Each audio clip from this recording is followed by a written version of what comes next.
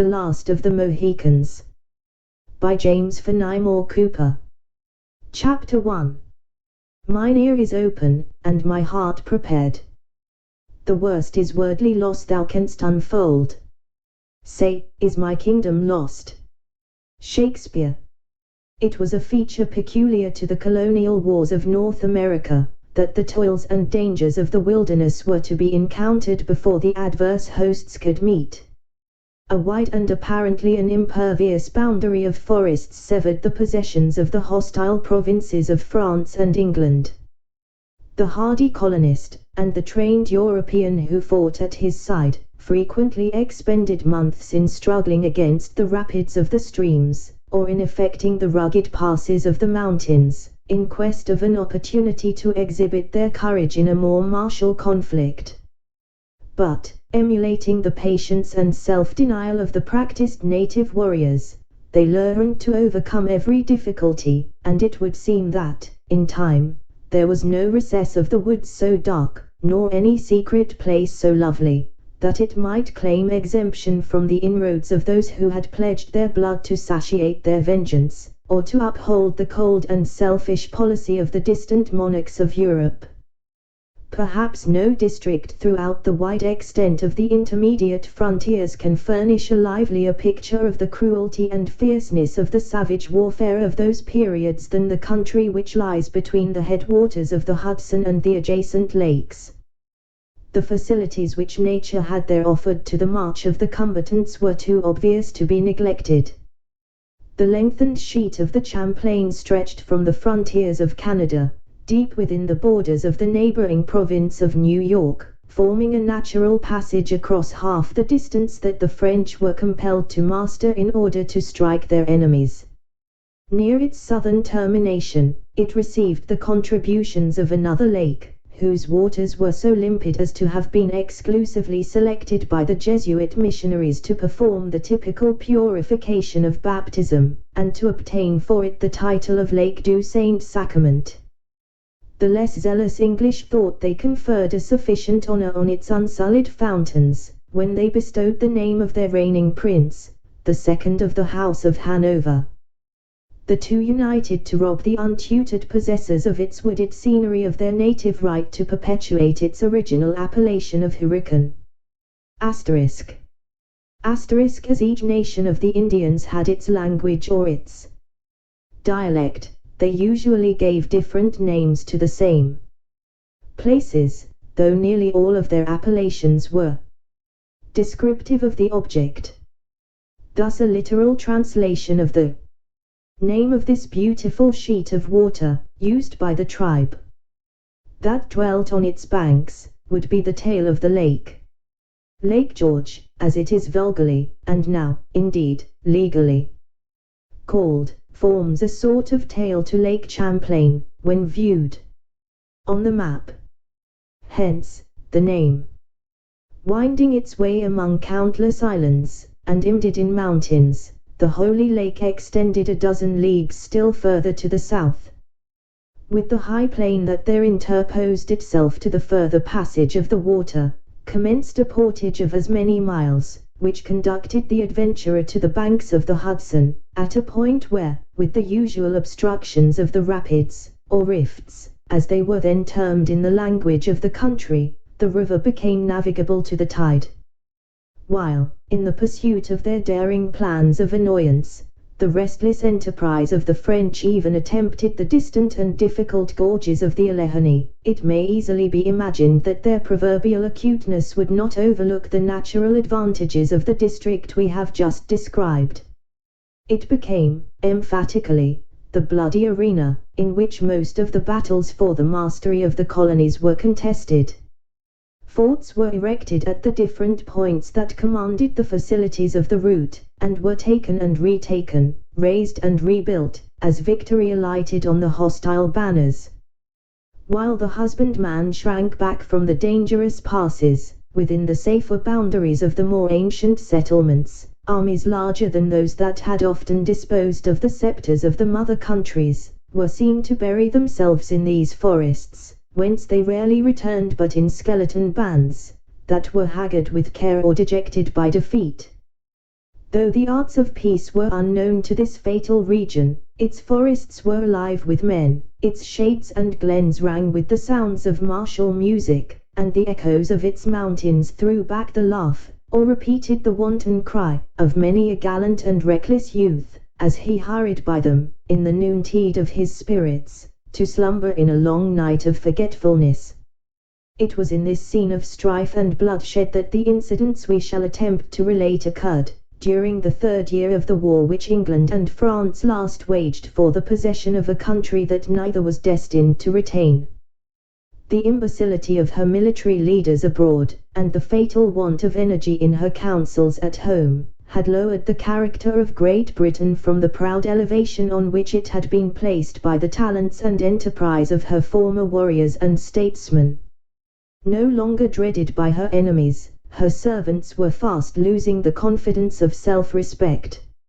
In this mortifying abasement, the colonists, though innocent of her imbecility, and too humble to be the agents of her blunders, were but the natural participators.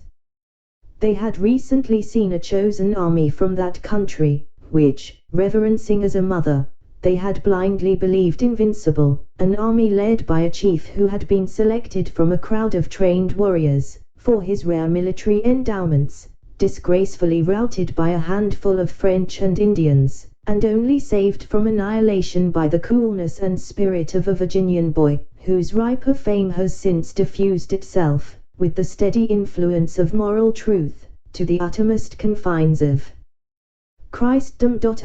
A wide frontier had been laid naked by this unexpected disaster, and more substantial evils were preceded by 1,000 fanciful and imaginary dangers.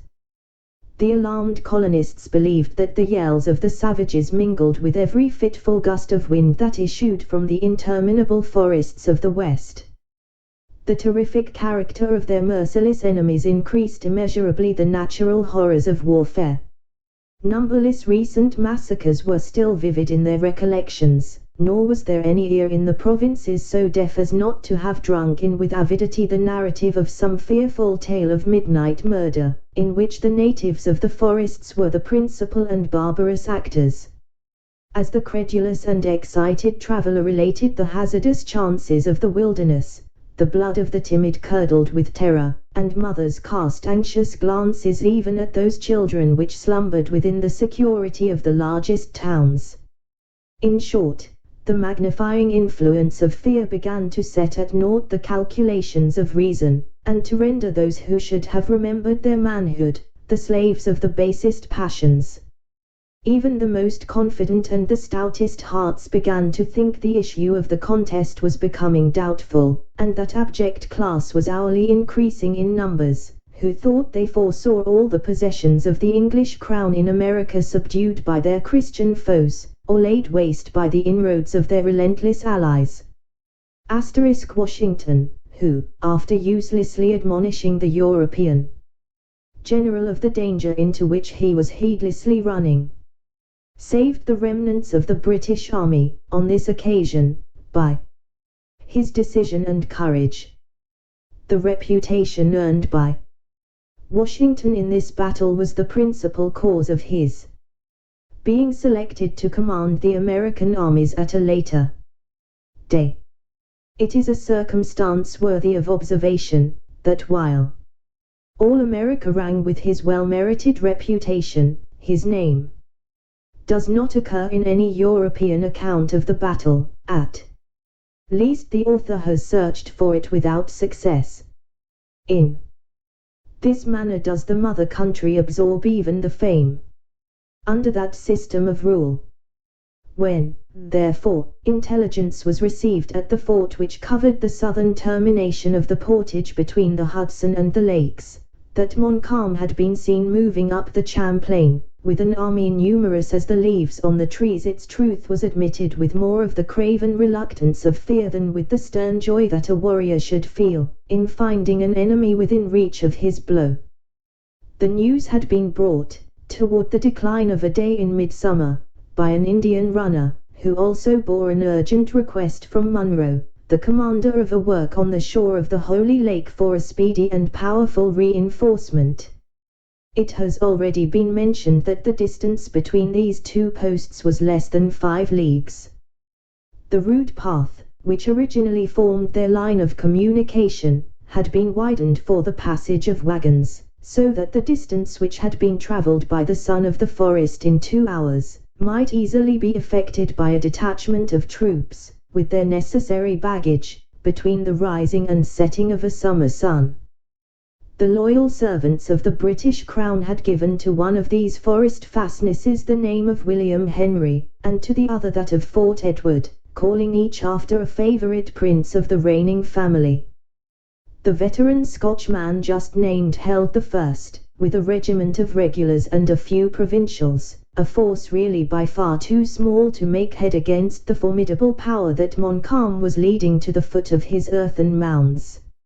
At the latter, however, lay General Webb, who commanded the armies of the king in the northern provinces, with a body of more than 5,000 men.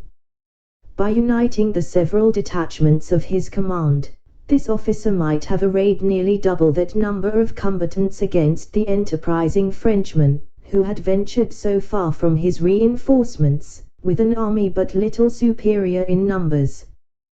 But under the influence of their degraded fortunes, both officers and men appeared better disposed to await the approach of their formidable antagonists, within their works, than to resist the progress of their march, by emulating the successful example of the French at Fort Duquesne, and striking a blow on their advance.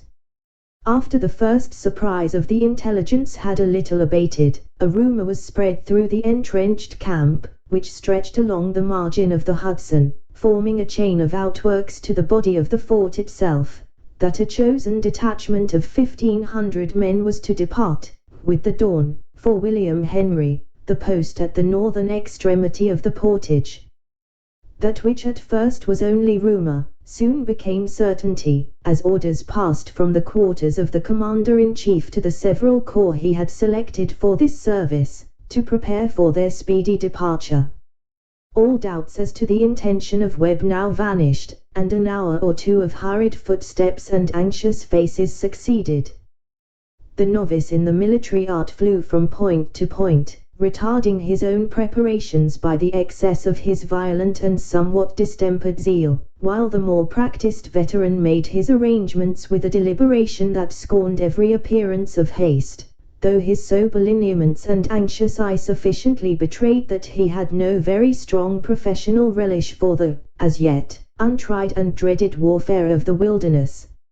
At length the sun set in a flood of glory, behind the distant western hills, and as darkness drew its veil around the secluded spot the sounds of preparation diminished, the last light finally disappeared from the log cabin of some officer, the trees cast their deeper shadows over the mounds and the rippling stream, and a silence soon pervaded the camp, as deep as that which reigned in the vast forest by which it was environed. According to the orders of the preceding night, the heavy sleep of the army was broken by the rolling of the warning drums, whose rattling echoes were heard issuing, on the damp morning air, out of every vista of the woods, just as day began to draw the shaggy outlines of some tall pines of the vicinity, on the opening brightness of a soft and cloudless eastern sky. In an instant the whole camp was in motion, the meanest soldier arousing from his lair to witness the departure of his comrades, and to share in the excitement and incidents of the hour. The simple array of the chosen band was soon completed. While the regular and trained hirelings of the king marched with haughtiness to the right of the line, the less pretending colonists took their humbler position on its left, with a docility that long practice had rendered easy. The scouts departed, strong guards preceded and followed the lumbering vehicles that bore the baggage, and before the grey light of the morning was mellowed by the rays of the sun, the main body of the combatants wheeled into column, and left the encampment with a show of high military bearing, that served to drown the slumbering apprehensions of many a novice, who was now about to make his first essay in arms. While in view of their admiring comrades, the same proud front and ordered array was observed, until the notes of their fifes growing fainter in distance, the forest at length appeared to swallow up the living mass which had slowly entered its bosom.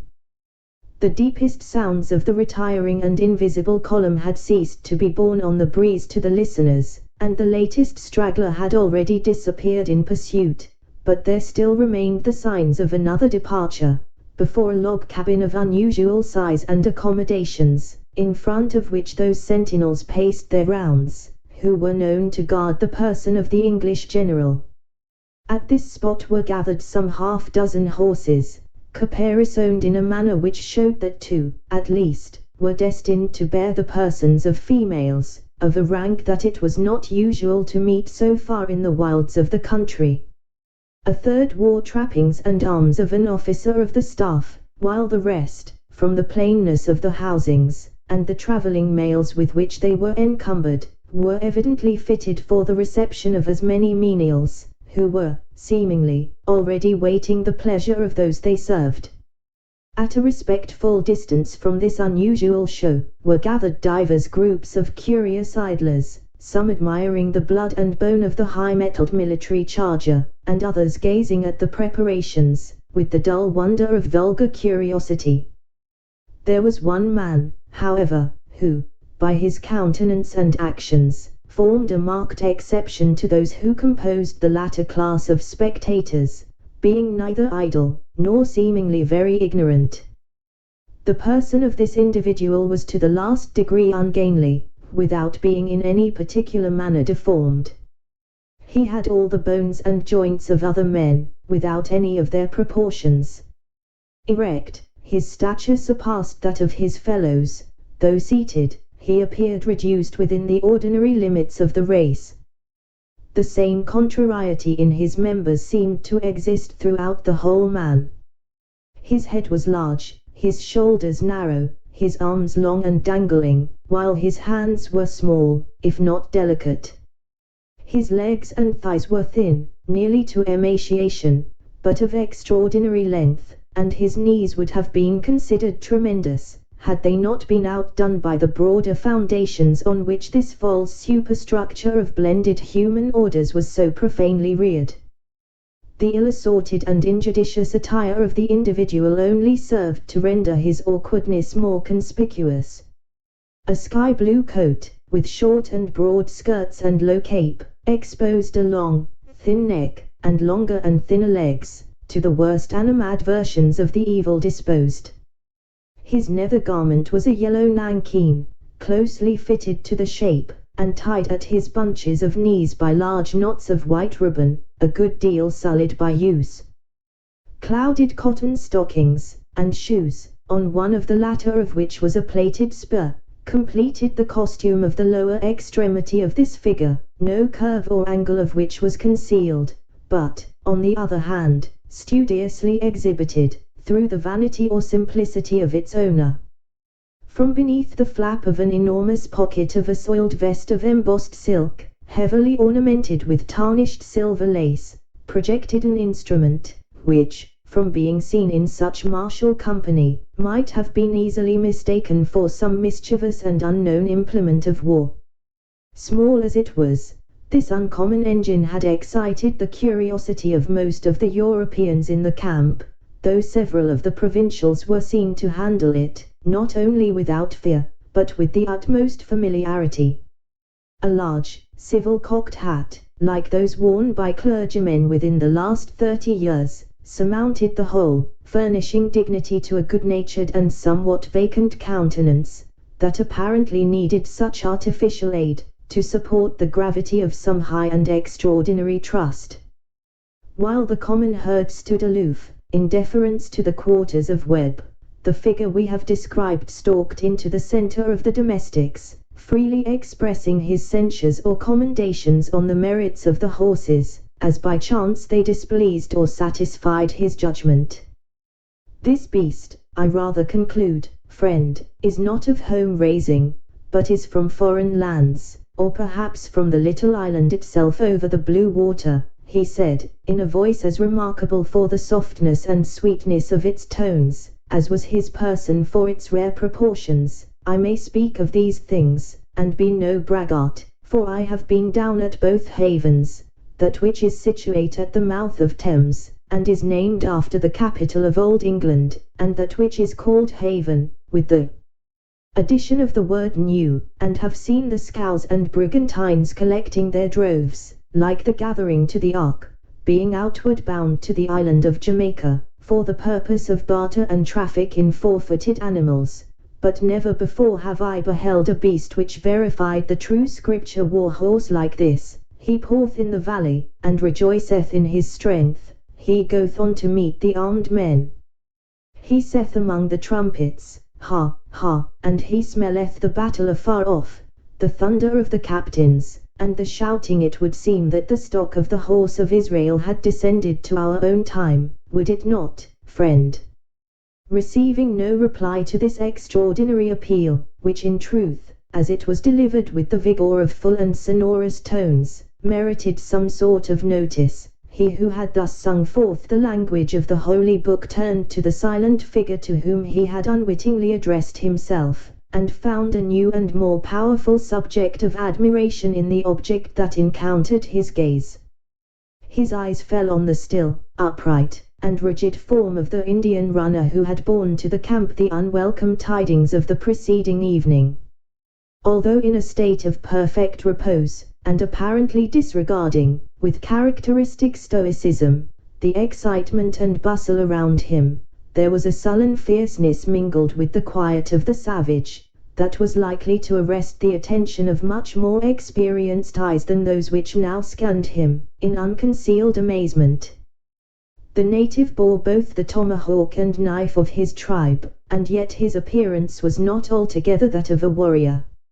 On the contrary, there was an air of neglect about his person, like that which might have proceeded from great and recent exertion, which he had not yet found leisure to repair. The colors of the war paint had blended in dark confusion about his fierce countenance, and rendered his swarthy lineaments still more savage and repulsive than if art had attempted an effect which had been thus produced by chance. His eye, alone, which glistened like a fiery star amid lowering clouds, was to be seen in its state of native wildness. For a single instant his searching and yet wary glance met the wondering look of the other, and then changing its direction, partly in cunning, and partly in disdain, it remained fixed, as if penetrating the distant air. It is impossible to say what unlooked-for remark this short and silent communication, between two such singular men, might have elicited from the white man, had not his active curiosity been again drawn to other objects. A general movement among the domestics, and a low sound of gentle voices, announced the approach of those whose presence alone was wanted to enable the cavalcade to move. The simple admirer of the war horse instantly fell back to a low, gaunt, switch-tailed mare, that was unconsciously gleaning the faded herbage of the camp nigh by, where, leaning with one elbow on the blanket that concealed an apology for a saddle, he became a spectator of the departure, while a foal was quietly making its morning repast, on the opposite side of the same animal. A young man, in the dress of an officer, conducted to their steeds two females, who, as it was apparent by their dresses, were prepared to encounter the fatigues of a journey in the woods. One, and she was the more juvenile in her appearance, though both were young, permitted glimpses of her dazzling complexion, fair golden hair, and bright blue eyes, to be caught, as she artlessly suffered the morning air to blow aside the green veil which descended low from her beaver. The flush which still lingered above the pines in the western sky was not more bright nor delicate than the bloom on her cheek, nor was the opening day more cheering than the animated smile which she bestowed on the youth, as he assisted her into the saddle. The other, who appeared to share equally in the attention of the young officer, concealed her charms from the gaze of the soldiery with a care that seemed better fitted to the experience of 4 or 5 additional years. It could be seen, however, that her person, though molded with the same exquisite proportions, of which none of the graces were lost by the travelling dress she wore, was rather fuller and more mature than that of her companion. No sooner were these females seated, Then their attendant sprang lightly into the saddle of the war horse, when the whole three bowed to Webb, who in courtesy awaited their parting on the threshold of his cabin, and turning their horses' heads, they proceeded at a slow amble, followed by their train, toward the northern entrance of the encampment. As they traversed that short distance, not a voice was heard among them, but a slight exclamation proceeded from the younger of the females, as the Indian runner glided by her, unexpectedly, and led the way along the military road in her front. Though this sudden and startling movement of the Indian produced no sound from the other, in the surprise her veil also was allowed to open its folds, and betrayed an indescribable look of pity, admiration, and horror, as her dark eye followed the easy motions of the savage. The tresses of this lady were shining and black, like the plumage of the raven. Her complexion was not brown, but it rather appeared charged with the color of the rich blood, that seemed ready to burst its bounds. And yet there was neither coarseness nor want of shadowing in a countenance that was exquisitely regular, and dignified and surpassingly beautiful.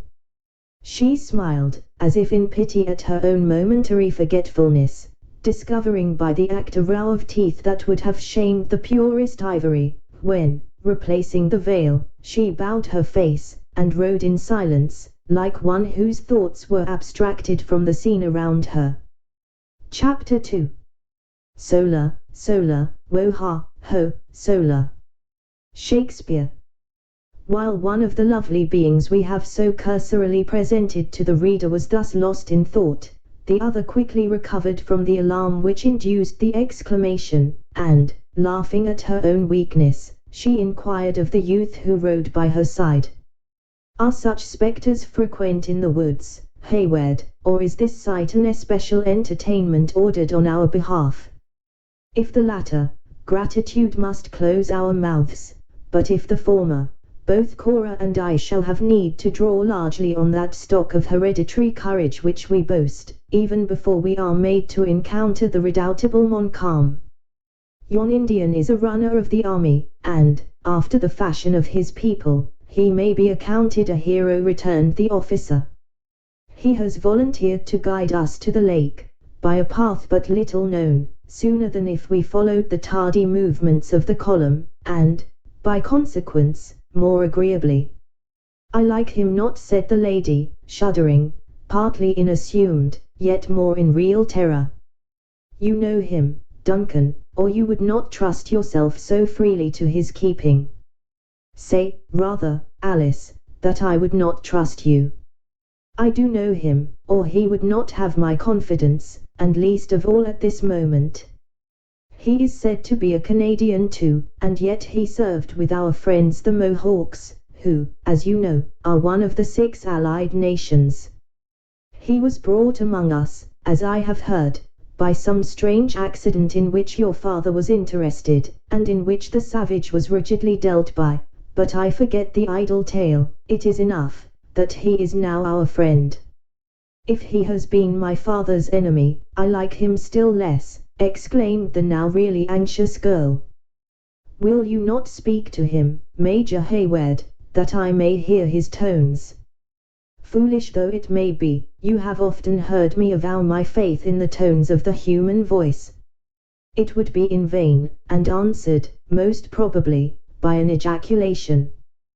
Though he may understand it, he affects, like most of his people, to be ignorant of the English, and least of all will he condescend to speak it, now that the war demands the utmost exercise of his dignity. But he stops. The private path by which we are to journey is, doubtless, at hand. The conjecture of Major Hayward was true. When they reached the spot where the Indian stood, pointing into the thicket that fringed the military road, a narrow and blind path, which might, with some little inconvenience, receive one person at a time, became visible. Here, then, lies our way, said the young man, in a low voice. Manifest no distrust, or you may invite the danger you appear to apprehend. Cora, what think you? Asked the reluctant fair one. If we journey with the troops, though we may find their presence irksome, shall we not feel better assurance of our safety? Being little accustomed to the practices of the savages, Alice, you mistake the place of real danger, said Hayward. If enemies have reached the portage at all, a thing by no means probable, as our scouts are abroad, they will surely be found skirting the column, where scalps abound the most. The route of the detachment is known, while ours, having been determined within the hour, must still be secret. Should we distrust the man because his manners are not our manners, and that his skin is dark? Coldly asked Cora. Alice hesitated no longer, but giving her Narragansett asterisk a smart cut of the whip, she was the first to dash aside the slight branches of the bushes, and to follow the runner along the dark and tangled pathway. The young man regarded the last speaker in open admiration, and even permitted her fairer, though certainly not more beautiful companion, to proceed unattended, while he sedulously opened the way himself for the passage of her who has been called Cora. It would seem that the domestics had been previously instructed, for, instead of penetrating the thicket, they followed the route of the column, a measure which Hayward stated had been dictated by the sagacity of their guide, in order to diminish the marks of their trail, if, haply, the Canadian savages should be lurking so far in advance of their army.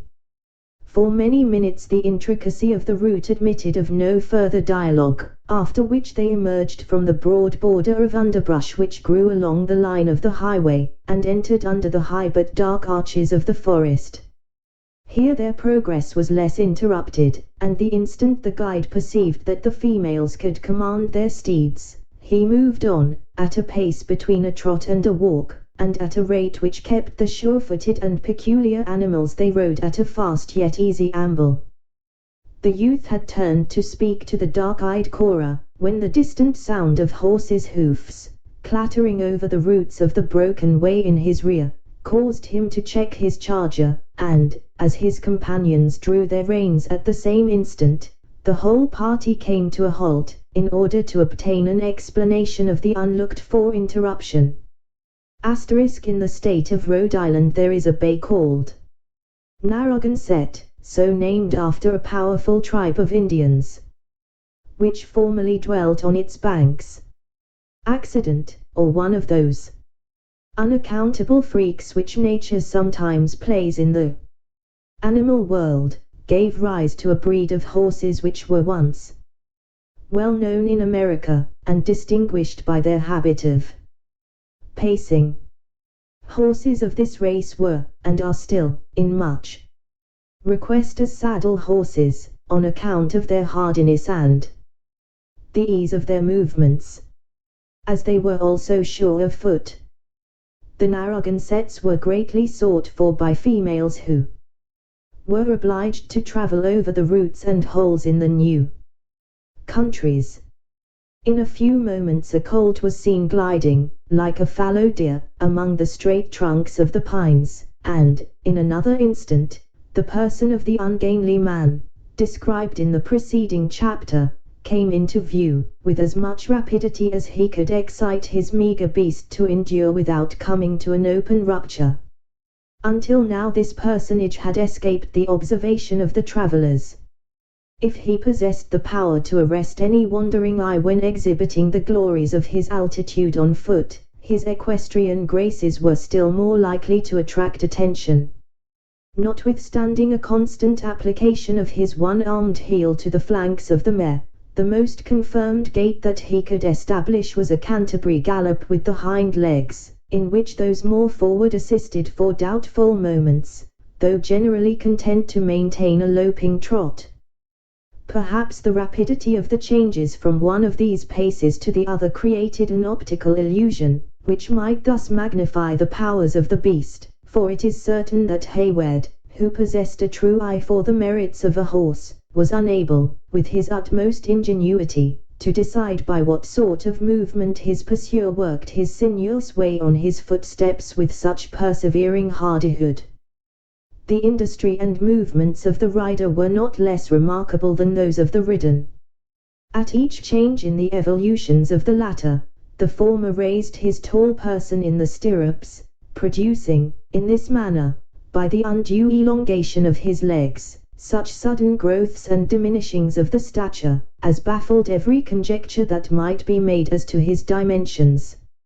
If to this be added the fact that, in consequence of the ex parte application of the spur, one side of the mare appeared to journey faster than the other, and that the aggrieved flank was resolutely indicated by unremitted flourishes of a bushy tail, we finish the picture of both horse and man.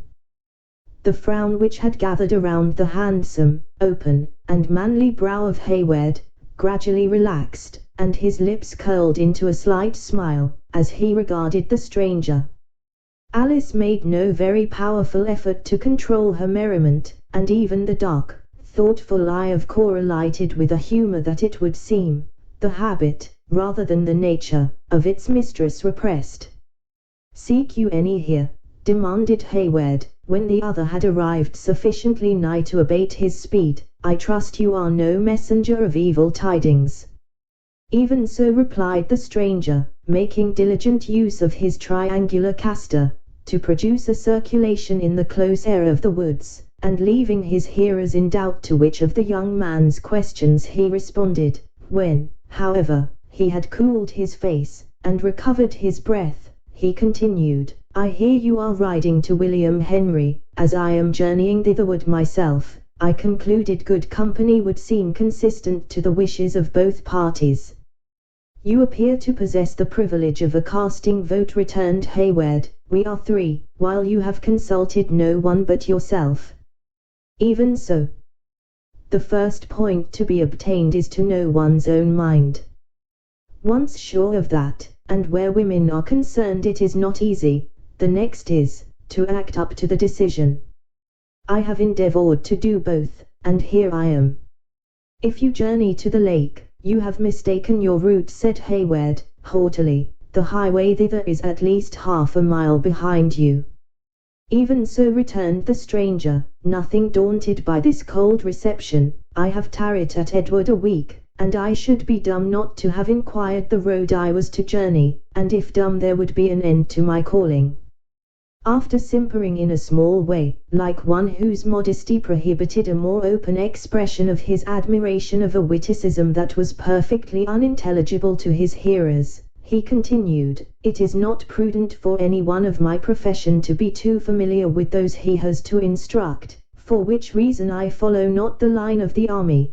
Besides which, I conclude that a gentleman of your character has the best judgment in matters of wayfaring. I have, therefore, decided to join company, in order that the ride may be made agreeable, and partake of social communion."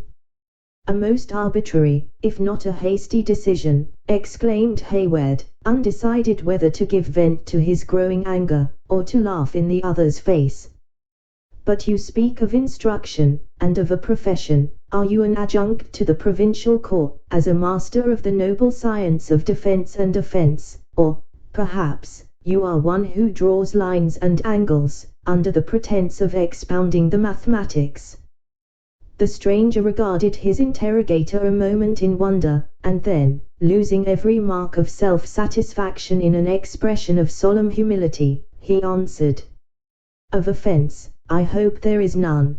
To either party, of defense, I make none, by God's good mercy, having committed no palpable sin since last entreating his pardoning grace. I understand not your allusions about lines and angles, and I leave expounding to those who have been called and set apart for that holy office. I lay claim to no higher gift than a small insight into the glorious art of petitioning and thanksgiving, as practiced in psalmody." "The man is, most manifestly, a disciple of Apollo," cried the amused Alice, "and I take him under my own especial protection. Nay, throw aside that frown, Hayward, and in pity to my longing ears, suffer him to journey in our train. Besides," she added, in a low and hurried voice, casting a glance at the distant Cora, who slowly followed the footsteps of their silent, but sullen guide, "it may be a friend added to our strength, in time of need. Think you, Alice, that I would trust those I love by this secret path, did I imagine such need could happen.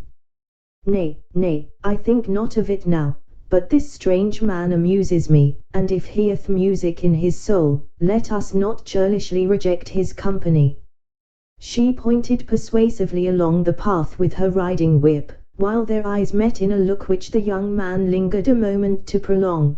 Then, yielding to her gentle influence, he clapped his spurs into his charger, and in a few bounds was again at the side of Cora. "I am glad to encounter thee, friend," continued the maiden, waving her hand to the stranger to proceed, as she urged her Narragansett to renew its amble. "Partial relatives have almost persuaded me that I am not entirely worthless in a duet myself, and we may enliven our wayfaring by indulging in our favorite pursuit. It might be of signal advantage to one, ignorant as I, to hear the opinions and experience of a master in the art. It is refreshing both to the spirits and to the body to indulge in psalmody, in befitting seasons," returned the master of song, unhesitatingly complying with her intimation to follow, "and nothing would relieve the mind more than such a consoling communion. But 4 parts are altogether necessary to the perfection of melody. You have all the manifestations of a soft and rich treble. I can, by especial aid, carry a full tenor to the highest letter, but we lack counter and bass. Yon officer of the king, who hesitated to admit me to his company, might fill the latter, if one may judge from the intonations of his voice in common dialogue." "Judge not too rashly from hasty and deceptive appearances," said the lady, smiling. "Though Major Hayward can assume such deep notes on occasion, believe me, his natural tones are better fitted for a mellow tenor than the bass you heard." "Is he, then, much practiced in the art of psalmody?" demanded her simple companion. Alice felt disposed to laugh, though she succeeded in suppressing her merriment, ere she answered, "I apprehend that he is rather addicted to profane song. The chances of a soldier's life are but little fitted for the encouragement of more sober inclinations. Man's voice is given to him, like his other talents, to be used, and not to be abused. None can say they have ever known me to neglect my gifts. I am thankful that, though my boyhood may be said to have been set apart, like the youth of the royal David, for the purposes of music, no syllable of rude verse has ever profaned my lips." "You have, then, limited your efforts to sacred song." "Even so. As the Psalms of David exceed all other language, so does the psalmody that has been fitted to them by the divines and sages of the land, surpass all vain poetry. Happily, I may say that I utter nothing but the thoughts and the wishes of the King of Israel himself, for though the times may call for some slight changes, yet does this version which we use in the colonies of New England so much exceed all other versions, that, by its richness, its exactness, and its spiritual simplicity, it approacheth, as near as may be, to the great work of the inspired writer.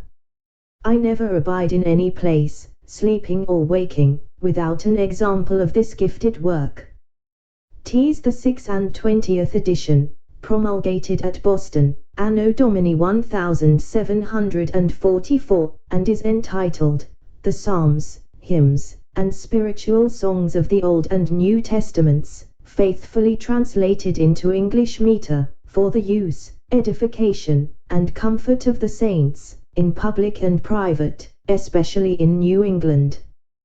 During this eulogium on the rare production of his native poets, the stranger had drawn the book from his pocket, and fitting a pair of iron-rimmed spectacles to his nose, opened the volume with a care and veneration suited to its sacred purposes.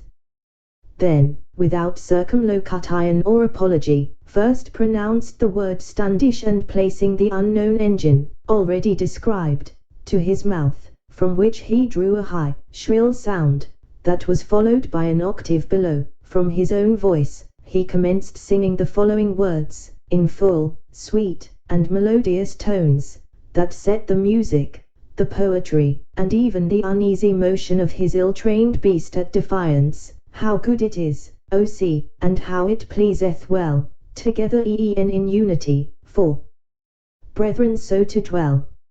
It's like the choice ointment, from the head to the beard did go, down Aaron's head, that downward went his garment's skirts unto.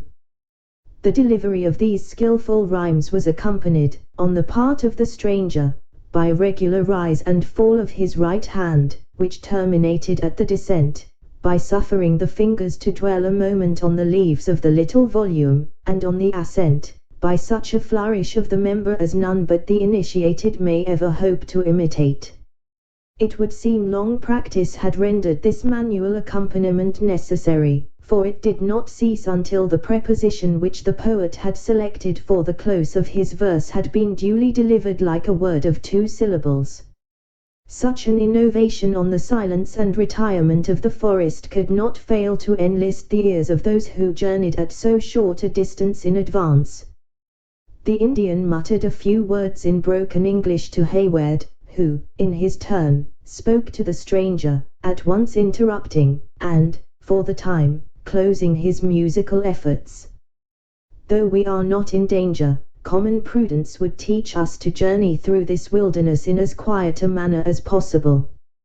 You will then, pardon me, Alice, should I diminish your enjoyments, by requesting this gentleman to postpone his chant until a safer opportunity. You will diminish them, indeed, returned the arch girl, for never did I hear a more unworthy conjunction of execution and language than that to which I have been listening, and I was far gone in a learned inquiry into the causes of such an unfitness between sound and sense, when you broke the charm of my musings by that bass of yours, Duncan.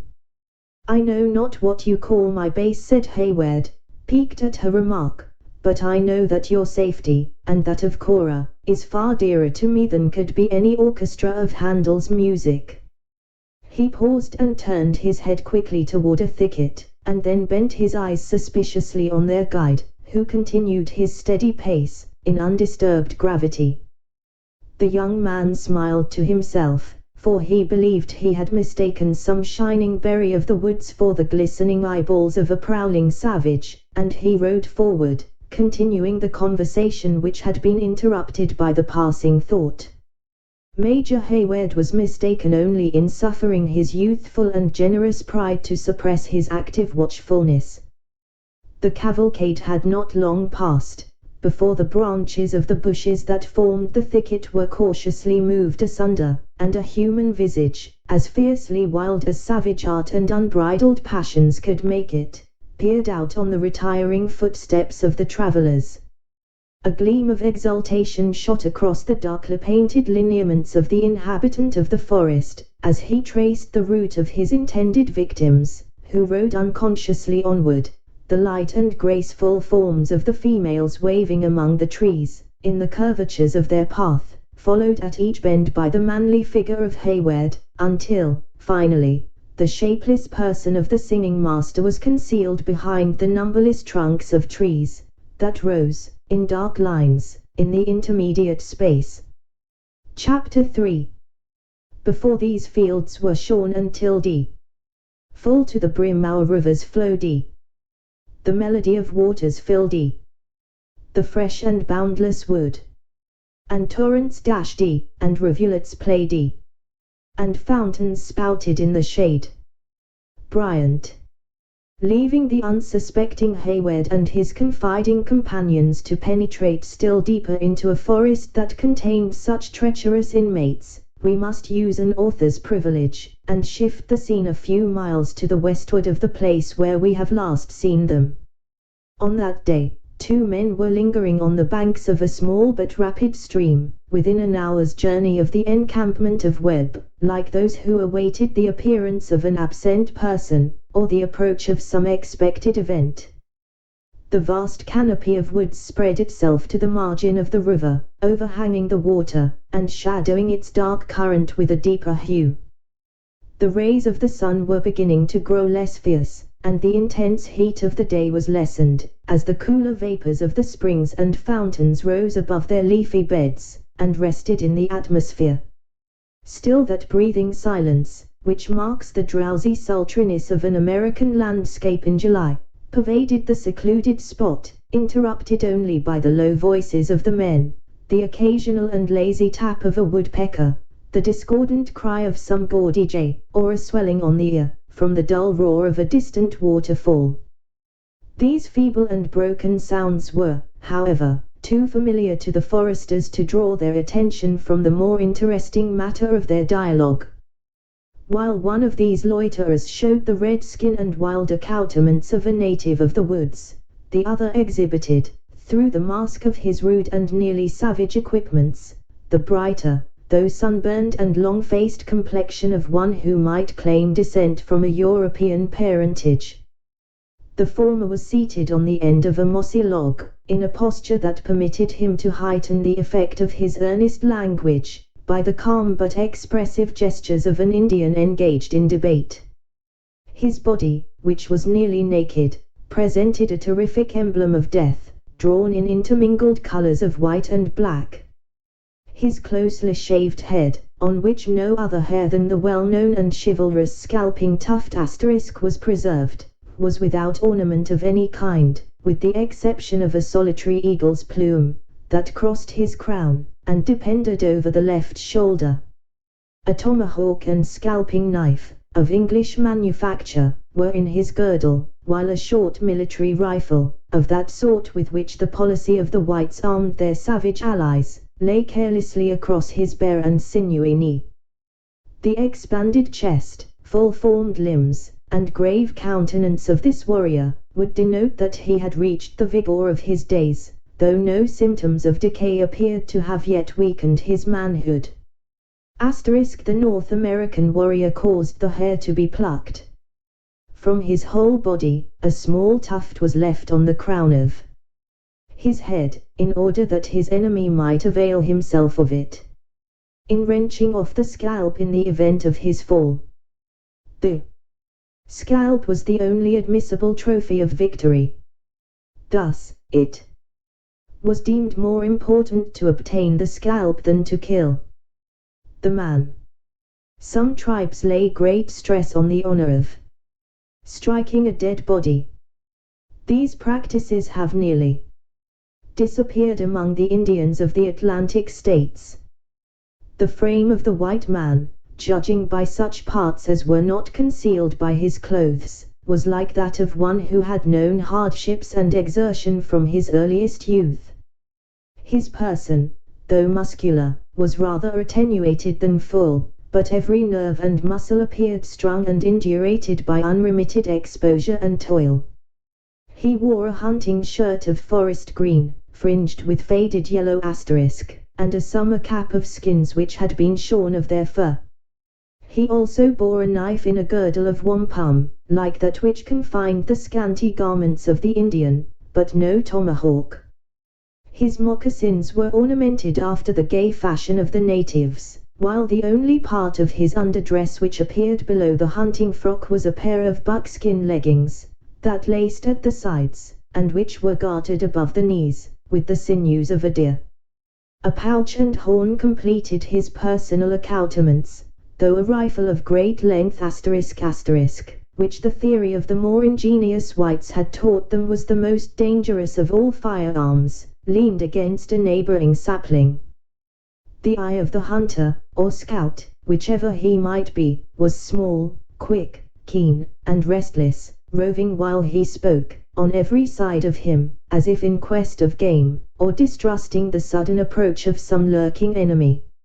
Notwithstanding the symptoms of habitual suspicion, his countenance was not only without guile, but at the moment at which he is introduced, it was charged with an expression of sturdy honesty. The hunting shirt is a picturesque smock frock, being shorter, and ornamented with fringes and tassels. The colors are intended to imitate the hues of the wood, with a view to concealment. Many corps of American riflemen have been thus attired, and the dress is one of the most striking of modern times. The hunting shirt is frequently white. Asterisk asterisk the rifle of the army is short, that of the hunter is always long. Even your traditions make the case in my favor, Chingakguk, he said, speaking in the tongue which was known to all the natives who formerly inhabited the country between the Hudson and the Potomac, and of which we shall give a free translation for the benefit of the reader, endeavoring, at the same time, to preserve some of the peculiarities, both of the individual and of the language. Your fathers came from the setting sun, crossed the big river asterisk, fought the people of the country, and took the land, and mine came from the red sky of the morning, over the salt lake, and did their work much after the fashion that had been set them by yours. Then let God judge the matter between us, and friends spare their words. Asterisk the Mississippi. The scout alludes to a tradition which is very popular among the tribes of the Atlantic states. Evidence of their Asiatic origin is deduced from the circumstances, though great uncertainty hangs over the whole history of the Indians. My fathers fought with the naked red man, returned the Indian, sternly, in the same language. Is there no difference, Hawkeye, between the stone-headed arrow of the warrior, and the leaden bullet with which you kill? There is reason in an Indian, though nature has made him with a red skin, said the white man, shaking his head like one on whom such an appeal to his justice was not thrown away. For a moment he appeared to be conscious of having the worst of the argument, then, rallying again, he answered the objection of his antagonist in the best manner his limited information would allow. I am no scholar, and I care not who knows it, but, judging from what I have seen, at deer chases and squirrel hunts, of the sparks below, I should think a rifle in the hands of their grandfathers was not so dangerous as a hickory bow and a good flint head might be, if drawn with Indian judgment, and sent by an Indian eye. You have the story told by your fathers, returned the other, coldly waving his hand. What say your old men? Do they tell the young warriors that the pale faces met the red men, painted for war and armed with the stone hatchet and wooden gun?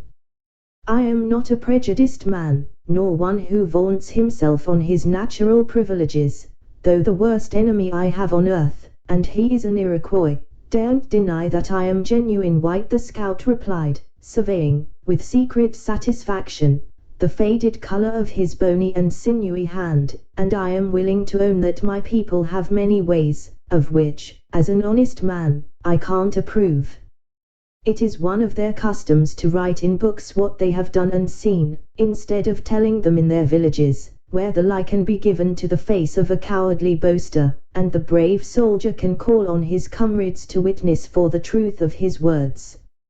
In consequence of this bad fashion, a man, who is too conscientious to misspend his days among the women, in learning the names of black marks, may never hear of the deeds of his fathers, nor feel a pride in striving to outdo them.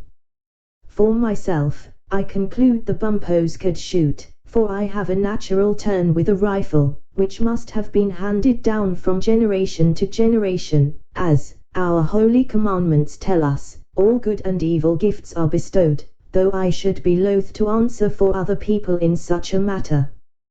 But every story has its two sides, so I ask you, Chingakguk, what passed, according to the traditions of the red men, when our fathers first met? A silence of a minute succeeded, during which the Indian sat mute, then, full of the dignity of his office, he commenced his brief tale, with a solemnity that served to heighten its appearance of truth. Listen, Hawkeye, and your ear shall drink no lie. 'Tis what my fathers have said, and what the Mohicans have done. He hesitated a single instant, and bending a cautious glance toward his companion, he continued, in a manner that was divided between interrogation and assertion. Does not this stream at our feet run toward the summer, until its waters grow salt, and the current flows upward? It can't be denied that your traditions tell you true in both these matters, said the white man, for I have been there, and have seen them, though why water, which is so sweet in the shade, should become bitter in the sun, is an alteration for which I have never been able to account. And the current?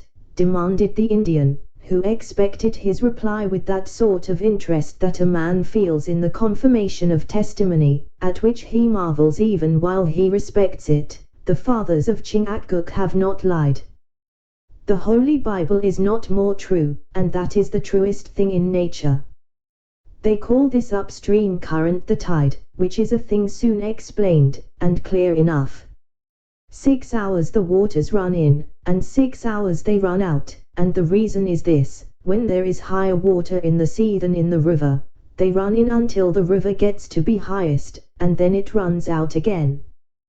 The waters in the woods, and on the great lakes, run downward until they lie like my hand, said the Indian, stretching the limb horizontally before him, and then they run no more.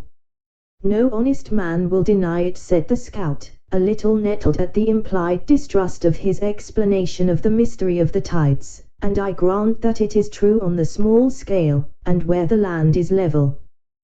But everything depends on what scale you look at things. Now, on the small scale, the earth is level, but on the large scale it is round. In this manner, pools and ponds, and even the great freshwater lakes, may be stagnant, as you and I both know they are, having seen them, but when you come to spread water over a great tract, like the sea, where the earth is round, how in reason can the water be quiet? You might as well expect the river to lie still on the brink of those black rocks a mile above us, though your own ears tell you that it is tumbling over them at this very moment. If unsatisfied by the philosophy of his companion, the Indian was far too dignified to betray his unbelief. He listened like one who was convinced, and resumed his narrative in his former solemn manner. We came from the place where the sun is hid at night, over great plains where the buffaloes live, until we reached the big river. There we fought the Alijwi, till the ground was red with their blood. From the banks of the big river to the shores of the salt lake, there was none to meet us.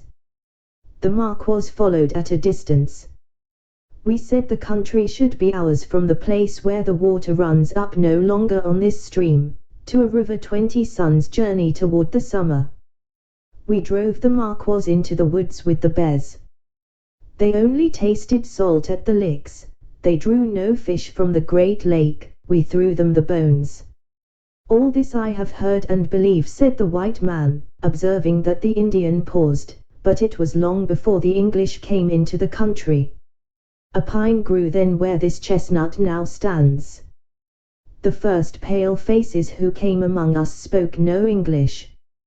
They came in a large canoe, when my fathers had buried the tomahawk with the red men around them.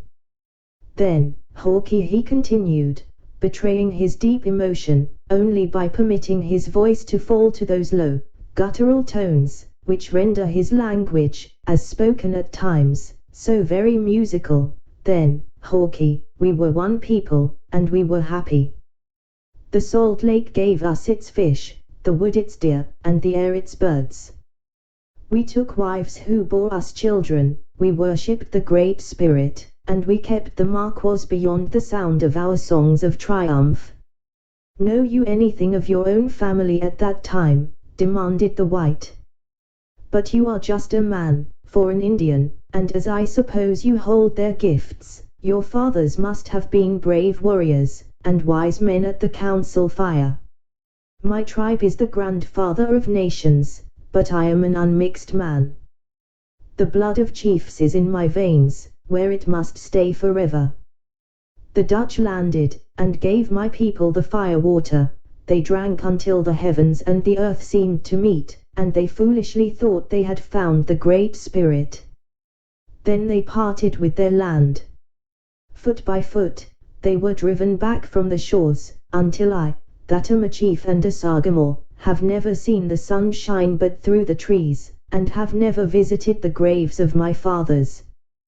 Graves bring solemn feelings over the mind, returned the scout, a good deal touched at the calm suffering of his companion, and they often aid a man in his good intentions, though, for myself, I expect to leave my own bones unburied, to bleach in the woods, or to be torn asunder by the wolves. But where are to be found those of your race who came to their kin in the Delaware country, so many summers since? Where are the blossoms of those summers, fallen, one by one, so all of my family departed, each in his turn, to the land of spirits? I am on the hilltop and must go down into the valley, and when Uncas follows in my footsteps there will no longer be any of the blood of the Sagamores, for my boy is the last of the Mohicans. Uncas is here, said another voice, in the same soft, guttural tones, near his elbow. Who speaks to Uncas? The white man loosened his knife in his leathern sheath, and made an involuntary movement of the hand toward his rifle, at this sudden interruption, but the Indian sat composed, and without turning his head at the unexpected sounds. At the next instant, a youthful warrior passed between them, with a noiseless step, and seated himself on the bank of the rapid stream. No exclamation of surprise escaped the father, nor was any question asked, or reply given, for several minutes, each appearing to await the moment when he might speak, without betraying womanish curiosity or childish impatience. The white man seemed to take counsel from their customs, and, relinquishing his grasp of the rifle, he also remained silent and reserved. At length Chingachgook turned his eyes slowly toward his son, and demanded, "Do the Maquas dare to leave the print of their moccasins in these woods?" "I have been on their trail," replied the young Indian, "and know that they number as many as the fingers of my two hands, but they lie hid like cowards." "The thieves are out lying for scalps and plunder," said the white man, "whom we shall call Hawkeye, after the manner of his companions. That busy Frenchman, Montcalm, will send his spies into our very camp, but he will know what road we travel." "'Tis enough," returned the father, glancing his eye toward the setting sun, "they shall be driven like deer from their bushes. Hawkeye, let us eat tonight, and show the Maquas that we are men tomorrow. I am as ready to do the one as the other, but to fight the Iroquois 'tis necessary to find the skulkers, and to eat 'tis necessary to get the game. Talk of the devil and he will come. There is a pair of the biggest antlers I have seen this season, moving the bushes below the hill. Now, Uncas," he continued, in a half-whisper, and laughing with a kind of inward sound, like one who had learned to be watchful, "I will bet my charger 3 times full of powder, against a foot of wampum, that I take him atwixt the eyes, and nearer to the right than to the left." "It cannot be," said the young Indian, springing to his feet with youthful eagerness, "all but the tips of his horns are hid." "He's a boy," said the white man, shaking his head while he spoke, and addressing the father. "Does he think when a hunter sees a part of the creature, he can't tell where the rest of him should be?" Adjusting his rifle, he was about to make an exhibition of that skill on which he so much valued himself, when the warrior struck up the piece with his hand, saying, "Hawkeye, will you fight the Maquas?" "These Indians know the nature of the woods, as it might be by instinct," returned the scout, dropping his rifle, and turning away like a man who was convinced of his error. "I must leave the buck to your arrow, Uncas, or we may kill a deer for them thieves, the Iroquois, to eat." The instant the father seconded this intimation by an expressive gesture of the hand, Uncas threw himself on the ground, and approached the animal with wary movements. When within a few yards of the cover, he fitted an arrow to his bow with the utmost care, while the antlers moved, as if their owner snuffed an enemy in the tainted air. In another moment the twang of the cord was heard, a white streak was seen glancing into the bushes, and the wounded buck plunged from the cover, to the very feet of his hidden enemy. Avoiding the horns of the infuriated animal, Uncas darted to his side, and passed his knife across the throat, when bounding to the edge of the river it fell, dyeing the waters with its blood. 0043. "'Twas done with Indian skill," said the scout, laughing inwardly, but with vast satisfaction, and 'twas a pretty sight to behold. Though an arrow is a near shot, and needs a knife to finish the work. Hugh, ejaculated his companion, turning quickly, like a hound who scented game. By the Lord, there is a drove of them, exclaimed the scout, whose eyes began to glisten with the ardor of his usual occupation. If they come within range of a bullet I will drop one, though the whole 6 nations should be lurking within sound. What do you hear, Chingachgook? For to my ears the woods are dumb. There is but one deer, and he is dead, said the Indian, bending his body till his ear nearly touched the earth. I hear the sounds of feet. Perhaps the wolves have driven the buck to shelter, and are following on his trail. No. The horses of white men are coming, returned the other, raising himself with dignity, and resuming his seat on the log with his former composure. Hawkeye, they are your brothers, speak to them. That I will, and in English that the king needn't be ashamed to answer, returned the hunter, speaking in the language of which he boasted, but I see nothing, nor do I hear the sounds of man or beast. 'Tis strange that an Indian should understand white sounds better than a man who, his very enemies will own, has no cross in his blood, although he may have lived with the redskins long enough to be suspected. Ha! There goes something like the cracking of a dry stick, too. Now I hear the bushes move. Yes, yes, there is a trampling that I mistook for the falls, but here they come themselves. God keep them from the Iroquois. Chapter 4. Well, go thy way, thou shalt not from this grove, till I torment thee for this injury. Midsummer Night's Dream. The words were still in the mouth of the scout, when the leader of the party, whose approaching footsteps had caught the vigilant ear of the Indian, came openly into view. A beaten path, such as those made by the periodical passage of the deer, wound through a little glen at no great distance, and struck the river at the point where the white man and his red companions had posted themselves. Along this track the travelers, who had produced a surprise so unusual in the depths of the forest, advanced slowly toward the hunter, who was in front of his associates, in readiness to receive them. Who comes? Demanded the scout, throwing his rifle carelessly across his left arm, and keeping the forefinger of his right hand on the trigger, though he avoided all appearance of menace in the act. Who comes hither, among the beasts and dangers of the wilderness? Believers in religion, and friends to the law and to the king, returned he who rode foremost. Men who have journeyed since the rising sun, in the shades of this forest, without nourishment, and are sadly tired of their wayfaring.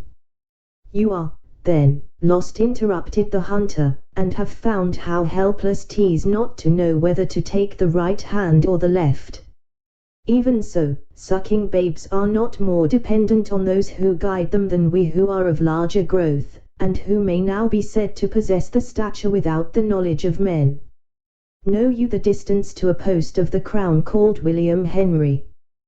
Hoot! Shouted the scout, who did not spare his open laughter, though instantly checking the dangerous sounds he indulged his merriment at less risk of being overheard by any lurking enemies. You are as much off the scent as a hound would be, with hurricane atwixt him and the deer. William Henry, man.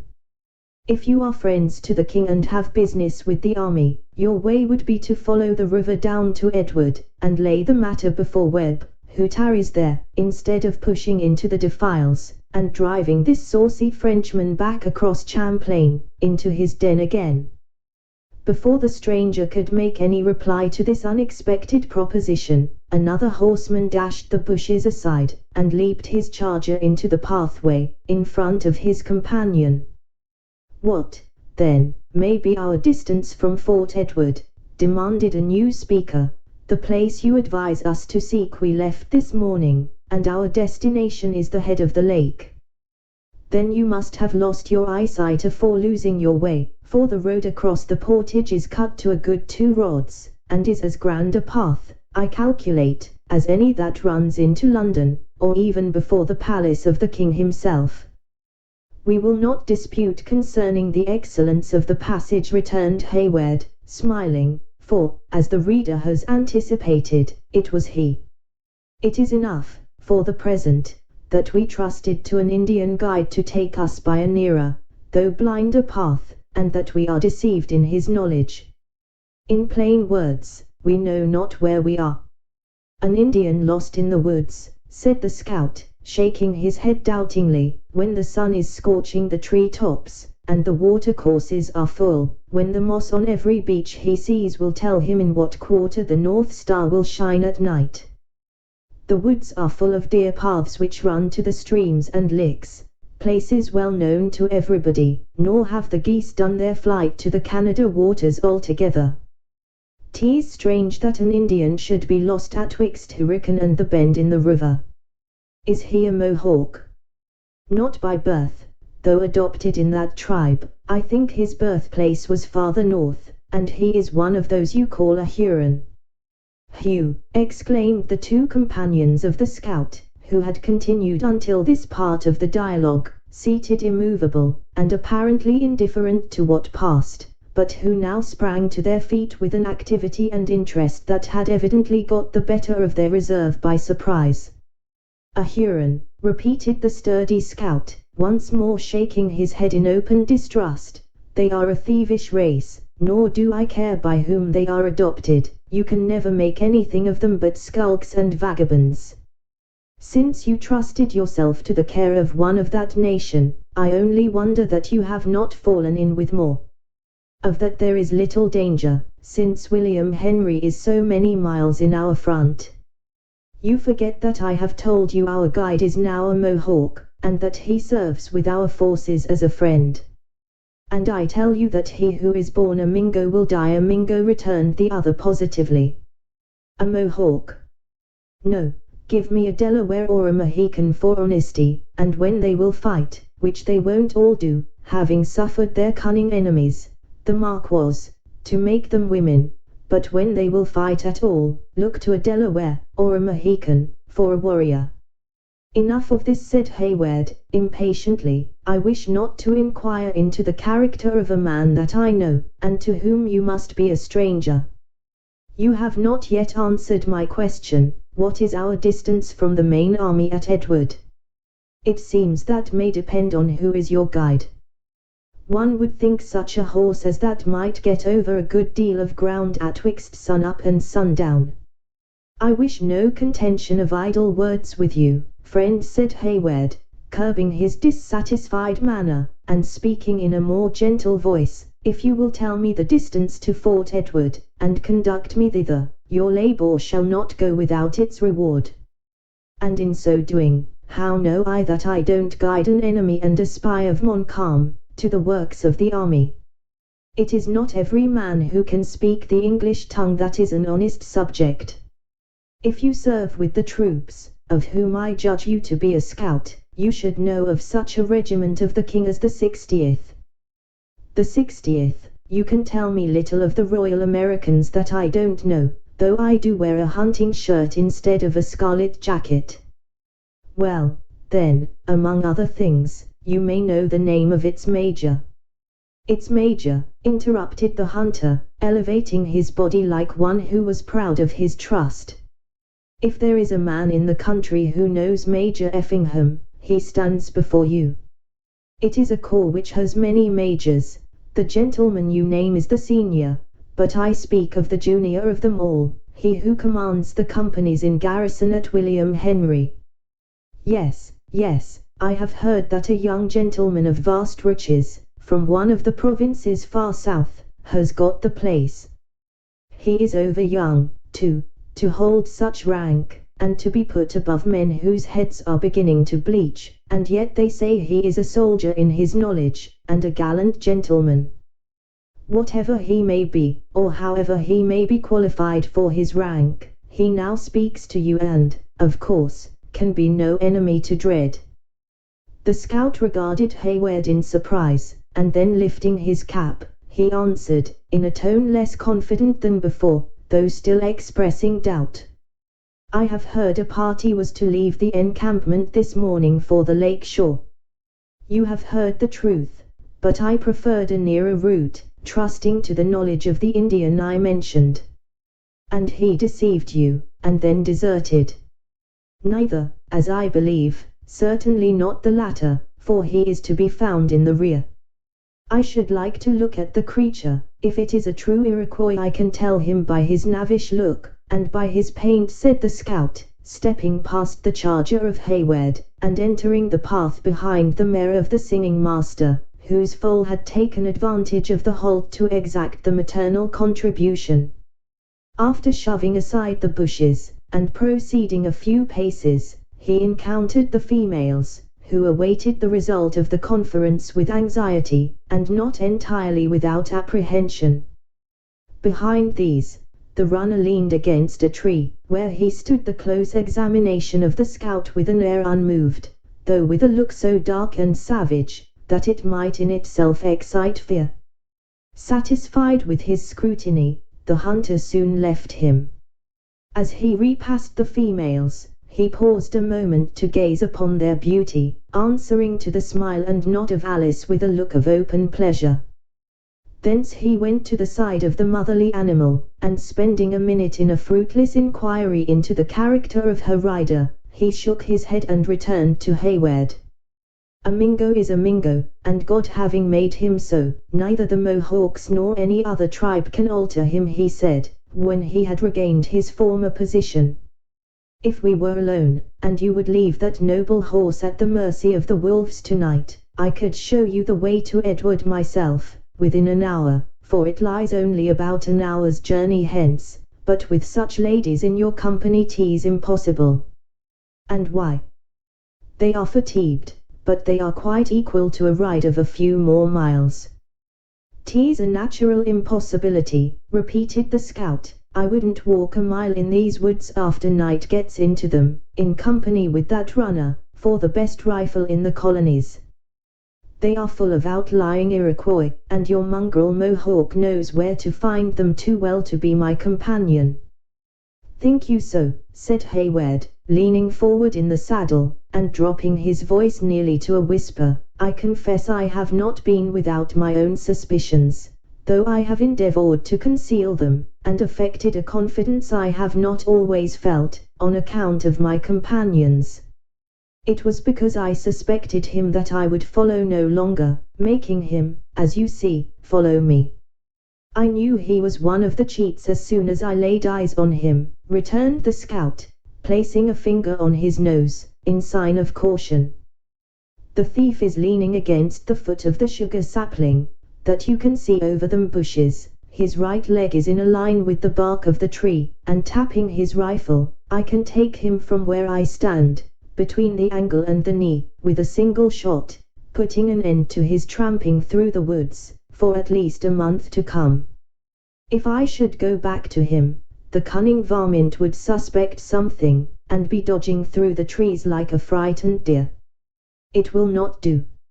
He may be innocent, and I dislike the act. Though, if I felt confident of his treachery, 'tis a safe thing to calculate on the knavery of an Iroquois," said the scout, throwing his rifle forward, by a sort of instinctive movement. "Hold," interrupted Hayward, "it will not do, we must think of some other scheme, and yet, I have much reason to believe the rascal has deceived me."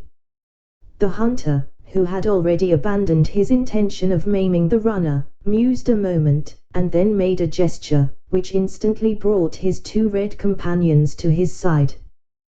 They spoke together earnestly in the Delaware language, though in an undertone, and by the gestures of the white man, which were frequently directed towards the top of the sapling, it was evident he pointed out the situation of their hidden enemy.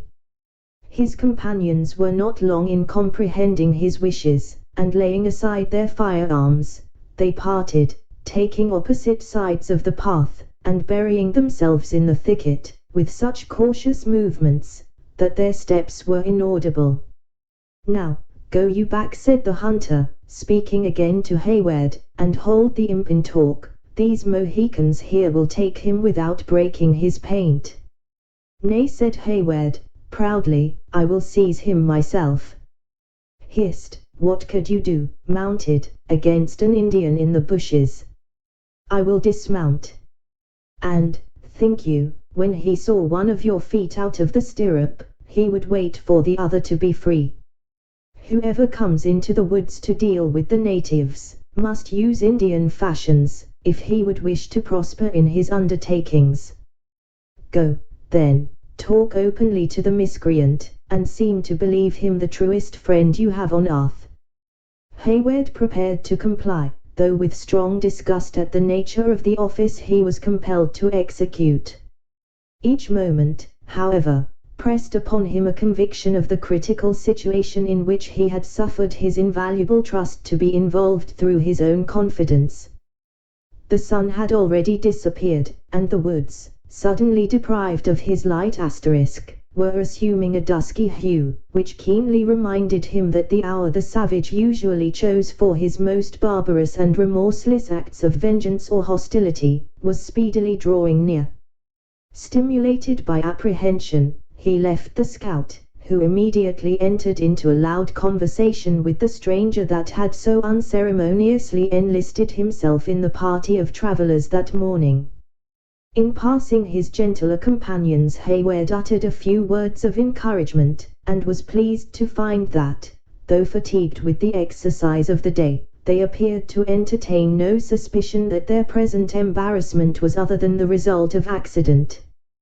Giving them reason to believe he was merely employed in a consultation concerning the future route, he spurred his charger, and drew the reins again when the animal had carried him within a few yards of the place where the sullen runner still stood, leaning against the tree. The scene of this tale was in the 42° degree of latitude, where the twilight is never of long continuation. "You may see, Magua," he said, endeavoring to assume an air of freedom and confidence, "that the night is closing around us, and yet we are no nearer to William Henry than when we left the encampment of Webb with the rising sun. You have missed the way, nor have I been more fortunate. But, happily, we have fallen in with a hunter, he whom you hear talking to the singer, that is acquainted with the deer paths and byways of the woods, and who promises to lead us to a place where we may rest securely till the morning."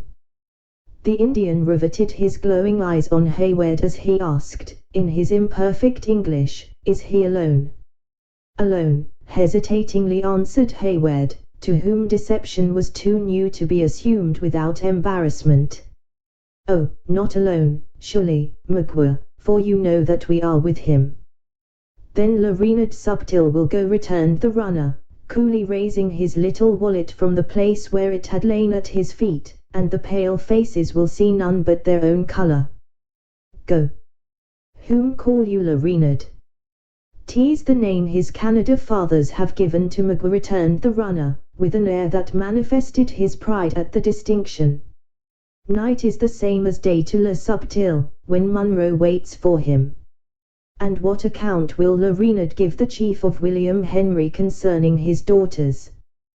Will he dare to tell the hot-blooded Scotsman that his children are left without a guide, though Magua promised to be one?" Though the grey-head has a loud voice, and a long arm, Le Renard will not hear him, nor feel him, in the woods. But what will the Mohawks say? They will make him petticoats, and bid him stay in the wigwam with the women, for he is no longer to be trusted with the business of a man. Le Subtil knows the path to the Great Lakes, and he can find the bones of his fathers, was the answer of the unmoved runner. "Enough, Magua," said Hayward, "are we not friends? Why should there be bitter words between us? Munro has promised you a gift for your services when performed, and I shall be your debtor for another. Rest your weary limbs, then, and open your wallet to eat. We have a few moments to spare, let us not waste them in talk like wrangling women. When the ladies are refreshed we will proceed."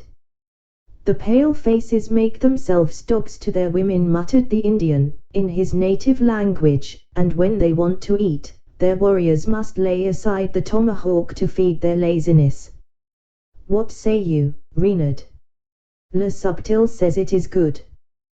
The Indian then fastened his eyes keenly on the open countenance of Hayward, but meeting his glance, he turned them quickly away, and seating himself deliberately on the ground, he drew forth the remnant of some former repast, and began to eat, though not without first bending his looks slowly and cautiously around him. This is well, continued Hayward, and Le Reynard will have strength and sight to find the path in the morning. He paused, for sounds like the snapping of a dried stick, and the rustling of leaves, rose from the adjacent bushes, but recollecting himself instantly, he continued, we must be moving before the sun is seen, or Montcalm may lie in our path, and shut us out from the fortress. The hand of Magua dropped from his mouth to his side, and though his eyes were fastened on the ground, his head was turned aside, his nostrils expanded, and his ears seemed even to stand more erect than usual, giving to him the appearance of a statue that was made to represent intense attention.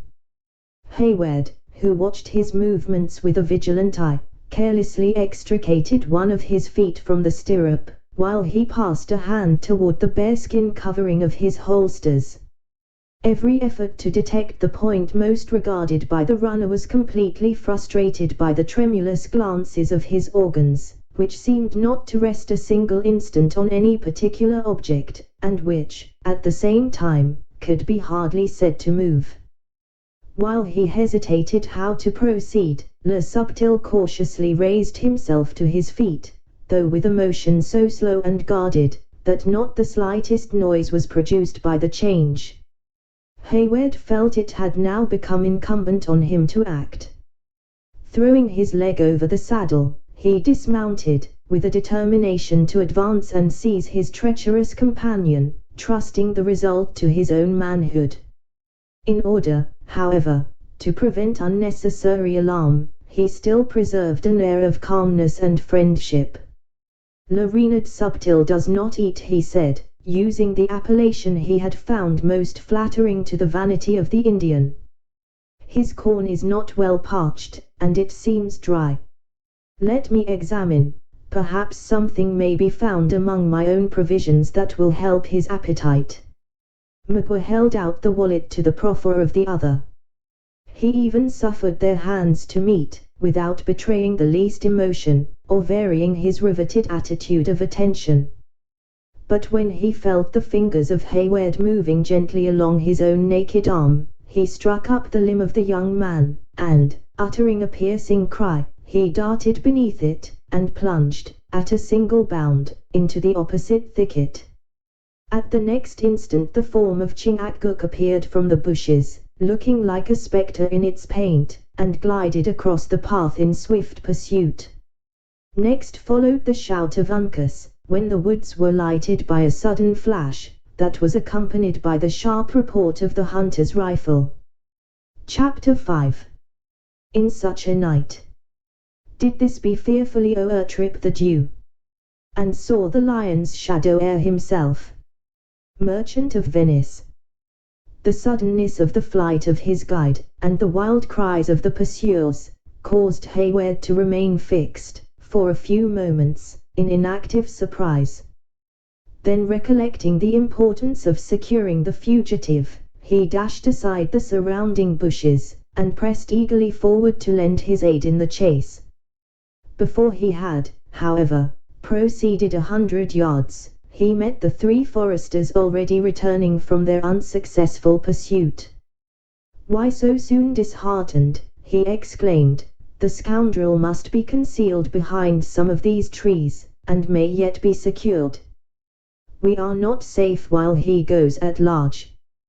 "Would you set a cloud to chase the wind?" returned the disappointed scout. "I heard the imp brushing over the dry leaves, like a black snake, and blinking a glimpse of him, just over Agignon Big Pine. I pulled as it might be on the scent, but 'twouldn't he do, and yet for a reasoning aim, if anybody but myself had touched the trigger, I should call it a quick sight, and I may be accounted to have experience in these matters, and one who ought to know." Look at this sumac, its leaves are red, though everybody knows the fruit is in the yellow blossom in the month of July. 'Tis the blood of Le Subtil, he is hurt, and may yet fall. No, no, returned the scout, in decided disapprobation of this opinion. I rubbed the bark off a limb, perhaps, but the creature leaped the longer for it. A rifle bullet acts on a running animal, when it barks him, much the same as one of your spurs on a horse, that is, it quickens motion, and puts life into the flesh, instead of taking it away. But when it cuts the ragged whole, after a bound or two, there is, commonly, a stagnation of further leaping, be it Indian or be it deer. We are 4 able bodies, to 1 wounded man. Is life grievous to you? Interrupted the scout. Yonder red devil would draw you within swing of the tomahawks of his comrades, before you were heated in the chase. It was an undoubtful act in a man who has so often slept with the war whoop ringing in the air, to let off his piece within sound of an ambushment. But then it was a natural temptation. 'Twas very natural. Come, friends, let us move our station, and in such fashion, too, as will throw the cunning of a Mingo on a wrong scent, or our scalps will be drying in the wind in front of Montcalm's marquee, in this hour tomorrow. This appalling declaration, which the scout uttered with the cool assurance of a man who fully comprehended, while he did not fear to face the danger, served to remind Hayward of the importance of the charge with which he himself had been entrusted. Glancing his eyes around, with a vain effort to pierce the gloom that was thickening beneath the leafy arches of the forest, he felt as if, cut off from human aid, his unresisting companions would soon lie at the entire mercy of those barbarous enemies, who, like beasts of prey, only waited till the gathering darkness might render their blows more fatally certain. His awakened imagination, deluded by the deceptive light, converted each waving bush, or the fragment of some fallen tree, into human forms, and 20 times he fancied he could distinguish the horrid visages of his lurking foes, peering from their hiding places, in never ceasing watchfulness of the movements of his party.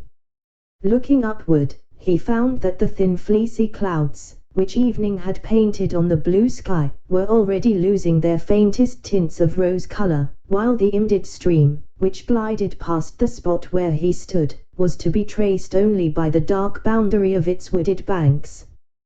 "What is to be done?" he said, feeling the utter helplessness of doubt in such a pressing strait. "Desert me not, for God's sake, remain to defend those I escort, and freely name your own reward." His companions, who conversed apart in the language of their tribe, heeded not this sudden and earnest appeal.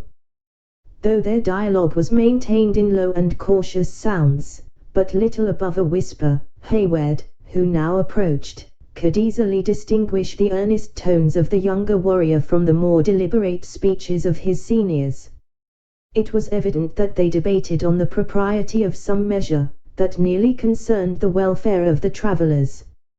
Yielding to his powerful interest in the subject, and impatient of a delay that seemed fraught with so much additional danger, Hayward drew still nigher to the dusky group, with an intention of making his offers of compensation more definite, when the white man, motioning with his hand, as if he conceded the disputed point, turned away, saying in a sort of soliloquy, and in the English tongue, "Uncas is right. It would not be the act of men to leave such harmless things to their fate, even though it breaks up the harboring place forever. If you would save these tender blossoms from the fangs of the worst of serpents, gentlemen, you have neither time to lose nor resolution to throw away. How can such a wish be doubted? Have I not already offered? Offer your prayers to him who can give us wisdom to circumvent the cunning of the devils who fill these woods." Calmly interrupted the scout, "but spare your offers of money, which neither you may live to realize, nor I to profit by. These Mohicans and I will do what man's thoughts can invent, to keep such flowers, which, though so sweet, were never made for the wilderness, from harm, and that without hope of any other recompense but such as God always gives to upright dealings. First, you must promise 2 things, both in your own name and for your friends, or without serving you we shall only injure ourselves. Name them. The one is, to be still as these sleeping woods, let what will happen, and the other is, to keep the place where we shall take you, forever a secret from all mortal men. I will do my utmost to see both these conditions fulfilled. Then follow, for we are losing moments that are as precious as the heart's blood to a stricken deer. Hayward could distinguish the impatient gesture of the scout, through the increasing shadows of the evening, and he moved in his footsteps, swiftly, toward the place where he had left the remainder of the party.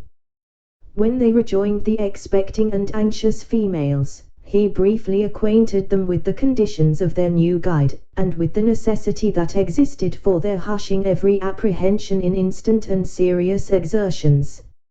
Although his alarming communication was not received without much secret terror by the listeners, his earnest and impressive manner, aided perhaps by the nature of the danger, succeeded in bracing their nerves to undergo some unlooked for and unusual trial. Silently, and without a moment's delay, they permitted him to assist them from their saddles, and when they descended quickly to the water's edge, where the scout had collected the rest of the party, more by the agency of expressive gestures than by any use of words. What to do with these dumb creatures, muttered the white man, on whom the sole control of their future movements appeared to devolve. It would be time lost to cut their throats, and cast them into the river, and to leave them here would be to tell the Mingoes that they have not far to seek to find their owners. Then give them their bridles, and let them range the woods, Hayward ventured to suggest. No, it would be better to mislead the imps, and make them believe they must equal a horse's speed to run down their chase. That will blind their fireballs of eyes. Chingak hissed. What stirs the bush? The colt. That colt, at least, must die, muttered the scout, grasping at the mane of the nimble beast, which easily eluded his hand. Uncas, your arrows. Hold, exclaimed the proprietor of the condemned animal, aloud, without regard to the whispering tones used by the others. Spare the foal of Miriam, it is the comely offspring of a faithful dam, and would willingly injure naught. When men struggle for the single life God has given them, said the scout, sternly, even their own kind seem no more than the beasts of the wood. If you speak again, I shall leave you to the mercy of the Marquis. Draw to your arrow's head, Uncas, we have no time for second blows. The low, muttering sounds of his threatening voice were still audible, when the wounded foal, first rearing on its hinder legs, plunged forward to its knees.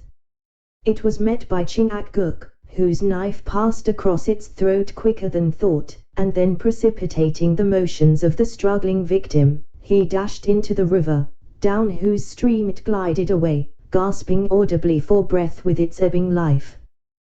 This deed of apparent cruelty, but of real necessity, fell upon the spirits of the travellers like a terrific warning of the peril in which they stood, heightened as it was by the calm though steady resolution of the actors in the scene. The sisters shuddered and clung closer to each other, while Hayward instinctively laid his hand on one of the pistols he had just drawn from their holsters, as he placed himself between his charge and those dense shadows that seemed to draw an impenetrable veil before the bosom of the forest. The Indians, however, hesitated not a moment, but taking the bridles, they led the frightened and reluctant horses into the bed of the river. At a short distance from the shore they turned, and were soon concealed by the projection of the bank, under the brow of which they moved, in a direction opposite to the course of the waters. In the meantime, the scout drew a canoe of bark from its place of concealment beneath some low bushes, whose branches were waving with the eddies of the current, into which he silently motioned for the females to enter.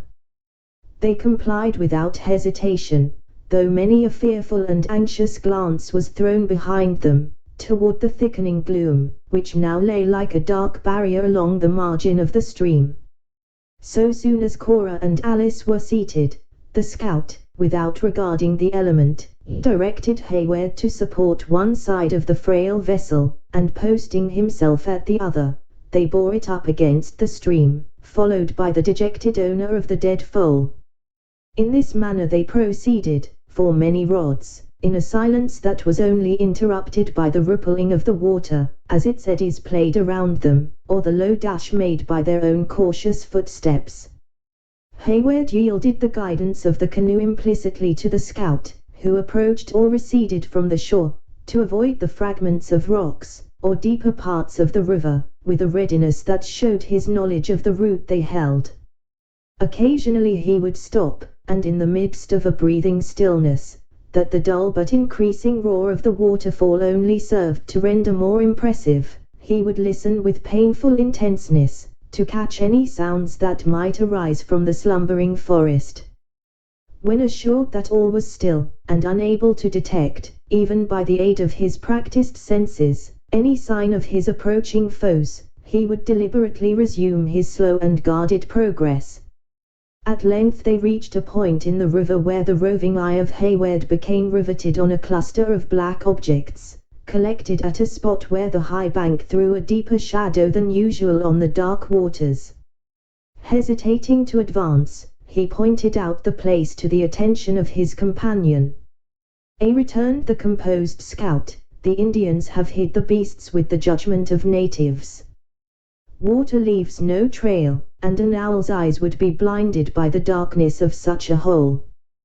The whole party was soon reunited, and another consultation was held between the scout and his new comrades, during which, they, whose fates depended on the faith and ingenuity of these unknown foresters, had a little leisure to observe their situation more minutely. The river was confined between high and cragged rocks, one of which impended above the spot where the canoe rested. As these, again, were surmounted by tall trees, which appeared to totter on the brows of the precipice, it gave the stream the appearance of running through a deep and narrow dell.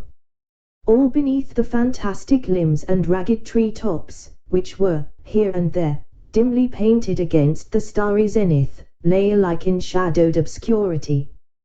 Behind them, the curvature of the banks soon bounded the view by the same dark and wooded outline, but in front, and apparently at no great distance, the water seemed piled against the heavens, whence it tumbled into caverns, out of which issued those sullen sounds that had loaded the evening atmosphere.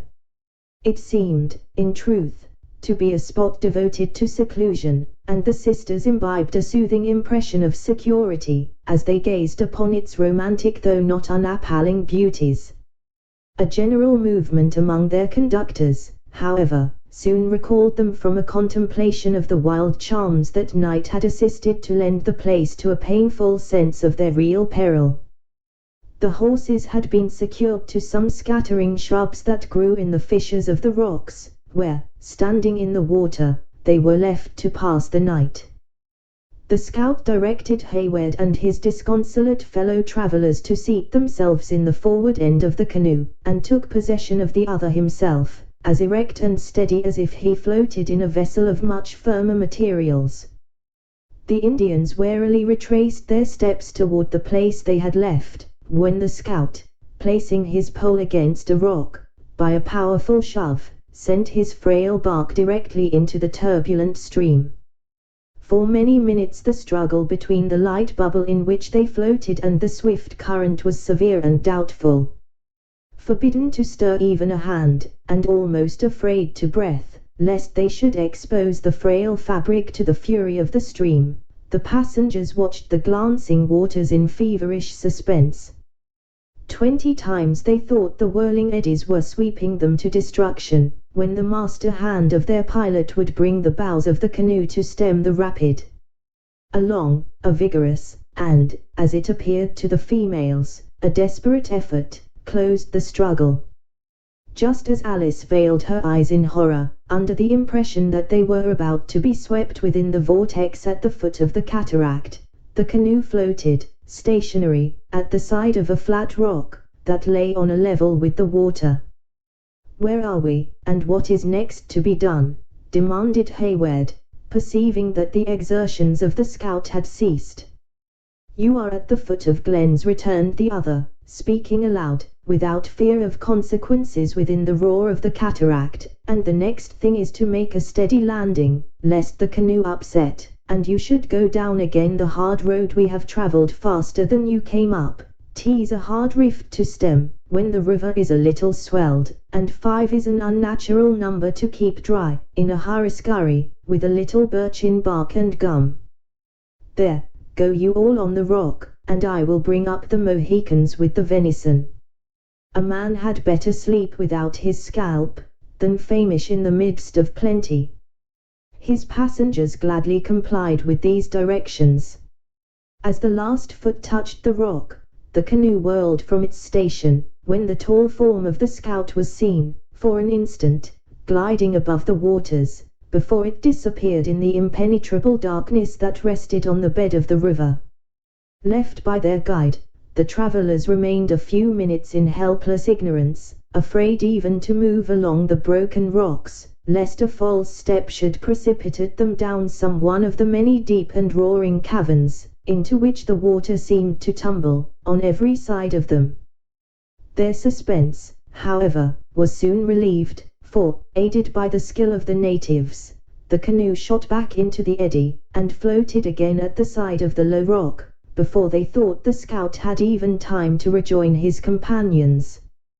"We are now fortified, garrisoned, and provisioned," cried Hayward cheerfully, "and may set Montcalm and his allies at defiance. How, now, my vigilant sentinel, can see anything of those you call the Iroquois, on the mainland?" "I call them Iroquois, because to me every native, who speaks a foreign tongue, is accounted an enemy, though he may pretend to serve the king. If Webb wants faith and honesty in an Indian, let him bring out the tribes of the Delawares, and send these greedy and lying Mohawks and Oneidas, with their 6 nations of varlets, where in nature they belong, among the French. We should then exchange a warlike for a useless friend. I have heard that the Delawares have laid aside the hatchet, and are content to be called women. Shame on the Hollanders and Iroquois, who circumvented them by their deviltries, into such a treaty. But I have known them for 20 years, and I call him liar that says cowardly blood runs in the veins of a Delaware. You have driven their tribes from the seashore, and would now believe what their enemies say, that you may sleep at night upon an easy pillow. No, no. To me, every Indian who speaks a foreign tongue is an Iroquois, whether the castle * of his tribe be in Canada, or be in York. * The principal villages of the Indians are still called castles by the whites of New York. Oneida Castle is no more than a scattered hamlet, but the name is in general use. Hayward, perceiving that the stubborn adherence of the scout to the cause of his friends the Delawares, or Mohicans, for they were branches of the same numerous people, was likely to prolong a useless discussion, changed the subject. "Treaty or no treaty, I know full well that your 2 companions are brave and cautious warriors. Have they heard or seen anything of our enemies?" "An Indian is a mortal to be felt afore he is seen," returned the scout, ascending the rock, and throwing the deer carelessly down. "I trust to other signs than such as come in at the eye, when I am out lying on the trail of the Mingoes. Do your ears tell you that they have traced our retreat?"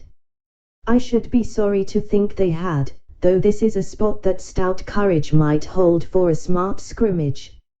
I will not deny, however, but the horses cowered when I passed them, as though they scented the wolves, and a wolf is a beast that is apt to hover about an Indian ambushment, craving the offals of the deer the savages kill.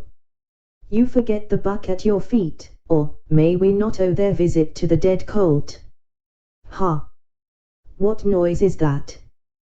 "Poor Miriam," murmured the stranger, "thy foal was foreordained to become a prey to ravenous beasts." Then, suddenly lifting up his voice, amid the eternal din of the waters, he sang aloud, "Firstborn of Egypt, smite did he, of mankind, and of beast also, O Egypt, wonders sent midst thee, on Pharaoh and his servants too." "The death of the colt sits heavy on the heart of its owner," said the scout, "but it's a good sign to see a man account upon his dumb friends. He has the religion of the matter, in believing what is to happen will happen, and with such a consolation, it won't be long afore he submits to the rationality of killing a four-footed beast to save the lives of human men. It may be as you say," he continued, reverting to the purport of Hayward's last remark, "and the greater the reason why we should cut our stakes, and let the carcass drive down the stream, or we shall have the pack howling along the cliffs, begrudging every mouthful we swallow. Besides, though the Delaware tongue is the same as a book to the Iroquois, the cunning varlets are quick enough at understanding the reason of a wolf's howl." The scout, while making his remarks, was busied in collecting certain necessary implements. As he concluded, he moved silently by the group of travelers, accompanied by the Mohicans, who seemed to comprehend his intentions with instinctive readiness, when the whole three disappeared in succession, seeming to vanish against the dark face of a perpendicular rock that rose to the height of a few yards, within as many feet of the water's edge. Chapter 6. Those strains that once did sweet in ear and glide. He wails a portion with judicious care. "And let us worship God," he says, with solemn air. Burns. Hayward and his female companions witnessed this mysterious movement with secret uneasiness, for, though the conduct of the white man had hitherto been above reproach, his rude equipments, blunt address, and strong antipathies, together with the character of his silent associates, were all causes for exciting distrust in minds that had been so recently alarmed by Indian treachery. The stranger alone disregarded the passing incidents. He seated himself on a projection of the rocks, whence he gave no other signs of consciousness than by the struggles of his spirit, as manifested in frequent and heavy sighs. Smothered voices were next heard, as though men called to each other in the bowels of the earth, when a sudden light flashed upon those without, and laid bare the much prized secret of the place. At the further extremity of a narrow, deep cavern in the rock, whose length appeared much extended by the perspective and the nature of the light by which it was seen, was seated the scout, holding a blazing knot of pine. The strong glare of the fire fell full upon his sturdy, weather-beaten countenance and forest attire, lending an air of romantic wildness to the aspect of an individual, who, seen by the sober light of day, would have exhibited the peculiarities of a man remarkable for the strangeness of his dress, the iron-like inflexibility of his frame, and the singular compound of quick, vigilant sagacity, and of exquisite simplicity, that by turns usurped the possession of his muscular features. At a little distance in advance stood Uncas, his whole person thrown powerfully into view. The travelers anxiously regarded the upright, flexible figure of the young Mohican, graceful and unrestrained in the attitudes and movements of nature. Though his person was more than usually screened by a green and fringed hunting shirt, like that of the white man, there was no concealment to his dark, glancing, fearless eye, alike terrible and calm, the bold outline of his high, haughty features, pure in their native red, or to the dignified elevation of his receding forehead, together with all the finest proportions of a noble head, bared to the generous scalping tuft. It was the first opportunity possessed by Duncan and his companions to view the marked lineaments of either of their Indian attendants, and each individual of the party felt relieved from a burden of doubt, as the proud and determined, though wild expression of the features of the young warrior forced itself on their notice. They felt it might be a being partially benighted in the veil of ignorance, but it could not be one who would willingly devote his rich natural gifts to the purposes of wanton treachery. The ingenuous Alice gazed at his free air and proud carriage, as she would have looked upon some precious relic of the Grecian chisel, to which life had been imparted by the intervention of a miracle, while Hayward, though accustomed to see the perfection of form which abounds among the uncorrupted natives, openly expressed his admiration at such an unblemished specimen of the noblest proportions of man. "I could sleep in peace," whispered Alice, in reply, "with such a fearless and generous-looking youth for my sentinel. Surely, Duncan, those cruel murders, those terrific scenes of torture, of which we read and hear so much, are never acted in the presence of such as he." "This certainly is a rare and brilliant instance of those natural qualities in which these peculiar people are said to excel," he answered. "I agree with you, Alice, in thinking that such a front and eye were formed rather to intimidate than to deceive, but let us not practice a deception upon ourselves, by expecting any other exhibition of what we esteem virtue than according to the fashion of the savage. As bright examples of great qualities are but too uncommon among Christians, so are they singular and solitary with the Indians, though, for the honor of our common nature, neither are incapable of producing them. Let us then hope that this Mohican may not disappoint our wishes, but prove what his looks assert him to be, a brave and constant friend." "Now Major Hayward speaks as Major Hayward should," said Cora, "who that looks at this creature of nature, remembers the shade of his skin." A short and apparently an embarrassed silence succeeded this remark, which was interrupted by the scout calling to them, aloud, to enter. "This fire begins to show too bright a flame," he continued, as they complied, "and might light the Mingoes to our undoing. Uncas, drop the blanket, and show the knaves its dark side. This is not such a supper as a major of the Royal Americans has a right to expect, but I've known stout detachments of the corps glad to eat their venison raw, and without a relish, too. Here, you see, we have plenty of salt, and can make a quick broil. There's fresh sassafras boughs for the ladies to sit on, which may not be as proud as their mahogany chairs, but which sends up a sweeter flavor than the skin of any hog can do, be it of Guinea, or be it of any other land. Come, friend, don't be mournful for the colt, 'twas an innocent thing, and had not seen much hardship. Its death will save the creature many a sore back and weary foot." In vulgar parlance the condiments of a repast are called by the American a relish, substituting the thing for its effect. These provincial terms are frequently put in the mouths of the speakers, according to their several conditions in life. Most of them are of local use, and others quite peculiar to the particular class of men to which the character belongs. In the present instance, the scout uses the word with immediate reference to the salt, with which his own party was so fortunate as to be provided. Uncas did as the other had directed, and when the voice of Hawkeye ceased, the roar of the cataract sounded like the rumbling of distant thunder. "Are we quite safe in this cavern?" demanded Hayward.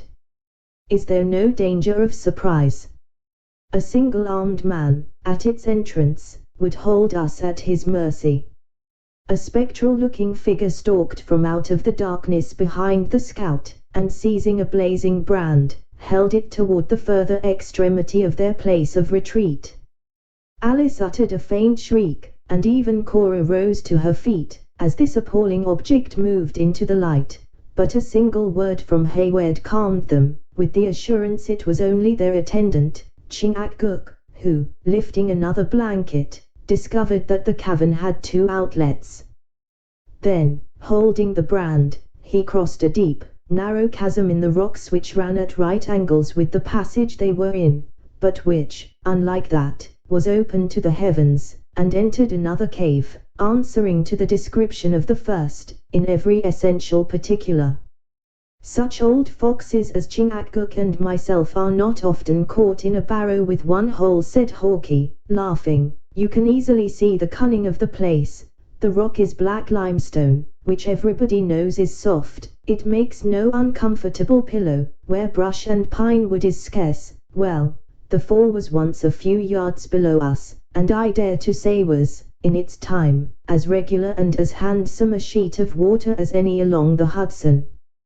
But old age is a great injury to good looks, as these sweet young ladies have yet to learn. The place is sadly changed. These rocks are full of cracks, and in some places they are softer than at others, and the water has worked out deep hollows for itself, until it has fallen back, some 100 feet, breaking here and wearing there, until the falls have neither shape nor consistency. "In what part of them are we?" asked Hayward. "Why, we are nigh the spot that Providence first placed them at, but where, it seems, they were too rebellious to stay. The rock proved softer on each side of us, and so they left the center of the river bare and dry, first working out these 2 little holes for us to hide in. We are then on an island. There are the falls on 2 sides of us, and the river above and below. If you had daylight, it would be worth the trouble to step up on the height of this rock, and look at the perversity of the water. It falls by no rule at all, sometimes it leaps, sometimes it tumbles, there it skips, here it shoots, in one place 'tis white as snow, and in another 'tis green as grass, hereabouts, it pitches into deep hollows, that rumble and crush the earth, and thereaways, it ripples and sings like a brook, fashioning whirlpools and gullies in the old stone, as if 'twas no harder than trodden clay. The whole design of the river seems disconcerted. First it runs smoothly, as if meaning to go down the descent as things were ordered, then it angles about and faces the shores, nor are there places wanting where it looks backward, as if unwilling to leave the wilderness, to mingle with the salt. Lady, the fine cobweb-looking cloth you wear at your throat is coarse, and like a fish net. 2 little spots I can show you, where the river fabricates all sorts of images, as if having broke loose from order, it would try its hand at everything. And yet what does it amount to? After the water has been suffered so to have its will, for a time, like a headstrong man, it is gathered together by the hand that made it, and a few rods below you may see it all, flowing on steadily toward the sea, as was foreordained from the first foundation of the earth." While his auditors received a cheering assurance of the security of their place of concealment from this untutored description of Glenn's *, they were much inclined to judge differently from Hawkeye, of its wild beauties. But they were not in a situation to suffer their thoughts to dwell on the charms of natural objects, and, as the scout had not found it necessary to cease his culinary labors while he spoke, unless to point out, with a broken fork, the direction of some particularly obnoxious point in the rebellious stream, they now suffered their attention to be drawn to the necessary though more vulgar consideration of their supper. Glenn's Falls are on the Hudson, some 40 or 50 miles above the head of tide, or that place where the river becomes navigable for sloops. The description of this picturesque and remarkable little cataract, as given by the scout, is sufficiently correct, though the application of the water to uses of civilized life has materially injured its beauties. The rocky island and the 2 caverns are known to every traveler, since the former sustains the pier of a bridge, which is now thrown across the river, immediately above the fall. In explanation of the taste of Hawkeye, it should be remembered that men always prize that most which is least enjoyed. Thus, in a new country, the woods and other objects, which in an old country would be maintained at great cost, are got rid of, simply with a view of improving, as it is called, the repast, which was greatly aided by the addition of a few delicacies that Hayward had the precaution to bring with him when they left their horses, was exceedingly refreshing to the weary party. Uncas acted as attendant to the females, performing all the little offices within his power, with a mixture of dignity and anxious grace, that served to amuse Hayward, who well knew that it was an utter innovation on the Indian customs, which forbid their warriors to descend to any menial employment, especially in favor of their women. As the rites of hospitality were, however, considered sacred among them, this little departure from the dignity of manhood excited no audible comment. Had there been one there sufficiently disengaged to become a close observer, he might have fancied that the services of the young chief were not entirely impartial.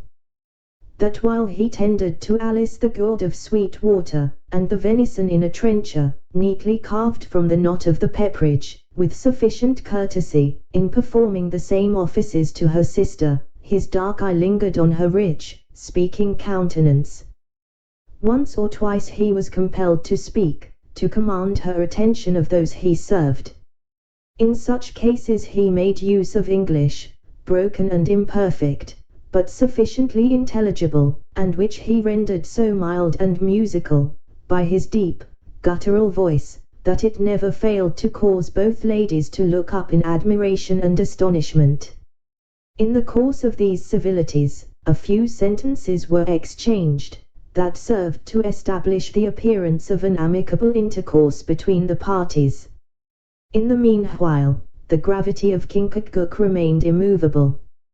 He had seated himself more within the circle of light, where the frequent, uneasy glances of his guests were better enabled to separate the natural expression of his face from the artificial terrors of the war paint. They found a strong resemblance between father and son, with the difference that might be expected from age and hardships. The fierceness of his countenance now seemed to slumber, and in its place was to be seen the quiet, vacant composure which distinguishes an Indian warrior, when his faculties are not required for any of the greater purposes of his existence. It was, however, easy to be seen, by the occasional gleams that shot across his swarthy visage, that it was only necessary to arouse his passions, in order to give full effect to the terrific device which he had adopted to intimidate his enemies. On the other hand, the quick, roving eye of the scout seldom rested. He ate and drank with an appetite that no sense of danger could disturb, but his vigilance seemed never to desert him. 20 times the gourd or the venison was suspended before his lips, while his head was turned aside, as though he listened to some distant and distrusted sounds, a movement that never failed to recall his guests from regarding the novelties of their situation, to a recollection of the alarming reasons that had driven them to seek it. As these frequent pauses were never followed by any remark, the momentary uneasiness they created quickly passed away, and for a time was forgotten. "Come, friend," said Hawkeye, drawing out a keg from beneath a cover of leaves, toward the close of the repast, and addressing the stranger who sat at his elbow, doing great justice to his culinary skill, "try a little spruce, 'twill wash away all thoughts of the cold, and quicken the life in your bosom. I drink to our better friendship, hoping that a little horse flesh may leave no heart-burnings atween us. How do you name yourself?" "Gamut, David Gamut," returned the singing master, preparing to wash down his sorrows in a powerful draught of the woodsman's high-flavored and well-laced compound. "A very good name, and, I dare say, handed down from honest forefathers. I'm an admirator of names, though the Christian fashions fall far below savage customs in this particular. The biggest coward I ever knew is called Leon, and his wife, Patience, would scold you out of hearing in less time than a hunted deer would run a rod.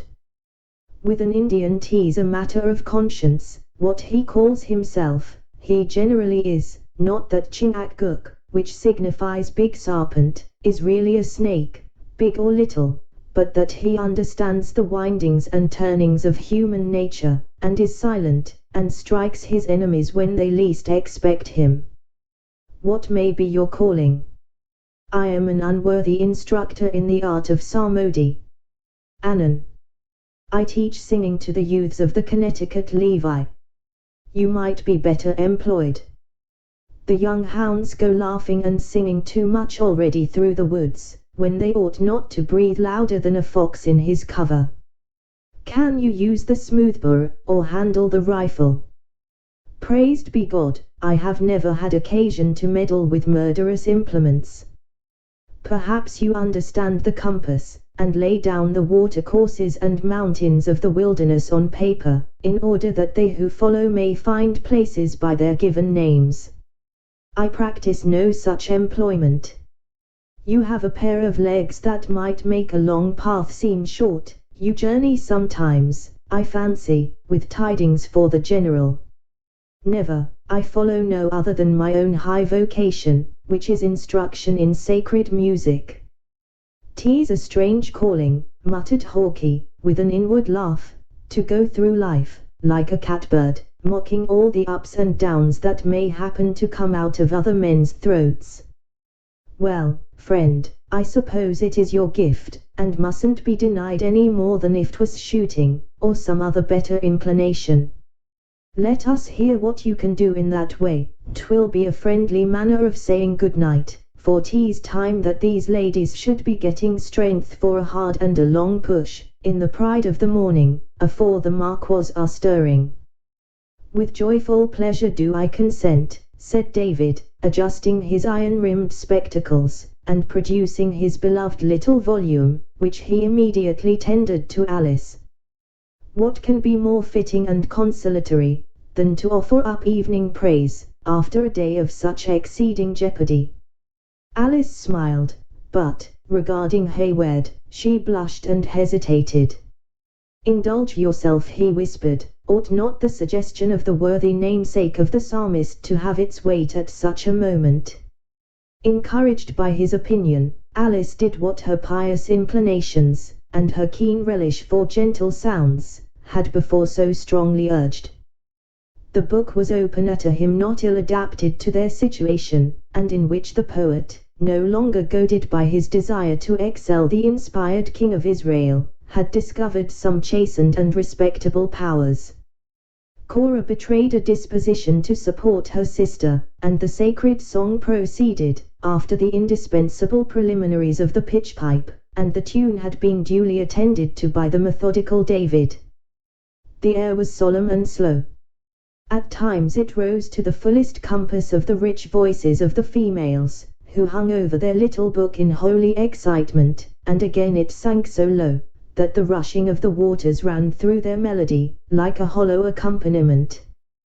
The natural taste and true ear of David governed and modified the sounds to suit the confined cavern, every crevice and cranny of which was filled with the thrilling notes of their flexible voices. The Indians riveted their eyes on the rocks, and listened with an attention that seemed to turn them into stone. But the scout, who had placed his chin in his hand, with an expression of cold indifference, gradually suffered his rigid features to relax, until, as verse succeeded verse, he felt his iron nature subdued, while his recollection was carried back to boyhood, when his ears had been accustomed to listen to similar sounds of praise, in the settlements of the colony. His roving eyes began to moisten, and before the hymn was ended scalding tears rolled out of fountains that had long seemed dry, and followed each other down those cheeks, that had oftener felt the storms of heaven than any testimonials of weakness. The singers were dwelling on one of those low, dying chords, which the ear devours with such greedy rapture, as if conscious that it is about to lose them, when a cry, that seemed neither human nor earthly, rose in the outward air, penetrating not only the recesses of the cavern, but to the inmost hearts of all who heard it. It was followed by a stillness apparently as deep as if the waters had been checked in their furious progress, at such a horrid and unusual interruption. "What is it?" murmured Alice, after a few moments of terrible suspense. 5095. "What is it?" repeated Hilliard aloud. Neither Hawkie nor the Indians made any reply. They listened, as if expecting the sound would be repeated, with a manner that expressed their own astonishment. At length they spoke together, earnestly, in the Delaware language, when Uncas, passing by the inner and most concealed aperture, cautiously left the cavern. When he had gone, the scout first spoke in English.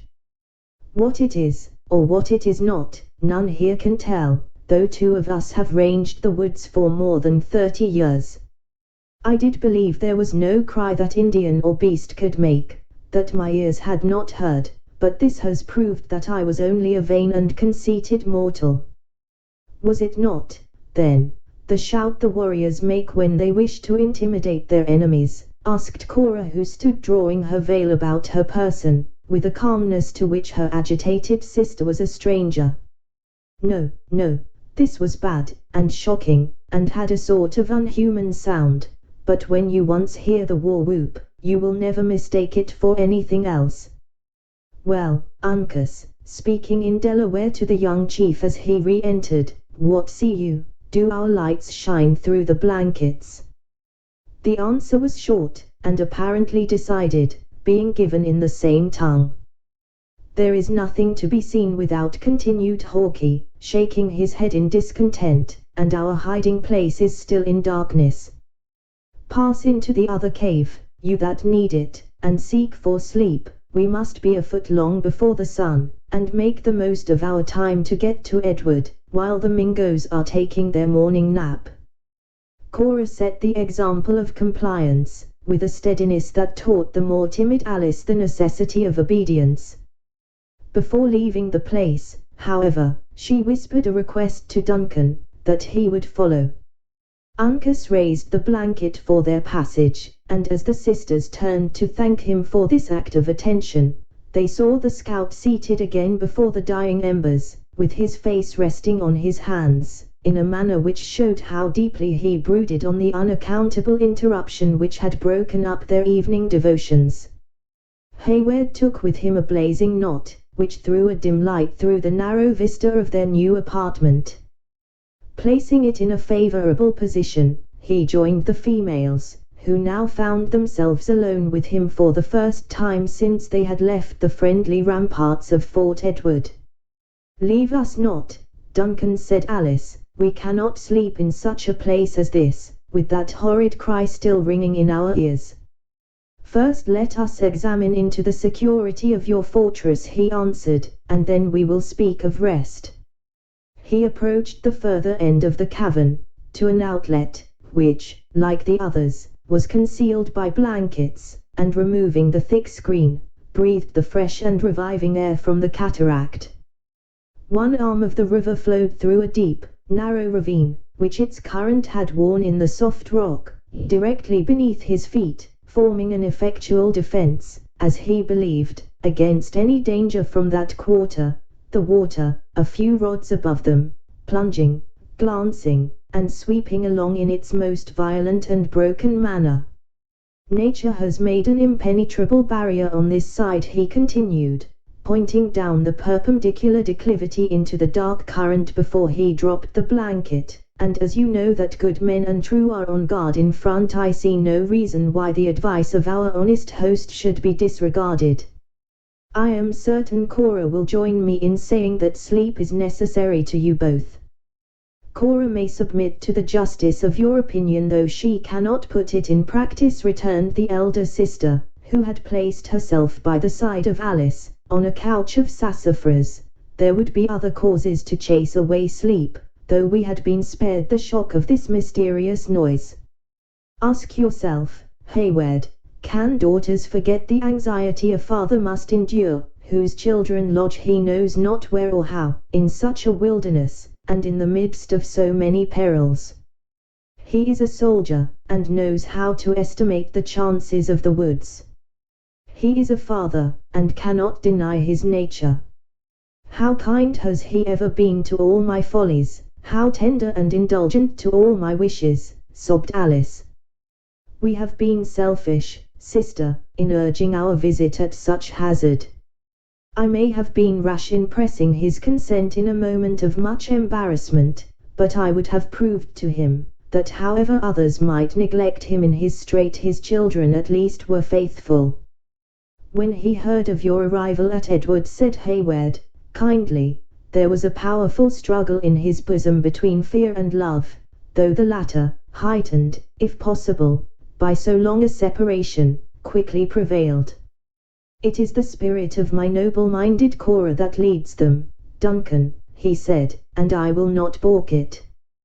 Would to God that he who holds the honor of our royal master in his guardianship would show but half her firmness."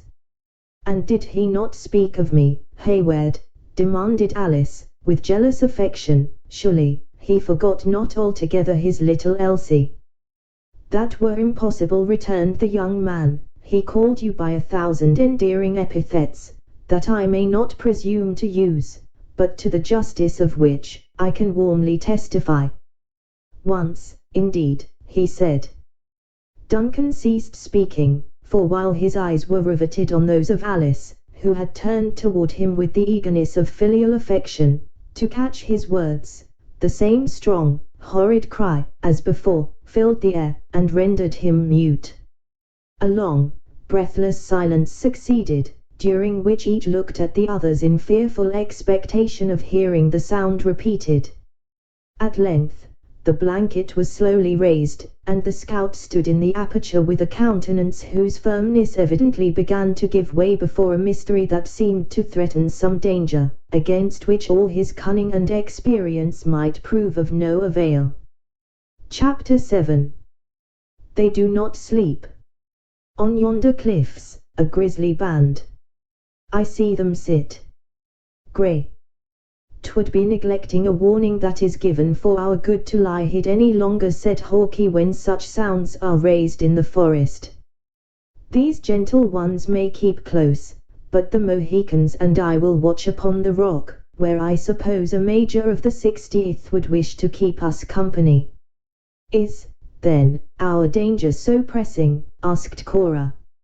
He who makes strange sounds, and gives them out for man's information, alone knows our danger. I should think myself wicked, unto rebellion against his will, was I to burrow with such warnings in the air. Even the weak soul who passes his days in singing is stirred by the cry, and, as he says, is ready to go forth to the battle if 'twere only a battle. It would be a thing understood by us all, and easily managed. But I have heard that when such shrieks are atween heaven and earth, it betokens another sort of warfare. If all our reasons for fear, my friend, are confined to such as proceed from supernatural causes, we have but little occasion to be alarmed, continued the undisturbed Cora. Are you certain that our enemies have not invented some new and ingenious method to strike us with terror, that their conquest may become more easy? Lady, returned the scout, solemnly, I have listened to all the sounds of the woods for 30 years, as a man will listen whose life and death depend on the quickness of his ears. There is no whine of the panther, no whistle of the catbird, nor any invention of the devilish Mingoes, that can cheat me. I have heard the forest moan like mortal men in their affliction, often, and again, have I listened to the wind playing its music in the branches of the girdled trees, and I have heard the lightning cracking in the air like the snapping of blazing brush as it spitted forth sparks and forked flames, but never have I thought that I heard more than the pleasure of him who sported with the things of his hand. But neither the Mohicans, nor I, who am a white man without a cross, can explain the cry just heard. We, therefore, believe it a sign given for our good. It is extraordinary, said Hayward, taking his pistols from the place where he had laid them on entering. Be it a sign of peace or a signal of war, it must be looked to. Lead the way, my friend, I follow. On issuing from their place of confinement, the whole party instantly experienced a grateful renovation of spirits, by exchanging the pent air of the hiding place for the cool and invigorating atmosphere which played around the whirlpools and pitches of the cataract. A heavy evening breeze swept along the surface of the river, and seemed to drive the roar of the falls into the recesses of their own cavern, whence it issued heavily and constant, like thunder rumbling beyond the distant hills. The moon had risen, and its light was already glancing here and there on the waters above them, but the extremity of the rock where they stood still lay in shadow. With the exception of the sounds produced by the rushing waters, and an occasional breathing of the air, as it murmured past them in fitful currents, the scene was as still as night and solitude could make it. In vain were the eyes of each individual bent along the opposite shores, in quest of some signs of life, that might explain the nature of the interruption they had heard. Their anxious and eager looks were baffled by the deceptive light, or rested only on naked rocks, and straight and immovable trees. "Here is nothing to be seen but the gloom and quiet of a lovely evening," whispered Duncan. "How much should we prize such a scene, and all this breathing solitude, at any other moment, Cora? Fancy yourselves in security, and what now, perhaps, increases your terror, may be made conducive to enjoyment." "Listen," interrupted Alice. The caution was unnecessary. Once more the same sound arose, as if from the bed of the river, and having broken out of the narrow bounds of the cliffs, was heard undulating through the forest, in distant and dying cadences. "Can any here give a name to such a cry?" demanded Hawke, when the last echo was lost in the woods. "If so, let him speak. For myself, I judge it not to belong to earth." "Here, then, is one who can undeceive you," said Duncan. "I know the sound full well, for often have I heard it on the field of battle, and in situations which are frequent in a soldier's life. 'Tis the horrid shriek that a horse will give in his agony, oftener drawn from him in pain, though sometimes in terror. My charger is either a prey to the beasts of the forest, or he sees his danger, without the power to avoid it.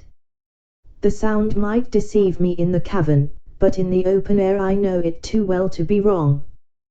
The scout and his companions listened to this simple explanation with the interest of men who imbibe new ideas, at the same time that they get rid of old ones, which had proved disagreeable inmates. The two latter uttered their usual expressive exclamation, "Hugh," as the truth first glanced upon their minds, while the former, after a short, musing pause, took upon himself to reply. "I cannot deny your words," he said, "for I am little skilled in horses, though born where they abound. The wolves must be hovering above their heads on the bank, and the tiresome creatures are calling on man for help, in the best manner they are able. Uncas," he spoke in Delaware, "Uncas, drop down in the canoe, and whirl a brand among the pack, or fear may do what the wolves can't get at to perform, and leave us without horses in the morning, when we shall have so much need to journey swiftly." The young native had already descended to the water to comply, when a long howl was raised on the edge of the river, and was borne swiftly off into the depths of the forest, as though the beasts, of their own accord, were abandoning their prey in sudden terror. Uncas, with instinctive quickness, receded, and the three foresters held another of their low, earnest conferences. "We have been like hunters who have lost the points of the heavens, and from whom the sun has been hid for days," said Hawke, turning away from his companions. "Now we begin again to know the signs of our course, and the paths are cleared from briars. Seat yourselves in the shade which the moon throws from yonder beech, 'tis thicker than that of the pines, and let us wait for that which the Lord may choose to send next. Let all your conversation be in whispers, though it would be better, and, perhaps, in the end, wiser, if each one held discourse with his own thoughts, for a time." The manner of the scout was seriously impressive, though no longer distinguished by any signs of unmanly apprehension. It was evident that his momentary weakness had vanished with the explanation of a mystery which his own experience had not served to fathom, and though he now felt all the realities of their actual condition, that he was prepared to meet them with the energy of his hardy nature. This feeling seemed also common to the natives, who placed themselves in positions which commanded a full view of both shores, while their own persons were effectually concealed from observation. In such circumstances, common prudence dictated that Hayward and his companions should imitate a caution that proceeded from so intelligent a source. The young man drew a pile of the sassafras from the cave, and placing it in the chasm which separated the two caverns, it was occupied by the sisters, who were thus protected by the rocks from any missiles, while their anxiety was relieved by the assurance that no danger could approach without a warning.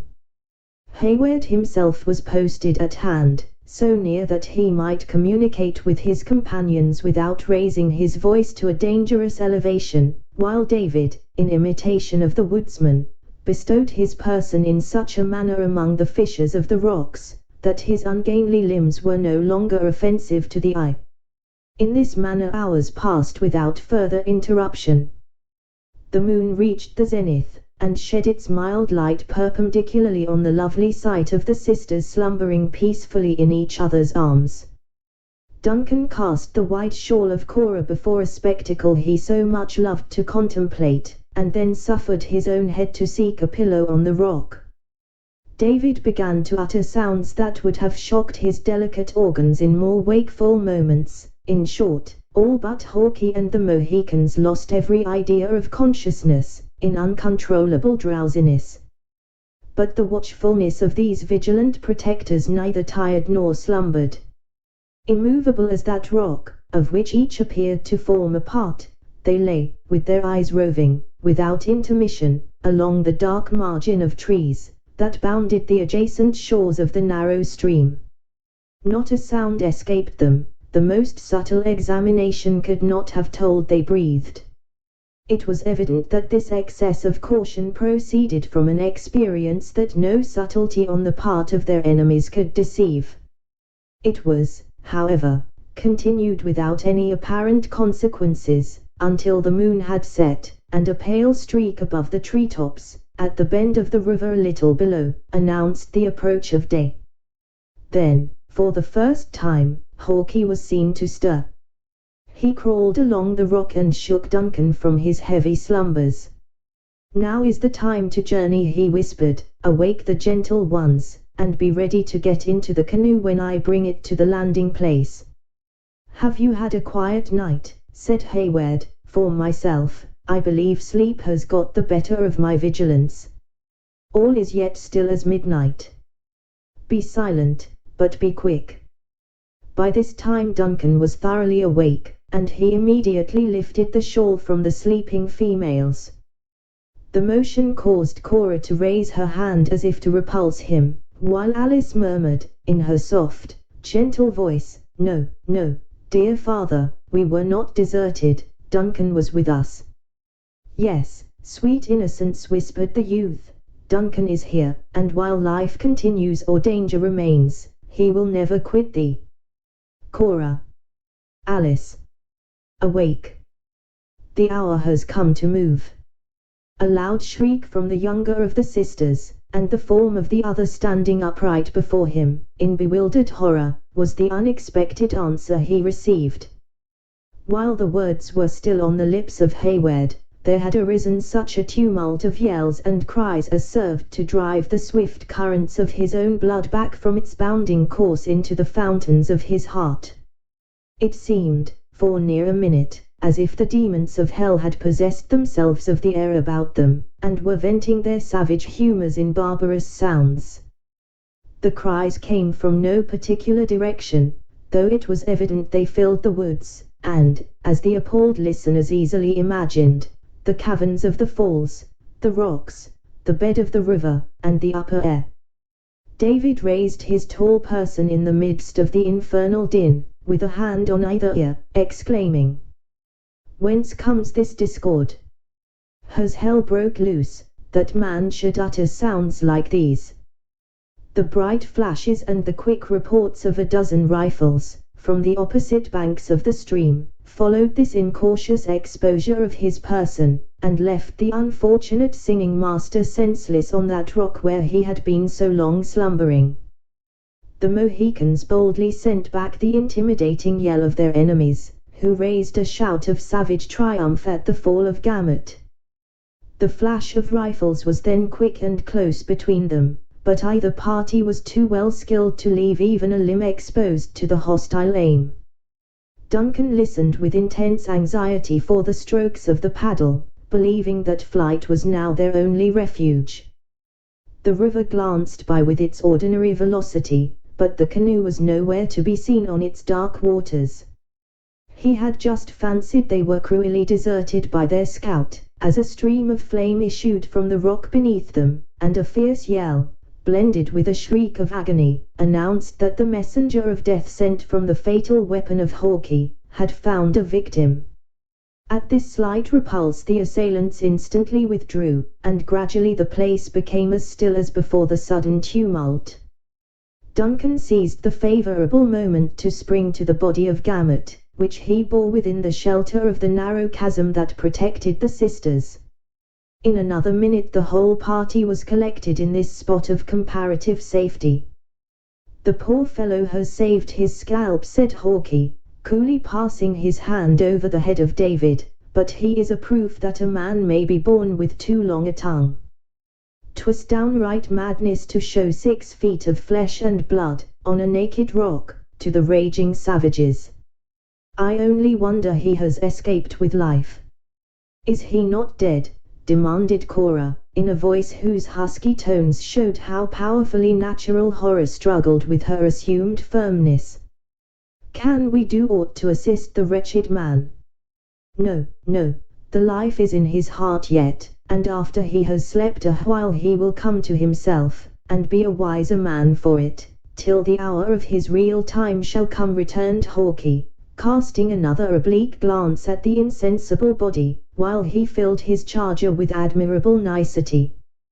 "Carry him in, Uncas, and lay him on the sassafras.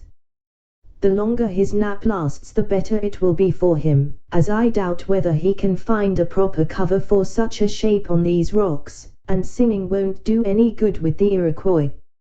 "You believe, then, the attack will be renewed?" asked Hayward. "Do I expect a hungry wolf will satisfy his craving with a mouthful? They have lost a man, and 'tis their fashion, when they meet a loss, and fail in the surprise, to fall back, but we shall have them on again, with new expedients to circumvent us, and master our scalps. Our main hope," he continued, raising his rugged countenance, across which a shade of anxiety just then passed like a darkening cloud, "will be to keep the rock until Munro can send a party to our help. God send it may be soon, and under a leader that knows the Indian customs." "You hear our probable fortunes," Cora said Duncan, "and you know we have everything to hope from the anxiety and experience of your father. Come, then, with Alice, into this cavern, where you, at least, will be safe from the murderous rifles of our enemies, and where you may bestow a care suited to your gentle natures on our unfortunate comrade." The sisters followed him into the outer cave, where David was beginning, by his sighs, to give symptoms of returning consciousness, and then commending the wounded man to their attention, he immediately prepared to leave them. "Duncan," said the tremulous voice of Cora, when he had reached the mouth of the cavern. He turned and beheld the speaker, whose color had changed to a deadly paleness, and whose lips quivered, gazing after him, with an expression of interest which immediately recalled him to her side. "Remember, Duncan, how necessary your safety is to our own, how you bear a father's sacred trust, how much depends on your discretion and care. In short," she added, while the telltale blood stole over her features, crimsoning her very temples, "how very deservedly dear you are to all of the name of Munro." "If anything could add to my own base love of life," said Hayward, suffering his unconscious eyes to wander to the youthful form of the silent Alice, "it would be so kind an assurance. As Major of the 60th, our honest host will tell you I must take my share of the fray, but our task will be easy, it is merely to keep these bloodhounds at bay for a few hours." Without waiting for a reply, he tore himself from the presence of the sisters, and joined the scout and his companions, who still lay within the protection of the little chasm between the two caves. "I tell you, Uncas, said the former, as Hayward joined them, you are wasteful of your powder, and the kick of the rifle disconcerts your aim. Little powder, light lead, and a long arm, seldom fail of bringing the death screech from a Mingo. At least, such has been my experience with the creatures. Come, friends, let us to our covers, for no man can tell when or where a Makwa * will strike his blow. * Mingo was the Delaware term of the Five Nations. Makwas was the name given them by the Dutch. The French, from their first intercourse with them, called them Iroquois. The Indians silently repaired to their appointed stations, which were fissures in the rocks, whence they could command the approaches to the foot of the falls. In the center of the little island, a few short and stunted pines had found root, forming a thicket, into which Hawkeye darted with the swiftness of a deer, followed by the active Duncan. Here they secured themselves, as well as circumstances would permit, among the shrubs and fragments of stone that were scattered about the place. Above them was a bare, rounded rock, on each side of which the water played its gambols, and plunged into the abysses beneath, in the manner already described. As the day had now dawned, the opposite shores no longer presented a confused outline, but they were able to look into the woods, and distinguish objects beneath a canopy of gloomy pines. A long and anxious watch succeeded, but without any further evidences of a renewed attack, and Duncan began to hope that their fire had proved more fatal than was supposed, and that their enemies had been effectually repulsed. When he ventured to utter this impression to his companions, it was met by Hawkeye with an incredulous shake of the head. You know not the nature of a Makwa, if you think he is so easily beaten back without a scalp, he answered. If there was one of the imps yelling this morning, there were 40, and they know our number and quality too well to give up the chase so soon. Hist! Look into the water above, just where it breaks over the rocks. I am no mortal, if the risky devils haven't swam down upon the very pitch, and, as bad luck would have it, they have hit the head of the island. Hist! Man, keep close, or the hair will be off your crown in the turning of a knife. Hayward lifted his head from the cover, and beheld what he justly considered a prodigy of rashness and skill. The river had worn away the edge of the soft rock in such a manner as to render its first pitch less abrupt and perpendicular than is usual at waterfalls. With no other guide than the ripple of the stream where it met the head of the island, a party of their insatiable foes had ventured into the current, and swam down upon this point, knowing the ready access it would give, if successful, to their intended victims. As Hawkeye ceased speaking, 4 human heads could be seen peering above a few logs of driftwood that had lodged on these naked rocks, and which had probably suggested the idea of the practicability of the hazardous undertaking. At the next moment, a 5th form was seen floating over the green edge of the fall, a little from the line of the island. The savage struggled powerfully to gain the point of safety, and, favored by the glancing water, he was already stretching forth an arm to meet the grasp of his companions, when he shot away again with the swirling current, appeared to rise into the air, with uplifted arms and starting eyeballs, and fell, with a sudden plunge, into that deep and yawning abyss over which he hovered. A single, wild, despairing shriek rose from the cavern, and all was hushed again as the grave. The first generous impulse of Duncan was to rush to the rescue of the hapless wretch, but he felt himself bound to the spot by the iron grasp of the immovable scout. Would ye bring certain death upon us, by telling the Mingoes where we lie? Demanded Hawkeye, sternly. 'Tis a charge of powder saved, and ammunition is as precious now as breath to a worried deer. Freshen the priming of your pistols. The midst of the falls is apt to dampen the brimstone, and stand firm for a close struggle, while I fire on their rush. He placed a finger in his mouth, and drew a long, shrill whistle, which was answered from the rocks that were guarded by the Mohicans. Duncan caught glimpses of heads above the scattered driftwood as this signal rose on the air, but they disappeared again as suddenly as they had glanced upon his sight. A low, rustling sound next drew his attention behind him, and turning his head, he beheld Uncas within a few feet, creeping to his side. Hawkeye spoke to him in Delaware, when the young chief took his position with singular caution and undisturbed coolness. To Hayward this was a moment of feverish and impatient suspense, though the scout saw fit to select it as a fit occasion to read a lecture to his more youthful associates on the art of using firearms with discretion.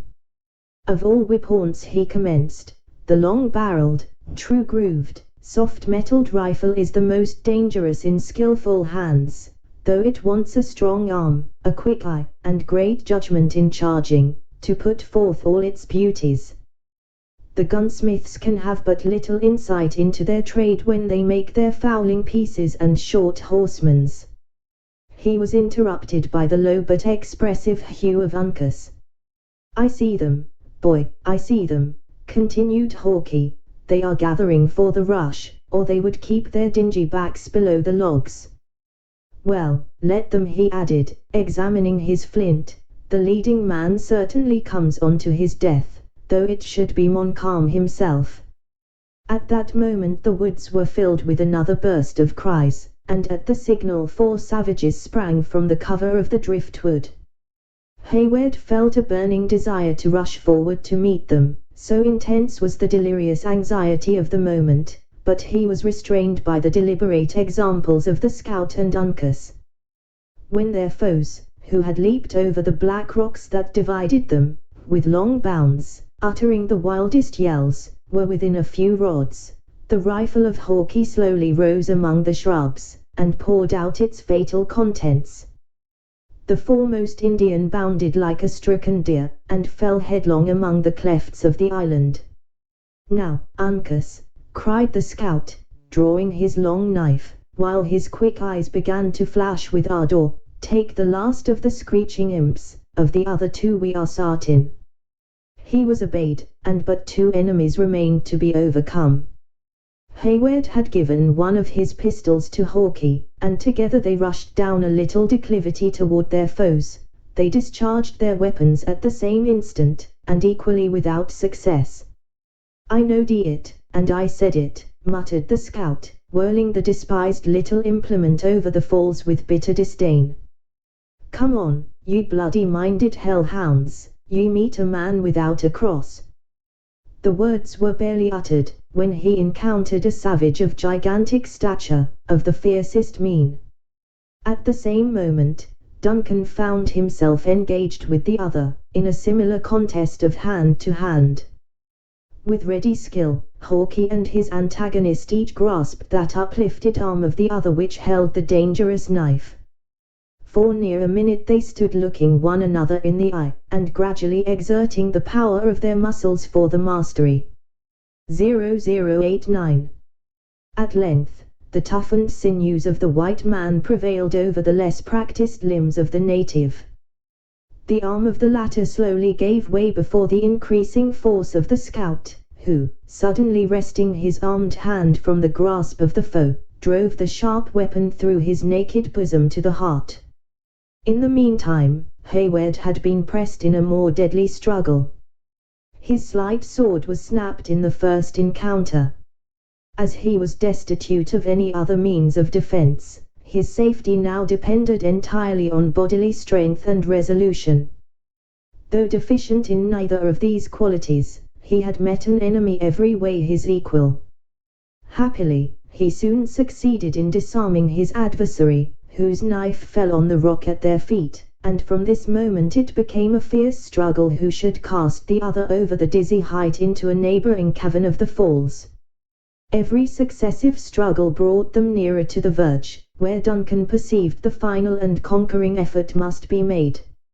Each of the combatants threw all his energies into that effort, and the result was, that both tottered on the brink of the precipice.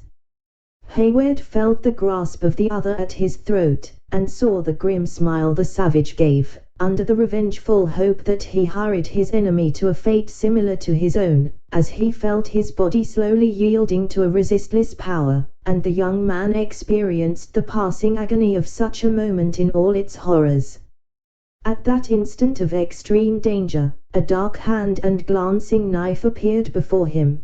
The Indian released his hold, as the blood flowed freely from around the severed tendons of the wrist, and while Duncan was drawn backward by the saving hand of Uncas, his charmed eyes still were riveted on the fierce and disappointed countenance of his foe, who fell sullenly and disappointed down the irrecoverable precipice.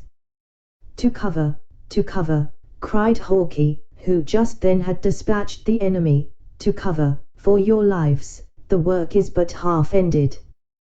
The young Mohican gave a shout of triumph, and followed by Duncan, he glided up the acclivity they had descended to the combat, and sought the friendly shelter of the rocks and shrubs. Chapter 8. They linger yet. Avengers of their native land. Gray. The warning call of the scout was not uttered without occasion. During the occurrence of the deadly encounter just related, the roar of the falls was unbroken by any human sound whatever. It would seem that interest in the result had kept the natives on the opposite shores in breathless suspense, while the quick evolutions and swift changes in the positions of the combatants effectually prevented a fire that might prove dangerous alike to friend and enemy. But the moment the struggle was decided, a yell arose as fierce and savage as wild and revengeful passions could throw into the air. It was followed by the swift flashes of the rifles, which sent their leaden messengers across the rock in volleys, as though the assailants would pour out their impotent fury on the insensible scene of the fatal contest. A steady, though deliberate return was made from the rifle of Chingachgook, who had maintained his post throughout the fray with unmoved resolution. When the triumphant shout of Uncas was borne to his ears, the gratified father raised his voice in a single responsive cry, after which his busy piece alone proved that he still guarded his pass with unwearied diligence. In this manner many minutes flew by with the swiftness of thought, the rifles of the assailants speaking, at times, in rattling volleys, and at others in occasional, scattering shots. Though the rock, the trees, and the shrubs, were cut and torn in 100 places around the besieged, their cover was so close, and so rigidly maintained, that, as yet, David had been the only sufferer in their little band. "Let them burn their powder," said the deliberate scout, while bullet after bullet whizzed by the place where he securely lay. "There will be a fine gathering of lead when it is over, and I fancy the imps will tire of the sport afore these old stones cry out for mercy. Uncas, boy, you waste the kernels by overcharging, and a kicking rifle never carries a true bullet. I told you to take that loping miscreant under the line of white point. Now, if your bullet went a hair's breadth, it went 2 inches above it. The life lies low in a Mingo, and humanity teaches us to make a quick end to the serpents."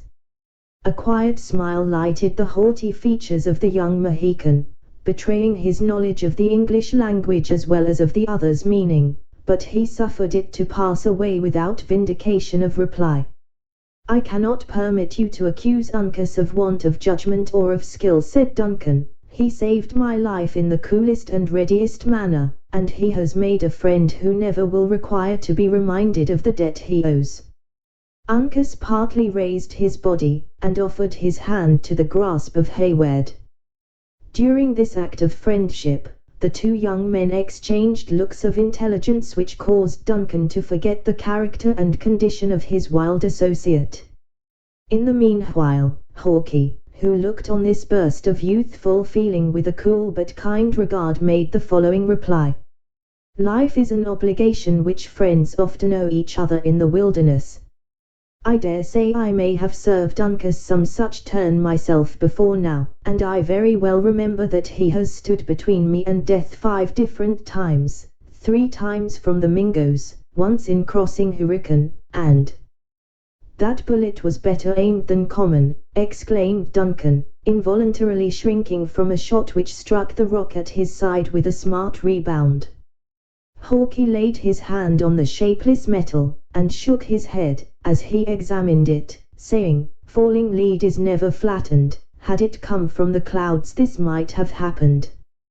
But the rifle of Uncas was deliberately raised toward the heavens, directing the eyes of his companions to a point, where the mystery was immediately explained. A ragged oak grew on the right bank of the river, nearly opposite to their position, which, seeking the freedom of the open space, had inclined so far forward that its upper branches overhung that arm of the stream which flowed nearest to its own shore. Among the topmost leaves, which scantily concealed the gnarled and stunted limbs, a savage was nestled, partly concealed by the trunk of the tree, and partly exposed, as though looking down upon them to ascertain the effect produced by his treacherous aim. "These devils will scale heaven to circumvent us to our ruin," said Hawkeye. "Keep him in play, boy, until I can bring Killdeer to bear, when we will try his mettle on each side of the tree at once." Uncas delayed his fire until the scout uttered the word.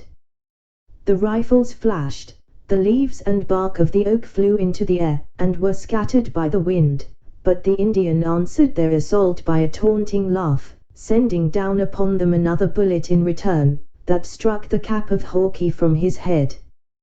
Once more the savage yells burst out of the woods, and the leaden hail whistled above the heads of the besieged, as if to confine them to a place where they might become easy victims to the enterprise of the warrior who had mounted the tree.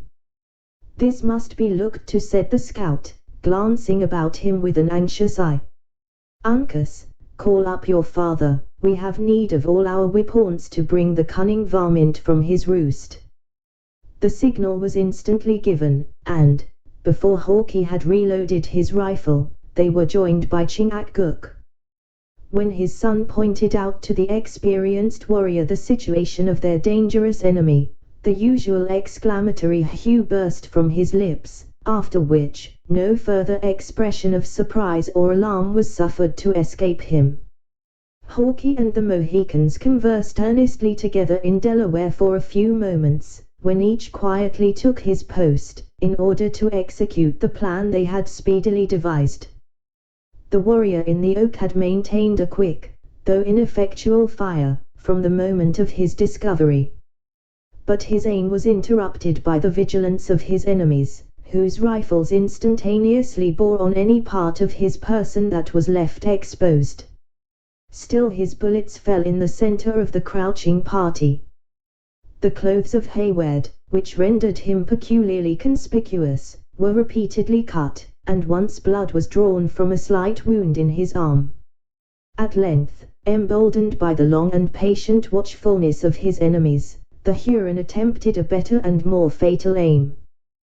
The quick eyes of the Mohicans caught the dark line of his lower limbs incautiously exposed through the thin foliage, a few inches from the trunk of the tree.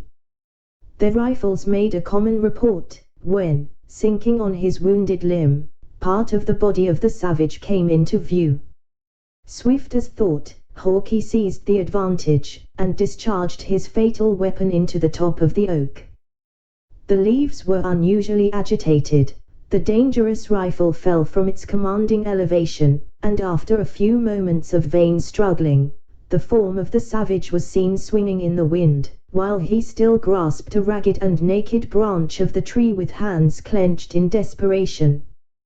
"Give him, in pity, give him the contents of another rifle," cried Duncan, turning away his eyes in horror from the spectacle of a fellow creature in such awful jeopardy. "Not a Connell," exclaimed the obdurate Hawkeye, "his death is certain, and we have no powder to spare, for Indian fights sometimes last 4 days, tease their scalps or ours, and God, who made us, has put into our natures the craving to keep the skin on the head." Against this stern and unyielding morality, supported as it was by such visible policy, there was no appeal. From that moment the yells in the forest once more ceased, the fire was suffered to decline, and all eyes, those of friends as well as enemies, became fixed on the hopeless condition of the wretch who was dangling between heaven and earth. The body yielded to the currents of air, and though no murmur or groan escaped the victim, there were instants when he grimly faced his foes, and the anguish of cold despair might be traced, through the intervening distance, in possession of his swarthy lineaments. Several times the scout raised his piece in mercy, and as often, prudence getting the better of his intention, it was again silently lowered. At length one hand of the Huron lost its hold, and dropped exhausted to his side. A desperate and fruitless struggle to recover the branch succeeded, and then the savage was seen for a fleeting instant, grasping wildly at the empty air. The lightning is not quicker than was the flame from the rifle of Hawkeye. The limbs of the victim trembled and contracted, the head fell to the bosom, and the body parted the foaming waters like lead, when the element closed above it, in its ceaseless velocity, and every vestige of the unhappy Huron was lost forever. No shout of triumph succeeded this important advantage, but even the Mohicans gazed at each other in silent horror. A single yell burst from the woods, and all was again still. Hawkeye, who alone appeared to reason on the occasion, shook his head at his own momentary weakness, even uttering his self-disapprobation aloud. "'Twas the last charge in my horn and the last bullet in my pouch, and 'twas the act of a boy," he said. What mattered it whether he struck the rock living or dead? Feeling would soon be over. "Uncas, lad, go down to the canoe, and bring up the big horn. It is all the powder we have left, and we shall need it to the last grain, or I am ignorant of the Mingo nature." The young Mohican complied, leaving the scout turning over the useless contents of his pouch, and shaking the empty horn with renewed discontent.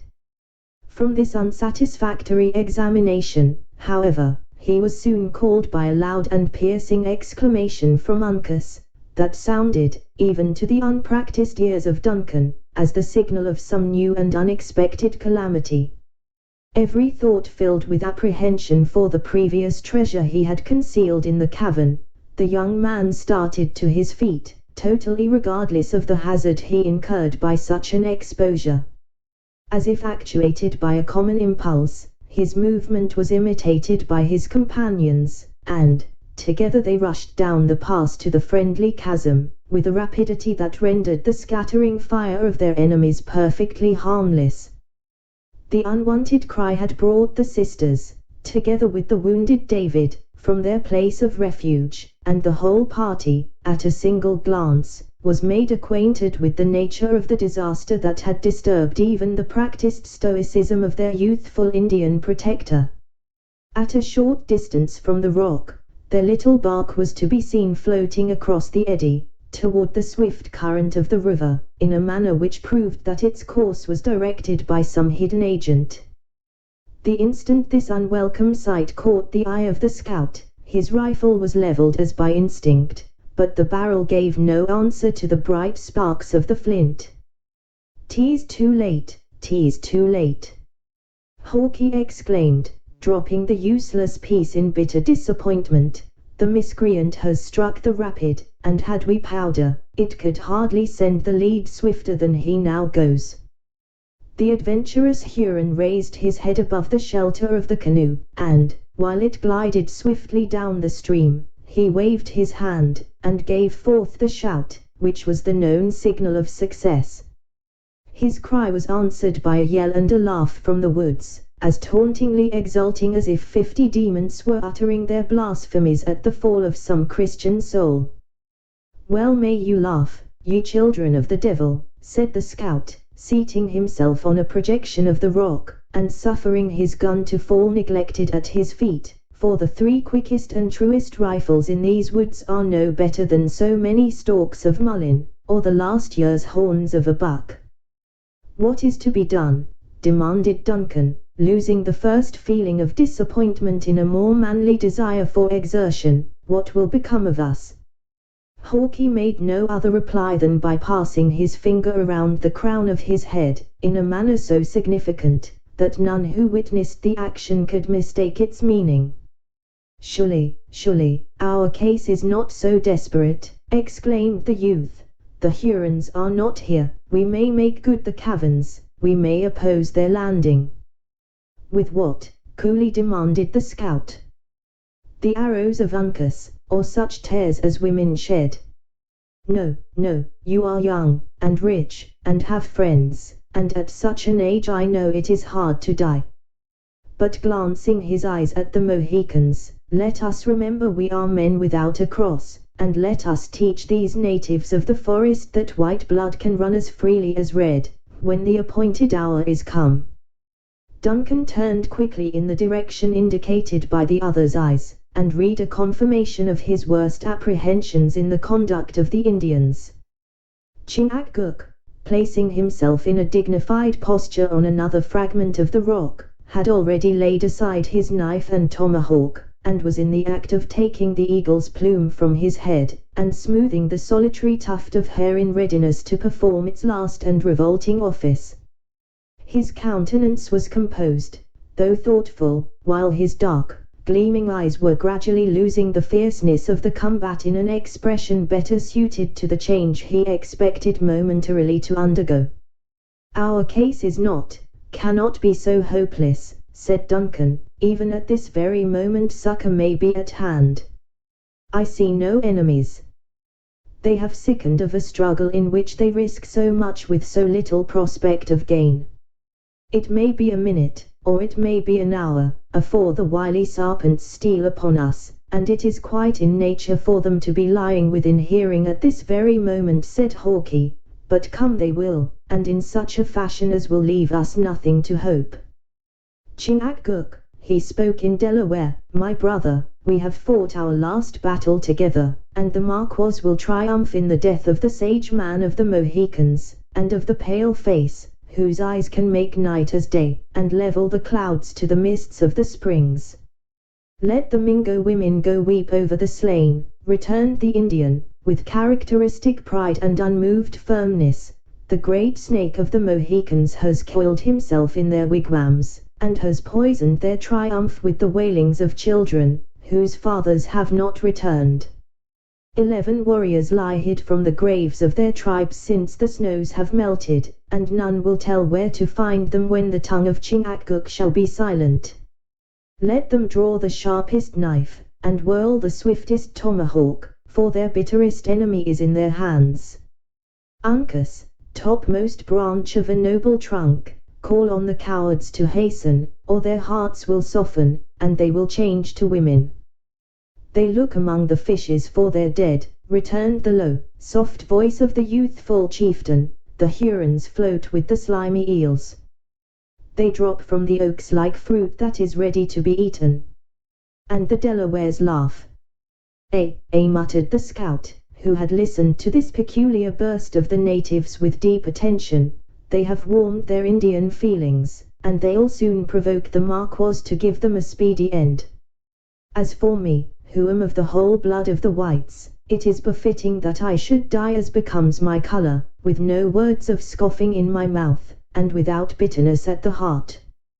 "Why die at all?" said Cora, advancing from the place where natural horror had, until this moment, held her riveted to the rock.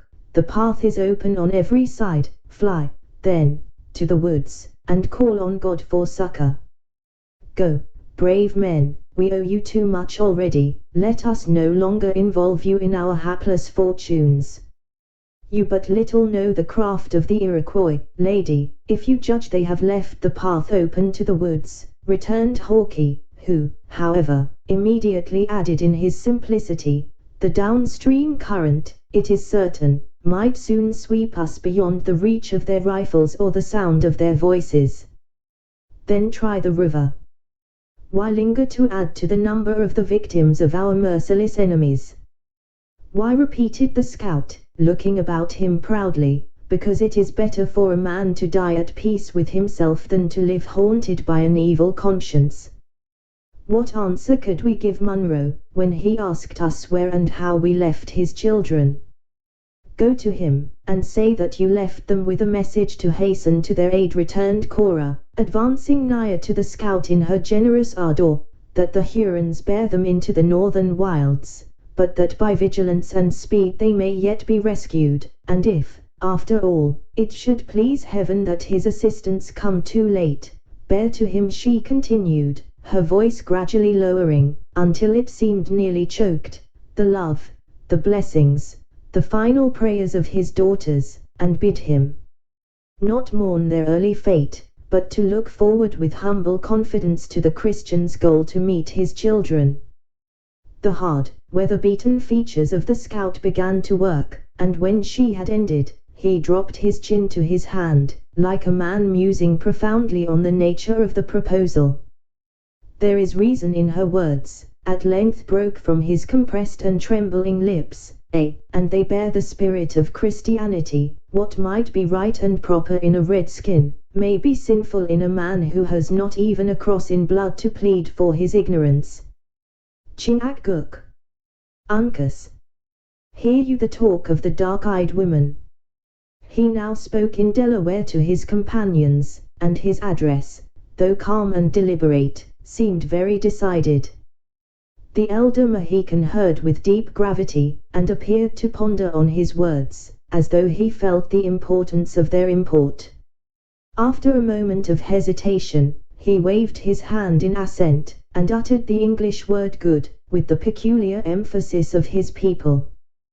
Then, replacing his knife and tomahawk in his girdle, the warrior moved silently to the edge of the rock which was most concealed from the banks of the river. Here he paused a moment, pointed significantly to the woods below, and saying a few words in his own language, as if indicating his intended route, he dropped into the water, and sank from before the eyes of the witnesses of his movements. The scout delayed his departure to speak to the generous girl, whose breathing became lighter as she saw the success of her remonstrance. "Wisdom is sometimes given to the young, as well as to the old," he said, "and what you have spoken is wise, not to call it by a better word. If you are led into the woods, that is such of you as may be spared for a while, break the twigs on the bushes as you pass, and make the marks of your trail as broad as you can, when, if mortal eyes can see them, depend on having a friend who will follow to the ends of the earth afore he deserts you." He gave Cora an affectionate shake of the hand, lifted his rifle, and after regarding it a moment with melancholy solicitude, laid it carefully aside, and descended to the place where Chingachgook had just disappeared. For an instant he hung suspended by the rock, and looking about him, with a countenance of peculiar care, he added bitterly, "Had the powder held out, this disgrace could never have befallen." Then, loosening his hold, the water closed above his head, and he also became lost to view. All eyes now were turned on Uncas, who stood leaning against the ragged rock, in immovable composure. After waiting a short time, Cora pointed down the river, and said, "Your friends have not been seen, and are now, most probably, in safety. Is it not time for you to follow?" "Uncas will stay," the young Mohican calmly answered in English. "To increase the horror of our capture, and to diminish the chances of our release." "Go, generous young man," Cora continued, lowering her eyes under the gaze of the Mohican, and perhaps, with an intuitive consciousness of her power, "go to my father, as I have said, and be the most confidential of my messengers. Tell him to trust you with the means to buy the freedom of his daughters. Go. Tease my wish, tease my prayer, that you will go." The settled, calm look of the young chief changed to an expression of gloom, but he no longer hesitated. With a noiseless step he crossed the rock, and dropped into the troubled stream. Hardly a breath was drawn by those he left behind, until they caught a glimpse of his head emerging for air, far down the current, when he again sank, and was seen no more. These sudden and apparently successful experiments had all taken place in a few minutes of that time which had now become so precious. After a last look at Uncas, Cora turned and with a quivering lip, addressed herself to Hayward. "I have heard of your boasted skill in the water, too, Duncan," she said. "Follow, then, the wise example set you by these simple and faithful beings." "Is such the faith that Cora Munro would exact from her protector," said the young man, smiling mournfully, but with bitterness. "This is not a time for idle subtleties and false opinions," she answered, "but a moment when every duty should be equally considered. To us you can be of no further service here, but your precious life may be saved for other and nearer friends." He made no reply, though his eye fell wistfully on the beautiful form of Alice, who was clinging to his arm with the dependency of an infant. "Consider," continued Cora, after a pause, during which she seemed to struggle with a pang even more acute than any that her fears had excited, "that the worst to us can be but death, a tribute that all must pay at the good time of God's appointment." "There are evils worse than death," said Duncan, speaking hoarsely, and as if fretful at her importunity, "but which the presence of one who would die in your behalf may avert." Cora ceased her entreaties, and veiling her face in her shawl, drew the nearly insensible Alice after her into the deepest recess of the inner cavern. Chapter 9. Be gay securely. Dispel, my fair, with smiles, the timorous clouds that hang on thy clear brow. Death of Agrippina. The sudden and almost magical change, from the stirring incidents of the combat to the stillness that now reigned around him, acted on the heated imagination of Hayward like some exciting dream. While all the images and events he had witnessed remained deeply impressed on his memory, he felt a difficulty in persuading him of their truth. Still ignorant of the fate of those who had trusted to the aid of the swift current, he at first listened intently to any signal or sounds of alarm, which might announce the good or evil fortune of their hazardous undertaking. His attention was, however, bestowed in vain, for with the disappearance of Uncas, every sign of the adventurers had been lost, leaving him in total uncertainty of their fate. In a moment of such painful doubt, Duncan did not hesitate to look around him, without consulting that protection from the rocks which just before had been so necessary to his safety. Every effort, however, to detect the least evidence of the approach of their hidden enemies was as fruitless as the inquiry after his late companions. The wooded banks of the river seemed again deserted by everything possessing animal life. The uproar which had so lately echoed through the vaults of the forest was gone, leaving the rush of the waters to swell and sink on the currents of the air, in the unmingled sweetness of nature. A fish-hawk, which, secure on the topmost branches of a dead pine, had been a distant spectator of the fray, now swooped from his high and ragged perch, and soared, in wide sweeps, above his prey, while a jay, whose noisy voice had been stilled by the hoarser cries of the savages, ventured again to open his discordant throat, as though once more in undisturbed possession of his wild domains. Duncan caught from these natural accompaniments of the solitary scene a glimmering of hope, and he began to rally his faculties to renewed exertions, with something like a reviving confidence of success. "The Hurons are not to be seen," he said, addressing David, who had by no means recovered from the effects of the stunning blow he had received. "Let us conceal ourselves in the cavern, and trust the rest to Providence." "I remember to have united with two comely maidens, in lifting up our voices in praise and thanksgiving," returned the bewildered singing master, "since which time I have been visited by a heavy judgment for my sins. I have been mocked with the likeness of sleep, while sounds of discord have rent my ears, such as might manifest the fullness of time, and that nature had forgotten her harmony. Poor fellow, thine own period was, in truth, near its accomplishment. But arouse, and come with me, I will lead you where all other sounds but those of your own psalmody shall be excluded. There is melody in the fall of the cataract, and the rushing of many waters is sweet to the senses," said David, pressing his hand confusedly on his brow. "Is not the air yet filled with shrieks and cries, as though the departed spirits of the damned—" Not now, interrupted the impatient Hayward.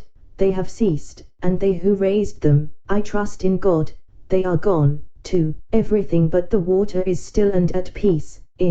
Then, where you may create those sounds you love so well to hear." David smiled sadly, though not without a momentary gleam of pleasure, at this allusion to his beloved vocation. He no longer hesitated to be led to a spot which promised such unalloyed gratification to his wearied senses, and leaning on the arm of his companion, he entered the narrow mouth of the cave.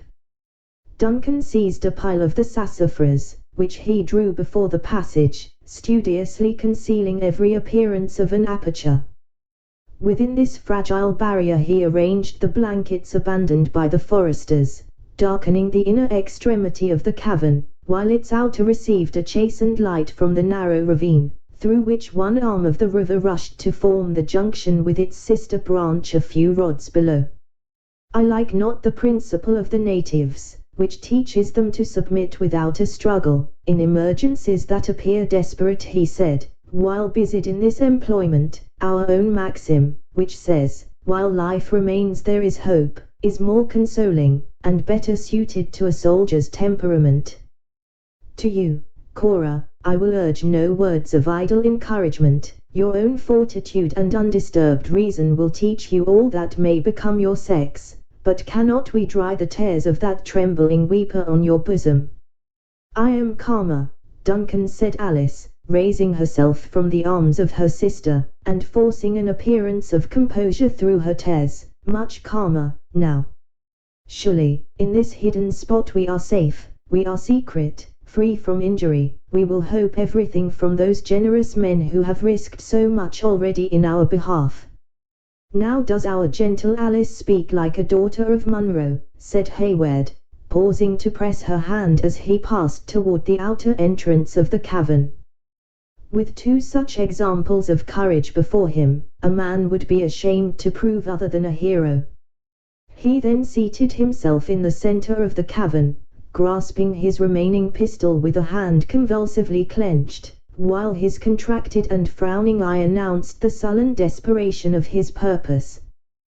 "The Hurons, if they come, may not gain our position so easily as they think," he slowly muttered, and propping his head back against the rock, he seemed to await the result in patience, though his gaze was unceasingly bent on the open avenue to their place of retreat. With the last sound of his voice, a deep, a long, and almost breathless silence succeeded. The fresh air of the morning had penetrated the recess, and its influence was gradually felt on the spirits of its inmates. As minute after minute passed by, leaving them in undisturbed security, the insinuating feeling of hope was gradually gaining possession of every bosom, though each one felt reluctant to give utterance to expectations that the next moment might so fearfully destroy. David alone formed an exception to these varying emotions. A gleam of light from the opening crossed his wan countenance, and fell upon the pages of the little volume, whose leaves he was again occupied in turning, as if searching for some song more fitted to their condition than any that had yet met their eye. He was, most probably, acting all this time under a confused recollection of the promised consolation of Duncan.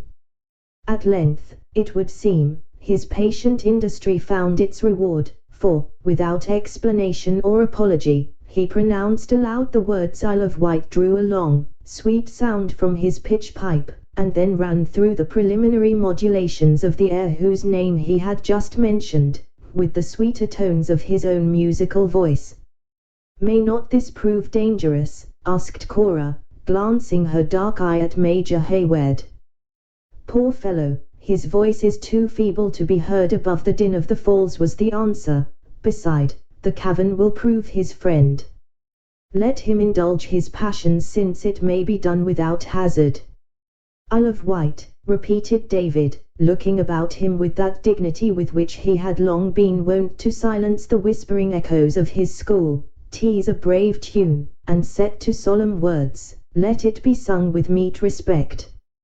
After allowing a moment of stillness to enforce his discipline, the voice of the singer was heard, in low, murmuring syllables, gradually stealing on the ear, until it filled the narrow vault with sounds rendered trebly thrilling by the feeble and tremulous utterance produced by his debility.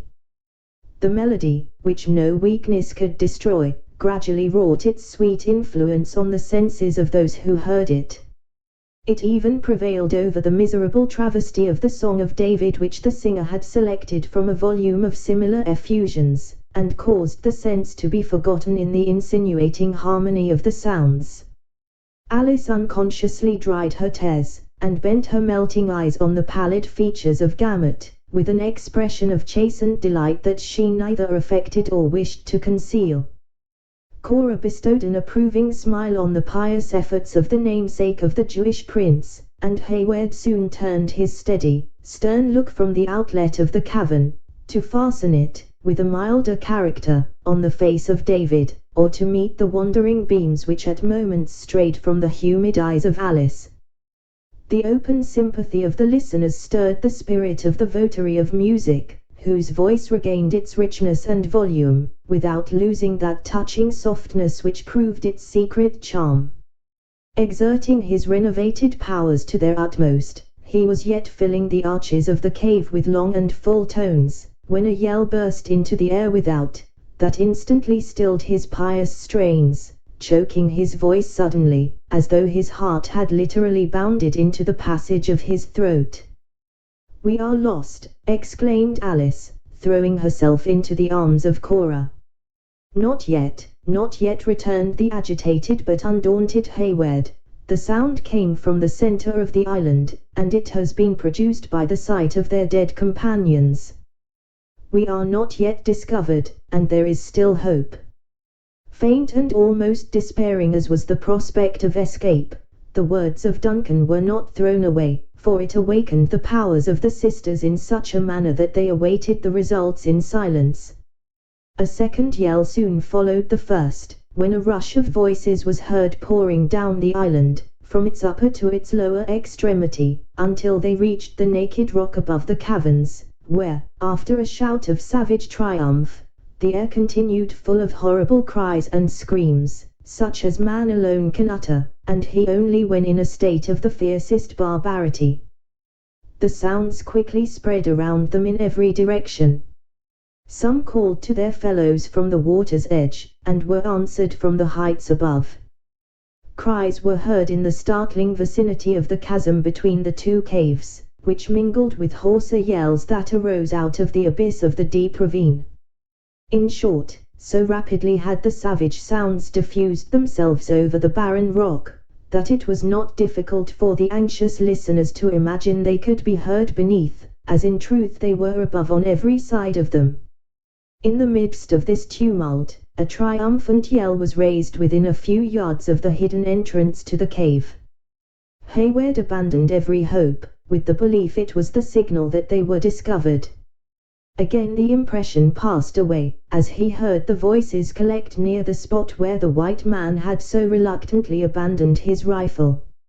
Amid the jargon of Indian dialects that he now plainly heard, it was easy to distinguish not only words, but sentences, in the patois of the Canadas.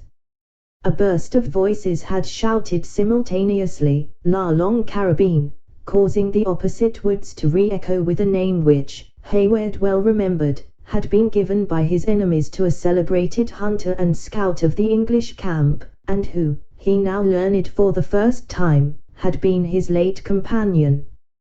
La Longue Carabine. La Longue Carabine, passed from mouth to mouth, until the whole band appeared to be collected around a trophy which would seem to announce the death of its formidable owner. After a vociferous consultation, which was, at times, deafened by bursts of savage joy, they again separated, filling the air with the name of a foe, whose body, Hayward could collect from their expressions, they hoped to find concealed in some crevice of the island. Now he whispered to the trembling sisters, now is the moment of uncertainty. If our place of retreat escape this scrutiny, we are still safe. In every event, we are assured, by what has fallen from our enemies, that our friends have escaped, and in 2 short hours we may look for succor from Webb. There were now a few minutes of fearful stillness, during which Hayward well knew that the savages conducted their search with greater vigilance and method. More than once he could distinguish their footsteps, as they brushed the sassafras, causing the faded leaves to rustle, and the branches to snap. At length, the pile yielded a little, a corner of a blanket fell, and a faint ray of light gleamed into the inner part of the cave. Cora folded Alice to her bosom in agony, and Duncan sprang to his feet. A shout was at that moment heard, as if issuing from the center of the rock, announcing that the neighboring cavern had at length been entered. In a minute, the number and loudness of the voices indicated that the whole party was collected in and around that secret place. As the inner passages to the two caves were so close to each other, Duncan, believing that escape was no longer possible, passed David and the sisters, to place himself between the latter and the first onset of the terrible meeting. Grown desperate by his situation, he drew nigh the slight barrier which separated him only by a few feet from his relentless pursuers, and placing his face to the casual opening, he even looked out with a sort of desperate indifference on their movements. Within reach of his arm was the brawny shoulder of a gigantic Indian, whose deep and authoritative voice appeared to give directions to the proceedings of his fellows. Beyond him again, Duncan could look into the vault opposite, which was filled with savages, upturning and rifling the humble furniture of the scout. The wound of David had dyed the leaves of sassafras with a color that the native well knew as anticipating the season. Over this sign of their success, they sent up a howl, like an opening from so many hounds who had recovered a lost trail. After this yell of victory, they tore up the fragrant bed of the cavern, and bore the branches into the chasm, scattering the boughs, as if they suspected them of concealing the person of the man they had so long hated and feared. One fierce and wild-looking warrior approached the chief, bearing a load of the brush, and pointing exultingly to the deep red stains with which it was sprinkled, uttered his joy in Indian yells, whose meaning Hayward was only enabled to comprehend by the frequent repetition of the name La Longue Carabine. When his triumph had ceased, he cast the brush on the slight heap Duncan had made before the entrance of the second cavern, and closed the view. His example was followed by others, who, as they drew the branches from the cave of the scout, threw them into one pile, adding, unconsciously, to the security of those they sought. The very slightness of the defense was its chief merit, for no one thought of disturbing a mass of brush, which all of them believed, in that moment of hurry and confusion, had been accidentally raised by the hands of their own party. As the blankets yielded before the outward pressure, and the branches settled in the fissure of the rock by their own weight, forming a compact body, Duncan once more breathed freely. With a light step and lighter heart, he returned to the center of the cave, and took the place he had left, where he could command a view of the opening next the river. While he was in the act of making this movement, the Indians, as if changing their purpose by a common impulse, broke away from the chasm in a body, and were heard rushing up the island again, toward the point whence they had originally descended. Here another wailing cry betrayed that they were again collected around the bodies of their dead comrades. Duncan now ventured to look at his companions, for, during the most critical moments of their danger, he had been apprehensive that the anxiety of his countenance might communicate some additional alarm to those who were so little able to sustain it. "They are gone, Cora," he whispered. "Alice, they are returned whence they came, and we are saved. To heaven, that has alone delivered us from the grasp of so merciless an enemy, be all the praise." "Then to heaven will I return my thanks," exclaimed the younger sister, rising from the encircling arm of Cora, and casting herself with enthusiastic gratitude on the naked rock, "to that heaven who has spared the tears of a grey-headed father, has saved the lives of those I so much love." Both Hayward and the more temperate Cora witnessed the act of involuntary emotion with powerful sympathy, the former secretly believing that piety had never worn a form so lovely as it had now assumed in the youthful person of Alice. Her eyes were radiant with the glow of grateful feelings. The flush of her beauty was again seated on her cheeks, and her whole soul seemed ready and anxious to pour out its thanksgivings through the medium of her eloquent features. But when her lips moved, the words they should have uttered appeared frozen by some new and sudden chill. Her bloom gave place to the paleness of death, her soft and melting eyes grew hard, and seemed contracting with horror, while those hands, which she had raised, clasped in each other, toward heaven, dropped in horizontal lines before her, the fingers pointed forward in convulsed motion. Hayward turned the instant she gave a direction to his suspicions, and peering just above the ledge which formed the threshold of the open outlet of the cavern, he beheld the malignant, fierce and savage features of Lorena Subtil. In that moment of surprise, the self-possession of Hayward did not desert him. He observed by the vacant expression of the Indian's countenance, that his eye, accustomed to the open air, had not yet been able to penetrate the dusky light which pervaded the depth of the cavern. He had even thought of retreating beyond a curvature in the natural wall, which might still conceal him and his companions, when by the sudden gleam of intelligence that shot across the features of the savage, he saw it was too late, and that they were betrayed.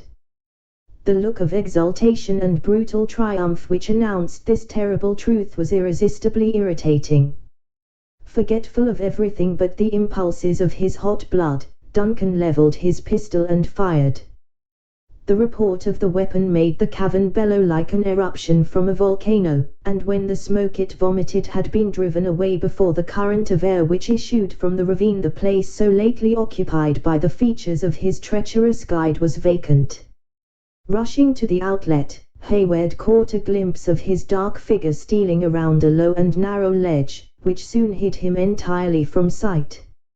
Among the savages a frightful stillness succeeded the explosion, which had just been heard bursting from the bowels of the rock. But when Lorena raised his voice in a long and intelligible whoop, it was answered by a spontaneous yell from the mouth of every Indian within hearing of the sound. The clamorous noises again rushed down the island, and before Duncan had time to recover from the shock, his feeble barrier of brush was scattered to the winds. The cavern was entered at both its extremities, and he and his companions were dragged from their shelter and borne into the day, where they stood surrounded by the whole band of the triumphant Hurons. Chapter 10. I fear we shall outsleep the coming morn, as much as we this night have overwatched. Midsummer Night's Dream. The instant the shock of this sudden misfortune had abated, Duncan began to make his observations on the appearance and proceedings of their captors. Contrary to the usages of the natives, in the wantonness of their success they had respected, not only the persons of the trembling sisters, but his own. The rich ornaments of his military attire had indeed been repeatedly handled by different individuals of the tribes with eyes expressing a savage longing to possess the baubles, but before the customary violence could be resorted to, a mandate in the authoritative voice of the large warrior, already mentioned, stayed the uplifted hand, and convinced Hayward that they were to be reserved for some object of particular moment. While, however, these manifestations of weakness were exhibited by the young and vain of the party, the more experienced warriors continued their search throughout both caverns, with an activity that denoted they were far from being satisfied with those fruits of their conquest which had already been brought to light. Unable to discover any new victim, these diligent workers of vengeance soon approached their male prisoners, pronouncing the name La Longue Carabine with a fierceness that could not be easily mistaken. Duncan affected not to comprehend the meaning of their repeated and violent interrogatories, while his companion was spared the effort of a similar deception by his ignorance of French. Wearied at length by their importunities, and apprehensive of irritating his captors by too stubborn a silence, the former looked about him in quest of Magua, who might interpret his answers to questions which were at each moment becoming more earnest and threatening. The conduct of this savage had formed a solitary exception to that of all his fellows.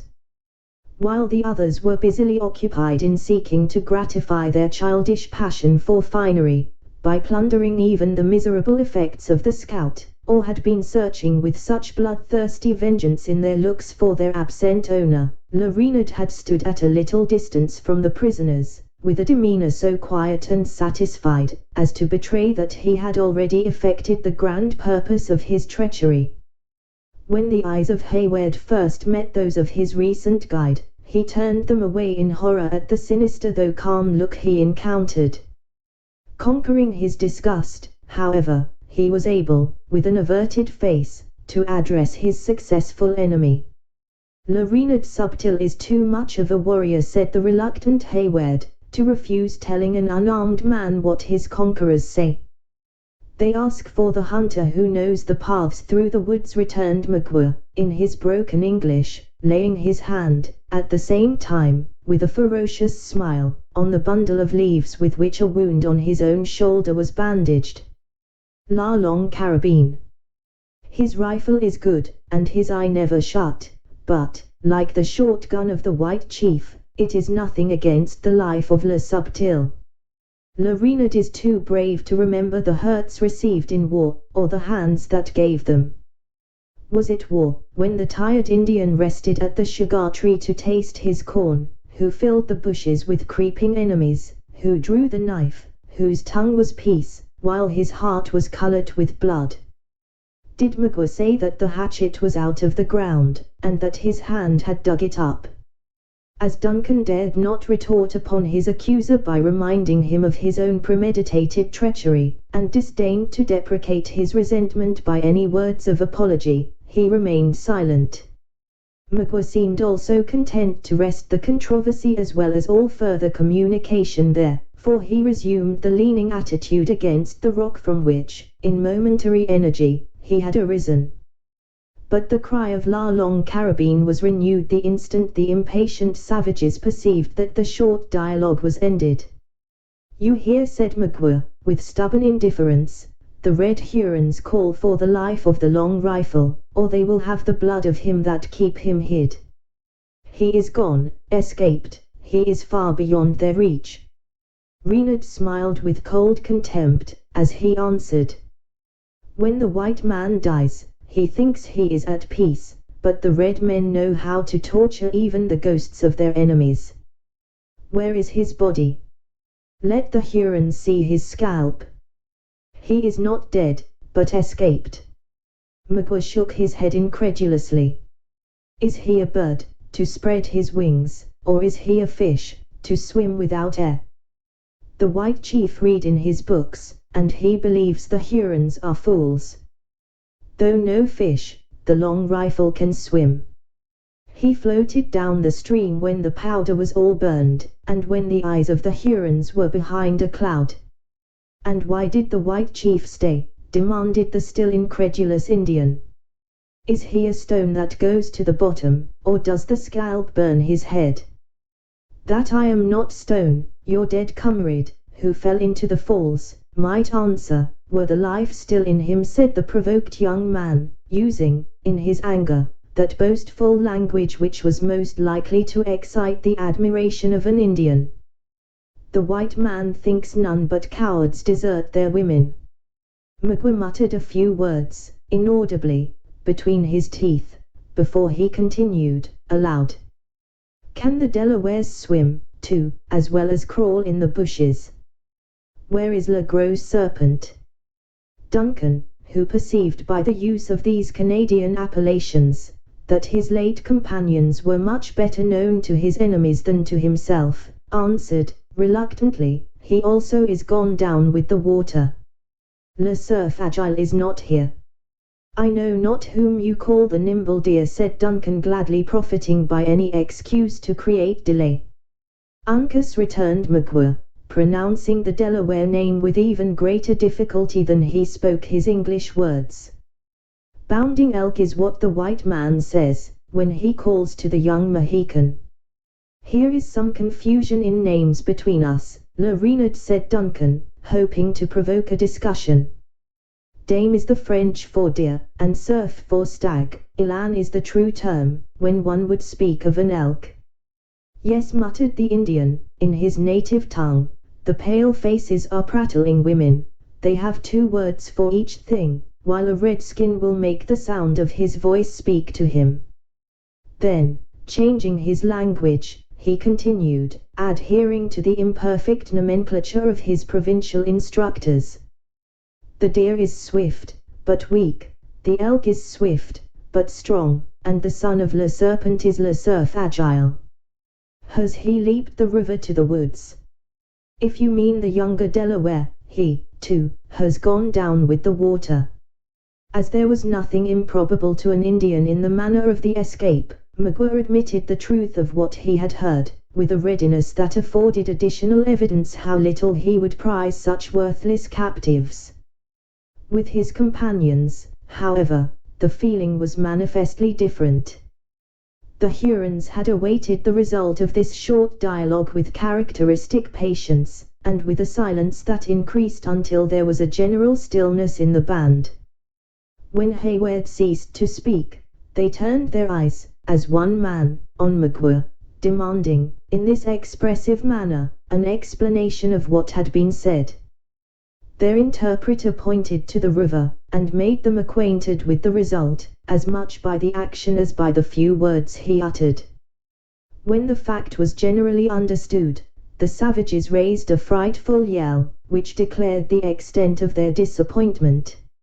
Some ran furiously to the water's edge, beating the air with frantic gestures, while others spat upon the element, to resent the supposed treason it had committed against their acknowledged rights as conquerors. A few, and they not the least powerful and terrific of the band, threw lowering looks, in which the fiercest passion was only tempered by habitual self-command, at those captives who still remained in their power, while 1 or 2 even gave vent to their malignant feelings by the most menacing gestures, against which neither the sex nor the beauty of the sisters was any protection. The young soldier made a desperate but fruitless effort to spring to the side of Alice, when he saw the dark hand of a savage twisted in the rich tresses which were flowing in volumes over her shoulders, while a knife was passed around the head from which they fell, as if to denote the horrid manner in which it was about to be robbed of its beautiful ornament. But his hands were bound, and at the first movement he made, he felt the grasp of the powerful Indian who directed the band, pressing his shoulder like a vice. Immediately conscious how unavailing any struggle against such an overwhelming force must prove, he submitted to his fate, encouraging his gentle companions by a few low and tender assurances, that the natives seldom failed to threaten more than they performed. But while Duncan resorted to these words of consolation to quiet the apprehensions of the sisters, he was not so weak as to deceive himself. He well knew that the authority of an Indian chief was so little conventional, that it was oftener maintained by physical superiority than by any moral supremacy he might possess. The danger was, therefore, magnified exactly in proportion to the number of the savage spirits by which they were surrounded. The most positive mandate from him who seemed the acknowledged leader, was liable to be violated at each moment by any rash hand that might choose to sacrifice a victim to the manes of some dead friend or relative. While, therefore, he sustained an outward appearance of calmness and fortitude, his heart leaped into his throat, whenever any of their fierce captors drew nearer than common to the helpless sisters, or fastened one of their sullen, wandering looks on those fragile forms which were so little able to resist the slightest assault. His apprehensions were, however, greatly relieved, when he saw that the leader had summoned his warriors to himself in council. Their deliberations were short, and it would seem, by the silence of most of the party, the decision unanimous. By the frequency with which the few speakers pointed in the direction of the encampment of Webb, it was apparent they dreaded the approach of danger from that quarter. This consideration probably hastened their determination, and quickened the subsequent movements. During his short conference, Hayward, finding a respite from his gravest fears, had leisure to admire the cautious manner in which the Hurons had made their approaches, even after hostilities had ceased. It has already been stated that the upper half of the island was a naked rock, and destitute of any other defences than a few scattered logs of driftwood. They had selected this point to make their descent, having borne the canoe through the wood around the cataract for that purpose. Placing their arms in the little vessel, a dozen men clinging to its sides had trusted themselves to the direction of the canoe, which was controlled by two of the most skillful warriors, in attitudes that enabled them to command a view of the dangerous passage. Favored by this arrangement, they touched the head of the island at that point which had proved so fatal to their first adventurers, but with the advantages of superior numbers, and the possession of firearms.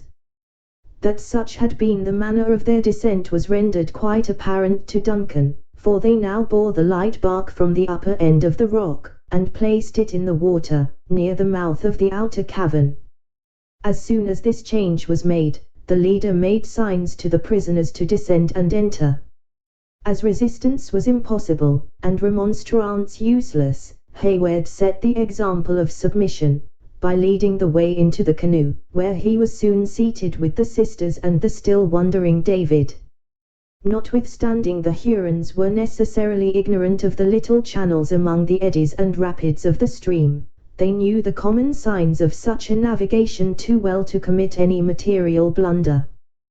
When the pilot chosen for the task of guiding the canoe had taken his station, the whole band plunged again into the river, the vessel glided down the current, and in a few moments the captives found themselves on the south bank of the stream, nearly opposite to the point where they had struck it the preceding evening. 0123. Here was held another short but earnest consultation, during which the horses, to whose panic their owners ascribed their heaviest misfortune, were led from the cover of the woods, and brought to the sheltered spot. The band now divided. The great chief, so often mentioned, mounting the charger of Hayward, led the way directly across the river, followed by most of his people, and disappeared in the woods, leaving the prisoners in charge of 6 savages, at whose head was Le Renard Subtil. Duncan witnessed all their movements with renewed uneasiness. He had been fond of believing, from the uncommon forbearance of the savages, that he was reserved as a prisoner to be delivered to Montcalm. As the thoughts of those who are in misery seldom slumber, and the invention is never more lively than when it is stimulated by hope, however feeble and remote, he had even imagined that the parental feelings of Munro were to be made instrumental in seducing him from his duty to the king. For though the French commander bore a high character for courage and enterprise, he was also thought to be expert in those political practices which do not always respect the nicer obligations of morality, and which so generally disgraced the European diplomacy of that period.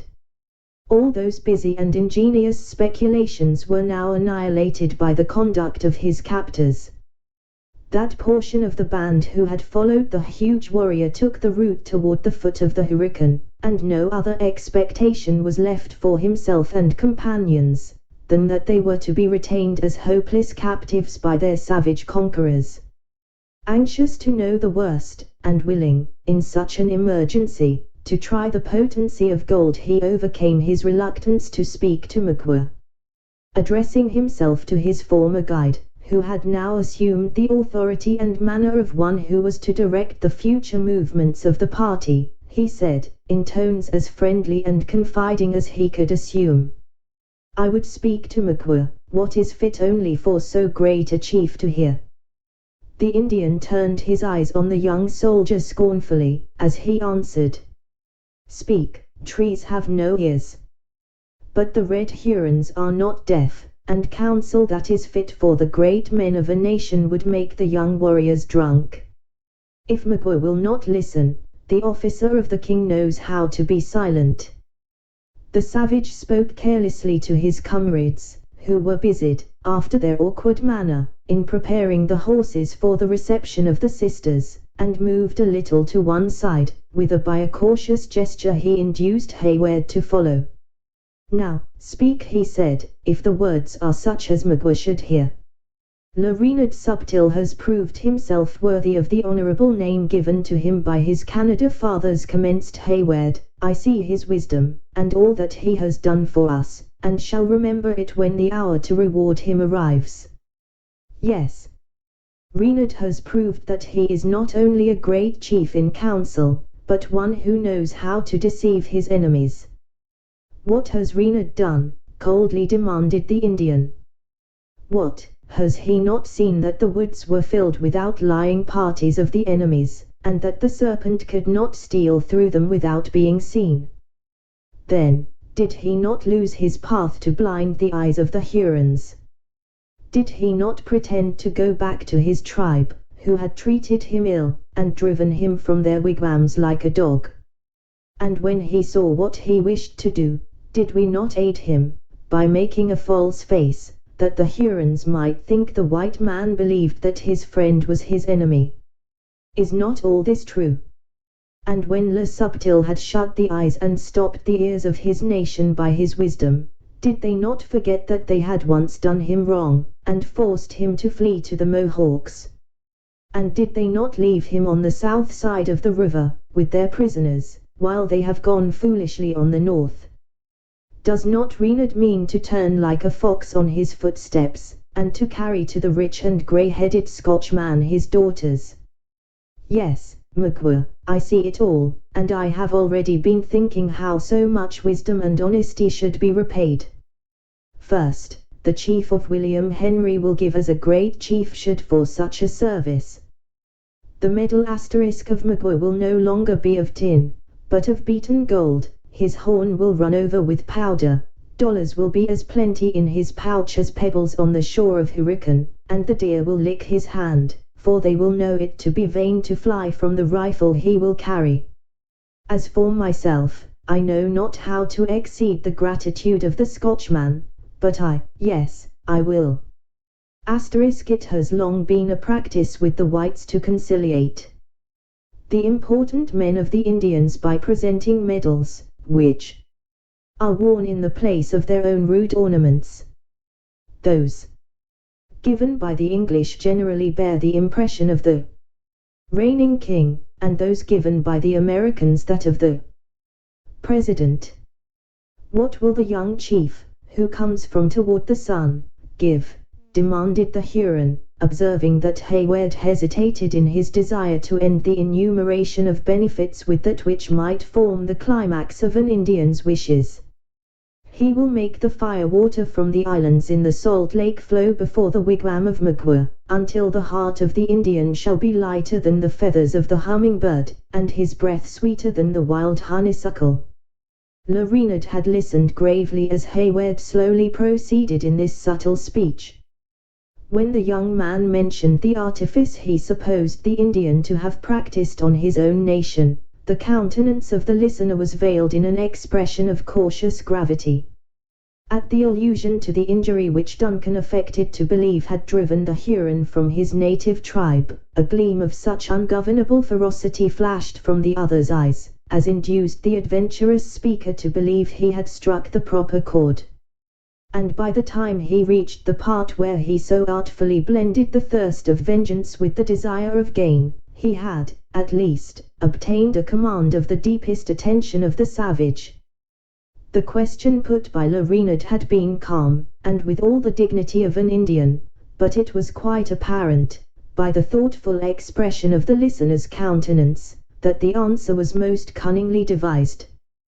The Huron mused a few moments, and then laying his hand on the rude bandages of his wounded shoulder, he said, with some energy, "Do friends make such marks? Would la long carbine cut one so slight on an enemy? Do the Delawares crawl upon those they love like snakes, twisting themselves to strike? Would la gross serpent have been heard by the ears of one he wished to be deaf? Does the white chief burn his powder in the faces of his brothers? Does he ever miss his aim, when seriously bent to kill?" returned Duncan, smiling with well-acted sincerity. Another long and deliberate pause succeeded these sententious questions and ready replies. Duncan saw that the Indian hesitated. In order to complete his victory, he was in the act of recommencing the enumeration of the rewards, when Magua made an expressive gesture and said, "Enough, Le Renard is a wise chief, and what he does will be seen. Go, and keep the mouth shut. When Magua speaks, it will be the time to answer." Hayward, perceiving that the eyes of his companion were warily fastened on the rest of the band, fell back immediately, in order to avoid the appearance of any suspicious confederacy with their leader. Magua approached the horses, and affected to be well pleased with the diligence and ingenuity of his comrades. He then signed to Hayward to assist the sisters into the saddles, for he seldom deigned to use the English tongue, unless urged by some motive of more than usual moment. There was no longer any plausible pretext for delay, and Duncan was obliged, however reluctantly, to comply. As he performed this office, he whispered his reviving hopes in the ears of the trembling females, who, through dread of encountering the savage countenances of their captors, seldom raised their eyes from the ground. The mare of David had been taken with the followers of the large chief. In consequence, its owner, as well as Duncan, was compelled to journey on foot. The latter did not, however, so much regret this circumstance, as it might enable him to retard the speed of the party, for he still turned his longing looks in the direction of Fort Edward, in the vain expectation of catching some sound from that quarter of the forest, which might denote the approach of succor. When all were prepared, Magua made the signal to proceed, advancing in front to lead the party in person. Next followed David, who was gradually coming to a true sense of his condition, as the effects of the wound became less and less apparent. The sisters rode in his rear, with Hayward at their side, while the Indians flanked the party, and brought up the close of the march, with a caution that seemed never to tire.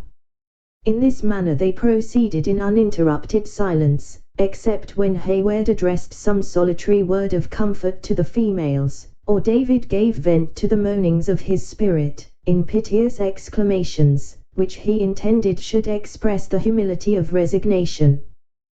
Their direction lay toward the south, and in a course nearly opposite to the road to William Henry. Notwithstanding this apparent adherence in Magua to the original determination of his conquerors, Hayward could not believe his tempting bait was so soon forgotten, and he knew the windings of an Indian's path too well to suppose that its apparent course led directly to its object, when artifice was at all necessary. Mile after mile was, however, passed through the boundless woods, in this painful manner, without any prospect of a termination to their journey. Hayward watched the sun, as he darted his meridian rays through the branches of the trees, and pined for the moment when the policy of Magua should change their route to one more favorable to his hopes. Sometimes he fancied the wary savage, despairing of passing the army of Montcalm in safety, was holding his way toward a well-known border settlement, where a distinguished officer of the crown, and a favored friend of the Six Nations, held his large possessions, as well as his usual residence. To be delivered into the hands of Sir William Johnson was far preferable to being led into the wilds of Canada, but in order to effect even the former, it would be necessary to traverse the forest for many weary leagues, each step of which was carrying him further from the scene of the war, and, consequently, from the post, not only of honor, but of duty. Cora alone remembered the parting injunctions of the scout, and whenever an opportunity offered, she stretched forth her arm to bend aside the twigs that met her hands. But the vigilance of the Indians rendered this act of precaution both difficult and dangerous. She was often defeated in her purpose, by encountering their watchful eyes, when it became necessary to feign an alarm she did not feel, and occupy the limb by some gesture of feminine apprehension. Once, and once only, was she completely successful, when she broke down the bough of a large sumac, and by a sudden thought, let her glove fall at the same instant. This sign, intended for those that might follow, was observed by one of her conductors, who restored the glove, broke the remaining branches of the bush in such a manner that it appeared to proceed from the struggling of some beast in its branches, and then laid his hand on his tomahawk, with a look so significant, that it put an effectual end to these stolen memorials of their passage.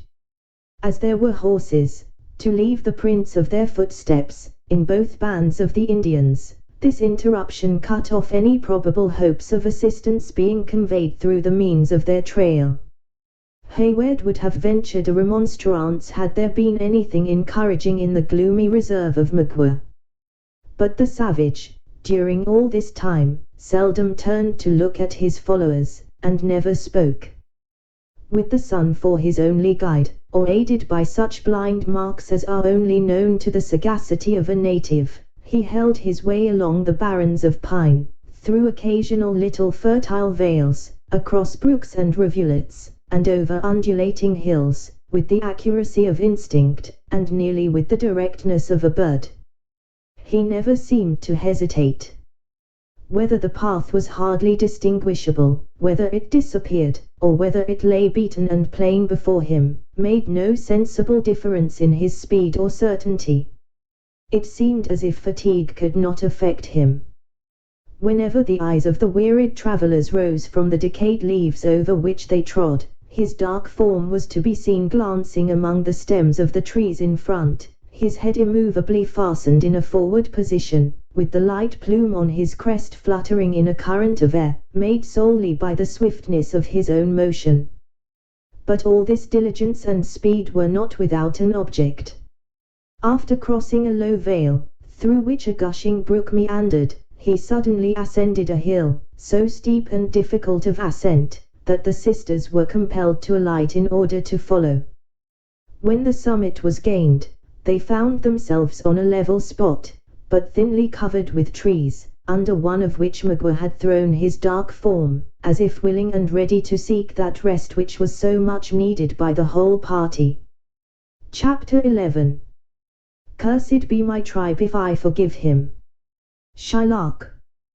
The Indian had selected for this desirable purpose one of those steep, pyramidal hills, which bear a strong resemblance to artificial mounds, and which so frequently occur in the valleys of America. The one in question was high and precipitous, its top flattened, as usual, but with one of its sides more than ordinarily irregular. It possessed no other apparent advantage for a resting place, than in its elevation and form, which might render defense easy, and surprise nearly impossible. As Hayward, however, no longer expected that rescue which time and distance now rendered so improbable, he regarded these little peculiarities with an eye devoid of interest, devoting himself entirely to the comfort and condolence of his feebler companions. The Narragansetts were suffered to browse on the branches of the trees and shrubs that were thinly scattered over the summit of the hill, while the remains of their provisions were spread under the shade of a beech, that stretched its horizontal limbs like a canopy above them.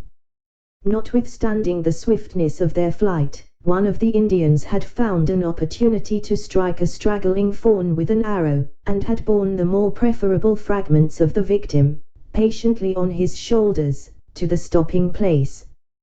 Without any aid from the science of cookery, he was immediately employed, in common with his fellows, in gorging himself with this digestible sustenance.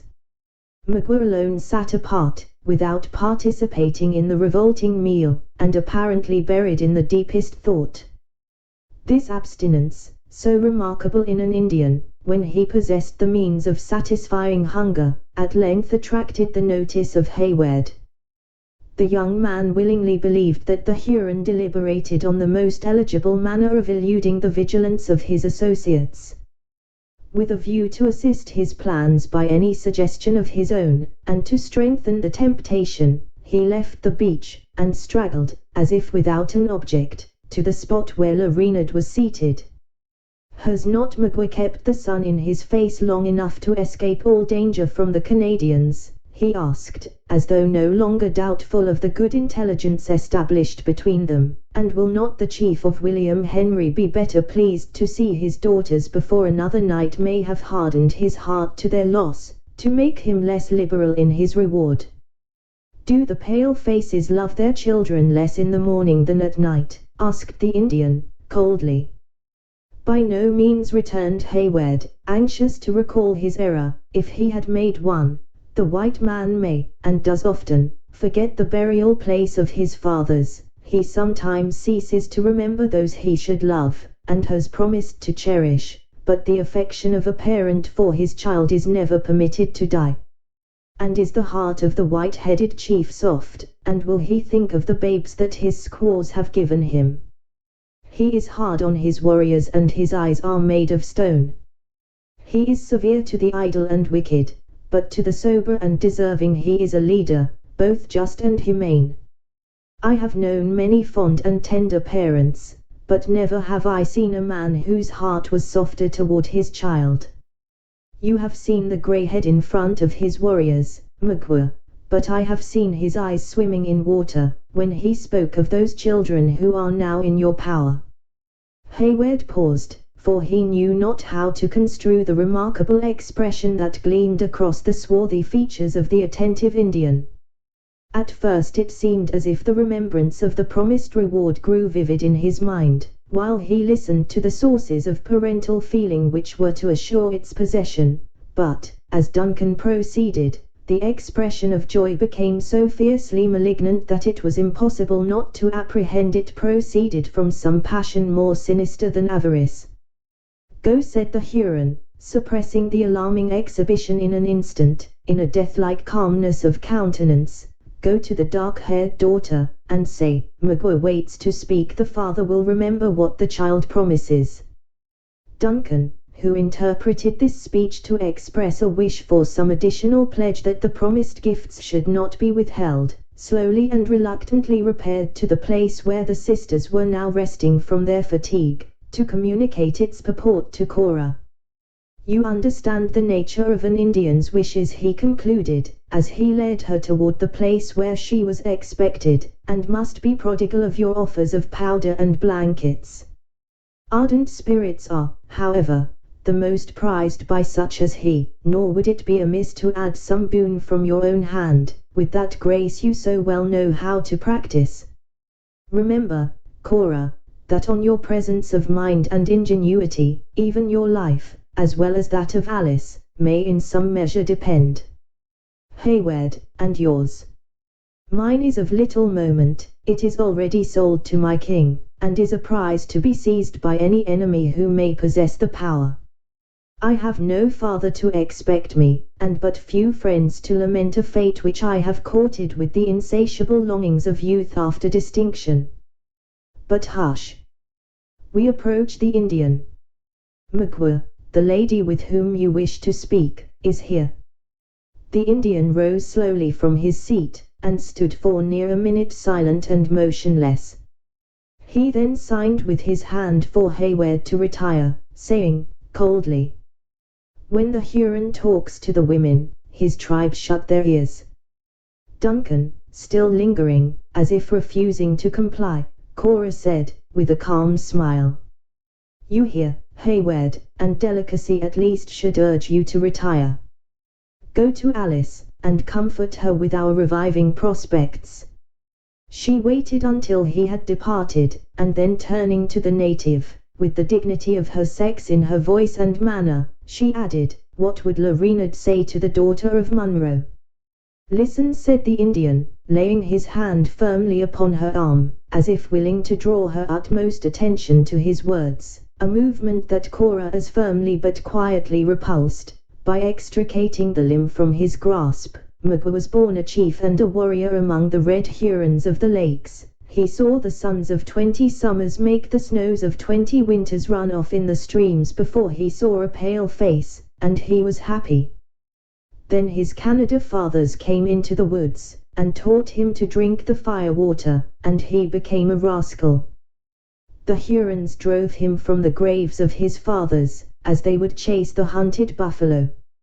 He ran down the shores of the lakes, and followed their outlet to the city of Canaan. There he hunted and fished, till the people chased him again through the woods into the arms of his enemies.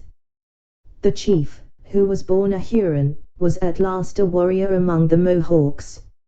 Something like this I had heard before, said Cora, observing that he paused to suppress those passions which began to burn with too bright a flame, as he recalled the recollection of his supposed injuries.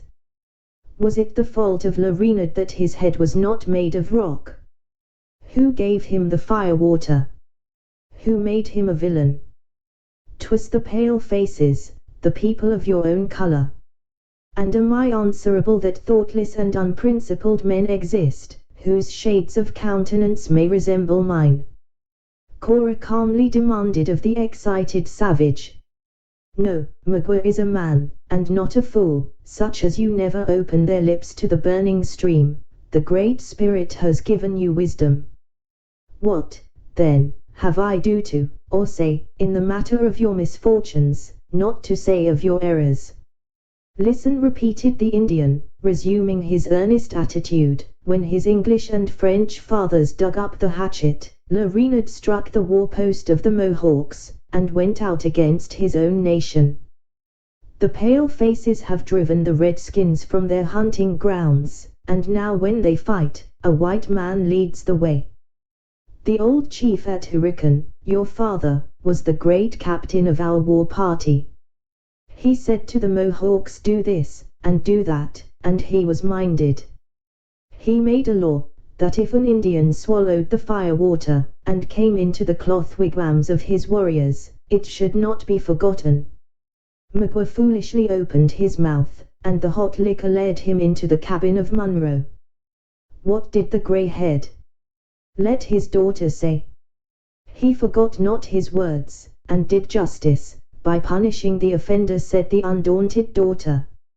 Justice, repeated the Indian, casting an oblique glance of the most ferocious expression at her unyielding countenance. Is it justice to make evil and then punish for it? Magua was not himself, it was the fire-water that spoke and acted for him. But Munro did believe it. The Huron chief was tied up before all the pale-faced warriors, and whipped like a dog. Cora remained silent, for she knew not how to palliate this imprudent severity on the part of her father in a manner to suit the comprehension of an Indian. See, continued Magua, tearing aside the slight calico that very imperfectly concealed his painted breast, here are scars given by knives and bullets. Of these a warrior may boast before his nation, but the grey-head has left marks on the back of the Huron chief that he must hide like a squaw, under this painted cloth of the whites. I had thought, resumed Cora, that an Indian warrior was patient, and that his spirit felt not and knew not the pain his body suffered. When the chipper was tied Magua to the stake, and cut this gash, said the other, laying his finger on a deep scar, the Huron laughed in their faces, and told them, women struck so light. His spirit was then in the clouds. But when he felt the blows of Munro, his spirit lay under the birch. The spirit of a Huron is never drunk, it remembers forever. But it may be appeased. If my father has done you this injustice, show him how an Indian can forgive an injury, and take back his daughters. You have heard from Major Hayward. Magua shook his head, forbidding the repetition of offers he so much despised. What would you have? Continued Cora, after a most painful pause, while the conviction forced itself on her mind that the too sanguine and generous Duncan had been cruelly deceived by the cunning of the savage. What a Huron loves, good for good, bad for bad. You would, then, revenge the injury inflicted by Munro on his helpless daughters. Would it not be more like a man to go before his face, and take the satisfaction of a warrior? The arms of the pale faces are long, and their knives sharp, returned the savage, with a malignant laugh. Why should Le Renard go among the muskets of his warriors, when he holds the spirit of the grey-head in his hand. Name your intention, Magua, said Cora, struggling with herself to speak with steady calmness. Is it to lead us prisoners to the woods, or do you contemplate even some greater evil? Is there no reward, no means of palliating the injury, and of softening your heart? At least, release my gentle sister, and pour out all your malice on me. Purchase wealth by her safety and satisfy your revenge with a single victim. The loss of both his daughters might bring the aged man to his grave, and where would then be the satisfaction of La Reynard? Listen, said the Indian again. The light eyes can go back to the Hurricane, and tell the old chief what has been done, if the dark-haired woman will swear by the great spirit of her fathers to tell no lie. What must I promise? Demanded Cora, still maintaining a secret ascendancy over the fierce native by the collected and feminine dignity of her presence. When Magua left his people, his wife was given to another chief. He has now made friends with the Hurons, and will go back to the graves of his tribe, on the shores of the Great Lake. Let the daughter of the English chief follow, and live in his wigwam forever. However revolting a proposal of such a character might prove to Cora, she retained, notwithstanding her powerful disgust, sufficient self-command to reply, without betraying the weakness. And what pleasure would Magua find in sharing his cabin with a wife he did not love, one who would be of a nation and color different from his own? It would be better to take the gold of Munro, and buy the heart of some Huron maid with his gifts. The Indian made no reply for near a minute, but bent his fierce looks on the countenance of Cora, in such wavering glances, that her eyes sank with shame, under an impression that for the first time they had encountered an expression that no chaste female might endure. While she was shrinking within herself, in dread of having her ears wounded by some proposal still more shocking than the last, the voice of Magua answered, in its tones of deepest malignancy. When the blows scorched the back of the Huron, he would know where to find a woman to feel the smart. The daughter of Munro would draw his water, hoe his corn, and cook his venison. The body of the greyhead would sleep among his cannon, but his heart would lie within reach of the knife of Le Subtil. Monster, well dost thou deserve thy treacherous name, cried Cora, in an ungovernable burst of filial indignation. None but a fiend could meditate such a vengeance. But thou overratest thy power. You shall find it is, in truth, the heart of Munro you hold, and that it will defy your utmost malice. The Indian answered this bold defiance by a ghastly smile, that showed an unaltered purpose, while he motioned her away, as if to close the conference forever. Cora, already regretting her precipitation, was obliged to comply, for Magua instantly left the spot, and approached his gluttonous comrades. Hayward flew to the side of the agitated female, and demanded the result of a dialogue that he had watched at a distance with so much interest. But, unwilling to alarm the fears of Alice, she evaded a direct reply, betraying only by her anxious looks fastened on the slightest movements of her captors. To the reiterated and earnest questions of her sister concerning their probable destination, she made no other answer than by pointing toward the dark group, with an agitation she could not control, and murmuring as she folded Alice to her bosom, "There, there, read our fortunes in their faces, we shall see, we shall see." The action, and the choked utterance of Cora, spoke more impressively than any words, and quickly drew the attention of her companions on that spot where her own was riveted with an intenseness that nothing but the importance of the stake could create. When Magua reached the cluster of lolling savages, who, gorged with their disgusting meal, lay stretched on the earth in brutal indulgence, he commenced speaking with the dignity of an Indian chief. The first syllables he uttered had the effect to cause his listeners to raise themselves in attitudes of respectful attention. As the Huron used his native language, the prisoners, notwithstanding the caution of the natives, had kept them within the swing of their tomahawks, could only conjecture the substance of his harangue from the nature of those significant gestures with which an Indian always illustrates his eloquence. At first, the language, as well as the action of Magua, appeared calm and deliberative. When he had succeeded in sufficiently awakening the attention of his comrades, Hayward fancied, by his pointing so frequently toward the direction of the Great Lakes, that he spoke of the land of their fathers, and of their distant tribe. Frequent indications of applause escaped the listeners, who, as they uttered the expressive hue, looked at each other in commendation of the speaker. Le Renard was too skillful to neglect his advantage.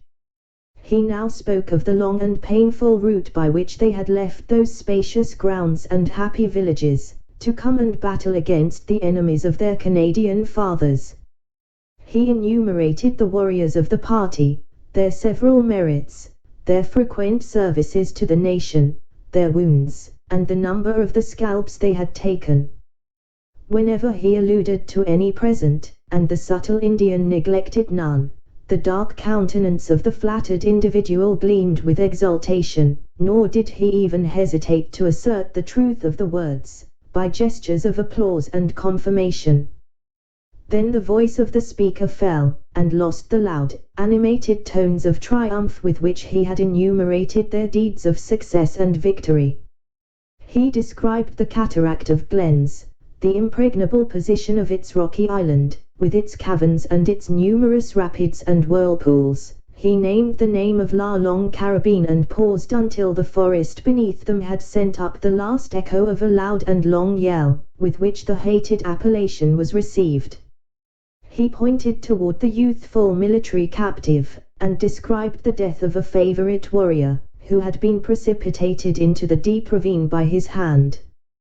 He not only mentioned the fate of him who, hanging between heaven and earth, had presented such a spectacle of horror to the whole band, but he acted anew the terrors of his situation, his resolution and his death, on the branches of a sapling, and, finally, he rapidly recounted the manner in which each of their friends had fallen, never failing to touch upon their courage, and their most acknowledged virtues. When this recital of events was ended, his voice once more changed, and became plaintive and even musical, in its low guttural sounds. He now spoke of the wives and children of the slain, their destitution, their misery, both physical and moral, their distance, and, at last, of their unavenged wrongs. Then suddenly lifting his voice to a pitch of terrific energy, he concluded by demanding, "Are the Hurons dogs to bear this? Who shall say to the wife of Menalgua that the fishes have his scalp, and that his nation have not taken revenge? Who will dare meet the mother of Wassawatami, that scornful woman, with his hands clean? What shall be said to the old men when they ask us for scalps, and we have not a hair from a white head to give them? The women will point their fingers at us. There is a dark spot on the names of the Hurons, and it must be hid in blood." His voice was no longer audible in the burst of rage which now broke into the air, as if the wood, instead of containing so small a band, was filled with the nation. During the foregoing address the progress of the speaker was too plainly read by those most interested in his success through the medium of the countenances of the men he addressed. They had answered his melancholy and mourning by sympathy and sorrow, his assertions, by gestures of confirmation, and his boasting, with the exultation of savages.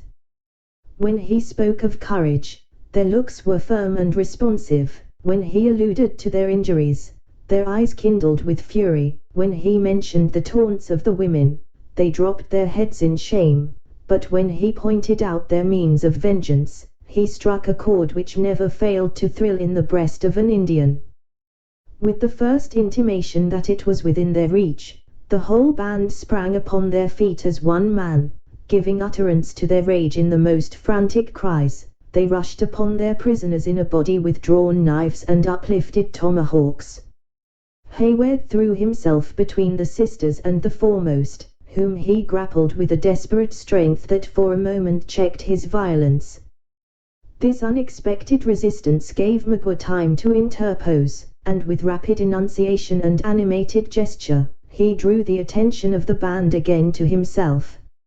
In that language he knew so well how to assume, he diverted his comrades from their instant purpose, and invited them to prolong the misery of their victims.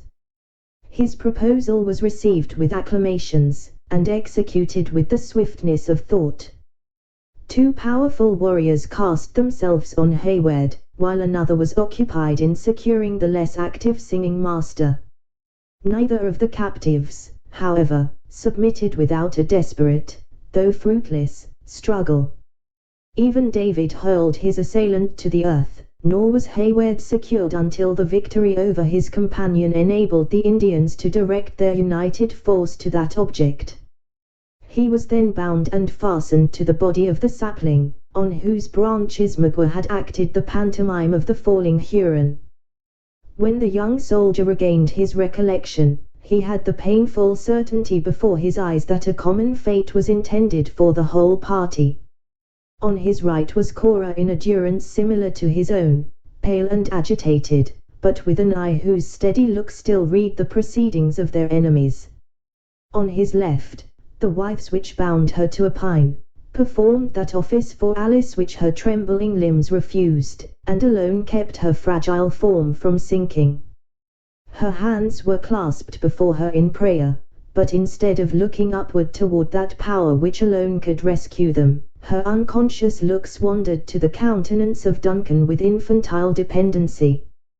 David had contended, and the novelty of the circumstance held him silent, in deliberation on the propriety of the unusual occurrence.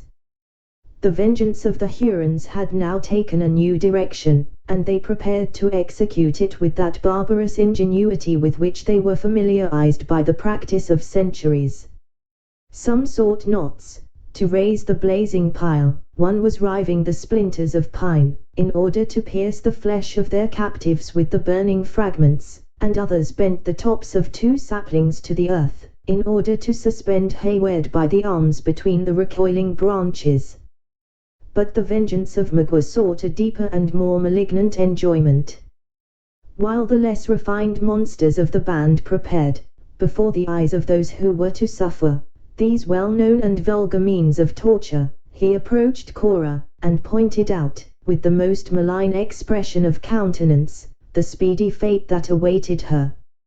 "Ha," he added, "what says the daughter of Munro? Her head is too good to find a pillow in the wigwam of La Reynard. Will she like it better when it rolls about this hill a plaything for the wolves? Her bosom cannot nurse the children of a Huron, she will see it spit upon by Indians." "What means the monster?" demanded the astonished Hayward. "Nothing," was the firm reply. "He is a savage, a barbarous and ignorant savage, and knows not what he does. Let us find leisure, with our dying breath, to ask for him penitence and pardon." "Pardon," echoed the fierce Huron, mistaking in his anger the meaning of her words. "The memory of an Indian is no longer than the arm of the pale faces, his mercy shorter than their justice. Say, shall I send the yellow hair to her father, and will you follow Magua to the Great Lakes, to carry his water, and feed him with corn?" Cora beckoned him away, with an emotion of disgust she could not control.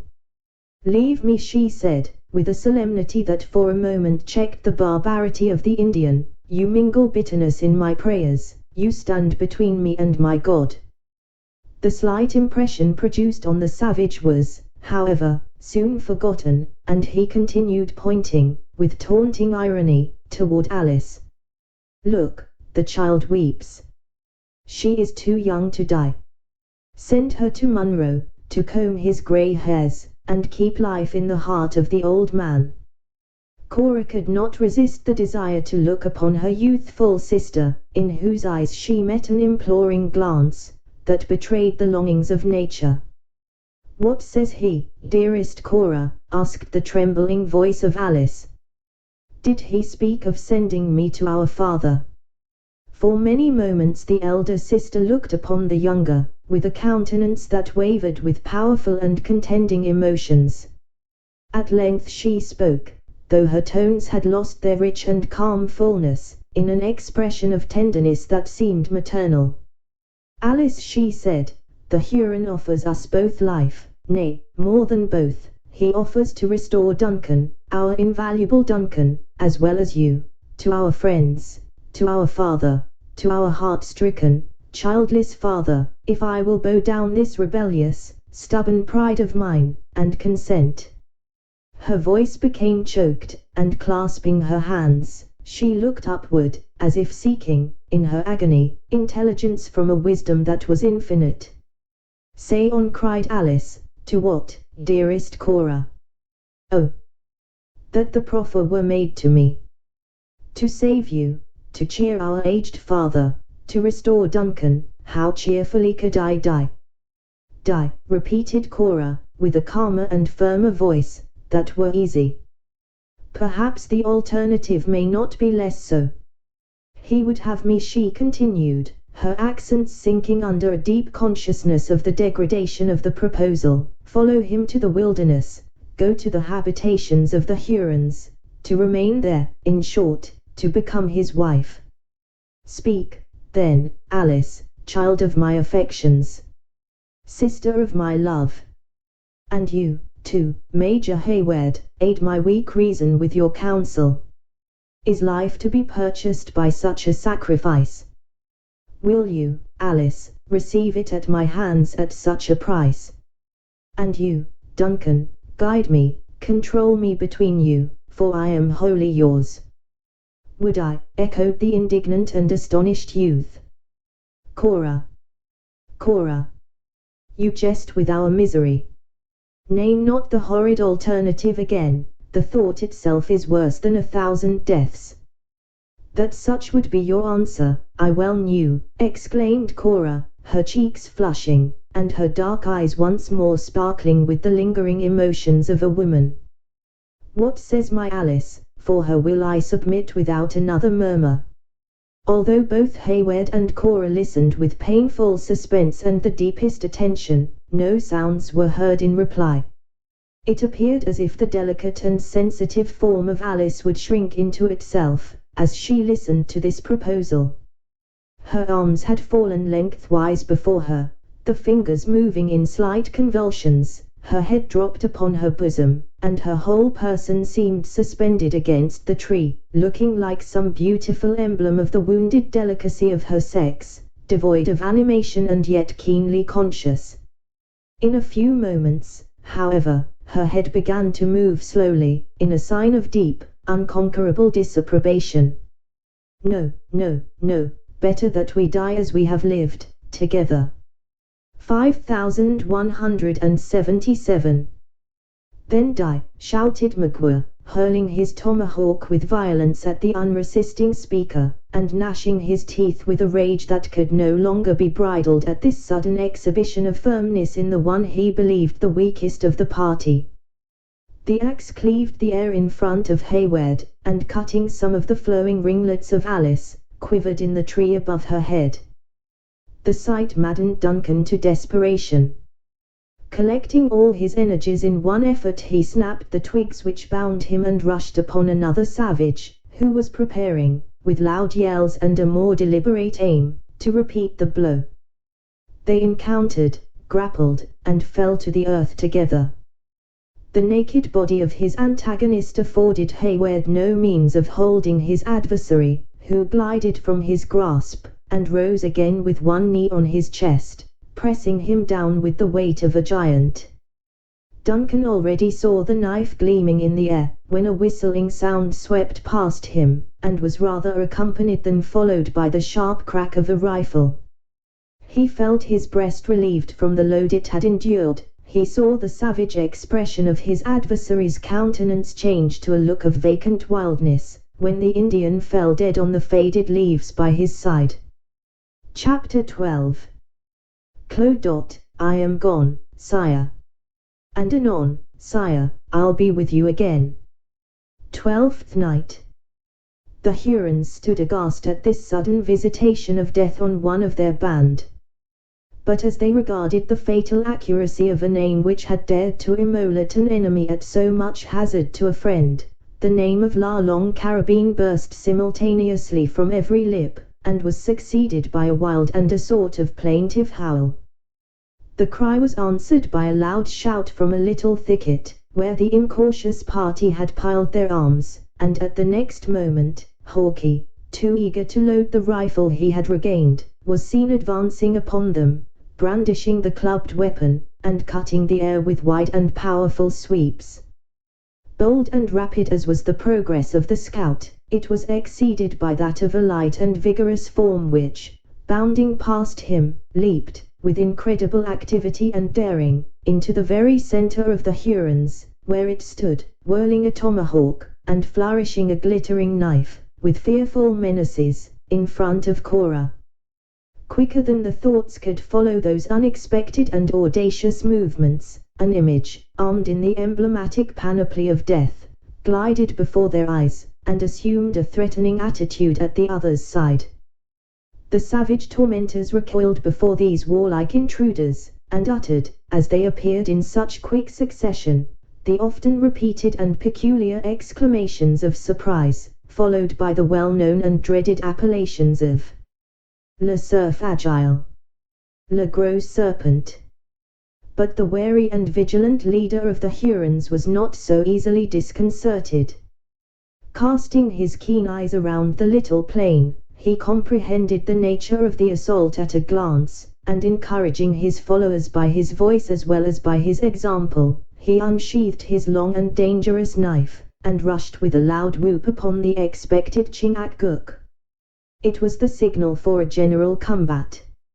Neither party had firearms, and the contest was to be decided in the deadliest manner, hand to hand, with weapons of offense, and none of defense. Uncas answered the whoop, and leaping on an enemy, with a single, well-directed blow of his tomahawk, cleft him to the brain. Hayward tore the weapon of Magua from the sapling, and rushed eagerly toward the fray. As the combatants were now equal in number, each singled an opponent from the adverse band. The rush and blows passed with the fury of a whirlwind, and the swiftness of lightning. Hawke soon got another enemy within reach of his arm, and with one sweep of his formidable weapon he beat down the slight and inartificial defenses of his antagonist, crushing him to the earth with the blow. Hayward ventured to hurl the tomahawk he had seized, too ardent to await the moment of closing. It struck the Indian he had selected on the forehead, and checked for an instant his onward rush. Encouraged by this slight advantage, the impetuous young man continued his onset, and sprang upon his enemy with naked hands. A single instant was enough to assure him of the rashness of the measure, for he immediately found himself fully engaged, with all his activity and courage, in endeavoring to ward the desperate thrusts made with the knife of the Huron. Unable longer to foil an enemy so alert and vigilant, he threw his arms about him, and succeeded in pinning the limbs of the other to his side, with an iron grasp, but one that was far too exhausting to himself to continue long. In this extremity he heard a voice near him, shouting, "Exterminate the varlets, no quarter to an accursed Mingo." At the next moment, the breech of Hawke's rifle fell on the naked head of his adversary, whose muscles appeared to wither under the shock, as he sank from the arms of Duncan, flexible and motionless. When Uncas had brained his first antagonist, he turned, like a hungry lion, to seek another.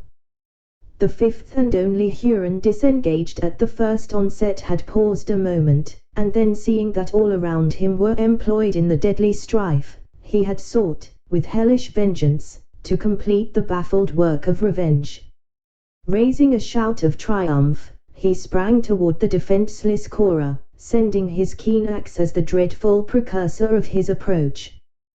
The tomahawk grazed her shoulder, and cutting the withes which bound her to the tree, left the maiden at liberty to fly. She eluded the grasp of the savage, and reckless of her own safety, threw herself on the bosom of Alice, striving with convulsed and ill-directed fingers, to tear asunder the twigs which confined the person of her sister. Any other than a monster would have relented at such an act of generous devotion to the best and purest affection, but the breast of the Huron was a stranger to sympathy. Seizing Cora by the rich tresses which fell in confusion about her form, he tore her from her frantic hold, and bowed her down with brutal violence to her knees. The savage drew the flowing curls through his hand, and raising them on high with an outstretched arm, he passed the knife around the exquisitely molded head of his victim, with a taunting and exulting laugh. But he purchased this moment of fierce gratification with the loss of the fatal opportunity. It was just then the sight caught the eye of Uncas. Bounding from his footsteps he appeared for an instant, darting through the air, and descending in a ball he fell on the chest of his enemy, driving him many yards from the spot, headlong and prostrate.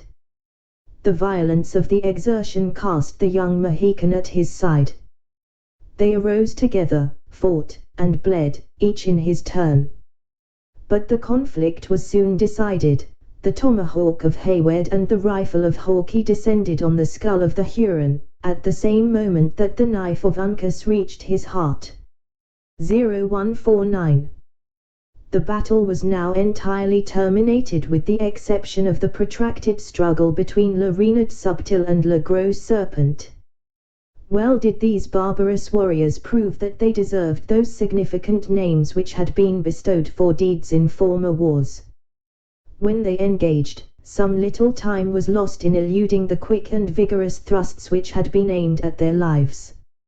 Suddenly darting on each other, they closed, and came to the earth, twisted together like twining serpents, in pliant and subtle folds. At the moment when the victors found themselves unoccupied, the spot where these experienced and desperate combatants lay could only be distinguished by a cloud of dust and leaves, which moved from the center of the little plain toward its boundary, as if raised by the passage of a whirlwind. Urged by the different motives of filial affection, friendship and gratitude, Hayward and his companions rushed with one accord to the place, encircling the little canopy of dust which hung above the warriors. In vain did Uncas dart around the cloud, with a wish to strike his knife into the heart of his father's foe. The threatening rifle of Hawkeye was raised and suspended in vain, while Duncan endeavored to seize the limbs of the Huron with hands that appeared to have lost their power. Covered as they were with dust and blood, the swift evolutions of the combatants seemed to incorporate their bodies into one. The death-like looking figure of the Mohican, and the dark form of the Huron, gleamed before their eyes in such quick and confused succession, that the friends of the former knew not where to plant the succoring blow. It is true there were short and fleeting moments, when the fiery eyes of Magua were seen glittering, like the fabled organs of the basilisk through the dusty wreath by which he was enveloped, and he read by those short and deadly glances the fate of the combat in the presence of his enemies. Ere, however, any hostile hand could descend on his devoted head, its place was filled by the scowling visage of Chingachgook. In this manner the scene of the combat was removed from the center of the little plain to its verge. The Mohican now found an opportunity to make a powerful thrust with his knife. Magua suddenly relinquished his grasp, and fell backward without motion, and seemingly without life. His adversary leaped on his feet, making the arches of the forest ring with the sounds of triumph. "Well done for the Delawares, victory to the Mohicans!" cried Hawkeye, once more elevating the butt of the long and fatal rifle. "A finishing blow from a man without a cross will never tell against his honor, nor rob him of his right to the scalp." But at the very moment when the dangerous weapon was in the act of descending, the subtle Huron rolled swiftly from beneath the danger, over the edge of the precipice, and falling on his feet, was seen leaping, with a single bound, into the center of a thicket of low bushes, which clung along its sides. The Delawares, who had believed their enemy dead, uttered their exclamation of surprise, and were following with speed and clamor, like hounds in open view of the deer, when a shrill and peculiar cry from the scout instantly changed their purpose, and recalled them to the summit of the hill. 'Twas like himself, cried the inveterate forester, whose prejudices contributed so largely to veil his natural sense of justice in all matters which concerned the Mingoes, a lying and deceitful varlet as he is. An honest Delaware now, being fairly vanquished, would have lain still, and been knocked on the head, but these knavish Marquas cling to life like so many cats o' the mountain. Let him go, 'tis but one man, and he without rifle or bow, many a long mile from his French comrades, and like a rattler that lost his fangs, he can do no further mischief, until such time as he, and we too, may leave the prints of our moccasins over a long reach of sandy plain. See, Uncas, he added, in Delaware, your father is flaying the scalps already. It may be well to go round and feel the vagabonds that are left, or we may have another of them loping through the woods, and screeching like a jay that has been winged. So saying, the honest but implacable scout made the circuit of the dead, into whose senseless bosoms he thrust his long knife, with as much coolness as though they had been so many brute carcasses. He had, however, been anticipated by the elder Mohican, who had already torn the emblems of victory from the unresisting heads of the slain. But Uncas, denying his habits, we had almost said his nature, flew with instinctive delicacy, accompanied by Hayward, to the assistance of the females, and quickly releasing Alice, placed her in the arms of Cora. We shall not attempt to describe the gratitude to the Almighty Disposer of events which glowed in the bosoms of the sisters, who were thus unexpectedly restored to life and to each other. Their thanksgivings were deep and silent, the offerings of their gentle spirits burning brightest and purest on the secret altars of their hearts, and their renovated and more earthly feelings exhibiting themselves in long and fervent though speechless caresses. As Alice rose from her knees, where she had sunk by the side of Cora, she threw herself on the bosom of the latter, and sobbed aloud the name of their aged father, while her soft, dove-like eyes sparkled with the rays of hope. We are saved, she murmured, to return to the arms of our dear, dear father, and his heart will not be broken with grief. And you, too, Cora, my sister, my more than sister, my mother, you, too, are spared. And Duncan, she added, looking round upon the youth with a smile of ineffable innocence, even our own brave and noble Duncan has escaped without a hurt. To these ardent and nearly innocent words Cora made no other answer than by straining the youthful speaker to her heart, as she bent over her in melting tenderness. The manhood of Hayward felt no shame in dropping tears over this spectacle of affectionate rapture, and Uncas stood, fresh and blood-stained from the combat, a calm, and, apparently, an unmoved looker-on, it is true, but with eyes that had already lost their fierceness, and were beaming with a sympathy that elevated him far above the intelligence, and advanced him probably centuries before, the practices of his nation.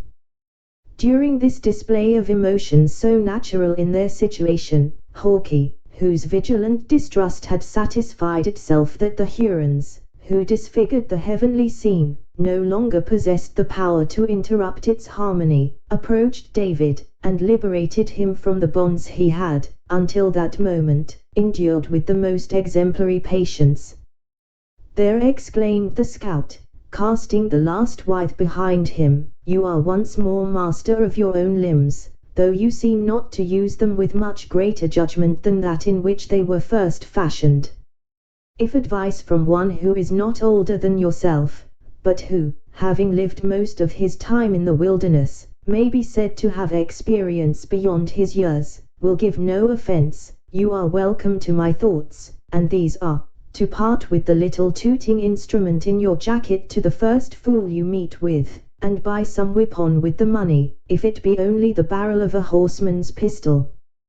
By industry and care, you might thus come to some preferment, for by this time, I should think, your eyes would plainly tell you that a carrion crow is a better bird than a mocking thresher. The one will, at least, remove foul sights from before the face of man, while the other is only good to brew disturbances in the woods, by cheating the ears of all that hear them. Arms and the clarion for the battle, but the song of thanksgiving to the victory, answered the liberated David. Friend, he added, thrusting forth his lean, delicate hand toward Hawkeye, in kindness, while his eyes twinkled and grew moist, I thank thee that the hairs of my head still grow where they were first rooted by Providence, for, though those of other men may be more glossy and curling, I have ever found mine own well suited to the brain they shelter. That I did not join myself to the battle, was less owing to disinclination, than to the bonds of the heathen. Valiant and skilfullest thou proved thyself in the conflict, and I hereby thank thee, before proceeding to discharge other and more important duties, because thou hast proved thyself well worthy of a Christian's praise. The thing is but a trifle, and what you may often see if you tarry long among us, returned the scout, a good deal softened toward the man of song, by this unequivocal expression of gratitude. I have got back my old companion, Killdeer, he added, striking his hand on the breech of his rifle, and that in itself is a victory. These Iroquois are cunning, but they outwitted themselves when they placed their firearms out of reach, and had Uncas or his father been gifted with only their common Indian patience, we should have come in upon the knaves with 3 bullets instead of 1, and that would have made a finish of the whole pack, yon loping varlet, as well as his comrades. But 'twas all foreordered, and for the best. Thou sayest well, returned David, and hast caught the true spirit of Christianity. He that is to be saved will be saved, and he that is predestined to be damned will be damned. This is the doctrine of truth, and most consoling and refreshing it is to the true believer. The scout, who by this time was seated, examining into the state of his rifle with a species of parental assiduity, now looked up at the other in a displeasure that he did not affect to conceal, roughly interrupting further speech. Doctrine or no doctrine, said the sturdy woodsman, 'tis the belief of knaves, and the curse of an honest man. I can credit that yonder Huron was to fall by my hand, for with my own eyes I have seen it, but nothing short of being a witness will cause me to think he has met with any reward, or that Chingachgook there will be condemned at the final day.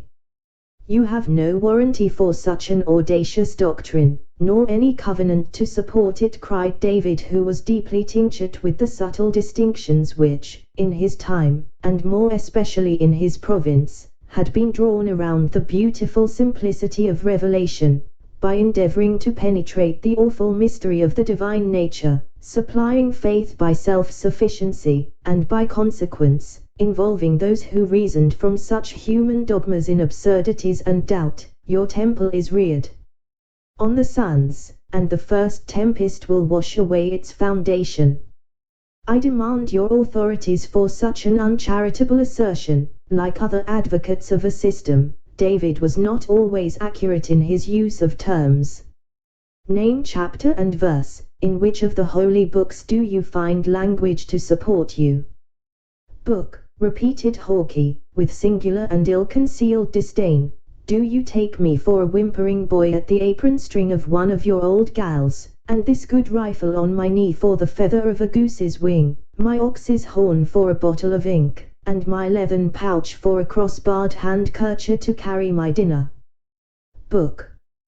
What have such as I, who am a warrior of the wilderness, though a man without a cross, to do with books?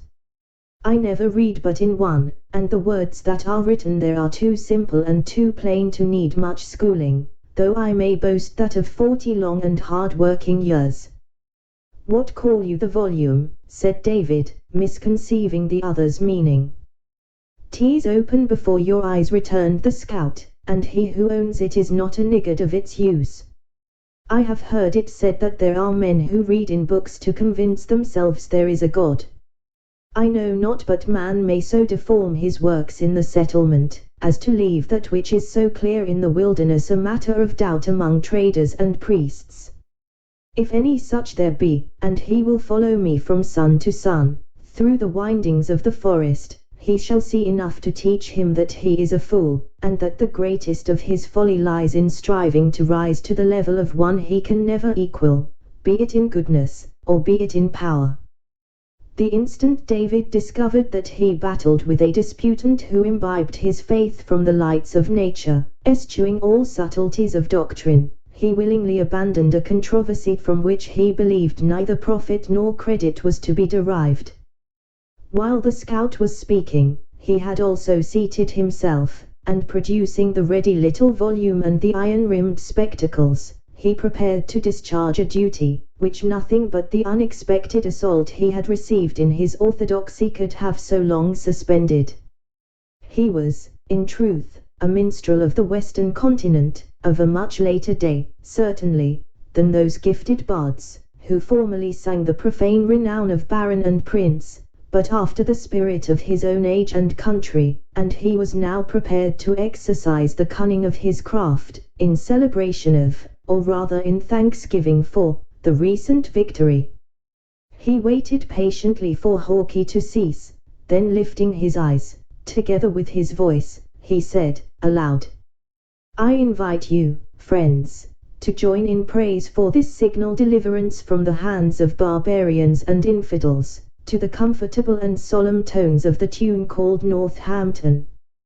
He next named the page and verse where the rhymes selected were to be found, and applied the pitch pipe to his lips, with the decent gravity that he had been wont to use in the temple.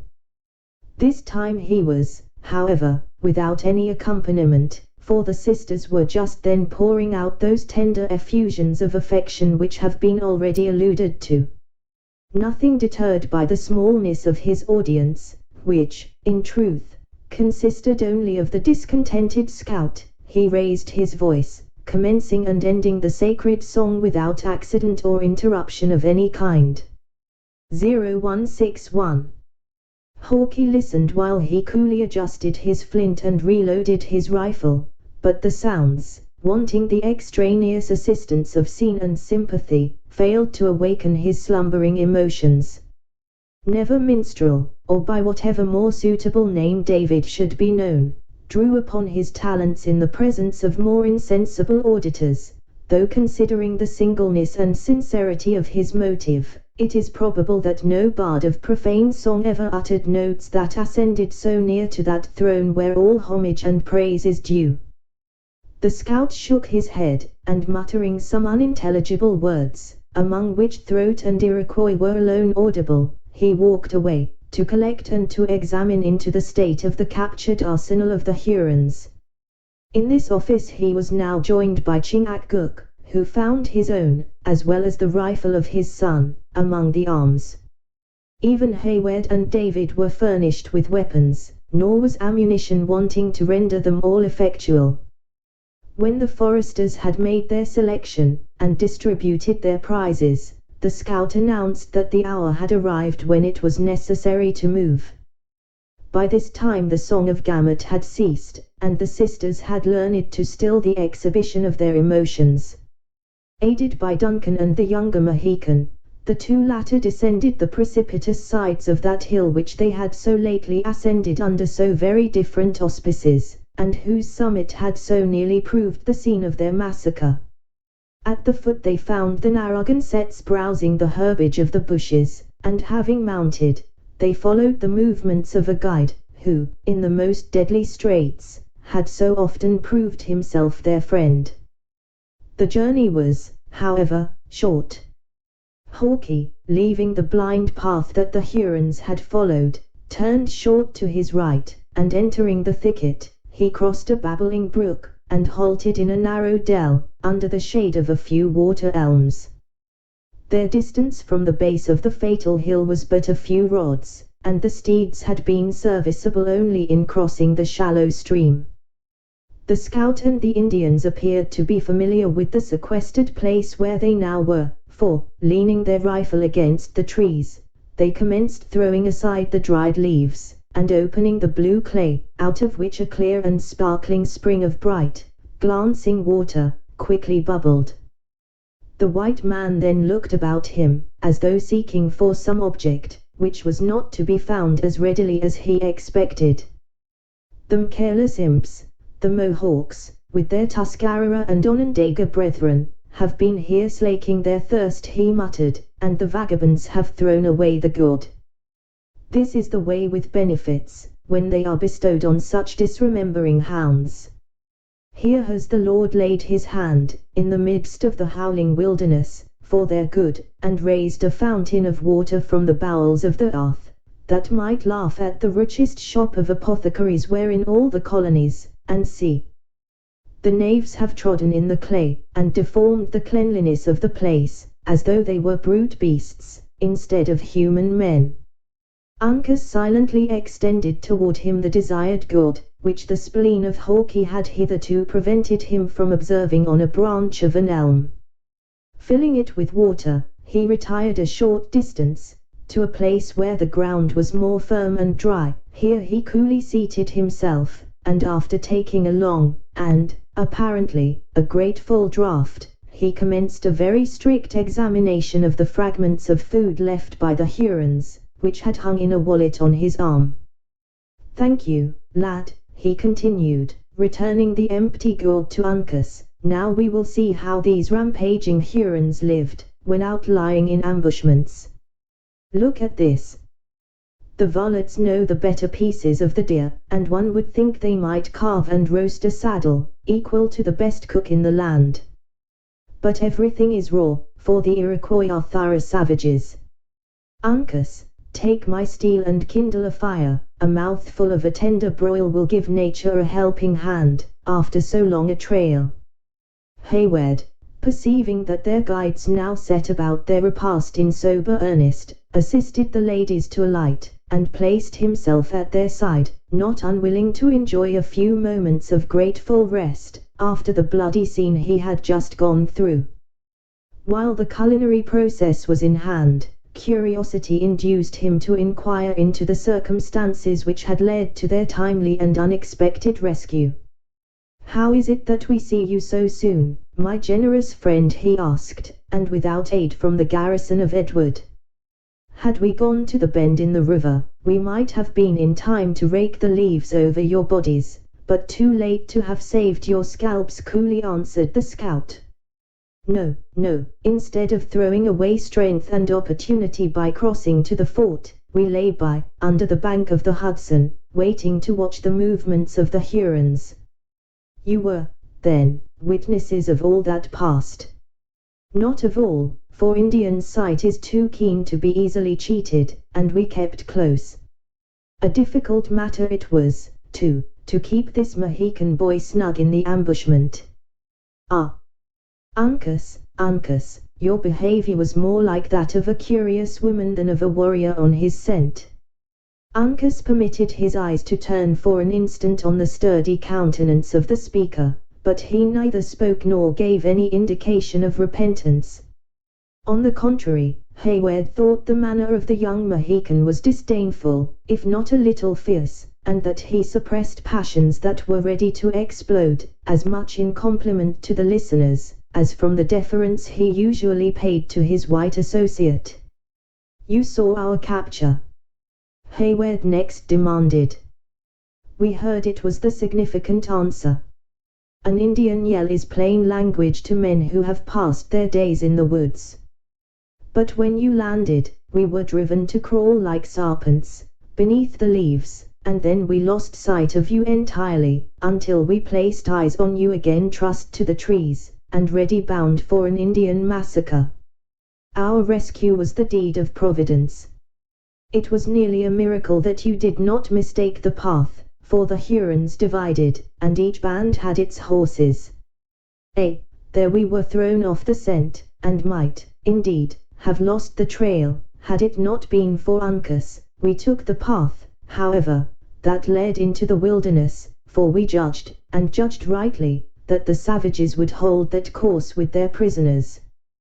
But when we had followed it for many miles, without finding a single twig broken, as I had advised, my mind misgave me, especially as all the footsteps had the prints of moccasins. Our captors had the precaution to see us shod like themselves," said Duncan, raising a foot, and exhibiting the buckskin he wore. 'Twas jugmatical and like themselves, though we were too expert to be thrown from a trail by so common an invention. To what, then, are we indebted for our safety?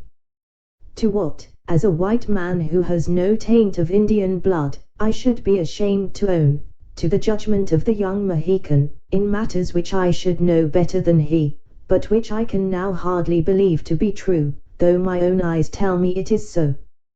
'Tis extraordinary, will you not name the reason?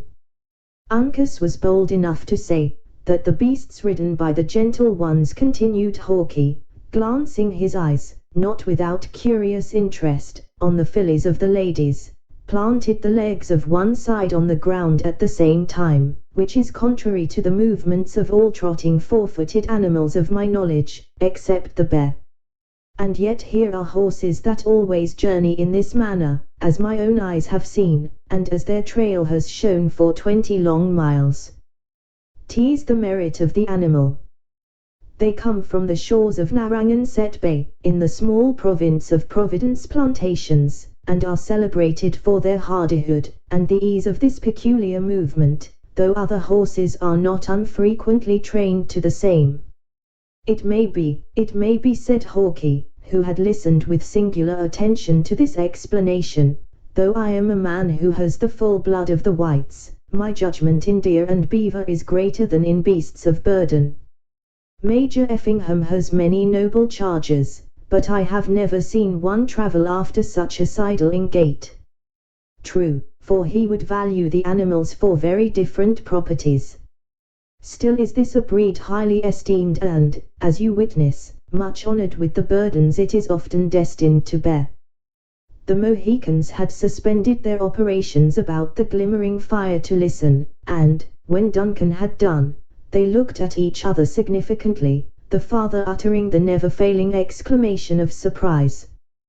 The scout ruminated, like a man digesting his newly acquired knowledge, and once more stole a glance at the horses. I dare to say there are even stranger sights to be seen in the settlements, he said, at length. Nature is sadly abused by man, when he once gets the mastery. But, go sidling or go straight, Uncas had seen the movement, and their trail led us on to the broken bush. The outer branch, near the prints of one of the horses, was bent upward, as a lady breaks a flower from its stem, but all the rest were ragged and broken down, as if the strong hand of a man had been tearing them. So I concluded that the cunning varmints had seen the twig bent, and had torn the rest, to make us believe a buck had been feeling the boughs with his antlers. I do believe your sagacity did not deceive you, for some such thing occurred. That was easy to see, added the scout, in no degree conscious of having exhibited any extraordinary sagacity, and a very different matter it was from a waddling horse. It then struck me the Mingoes would push for this spring, for the knaves well know the virtue of its waters. Is it, then, so famous? Demanded Hayward, examining, with a more curious eye, the secluded dell, with its bubbling fountain, surrounded, as it was, by earth of a deep, dingy brown. Few redskins, who travel south and east of the Great Lakes but have heard of its qualities. Will you taste for yourself? Hayward took the gourd, and after swallowing a little of the water, threw it aside with grimaces of discontent. The scout laughed in his silent but heartfelt manner, and shook his head with vast satisfaction. Ah, you want the flavor that one gets by habit. The time was when I liked it as little as yourself, but I have come to my taste, and I now crave it, as a deer does the licks *. Your high-spiced wines are not better liked than a redskin relishes this water, especially when his nature is ailing. But Uncas has made his fire, and it is time we think of eating, for our journey is long, and all before us. Many of the animals of the American forests resort to those spots where salt springs are found. These are called licks or salt licks in the language of the country. from the circumstance that the quadruped is often obliged to lick the earth in order to obtain the saline particles. These licks are great places of resort with the hunters, who waylay their game near the paths that lead to them. Interrupting the dialogue by this abrupt transition, the scout had instant recourse to the fragments of food which had escaped the voracity of the Hurons. A very summary process completed the simple cookery, when he and the Mohicans commenced their humble meal, with the silence and characteristic diligence of men who ate in order to enable themselves to endure great and unremitting toil.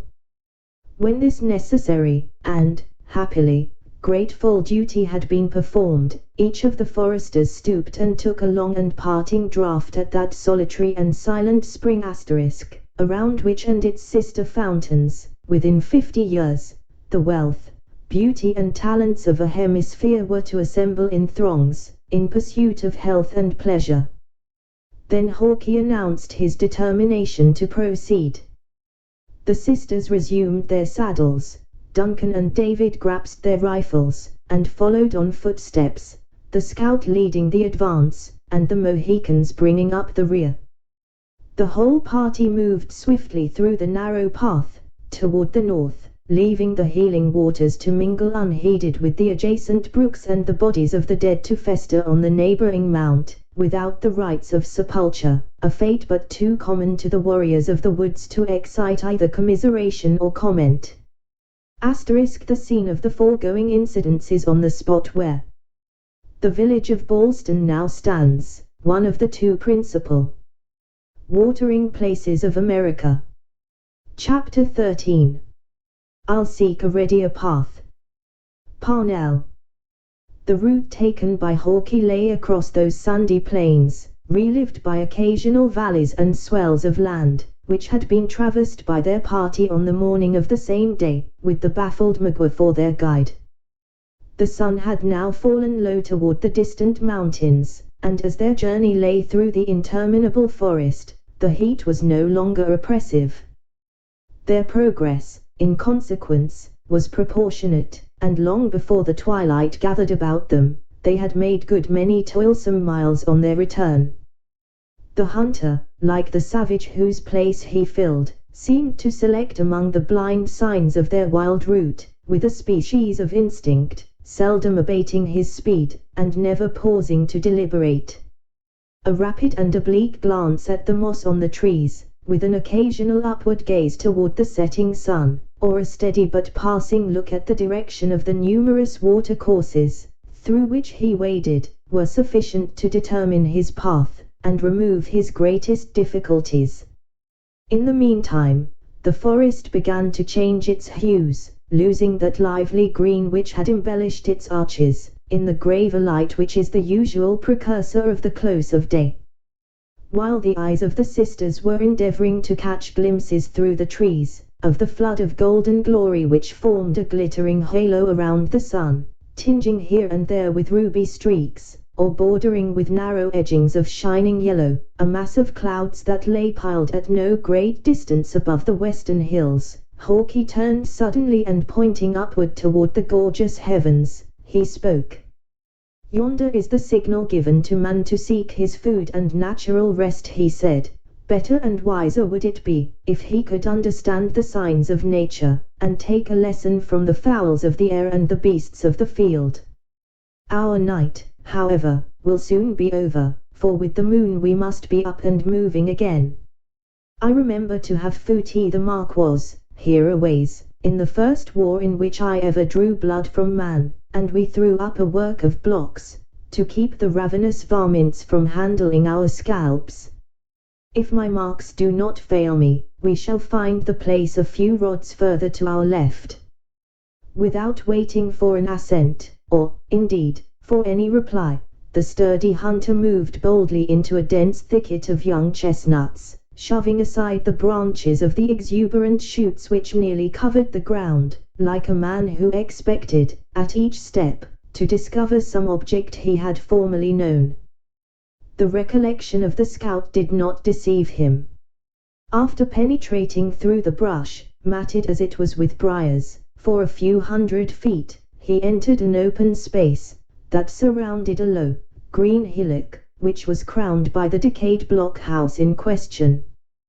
This rude and neglected building was one of those deserted works, which, having been thrown up on an emergency, had been abandoned with the disappearance of danger, and was now quietly crumbling in the solitude of the forest, neglected and nearly forgotten, like the circumstances which had caused it to be reared.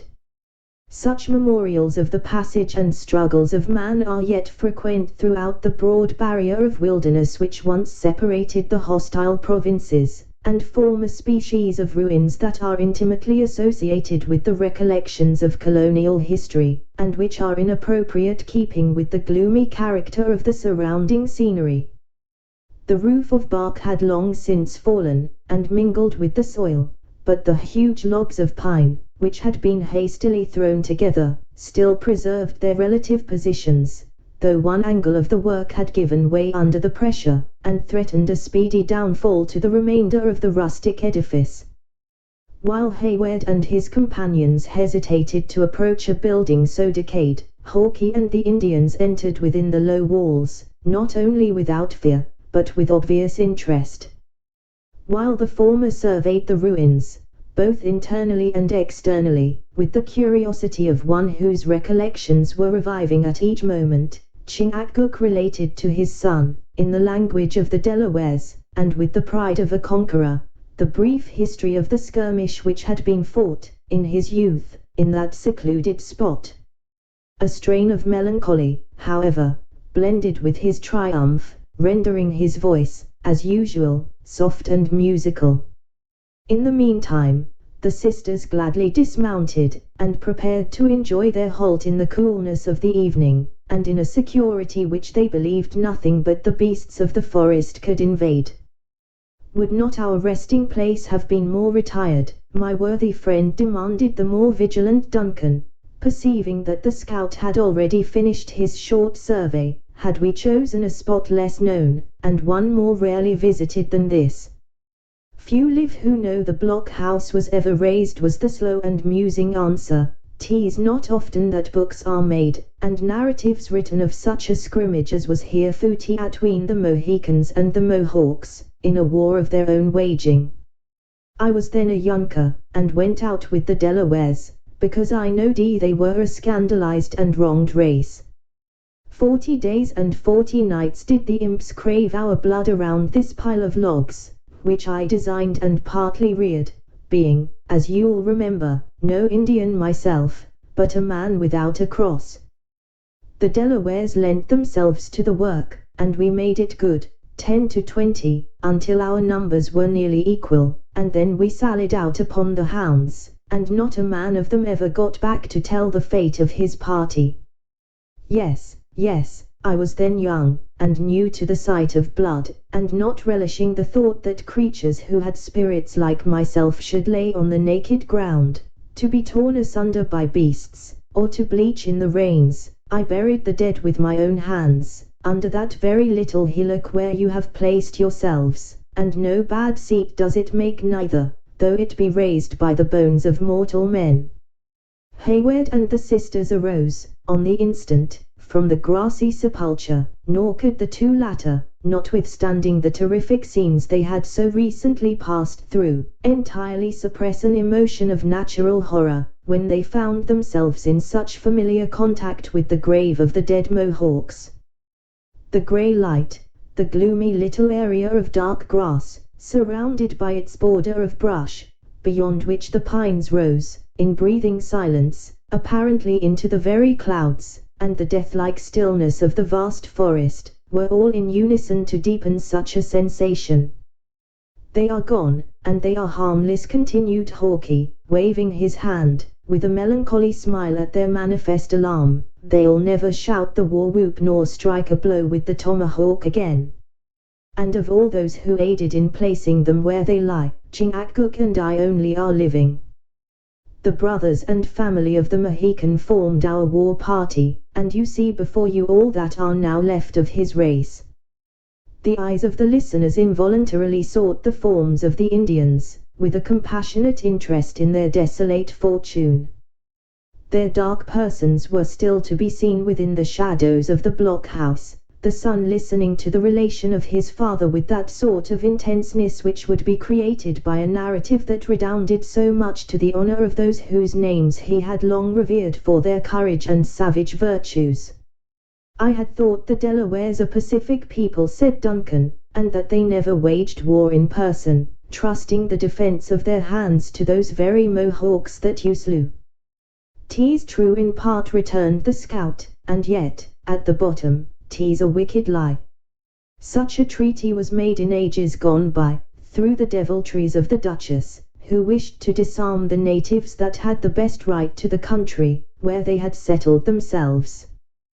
The Mohicans, though a part of the same nation, having to deal with the English, never entered into the silly bargain, but kept to their manhood, as in truth did the Delawares, when their eyes were opened to their folly. You see before you a chief of the great Mohican Sagamores. Once his family could chase their deer over tracts of country wider than that which belongs to the Albany Patiroon, without crossing brook or hill that was not their own, but what is left of their descendant.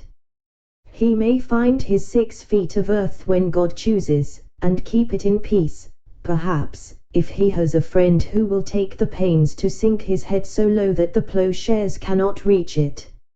"Enough," said Hayward, apprehensive that the subject might lead to a discussion that would interrupt the harmony so necessary to the preservation of his fair companions. "We have journeyed far, and few among us are blessed with forms like that of yours, which seems to know neither fatigue nor weakness." "The sinews and bones of a man carry me through it all," said the hunter, surveying his muscular limbs with a simplicity that betrayed the honest pleasure the compliment afforded him. "There are larger and heavier men to be found in the settlements, but you might travel many days in a city before you could meet one able to walk 50 miles without stopping to take breath, or who has kept the hounds within hearing during a chase of hours. However, as flesh and blood are not always the same, it is quite reasonable to suppose that the gentle ones are willing to rest, after all they have seen and done this day. Uncas, clear out the spring, while your father and I make a cover for their tender heads of these chestnut shoots, and a bed of grass and leaves." The dialogue ceased, while the hunter and his companions busied themselves in preparations for the comfort and protection of those they guided. A spring, which many long years before had induced the natives to select the place for their temporary fortification, was soon cleared of leaves, and a fountain of crystal gushed from the bed, diffusing its waters over the verdant hillock. A corner of the building was then roofed in such a manner as to exclude the heavy dew of the climate, and piles of sweet shrubs and dried leaves were laid beneath it for the sisters to repose on. While the diligent woodsmen were employed in this manner, Cora and Alice partook of that refreshment which duty required much more than inclination prompted them to accept. They then retired within the walls, and first offering up their thanksgivings for past mercies, and petitioning for a continuance of the divine favor throughout the coming night, they laid their tender forms on the fragrant couch, and in spite of recollections and forebodings, soon sank into those slumbers which nature so imperiously demanded, and which were sweetened by hopes for the morrow. Duncan had prepared himself to pass the night in watchfulness near them, just without the ruin, but the scout, perceiving his intention, pointed toward Chingachgook, as he coolly disposed his own person on the grass, and said, "The eyes of a white man are too heavy and too blind for such a watch as this. The Mohican will be our sentinel, therefore let us sleep." "I proved myself a sluggard on my post during the past night," said Hayward, "and have less need of repose than you, who did more credit to the character of a soldier. Let all the party seek their rest, then, while I hold the guard. If we lay among the white tents of the 60th, and in front of an enemy like the French, I could not ask for a better watchman," returned the scout, "but in the darkness and among the signs of the wilderness your judgment would be like the folly of a child, and your vigilance thrown away. Do then, like Uncas and myself, sleep, and sleep in safety." Hayward perceived, in truth, that the younger Indian had thrown his form on the side of the hillock while they were talking, like one who sought to make the most of the time allotted to rest, and that his example had been followed by David, whose voice literally clove to his jaws with the fever of his wound, heightened, as it was, by their toilsome march. Unwilling to prolong a useless discussion, the young man affected to comply, by posting his back against the logs of the blockhouse, in a half-recumbent posture, though resolutely determined, in his own mind, not to close an eye until he had delivered his precious charge into the arms of Munro himself. Hawkeye, believing he had prevailed, soon fell asleep, and a silence as deep as the solitude in which they had found it, pervaded the retired spot. For many minutes Duncan succeeded in keeping his senses on the alert, and alive to every moaning sound that arose from the forest. His vision became more acute as the shades of evening settled on the place, and even after the stars were glimmering above his head, he was able to distinguish the recumbent forms of his companions, as they lay stretched on the grass, and to note the person of Chingachgook, who sat upright and motionless as one of the trees which formed the dark barrier on every side.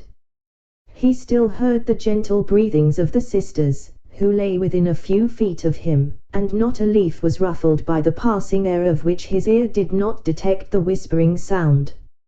At length, however, the mournful notes of a whippoorwill became blended with the moanings of an owl. His heavy eyes occasionally sought the bright rays of the stars, and he then fancied he saw them through the fallen lids. At instants of momentary wakefulness he mistook a bush for his associate sentinel. His head next sank upon his shoulder, which, in its turn, sought the support of the ground, and, finally, his whole person became relaxed and pliant, and the young man sank into a deep sleep, dreaming that he was a knight of ancient chivalry, holding his midnight vigils before the tent of a recaptured princess, whose favor he did not despair of gaining, by such a proof of devotion and watchfulness. How long the tired Duncan lay in this insensible state he never knew himself, but his slumbering visions had been long lost in total forgetfulness, when he was awakened by a light tap on the shoulder. Aroused by this signal, slight as it was, he sprang upon his feet with a confused recollection of the self-imposed duty he had assumed with the commencement of the night. "Who comes?" he demanded, feeling for his sword, at the place where it was usually suspended. "Speak, friend or enemy?" "Friend," replied the low voice of Chingachgook, who, pointing upward at the luminary which was shedding its mild light through the opening in the trees, directly in their bivouac, immediately added, in his rude English, "Moon comes and white man's fort far, far off, time to move, when sleep shuts both eyes of the Frenchman." "You say true. Call up your friends, and bridle the horses while I prepare my own companions for the march."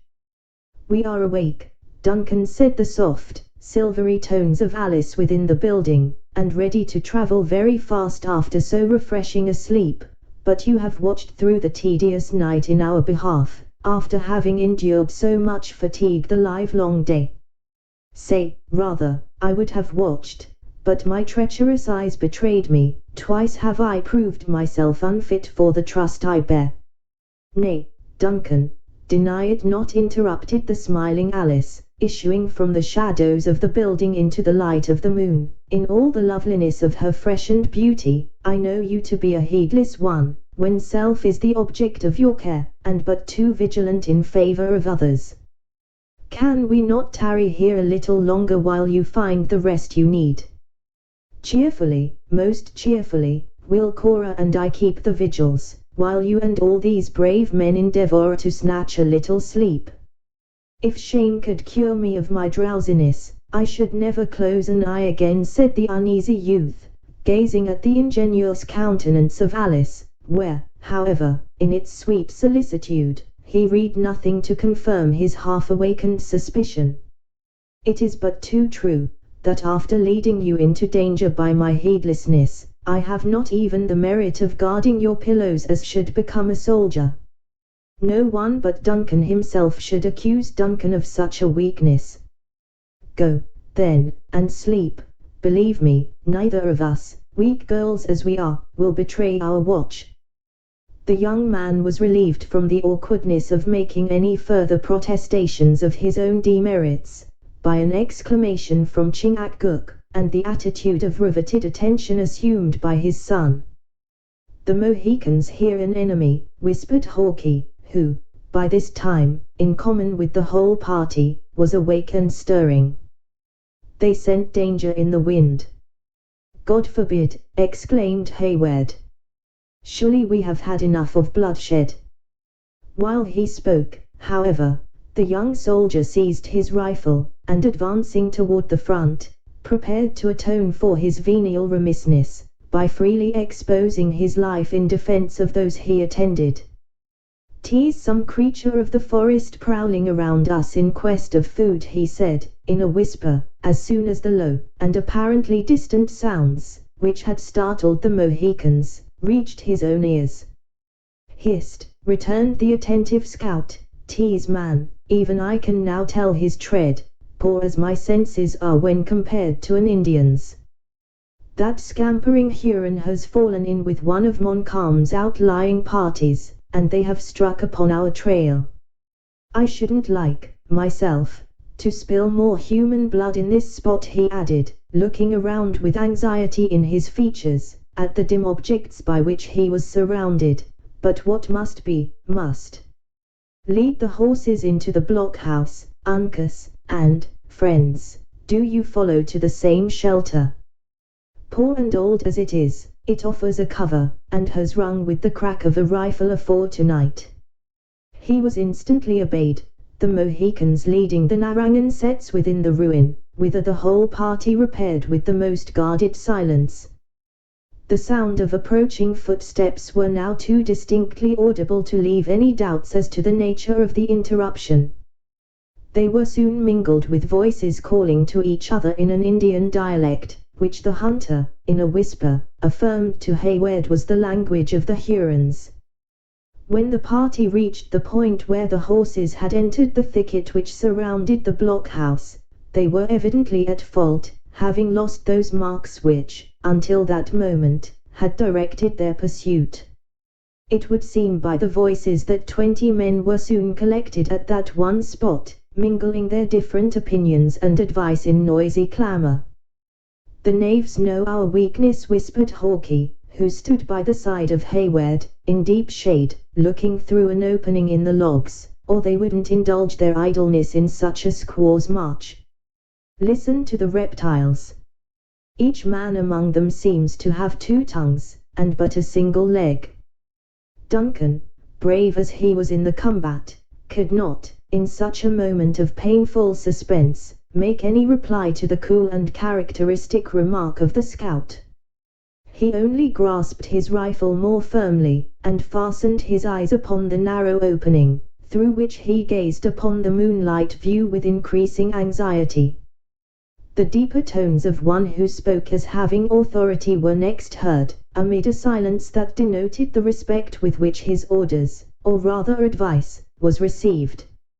After which, by the rustling of leaves, and crackling of dried twigs, it was apparent the savages were separating in pursuit of the lost trail. Fortunately for the pursued, the light of the moon, while it shed a flood of mild luster upon the little area around the ruin, was not sufficiently strong to penetrate the deep arches of the forest, where the objects still lay in deceptive shadow. The search proved fruitless, for so short and sudden had been the passage from the faint path the travelers had journeyed into the thicket, that every trace of their footsteps was lost in the obscurity of the woods.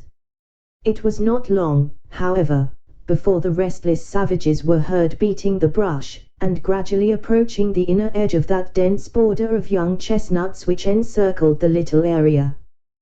"They are coming," muttered Hayward, endeavoring to thrust his rifle through the chink in the logs. "Let us fire on their approach." "Keep everything in the shade," returned the scout. The snapping of a flint, or even the smell of a single kernel of the brimstone, would bring the hungry varlets upon us in a body. Should it please God that we must give battle for the scalps, trust to the experience of men who know the ways of the savages, and who are not often backward when the war whoop is howled. Duncan cast his eyes behind him, and saw that the trembling sisters were cowering in the far corner of the building, while the Mohicans stood in the shadow, like two upright posts, ready, and apparently willing, to strike when the blow should be needed. Curbing his impatience, he again looked out upon the area, and awaited the result in silence. At that instant the thicket opened, and a tall and armed Huron advanced a few paces into the open space.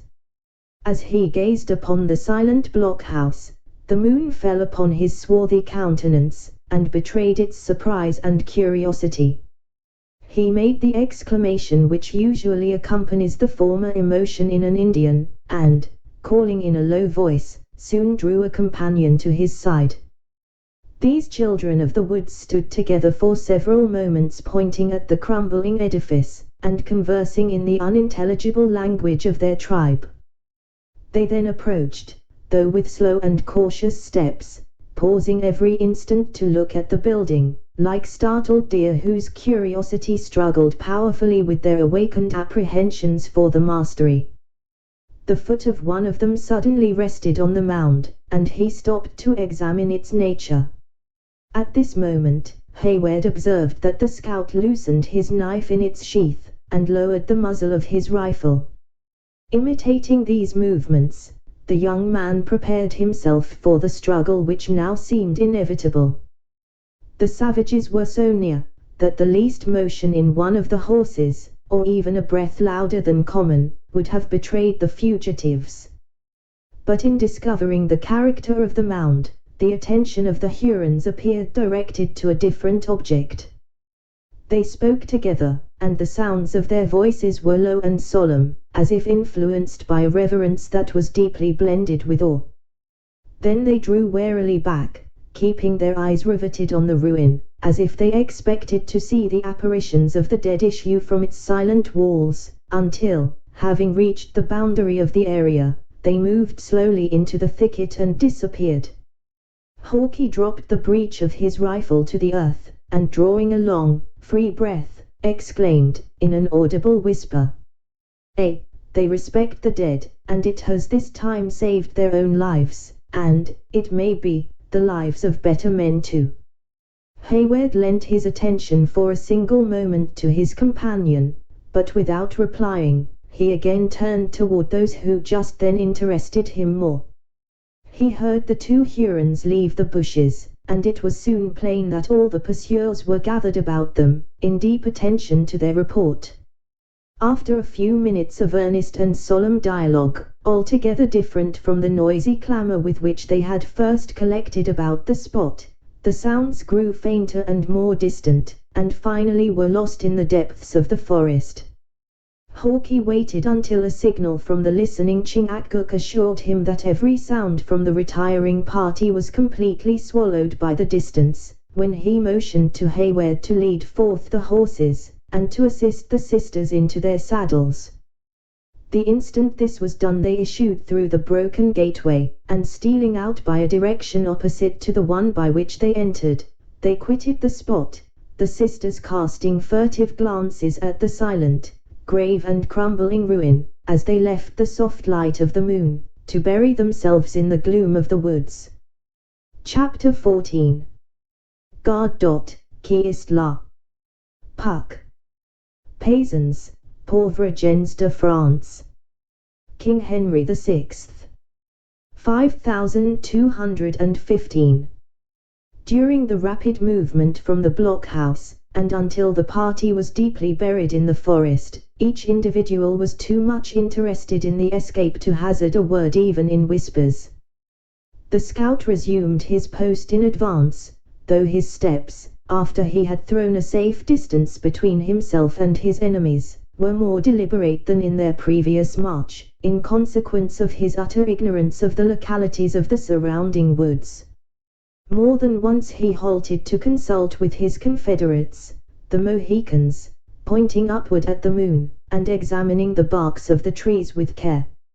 In these brief pauses, Hayward and the sisters listened, with senses rendered doubly acute by the danger, to detect any symptoms which might announce the proximity of their foes.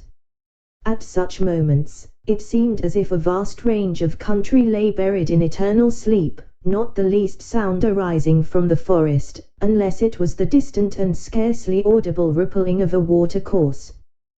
Birds, beasts, and man, appeared to slumber alike, if, indeed, any of the latter were to be found in that wide tract of wilderness. But the sounds of the rivulet, feeble and murmuring as they were, relieved the guides at once from no trifling embarrassment, and toward it they immediately held their way. When the banks of the little stream were gained, Hawkeye made another halt, and taking the moccasins from his feet, he invited Hayward and Gamut to follow his example. He then entered the water, and for near an hour they traveled in the bed of the brook, leaving no trail. The moon had already sunk into an immense pile of black clouds, which lay impending above the western horizon, when they issued from the low and devious watercourse to rise again to the light and level of the sandy but wooded plain. Here the scout seemed to be once more at home, for he held on this way with the certainty and diligence of a man who moved in the security of his own knowledge. The path soon became more uneven, and the travelers could plainly perceive that the mountains drew nigher to them on each hand, and that they were, in truth, about entering one of their gorges. Suddenly, Hawkeye made a pause, and, waiting until he was joined by the whole party, he spoke, though in tones so low and cautious, that they added to the solemnity of his words, in the quiet and darkness of the place.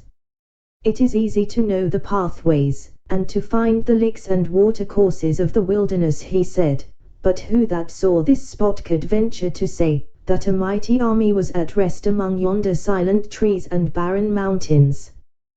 We are, then, at no great distance from William Henry, said Hayward, advancing nigher to the scout.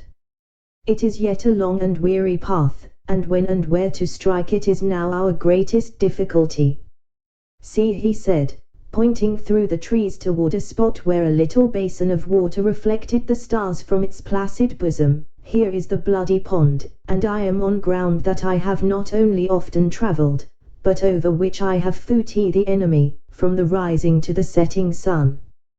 Ha! That sheet of dull and dreary water, then, is the sepulchre of the brave men who fell in the contest.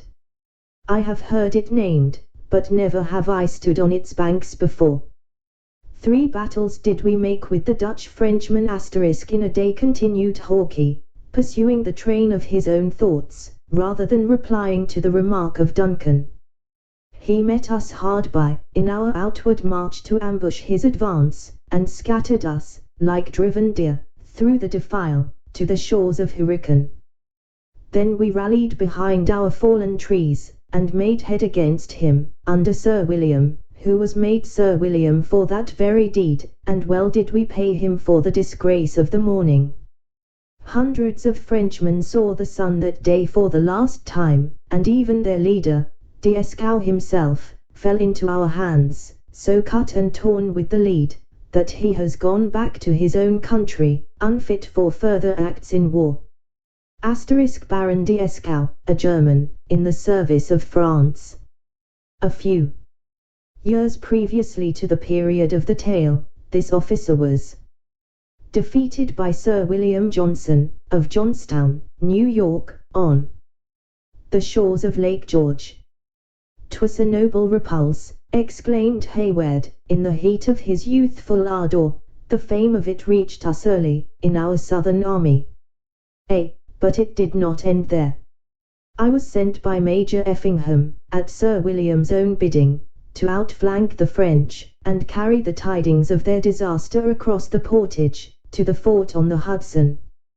Just here away, where you see the trees rise into a mountain swell, I met a party coming down to our aid, and I led them where the enemy were taking their meal, little dreaming that they had not finished the bloody work of the day.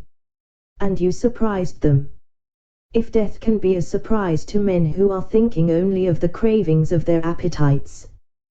We gave them but little breathing time, for they had borne hard upon us in the fight of the morning, and there were few in our party who had not lost friend or relative by their hands. When all was over, the dead, and some say the dying, were cast into that little pond. These eyes have seen its waters colored with blood, as natural water never yet flowed from the bowels of the earth. It was a convenient, and, I trust, will prove a peaceful grave for a soldier. You have then seen much service on this frontier? Said the scout, erecting his tall person with an air of military pride. There are not many echoes among these hills that haven't rung with the crack of my rifle, nor is there the space of a square mile atwixt Hurricane and the river, that Killdeer hasn't dropped a living body on, be it an enemy or be it a brute beast. As for the grave there being as quiet as you mention, it is another matter.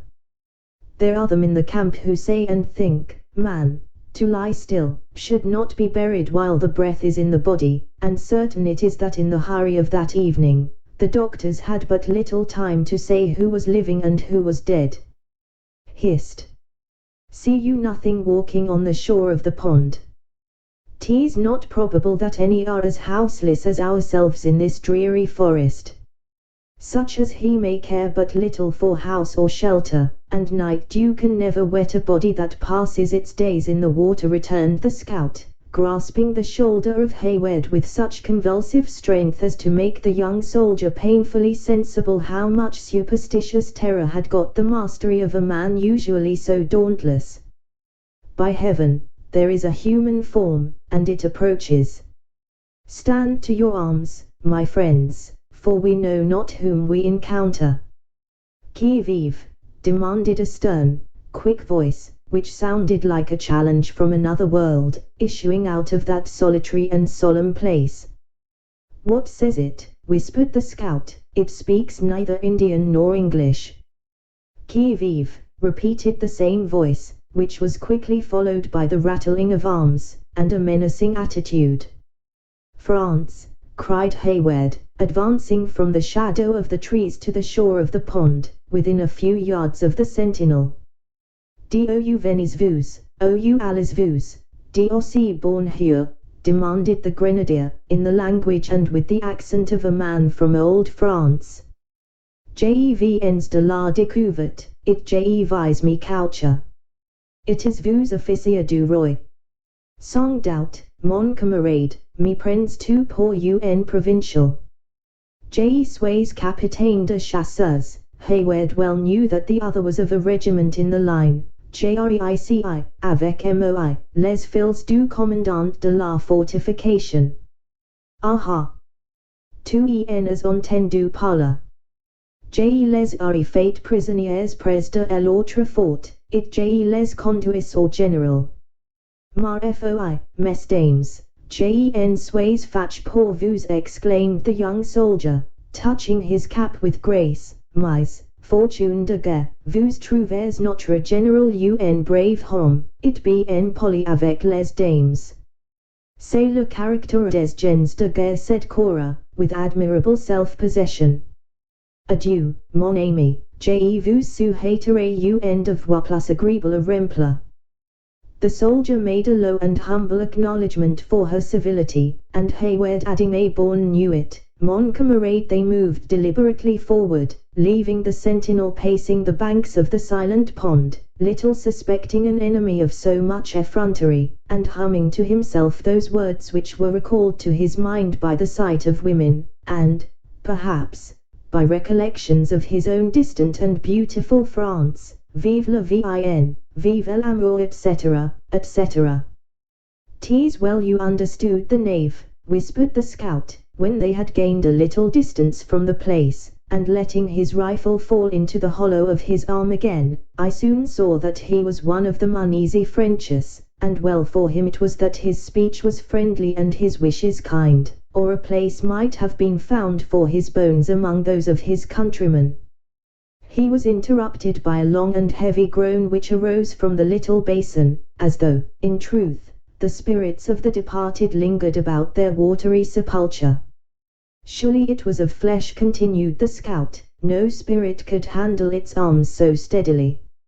It was of flesh, but whether the poor fellow still belongs to this world may well be doubted, said Hayward, glancing his eyes around him, and missing Chingachgook from their little band. Another groan more faint than the former was succeeded by a heavy and sullen plunge into the water, and all was still again, as if the borders of the dreary pool had never been awakened from the silence of creation. While they yet hesitated in uncertainty, the form of the Indian was seen gliding out of the thicket.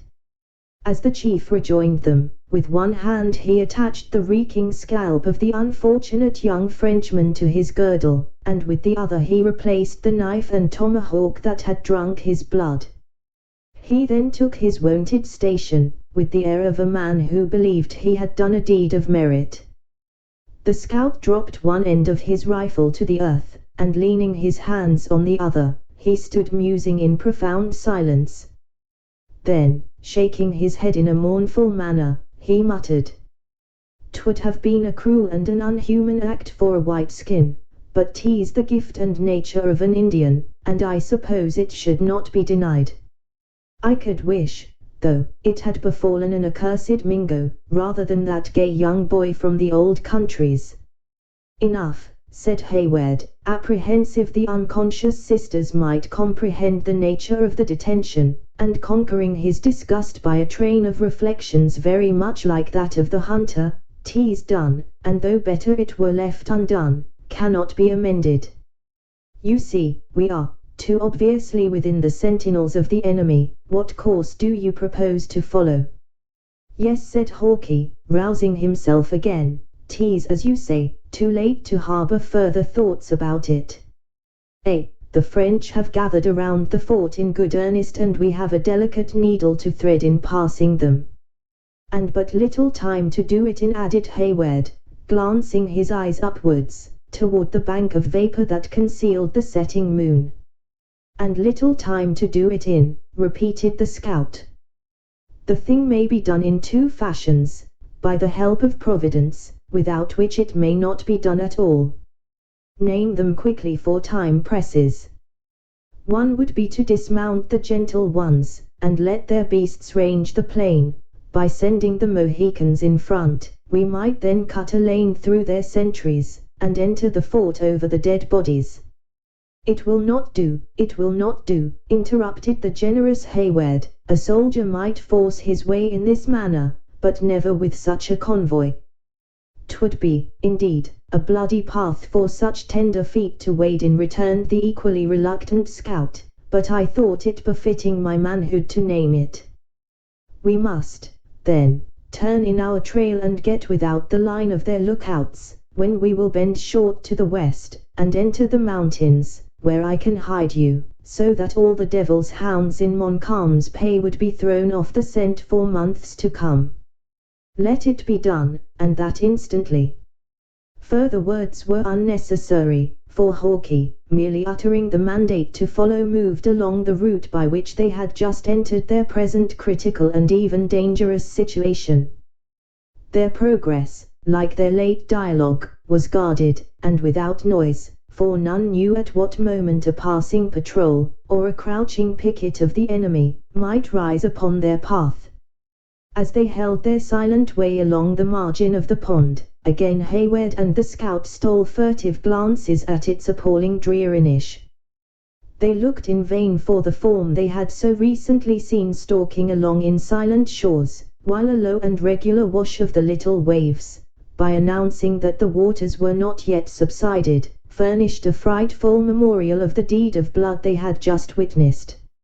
Like all that passing and gloomy scene, the low basin, however, quickly melted in the darkness, and became blended with the mass of black objects in the rear of the travelers. Hawkeye soon deviated from the line of their retreat, and striking off towards the mountains which form the western boundary of the narrow plain, he led his followers, with swift steps, deep within the shadows that were cast from their high and broken summits. The route was now painful, lying over ground ragged with rocks, and intersected with ravines, and their progress proportionately slow. Bleak and black hills lay on every side of them, compensating in some degree for the additional toil of the march by the sense of security they imparted. At length the party began slowly to rise a steep and rugged ascent, by a path that curiously wound among rocks and trees, avoiding the one and supported by the other, in a manner that showed it had been devised by men long practiced in the arts of the wilderness. As they gradually rose from the level of the valleys, the thick darkness which usually precedes the approach of day began to disperse, and objects were seen in the plain and palpable colors with which they had been gifted by nature. When they issued from the stunted woods which clung to the barren sides of the mountain, upon a flat and mossy rock that formed its summit, they met the morning, as it came blushing above the green pines of a hill that lay on the opposite side of the valley of the Hurricane. The scout now told the sisters to dismount, and taking the bridles from the mouths, and the saddles off the backs of the jaded beasts, he turned them loose, to glean a scanty subsistence among the shrubs and meager herbage of that elevated region. Go, he said, and seek your food where nature gives it to you, and beware that you become not food to ravenous wolves yourselves, among these hills. Have we no further need of them? Demanded Hayward. See, and judge with your own eyes, said the scout, advancing toward the eastern brow of the mountain, whither he beckoned for the whole party to follow. If it was as easy to look into the heart of man as it is to spy out the nakedness of Montcalm's camp from this spot, hypocrites would grow scarce, and the cunning of a Mingo might prove a losing game, compared to the honesty of a Delaware. When the travelers reached the verge of the precipices they saw, at a glance, the truth of the scout's declaration, and the admirable foresight with which he had led them to their commanding station. The mountain on which they stood, elevated perhaps 1,000 feet in the air, was a high cone that rose a little in advance of that range which stretches 4 miles along the western shores of the lake, until meeting its sisters miles beyond the water, it ran off toward the Canadas, in confused and broken masses of rock, thinly sprinkled with evergreens.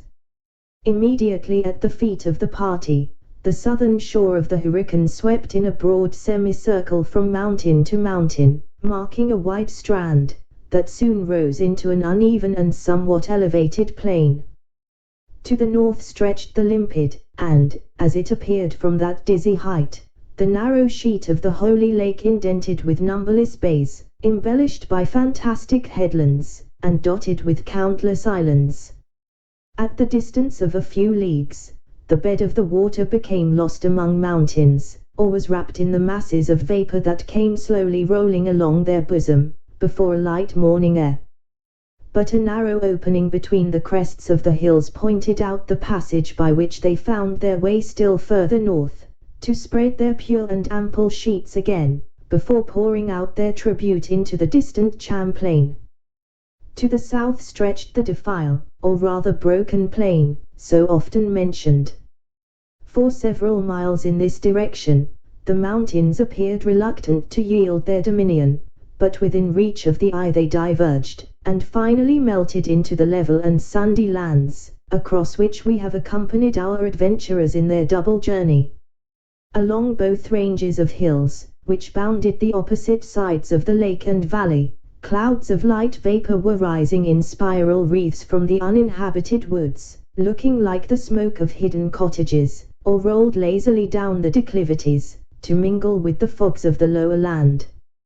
A single, solitary, snow-white cloud floated above the valley, and marked the spot beneath which lay the silent pool of the Bloody Pond. Directly on the shore of the lake, and nearer to its western than to its eastern margin, lay the extensive earthen ramparts and low buildings of William Henry. 2 of the sweeping bastions appeared to rest on the water which washed their bases, while a deep ditch and extensive morasses guarded its other sides and angles. The land had been cleared of wood for a reasonable distance around the work, but every other part of the scene lay in the green livery of nature, except where the limpid water mellowed the view, or the bold rocks thrust their black and naked heads above the undulating outline of the mountain ranges. In its front might be seen the scattered sentinels, who held a weary watch against their numerous foes, and within the walls themselves, the travellers looked down upon men still drowsy with a night of vigilance. Toward the southeast, but in immediate contact with the fort, was an entrenched camp, posted on a rocky eminence, that would have been far more eligible for the work itself, in which Hawkeye pointed out the presence of those auxiliary regiments that had so recently left the Hudson in their company. From the woods, a little further to the south, rose numerous dark and lurid smokes, that were easily to be distinguished from the purer exhalations of the springs, and which the scout also showed to Hayward, as evidences that the enemy lay in force in that direction. But the spectacle which most concerned the young soldier was on the western bank of the lake, though quite near to its southern termination. On a strip of land, which appeared from his stand too narrow to contain such an army, but which, in truth, extended many hundreds of yards from the shores of the Hurricane to the base of the mountain, were to be seen the white tents and military engines of an encampment of 10,000 men. Batteries were already thrown up in their front, and even while the spectators above them were looking down, with such different emotions, on a scene which lay like a map beneath their feet, the roar of artillery rose from the valley, and passed off in thundering echoes along the eastern hills. "Morning is just touching them below," said the deliberate and musing scout, "and the watchers have a mind to wake up the sleepers by the sound of cannon. We are a few hours too late. Montcalm has already filled the woods with his accursed Iroquois." "The place is, indeed, invested," returned Duncan, "but is there no expedient by which we may enter? Capture in the works would be far preferable to falling again into the hands of roving Indians." "See," exclaimed the scout, unconsciously directing the attention of Cora to the quarters of her own father, "how that shot has made the stones fly from the side of the commandant's house. Eh? These Frenchers will pull it to pieces faster than it was put together, solid and thick though it be." "Hayward, I sicken at the sight of danger that I cannot share," said the undaunted but anxious daughter. "Let us go to Montcalm, and demand admission. He dare not deny a child the boon." "You would scarce find the tent of the Frenchman with the hair on your head," said the blunt scout. "If I had but one of the 1,000 boats which lie empty along that shore, it might be done. Ha! Here will soon be an end of the firing, for yonder comes a fog that will turn day to night, and make an Indian arrow more dangerous than a mould cannon. Now, if you are equal to the work, and will follow, I will make a push, for I long to get down into that camp, if it be only to scatter some Mingo dogs that I see lurking in the skirts of yonder thicket of birch." "We are equal," said Cora, firmly. "On such an errand we will follow to any danger." The scout turned to her with a smile of honest and cordial approbation, as he answered, "I would I had 1,000 men, of brawny limbs and quick eyes, that feared death as little as you. I'd send them jabbering Frenchers back into their den again, afore the week was ended, howling like so many fettered hounds or hungry wolves. But, sir," he added, turning from her to the rest of the party, "the fog comes rolling down so fast, we shall have but just the time to meet it on the plain, and use it as a cover. Remember, if any accident should befall me, to keep the air blowing on your left cheeks, or, rather, follow the Mohicans. They'd sent their way, be it in day or be it at night." He then waved his hand for them to follow, and threw himself down the steep declivity, with free, but careful footsteps. Hayward assisted the sisters to descend, and in a few minutes they were all far down a mountain whose sides they had climbed with so much toil and pain.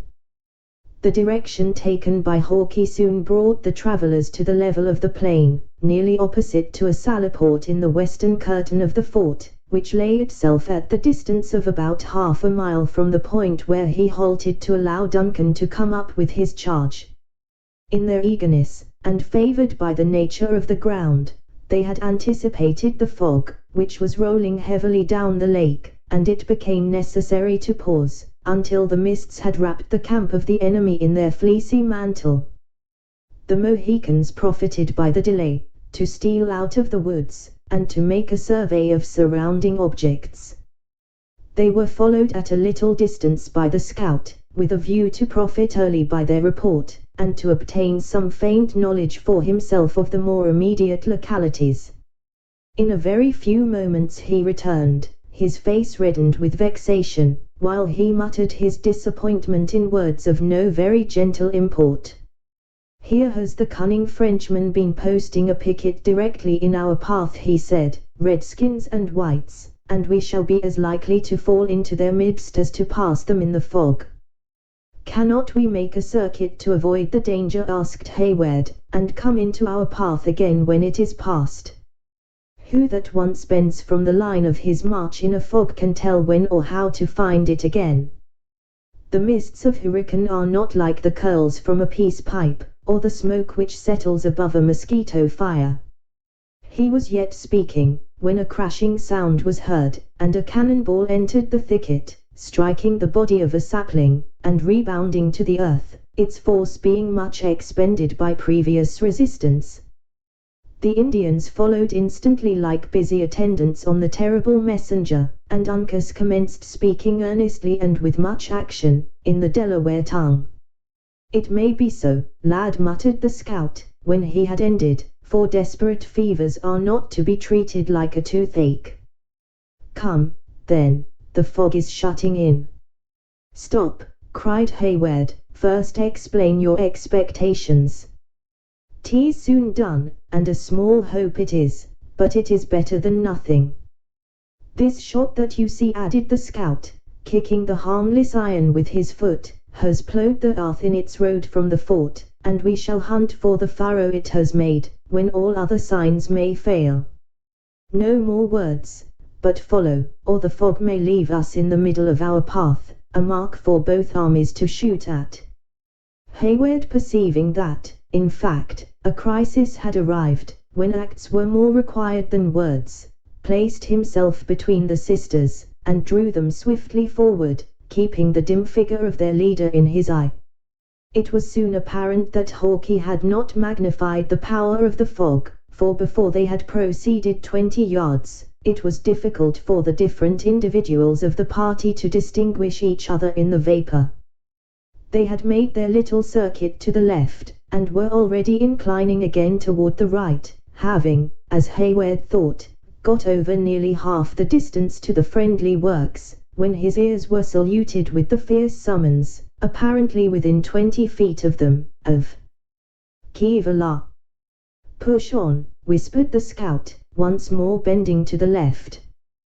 "Push on," repeated Hayward, when the summons was renewed by a dozen voices, each of which seemed charged with menace. "Say moi," cried Duncan, dragging rather than leading those he supported swiftly onward. "Beat, qui, moi. Ami de la France. 2 plus l'Rdunennemi de la France, arito u par du jet ami du diable. Non. Few, camarades, few." The order was instantly obeyed, and the fog was stirred by the explosion of 50 muskets. Happily, the aim was bad, and the bullets cut the air in a direction a little different from that taken by the fugitives, though still so nigh them, that to the unpracticed ears of David and the 2 females, it appeared as if they whistled within a few inches of the organs. The outcry was renewed, and the order, not only to fire again, but to pursue, was too plainly audible. When Hayward briefly explained the meaning of the words they heard, Hawkeye halted and spoke with quick decision and great firmness. "Let us deliver our fire," he said. "They will believe it a sortie, and give way, or they will wait for reinforcements." The scheme was well conceived, but failed in its effects. The instant the French heard the pieces, it seemed as if the plain was alive with men, muskets rattling along its whole extent, from the shores of the lake to the furthest boundary of the woods. "We shall draw their entire army upon us, and bring on a general assault," said Duncan. "Lead on, my friend, for your own life and ours." The scout seemed willing to comply, but, in the hurry of the moment, and in the change of position, he had lost the direction. In vain he turned either cheek toward the light air, they felt equally cool. In this dilemma, Uncas lighted on the furrow of the cannon ball, where it had cut the ground in 3 adjacent ant hills. "Give me the range," said Hawkeye, bending to catch a glimpse of the direction, and then instantly moving onward. Cries, oaths, voices calling to each other, and the reports of muskets, were now quick and incessant, and, apparently, on every side of them. Suddenly a strong glare of light flashed across the scene, the fog rolled upward in thick wreaths, and several cannons belched across the plain, and the roar was thrown heavily back from the bellowing echoes of the mountain. "'Tis from the fort," exclaimed Hawkeye, turning short on his tracks, and we, like stricken fools, were rushing to the woods, under the very knives of the Marquis. The instant their mistake was rectified, the whole party retraced the error with the utmost diligence. Duncan willingly relinquished the support of Cora to the arm of Uncas, and Cora as readily accepted the welcome assistance. Men, hot and angry in pursuit, were evidently on their footsteps, and each instant threatened their capture, if not their destruction. "Point de quartier auxiliary Coquins," cried an eager pursuer, who seemed to direct the operations of the enemy. "Stand firm, and be ready, my gallant 60ths," suddenly exclaimed a voice above them. "Wait to see the enemy, fire low and sweep the glacis." "Father, father," exclaimed a piercing cry from out the mist, "it is I, Alice, thy own Elsie. Spare, oh, save your daughters." "Hold!" shouted the former speaker, in the awful tones of parental agony, the sound reaching even to the woods, and rolling back in solemn echo. "'Tis she! God has restored me to my children. Throw open the salleport, to the field, 60ths, to the field, pull not a trigger, lest ye kill my lambs. Drive off these dogs of France with your steel." Duncan heard the grating of the rusty hinges, and darting to the spot, directed by the sound, he met a long line of dark red warriors, passing swiftly toward the glacis. He knew them for his own battalion of the Royal Americans, and flying to their head, soon swept every trace of his pursuers from before the works. For an instant, Cora and Alice had stood trembling and bewildered by this unexpected desertion, but before either had leisure for speech, or even thought, an officer of gigantic frame, whose locks were bleached with years and service, but whose air of military grandeur had been rather softened than destroyed by time, rushed out of the body of mist, and folded them to his bosom, while large scalding tears rolled down his pale and wrinkled cheeks, and he exclaimed, in the peculiar accent of Scotland, "For this I thank thee, Lord. Let danger come as it will, thy servant is now prepared." Chapter 15. Then go we in, to know his embassy, which I could, with ready guess, declare, before the Frenchmen speak a word of it. King Henry V. A few succeeding days were passed amid the privations, the uproar, and the dangers of the siege, which was vigorously pressed by a power, against whose approaches Monroe possessed no competent means of resistance. It appeared as if Webb, with his army, which lay slumbering on the banks of the Hudson, had utterly forgotten the strait to which his countrymen were reduced. Montcalm had filled the woods of the portage with his savages, every yell and whoop from whom rang through the British encampment, chilling the hearts of men who were already but too much disposed to magnify the danger. Not so, however, with the besieged. Animated by the words, and stimulated by the examples of their leaders, they had found their courage, and maintained their ancient reputation, with a zeal that did justice to the stern character of their commander. As if satisfied with the toil of marching through the wilderness to encounter his enemy, the French general, though of approved skill, had neglected to seize the adjacent mountains, whence the besieged might have been exterminated with impunity, and which, in the more modern warfare of the country, would not have been neglected for a single hour. This sort of contempt for eminences, or rather dread of the labor of ascending them, might have been termed the besetting weakness of the warfare of the period.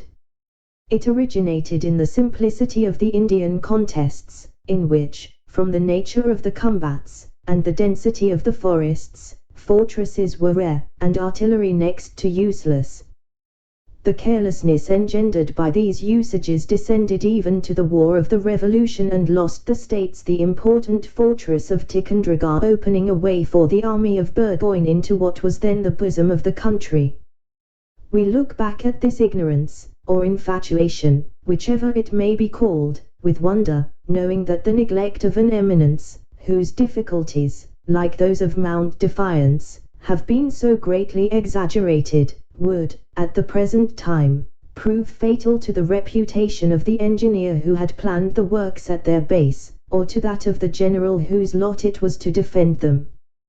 The tourist, the valetudinarian, or the amateur of the beauties of nature, who, in the train of his four in hand, now rolls through the scenes we have attempted to describe, in quest of information, health, or pleasure, or floats steadily toward his object on those artificial waters which have sprung up under the administration of a statesman who has dared to stake his political character on the hazardous issue, is not to suppose that his ancestors traversed those hills, or struggled with the same currents with equal facility. The transportation of a single heavy gun was often considered equal to a victory gained, if happily, the difficulties of the passage had not so far separated it from its necessary concomitant, the ammunition, as to render it no more than a useless tube of unwieldy iron. Evidently the late DeWitt Clinton, who died governor of New York in 1828. The evils of this state of things pressed heavily on the fortunes of the resolute Scotsman who now defended William Henry. Though his adversary neglected the hills, he had planted his batteries with judgment on the plain, and caused them to be served with vigor and skill. Against this assault, the besieged could only oppose the imperfect and hasty preparations of a fortress in the wilderness. It was in the afternoon of the 5th day of the siege, and the 4th of his own service in it, that Major Hayward profited by a parley that had just been beaten, by repairing to the ramparts of one of the water bastions, to breathe the cool air from the lake, and to take a survey of the progress of the siege. He was alone, if the solitary sentinel who paced the mound be excepted, for the artillerists had hastened also to profit by the temporary suspension of their arduous duties. The evening was delightfully calm, and the light air from the limpid water fresh and soothing. It seemed as if, with the termination of the roar of artillery and the plunging of shot, nature had also seized the moment to assume her mildest and most captivating form. The sun poured down his parting glory on the scene, without the oppression of those fierce rays that belong to the climate and the season. The mountains looked green, and fresh, and lovely, tempered with the milder light, or softened in shadow, as thin vapors floated between them and the sun. The numerous islands rested on the bosom of the hurricane, some low and sunken, as if embedded in the waters, and others appearing to hover about the element, in little hillocks of green velvet, among which the fishermen of the beleaguering army peacefully rowed their skiffs, or floated at rest on the glassy mirror in quiet pursuit of their employment. The scene was at once animated and still.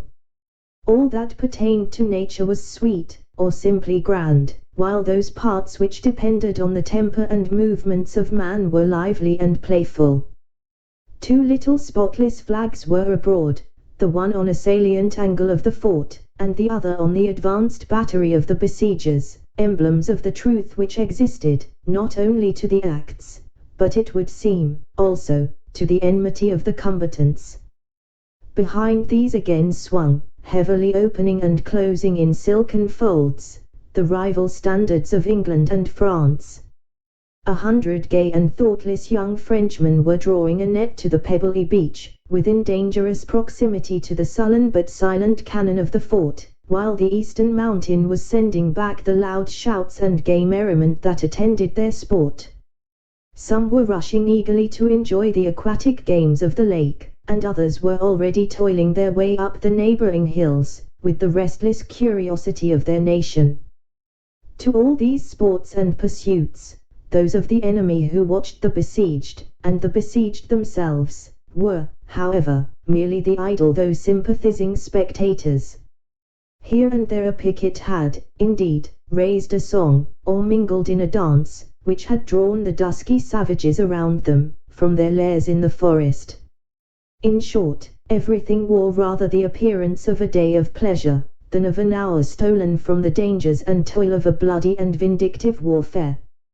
Duncan had stood in a musing attitude, contemplating this scene a few minutes, when his eyes were directed to the glacis in front of the salaport already mentioned, by the sounds of approaching footsteps. He walked to an angle of the bastion, and beheld the scout advancing, under the custody of a French officer, to the body of the fort. The countenance of Hawkeye was haggard and careworn, and his air dejected, as though he felt the deepest degradation at having fallen into the power of his enemies. He was without his favorite weapon, and his arms were even bound behind him with thongs, made of the skin of a deer.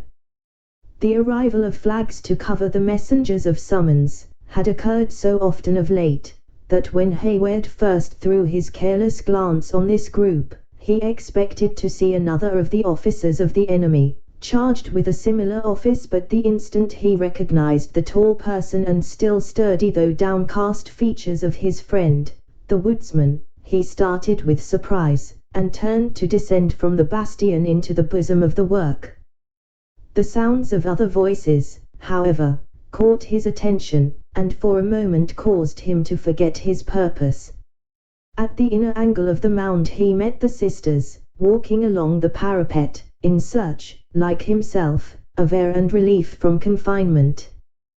They had not met from that painful moment when he deserted them on the plain, only to assure their safety. He had parted from them worn with care, and jaded with fatigue. He now saw them refreshed and blooming, though timid and anxious. Under such an inducement it will cause no surprise that the young man lost sight for a time, of other objects in order to address them. He was, however, anticipated by the voice of the ingenuous and youthful Alice. "Ah, thou tyrant, thou recreant knight, he who abandons his damsels in the very lists," she cried, "here have we been days, nay, ages, expecting you at our feet, imploring mercy and forgetfulness of your craven backsliding, or I should rather say, backrooning, for verily you fled in the manner that no stricken deer, as our worthy friend the scout would say, could equal." "You know that Alice means our thanks and our blessings," added the graver and more thoughtful Cora.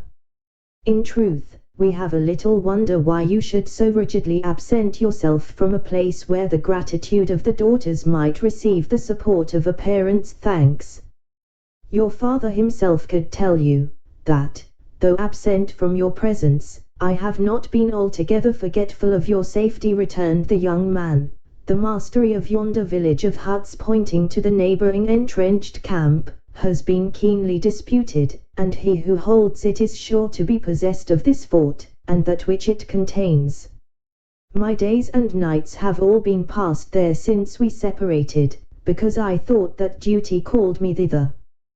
But he added, with an air of chagrin, which he endeavored, though unsuccessfully, to conceal, "had I been aware that what I then believed a soldier's conduct could be so construed, shame would have been added to the list of reasons." "Hayward!" "Duncan!" exclaimed Alice, bending forward to read his half-averted countenance, until a lock of her golden hair rested on her flushed cheek, and nearly concealed the tear that had started to her eye. Did I think this idle tongue of mine had pained you, I would silence it forever. Cora can say, if Cora would, how justly we have prized your services, and how deep, I had almost said, how fervent, is our gratitude. And will Cora attest the truth of this?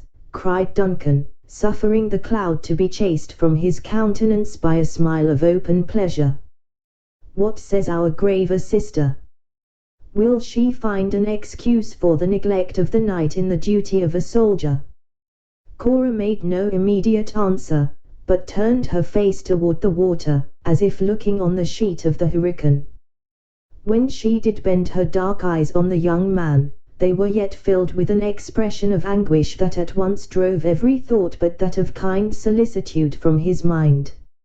"You are not well, dearest Miss Munro," he exclaimed. "We have trifled while you are in suffering." "'Tis nothing," she answered, refusing his support with feminine reserve. "That I cannot see the sunny side of the picture of life, like this artless but ardent enthusiast," she added, laying her hand lightly, but affectionately, on the arm of her sister, "is the penalty of experience, and, perhaps, the misfortune of my nature.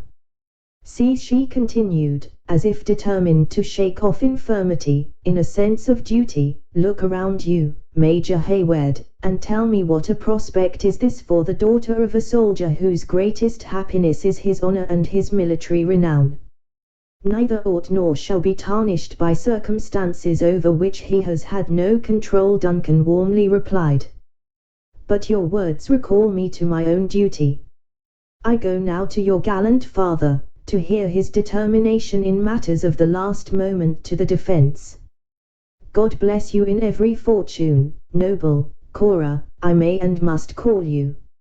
She frankly gave him her hand, though her lip quivered, and her cheeks gradually became of ashy paleness. "In every fortune, I know you will be an ornament and honor to your sex. Alice, adieu." His voice changed from admiration to tenderness. "Adieu, Alice, we shall soon meet again, as conquerors, I trust, and amid rejoicings." Without waiting for an answer from either, the young man threw himself down the grassy steps of the bastion, and moving rapidly across the parade, he was quickly in the presence of their father.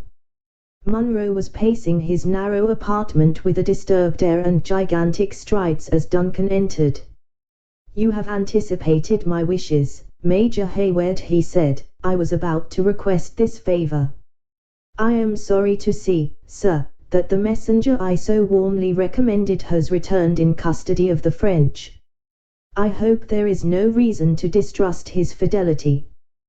"The fidelity of the long rifle is well known to me," returned Munro, "and is above suspicion, though his usual good fortune seems, at last, to have failed.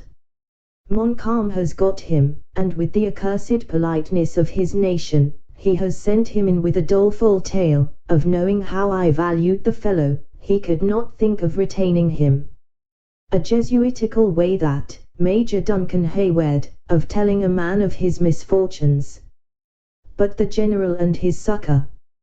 Did ye look to the south as ye entered, and could ye not see them?" said the old soldier, laughing bitterly.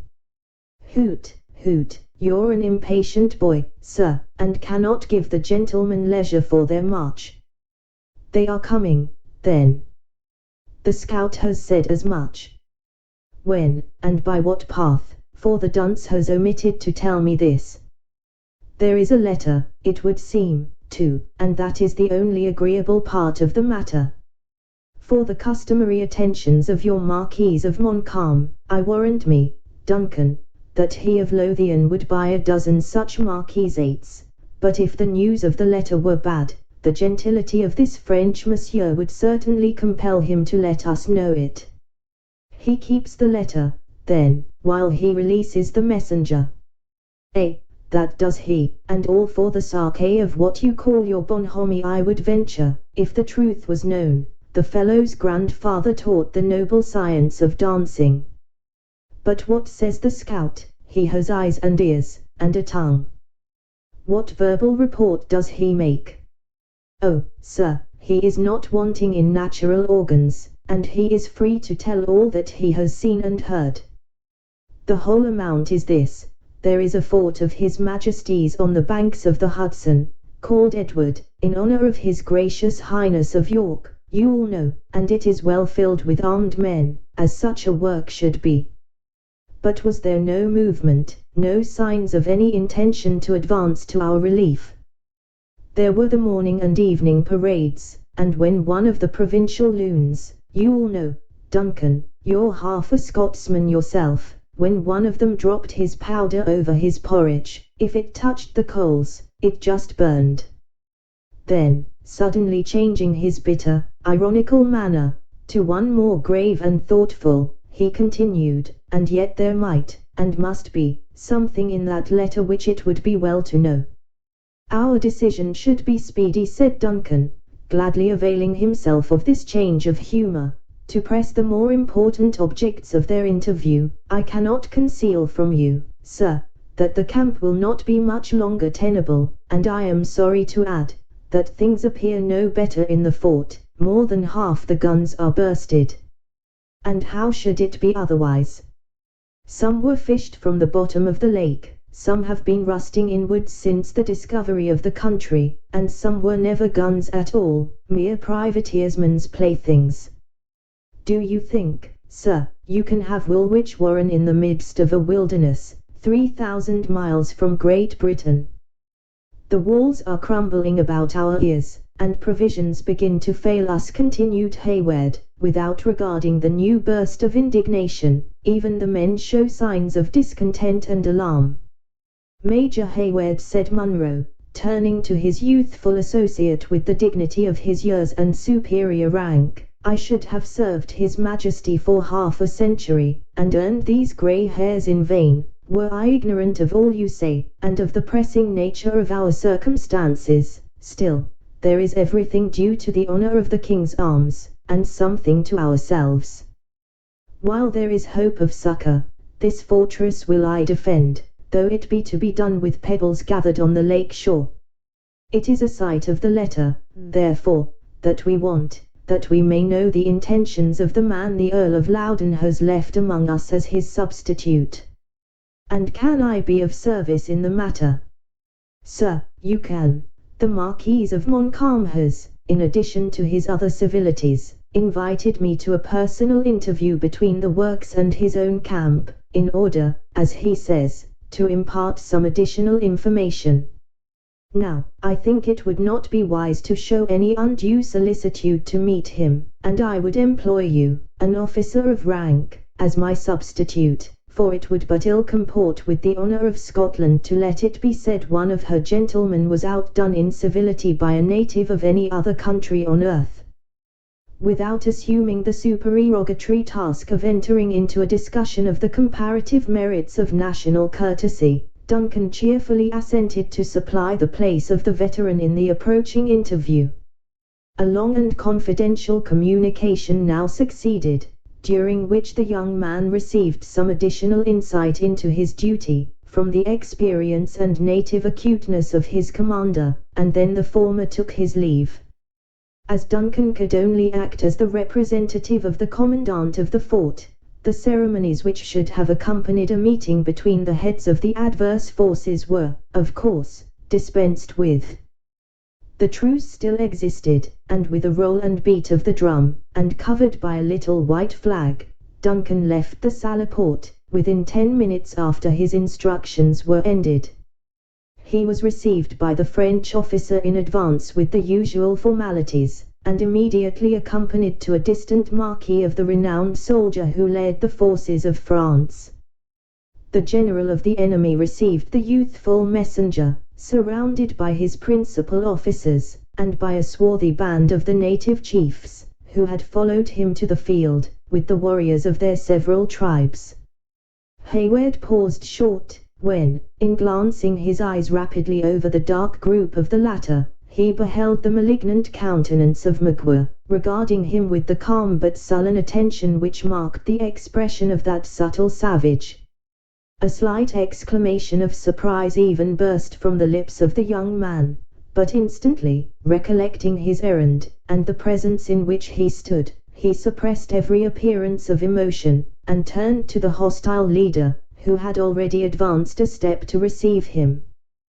The Marquis of Montcalm was, at the period of which we write, in the flower of his age, and, it may be added, in the zenith of his fortunes.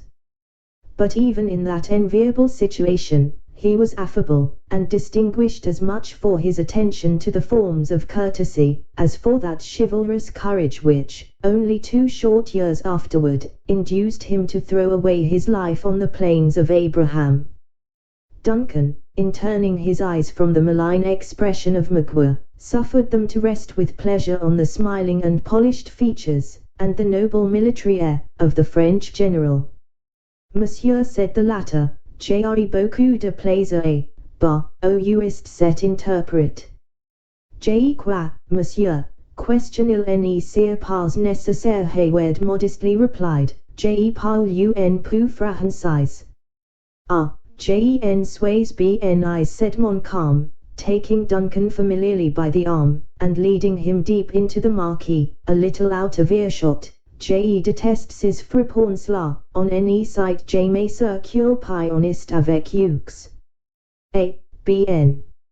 Monsieur, he continued, still speaking in French, though I should have been proud of receiving your commandant, I am very happy that he has seen proper to employ an officer so distinguished, and who, I am sure, is so amiable, as yourself. Duncan bowed low, pleased with the compliment, in spite of a most heroic determination to suffer no artifice to allure him into forgetfulness of the interest of his prince, and Montcalm, after a pause of a moment, as if to collect his thoughts, proceeded. Your commandant is a brave man, and well qualified to repel my assault. Mais, monsieur, is it not time to begin to take more counsel of humanity, and less of your courage? The one as strongly characterizes the hero as the other. We consider the qualities as inseparable, returned Duncan, smiling, but while we find in the vigor of your excellency every motive to stimulate the one, we can, as yet, see no particular call for the exercise of the other. Montcalm, in his turn, slightly bowed, but it was with the air of a man too practiced to remember the language of flattery. After musing a moment, he added, It is possible my glasses have deceived me, and that your works resist our cannon better than I had supposed. You know our force. Our accounts vary, said Duncan, carelessly. The highest, however, has not exceeded 20,000 men. The Frenchman bit his lip, and fastened his eyes keenly on the other as if to read his thoughts. Then, with a readiness peculiar to himself, he continued, as if assenting to the truth of an enumeration which quite doubled his army. It is a poor compliment to the vigilance of us soldiers, monsieur, that, do what we will, we never can conceal our numbers. If it were to be done at all, one would believe it might succeed in these woods. Though you think it too soon to listen to the calls of humanity, he added, smiling archly, I may be permitted to believe that gallantry is not forgotten by one so young as yourself. The daughters of the commandant, I learn, have passed into the fort since it was invested. It is true, monsieur, but, so far from weakening our efforts, they set us an example of courage in their own fortitude. Were nothing but resolution necessary to repel so accomplished a soldier as M. de Montcalm, I would gladly trust the defense of William Henry to the elder of those ladies. We have a wise ordinance in our Salic laws, which says, the crown of France shall never degrade the lance to the distaff, said Montcalm, dryly, and with a little hauteur, but instantly adding, with his former frank and easy air, as all the nobler qualities are hereditary, I can easily credit you, though, as I said before, courage has its limits, and humanity must not be forgotten. I trust, monsieur, you come authorized to treat for the surrender of the place. Has your excellency found our defense so feeble as to believe the measure necessary? I should be sorry to have the defense protracted in such a manner as to irritate my red friends there, continued Montcalm, glancing his eyes at the group of grave and attentive Indians, without attending to the others' questions. I find it difficult, even now, to limit them to the usages of war. Hayward was silent, for a painful recollection of the dangers he had so recently escaped came over his mind, and recalled the images of those defenseless beings who had shared in all his sufferings.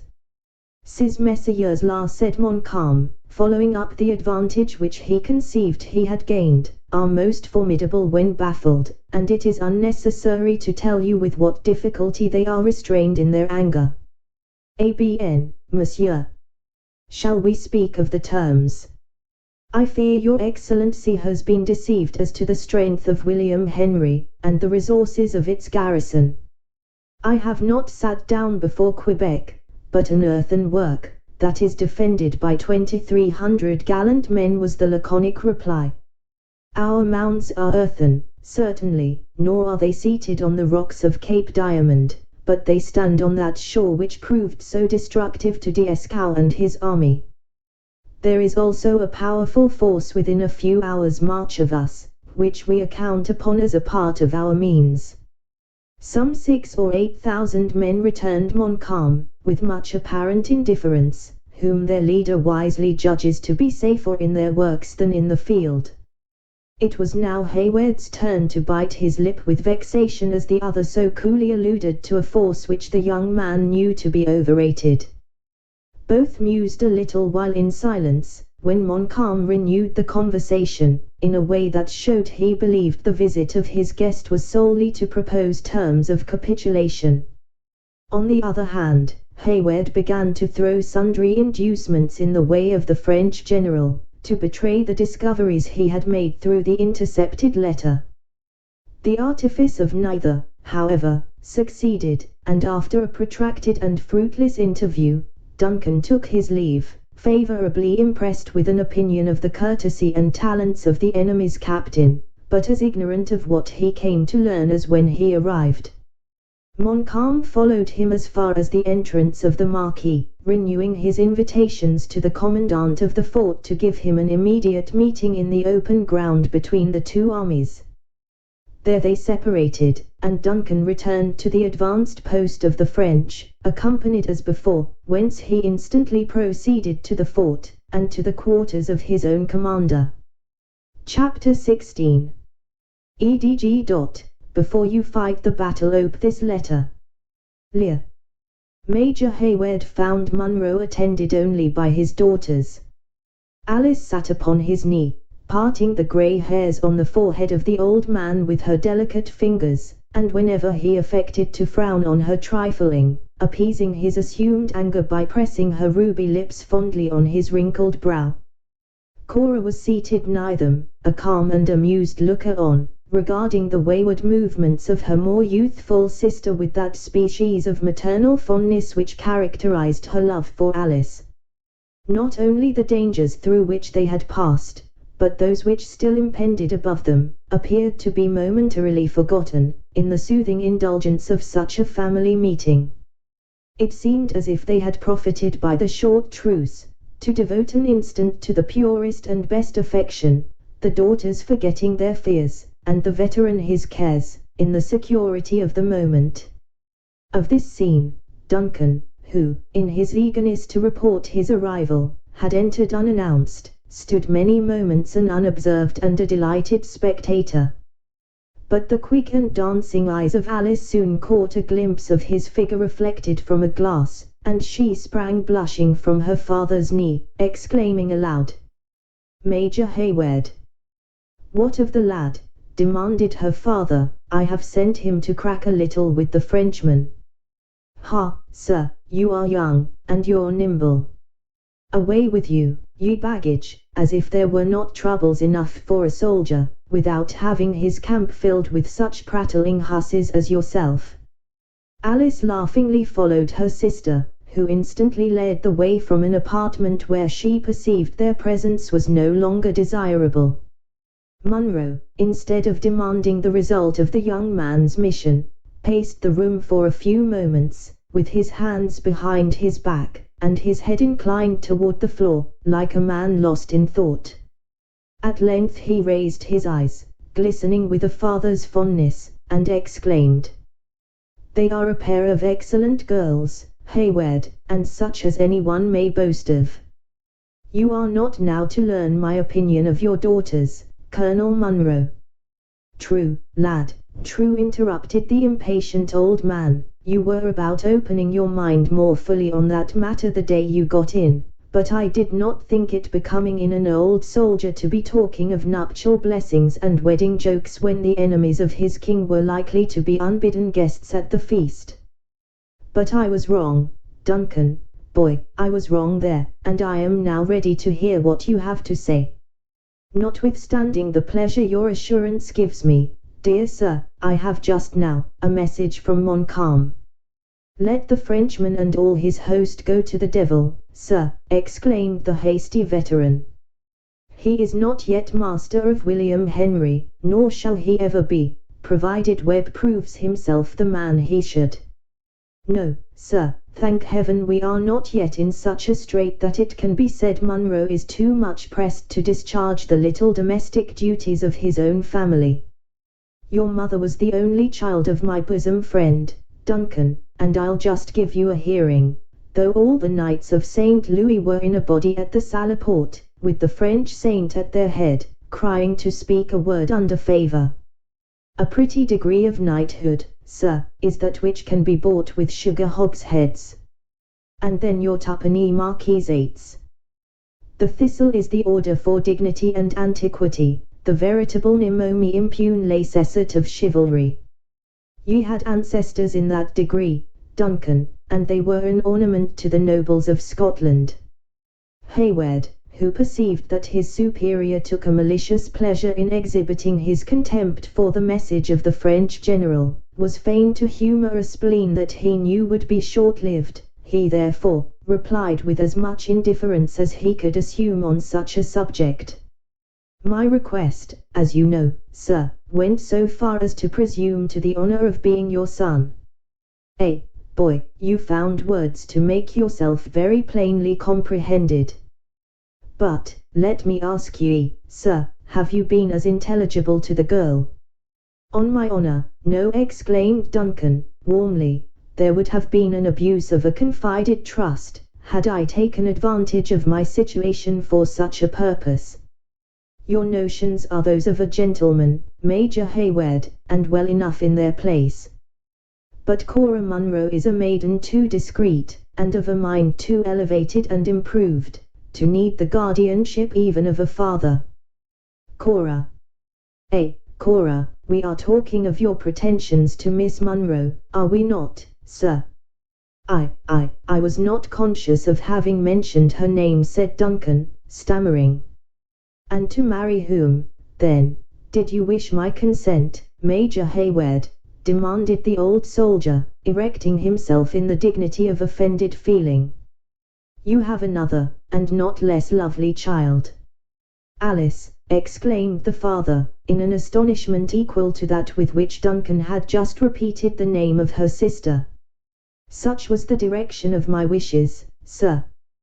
The young man awaited in silence the result of the extraordinary effect produced by a communication, which, as it now appeared, was so unexpected.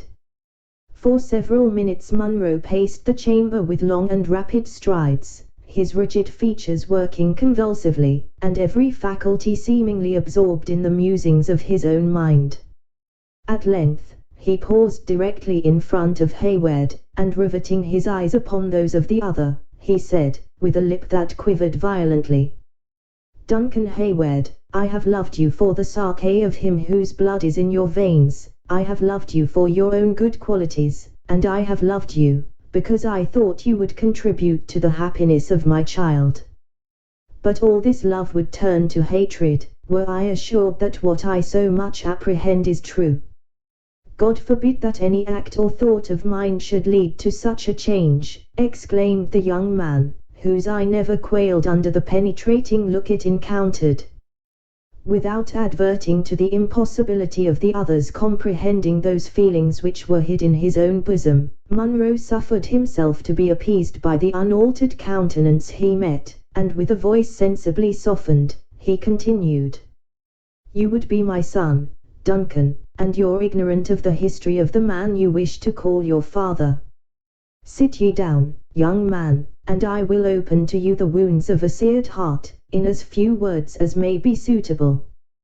By this time, the message of Montcalm was as much forgotten by him who bore it as by the man for whose ears it was intended. Each drew a chair, and while the veteran communed a few moments with his own thoughts, apparently in sadness, the youth suppressed his impatience in a look and attitude of respectful attention. At length, the former spoke. You all know, already, Major Hayward, that my family was both ancient and honourable, commenced the Scotsman, though it might not altogether be endowed with that amount of wealth that should correspond with its degree. I was, maybe, such an one as yourself when I plighted my faith to Alice Graham, the only child of a neighbouring laird of some estate. But the connection was disagreeable to her father, on more accounts than my poverty. I did, therefore, what an honest man should, restored the maiden her troth, and departed the country in the service of my king. I had seen many regions, and had shed much blood in different lands, before duty called me to the islands of the West Indies. There it was my lot to form a connection with one who in time became my wife, and the mother of Cora. She was the daughter of a gentleman of those isles, by a lady whose misfortune it was, if you will, said the old man, proudly, to be descended, remotely, from that unfortunate class who are so basely enslaved to administer to the wants of a luxurious people. Sir, that is a curse, entailed on Scotland by her unnatural union with a foreign and trading people. But could I find a man among them who would dare to reflect on my child, he should feel the weight of a father's anger. Ha! Major Hayward, you are yourself born at the south, where these unfortunate beings are considered of a race inferior to your own. 'Tis most unfortunately true, sir, said Duncan, unable any longer to prevent his eyes from sinking to the floor in embarrassment. And you cast it on my child as a reproach. You scorn to mingle the blood of the Haywards with one so degraded, lovely and virtuous though she be, fiercely demanded the jealous parent. Heaven protect me from a prejudice so unworthy of my reason, returned Duncan, at the same time conscious of such a feeling, and that as deeply rooted as if it had been engrafted in his nature. The sweetness, the beauty, the witchery of your younger daughter, Colonel Munro, might explain my motives without imputing to me this injustice.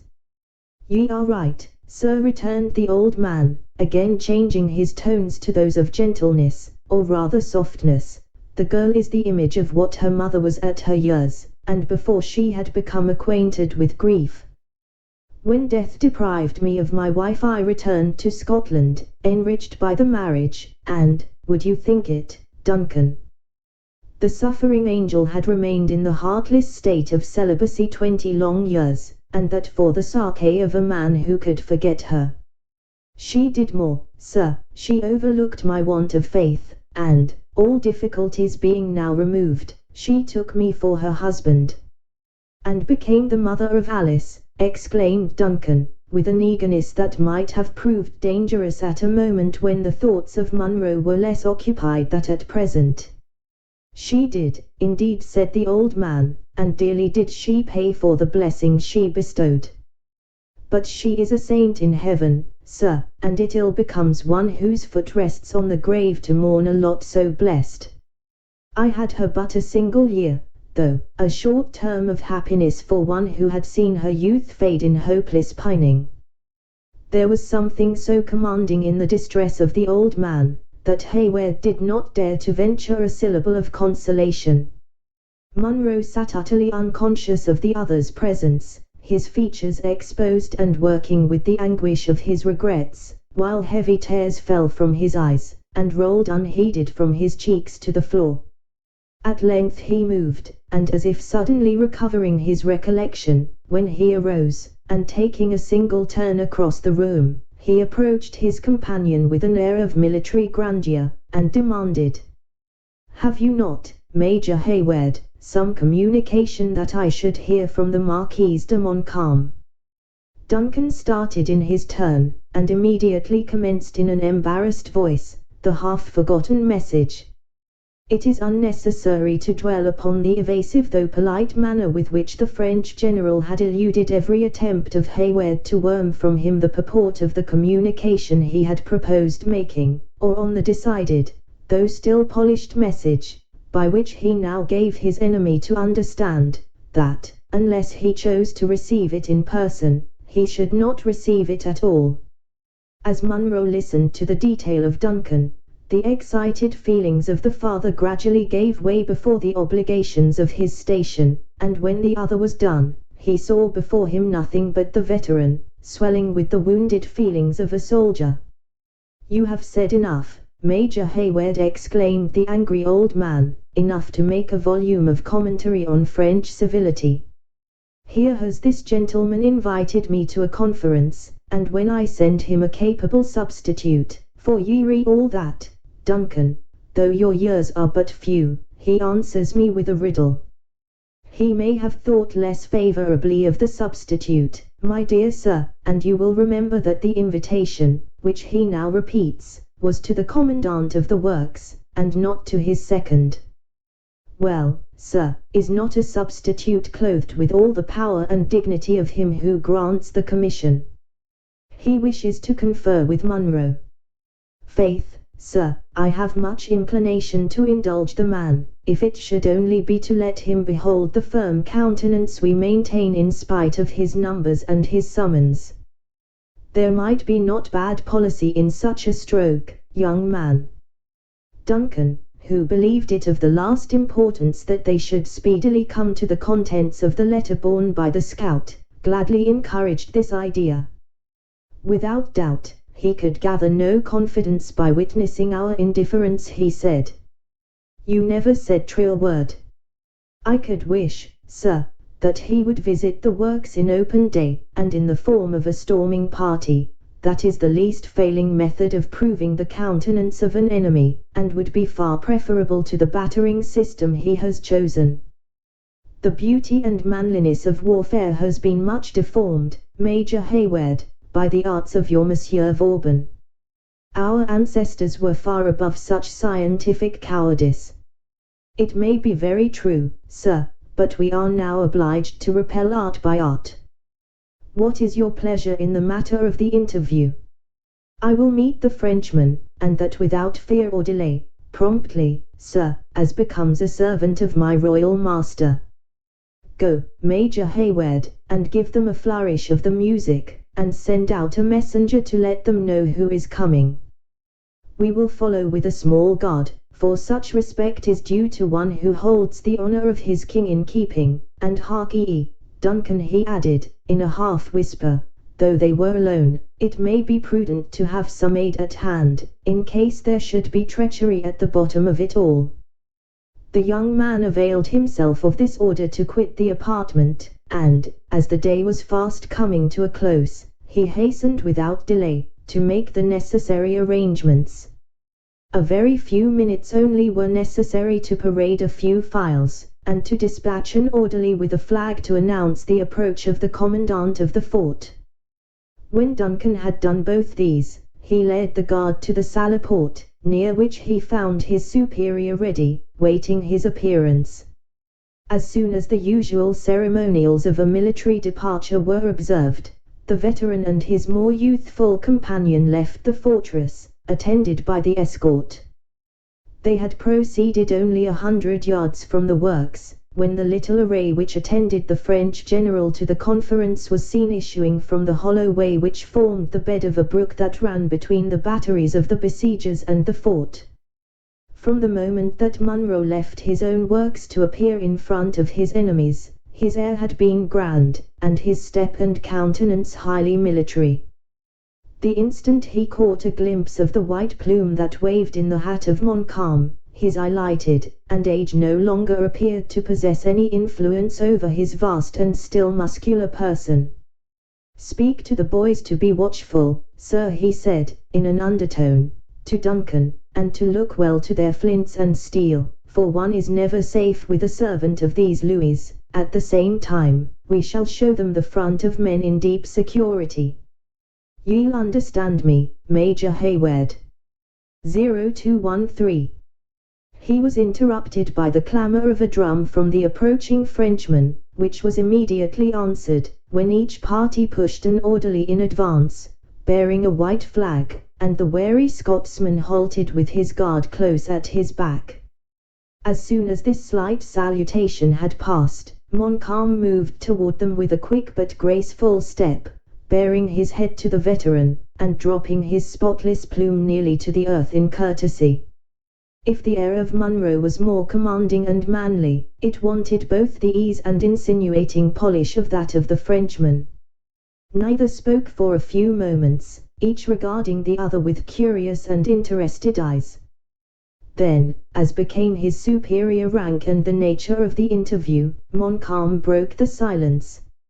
After uttering the usual words of greeting, he turned to Duncan, and continued, with a smile of recognition, speaking always in French: "I am rejoiced, monsieur, that you have given us the pleasure of your company on this occasion.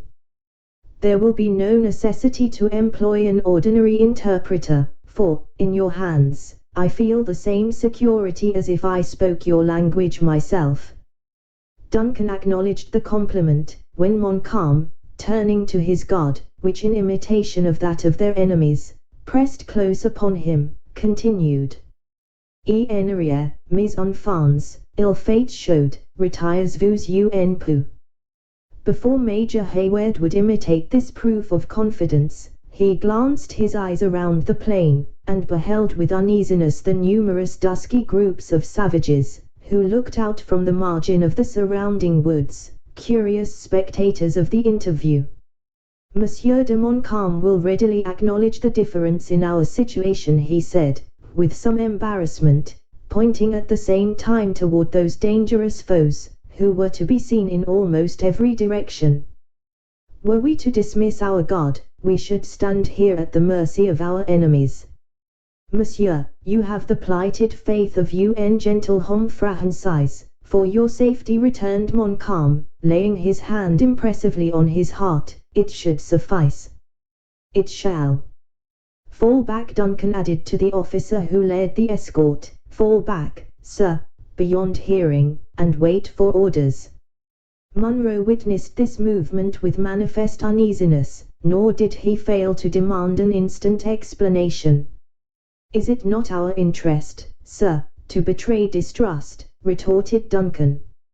"Monsieur de Montcalm pledges his word for our safety, and I have ordered the men to withdraw a little, in order to prove how much we depend on his assurance." "It may be all right, sir, but I have no overweening reliance on the faith of these marquises, or marquises, as they call themselves. Their patents of nobility are too common to be certain that they bear the seal of true honor. You forget, dear sir, that we confer with an officer, distinguished alike in Europe and America for his deeds. From a soldier of his reputation we can have nothing to apprehend." The old man made a gesture of resignation, though his rigid features still betrayed his obstinate adherence to a distrust, which he derived from a sort of hereditary contempt of his enemy, rather than from any present signs which might warrant so uncharitable a feeling. Montcalm waited patiently until this little dialogue in demi-voice was ended, when he drew nigher, and opened the subject of their conference. "I have solicited this interview from your superior, monsieur," he said, "because I believe he will allow himself to be persuaded that he has already done everything which is necessary for the honor of his prince, and will now listen to the admonitions of humanity. I will forever bear testimony that his resistance has been gallant, and was continued as long as there was hope." When this opening was translated to Munro, he answered with dignity, but with sufficient courtesy: "However I may prize such testimony from Monsieur Montcalm, it will be more valuable when it shall be better merited." The French general smiled, as Duncan gave him the purport of this reply, and observed, "What is now so freely accorded to approved courage, may be refused to useless obstinacy. Monsieur would wish to see my camp, and witness for himself our numbers, and the impossibility of his resisting them with success." "I know that the King of France is well served," returned the unmoved Scotsman, as soon as Duncan ended his translation, "but my own royal master has as many and as faithful troops." "Though not at hand, fortunately for us," said Montcalm, without waiting, in his ardor, for the interpreter. "There is a destiny in war, to which a brave man knows how to submit with the same courage that he faces his foes." Had I been conscious that Monsieur Montcalm was master of the English, I should have spared myself the trouble of so awkward a translation, said the vexed Duncan, dryly, remembering instantly his recent byplay with Munro. "Your pardon, monsieur," rejoined the Frenchman, suffering a slight colour to appear on his dark cheek. "There is a vast difference between understanding and speaking a foreign tongue. You will, therefore, please to assist me still." Then, after a short pause, he added, "These hills afford us every opportunity of reconnoitering your works, messieurs, and I am possibly as well acquainted with their weak condition as you can be yourselves." "Ask the French general if his glasses can reach to the Hudson," said Munro, proudly, "and if he knows when and where to expect the army of Webb." "Let General Webb be his own interpreter," returned the politic Montcalm, suddenly extending an open letter toward Munro as he spoke. "You will there learn, monsieur, that his movements are not likely to prove embarrassing to my army." The veteran seized the offered paper, without waiting for Duncan to translate the speech, and with an eagerness that betrayed how important he deemed its contents.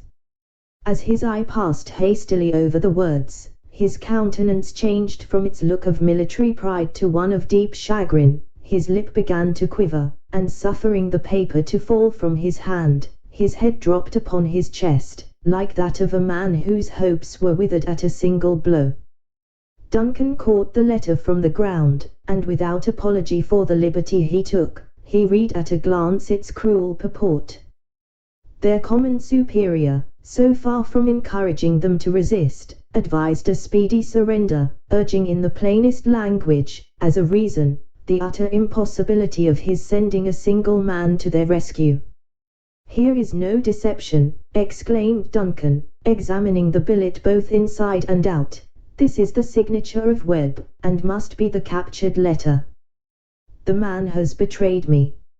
Munro at length bitterly exclaimed, "He has brought dishonor to the door of one where disgrace was never before known to dwell, and shame has he heaped heavily on my grey hairs." "Say not so," cried Duncan, "we are yet masters of the fort, and of our honor. Let us, then, sell our lives at such a rate as shall make our enemies believe the purchase too dear." "Boy, I thank thee," exclaimed the old man, rousing himself from his stupor. "You have, for once, reminded Munro of his duty. We will go back, and dig our graves behind those ramparts." "Messieurs," said Montcalm, advancing toward them a step, in generous interest, "you little know Louis de Saint Véran if you believe him capable of profiting by this letter to humble brave men, or to build up a dishonest reputation for himself. Listen to my terms before you leave me." "What says the Frenchman?" demanded the veteran, sternly. "Does he make a merit of having captured a scout, with a note from headquarters? Sir, he had better raise this siege, to go and sit down before Edward if he wishes to frighten his enemy with words." Duncan explained the other's meaning. "Monsieur de Montcalm, we will hear you," the veteran added, more calmly, as Duncan ended. "To retain the fort is now impossible," said his liberal enemy. "It is necessary to the interests of my master that it should be destroyed, but as for yourselves and your brave comrades, there is no privilege dear to a soldier that shall be denied." "Our colors," demanded Hayward. "Carry them to England, and show them to your king." "Our arms," Keep them, none can use them better. Our march, the surrender of the place, shall all be done in a way most honourable to yourselves. Duncan now turned to explain these proposals to his commander, who heard him with amazement, and a sensibility that was deeply touched by so unusual and unexpected generosity. Go you, Duncan, he said, go with this Marquis, as, indeed, Marquis he should be, go to his marquee and arrange it all. I have lived to see two things in my old age that never did I expect to behold. An Englishman afraid to support a friend, and a Frenchman too honest to profit by his advantage. So saying, the veteran again dropped his head to his chest, and returned slowly toward the fort, exhibiting, by the dejection of his air, to the anxious garrison, a harbinger of evil tidings. From the shock of this unexpected blow the haughty feelings of Munro never recovered, but from that moment there commenced a change in his determined character, which accompanied him to a speedy grave. Duncan remained to settle the terms of the capitulation. He was seen to re-enter the works during the first watches of the night, and immediately after a private conference with the commandant, to leave them again. It was then openly announced that hostilities must cease, Munro having signed a treaty by which the place was to be yielded to the enemy, with the morning, the garrison to retain their arms, the colours and their baggage, and, consequently, according to military opinion, their honour. Chapter 17. Weave we the woof. The thread is spun. The web is wove. The work is done. Grey. The hostile armies, which lay in the wilds of the Hurricane, passed the night of the 9th of August, 1757, much in the manner they would, had they encountered on the fairest field of Europe. While the conquered were still, sullen, and dejected, the victors triumphed. But there are limits alike to grief and joy, and long before the watches of the morning came the stillness of those boundless woods was only broken by a gay call from some exulting young Frenchman of the advanced pickets, or a menacing challenge from the fort, which sternly forbade the approach of any hostile footsteps before the stipulated moment. Even these occasional threatening sounds ceased to be heard in that dull hour which precedes the day, at which period a listener might have sought in vain any evidence of the presence of those armed powers that then slumbered on the shores of the Holy Lake. It was during these moments of deep silence that the canvas which concealed the entrance to a spacious marquee in the French encampment was shoved aside, and a man issued from beneath the drapery into the open air. He was enveloped in a cloak that might have been intended as a protection from the chilling damps of the woods, but which served equally well as a mantle to conceal his person. He was permitted to pass the grenadier, who watched over the slumbers of the French commander, without interruption, the man making the usual salute which betokens military deference, as the other passed swiftly through the little city of tents, in the direction of William Henry.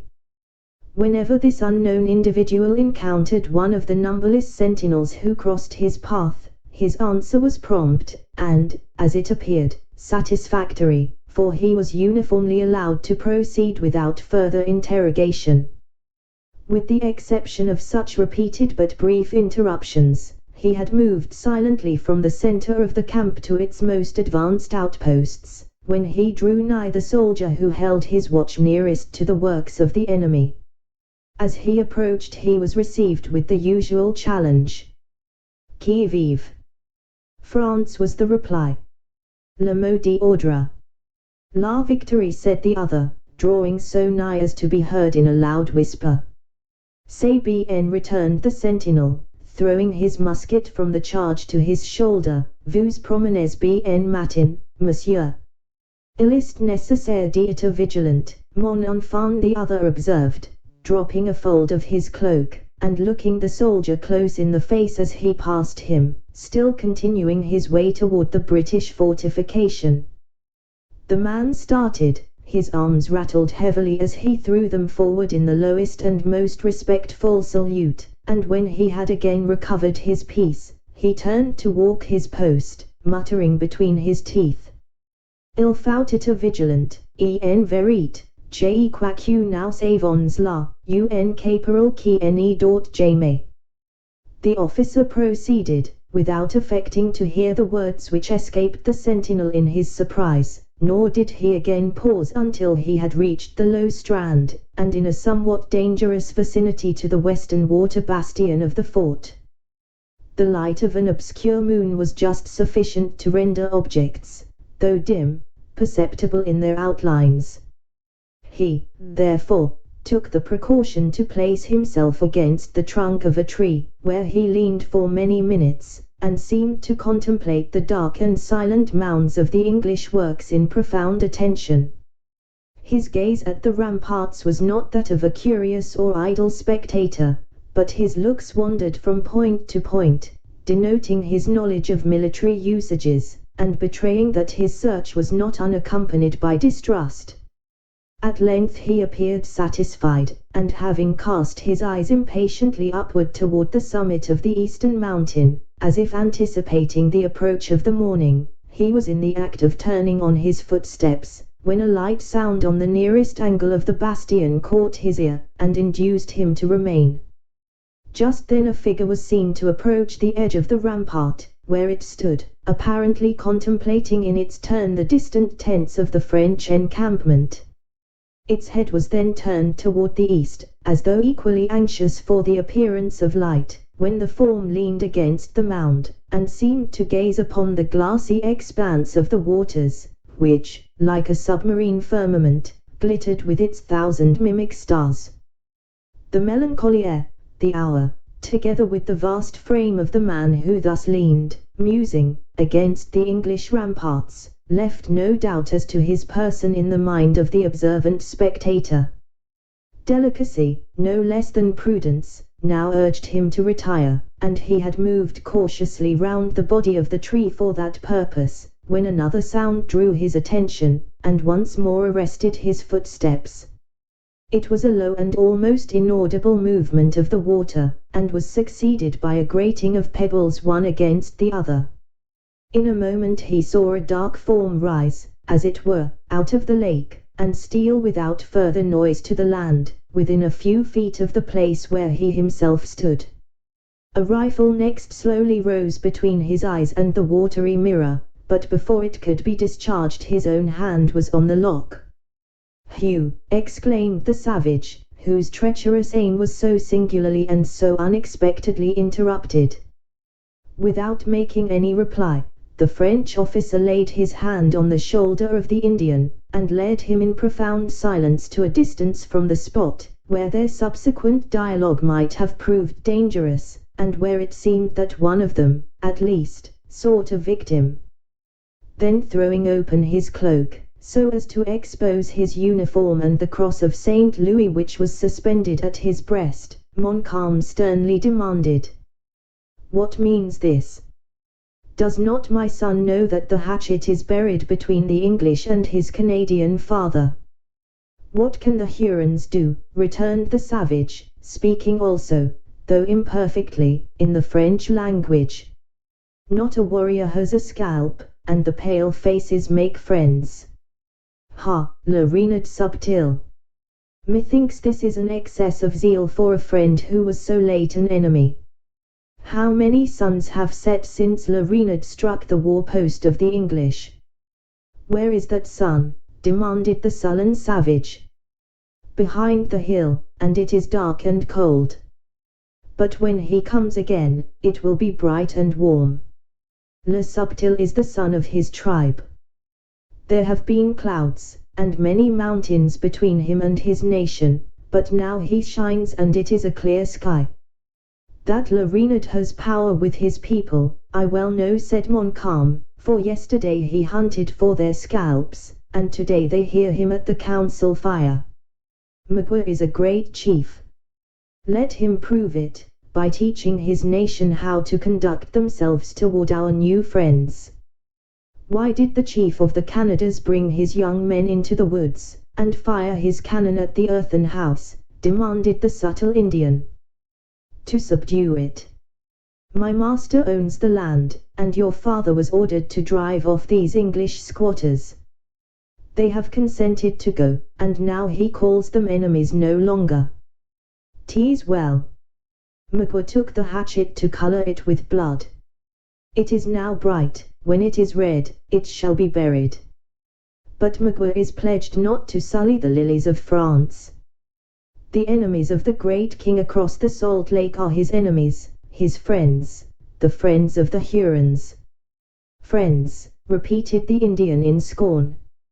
Let his father give Magua a hand. Montcalm, who felt that his influence over the warlike tribes he had gathered was to be maintained by concession rather than by power, complied reluctantly with the other's request. The savage placed the fingers of the French commander on a deep scar in his bosom, and then exultingly demanded, "Does my father know that? What warrior does not? 'Tis where a leaden bullet has cut." And this, continued the Indian, who had turned his naked back to the other, his body being without its usual calico mantle. "This, my son has been sadly injured here. Who has done this?" Magua slept hard in the English wigwams, and the sticks have left their mark, returned the savage, with a hollow laugh, which did not conceal the fierce temper that nearly choked him. Then, recollecting himself, with sudden and native dignity, he added, "Go, teach your young men it is peace." Le Renard Subtil knows how to speak to a Huron warrior. Without deigning to bestow further words, or to wait for any answer, the savage cast his rifle into the hollow of his arm, and moved silently through the encampment toward the woods where his own tribe was known to lie. Every few yards as he proceeded he was challenged by the sentinels, but he stalked sullenly onward, utterly disregarding the summons of the soldiers, who only spared his life because they knew the air and tread no less than the obstinate daring of an Indian. Montcalm lingered long and melancholy on the strand where he had been left by his companion, brooding deeply on the temper which his ungovernable ally had just discovered. Already had his fair fame been tarnished by one horrid scene, and in circumstances fearfully resembling those under which he now found himself. As he mused he became keenly sensible of the deep responsibility they assume who disregard the means to attain the end, and of all the danger of setting in motion an engine which it exceeds human power to control. Then, shaking off a train of reflections that he accounted a weakness in such a moment of triumph, he retraced his steps toward his tent, giving the order as he passed to make the signal that should arouse the army from its slumbers. The first tap of the French drums was echoed from the bosom of the fort, and presently the valley was filled with the strains of martial music, rising long, thrilling and lively above the rattling accompaniment. The horns of the victors sounded merry and cheerful flourishes, until the last laggard of the camp was at his post, but the instant the British fifes had blown their shrill signal, they became mute. In the meantime the day had dawned, and when the line of the French army was ready to receive its general, the rays of a brilliant sun were glancing along the glittering array. Then that success, which was already so well known, was officially announced. The favored band who were selected to guard the gates of the fort were detailed, and defiled before their chief. The signal of their approach was given, and all the usual preparations for a change of masters were ordered and executed directly under the guns of the contested works. A very different scene presented itself within the lines of the Anglo-American army. As soon as the warning signal was given, it exhibited all the signs of a hurried and forced departure. The sullen soldiers shouldered their empty tubes and fell into their places, like men whose blood had been heated by the past contest, and who only desired the opportunity to revenge an indignity which was still wounding to their pride, concealed as it was under the observances of military etiquette. Women and children ran from place to place, some bearing the scanty remnants of their baggage, and others searching in the ranks for those countenances they looked up to for protection. Munro appeared among his silent troops, firm but dejected. It was evident that the unexpected blow had struck deep into his heart, though he struggled to sustain his misfortune with the port of a man. Duncan was touched at the quiet and impressive exhibition of his grief. He had discharged his own duty, and he now pressed to the side of the old man, to know in what particular he might serve him. "My daughter's," was the brief but expressive reply. "Good heavens, are not arrangements already made for their convenience?" "Today I am only a soldier, Major Hayward," said the veteran. "All that you see here, claim alike to be my children." Duncan had heard enough. Without losing one of those moments which had now become so precious, he flew toward the quarters of Munro, in quest of the sisters. He found them on the threshold of the low edifice, already prepared to depart, and surrounded by a clamorous and weeping assemblage of their own sex, that had gathered about the place, with a sort of instinctive consciousness that it was the point most likely to be protected. Though the cheeks of Cora were pale and her countenance anxious, she had lost none of her firmness, but the eyes of Alice were inflamed, and betrayed how long and bitterly she had wept. They both, however, received the young man with undisguised pleasure, the former, for a novelty, being the first to speak. "The fort is lost," she said, with a melancholy smile, "though our good name, I trust, remains. 'Tis brighter than ever. But, dearest Miss Munro, it is time to think less of others, and to make some provision for yourself. Military usage, pride, that pride on which you so much value yourself, demands that your father and I should for a little while continue with the troops. Then where to seek a proper protector for you against the confusion and chances of such a scene?" "None is necessary," returned Cora. "Who will dare to injure or insult the daughter of such a father, at a time like this?" "I would not leave you alone," continued the youth, looking about him in a hurried manner, "for the command of the best regiment in the pay of the king. Remember, our Alice is not gifted with all your firmness, and God only knows the terror she might endure." "You may be right," Cora replied, smiling again, but far more sadly than before. "Listen, chance has already sent us a friend when he is most needed." Duncan did listen, and on the instant comprehended her meaning. The low and serious sounds of the sacred music, so well known to the eastern provinces, caught his ear, and instantly drew him to an apartment in an adjacent building, which had already been deserted by its customary tenants. There he found David, pouring out his pious feelings through the only medium in which he ever indulged. Duncan waited, until, by the cessation of the movement of the hand, he believed the strain was ended, when, by touching his shoulder, he drew the attention of the other to himself, and in a few words explained his wishes.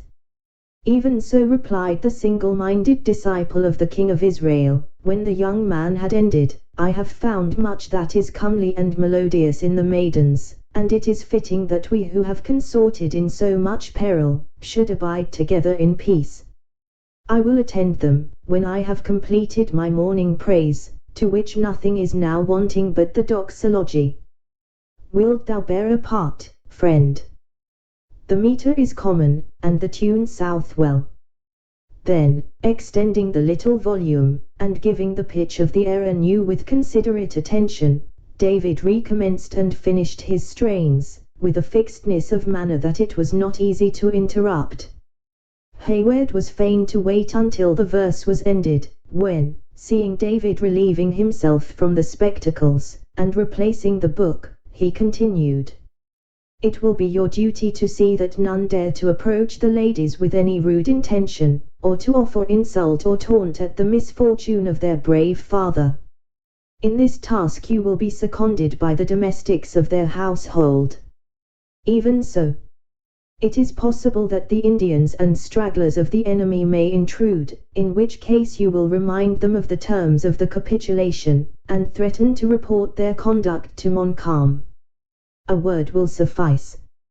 If not, I have that here which shall, returned David, exhibiting his book, with an air in which meekness and confidence were singularly blended. Here are words which, uttered, or rather thundered, with proper emphasis, and in measured time, shall quiet the most unruly temper. Why rage the heathen furiously?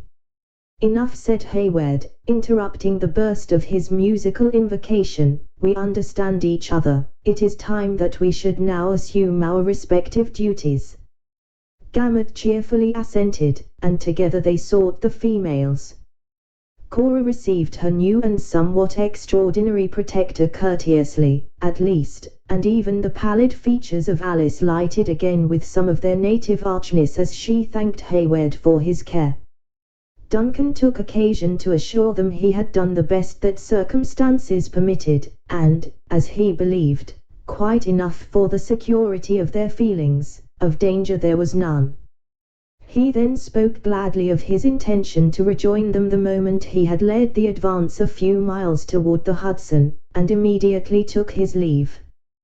By this time the signal for departure had been given, and the head of the English column was in motion. The sisters started at the sound, and glancing their eyes around, they saw the white uniforms of the French grenadiers, who had already taken possession of the gates of the fort. At that moment an enormous cloud seemed to pass suddenly above their heads, and, looking upward, they discovered that they stood beneath the white folds of the standard of France.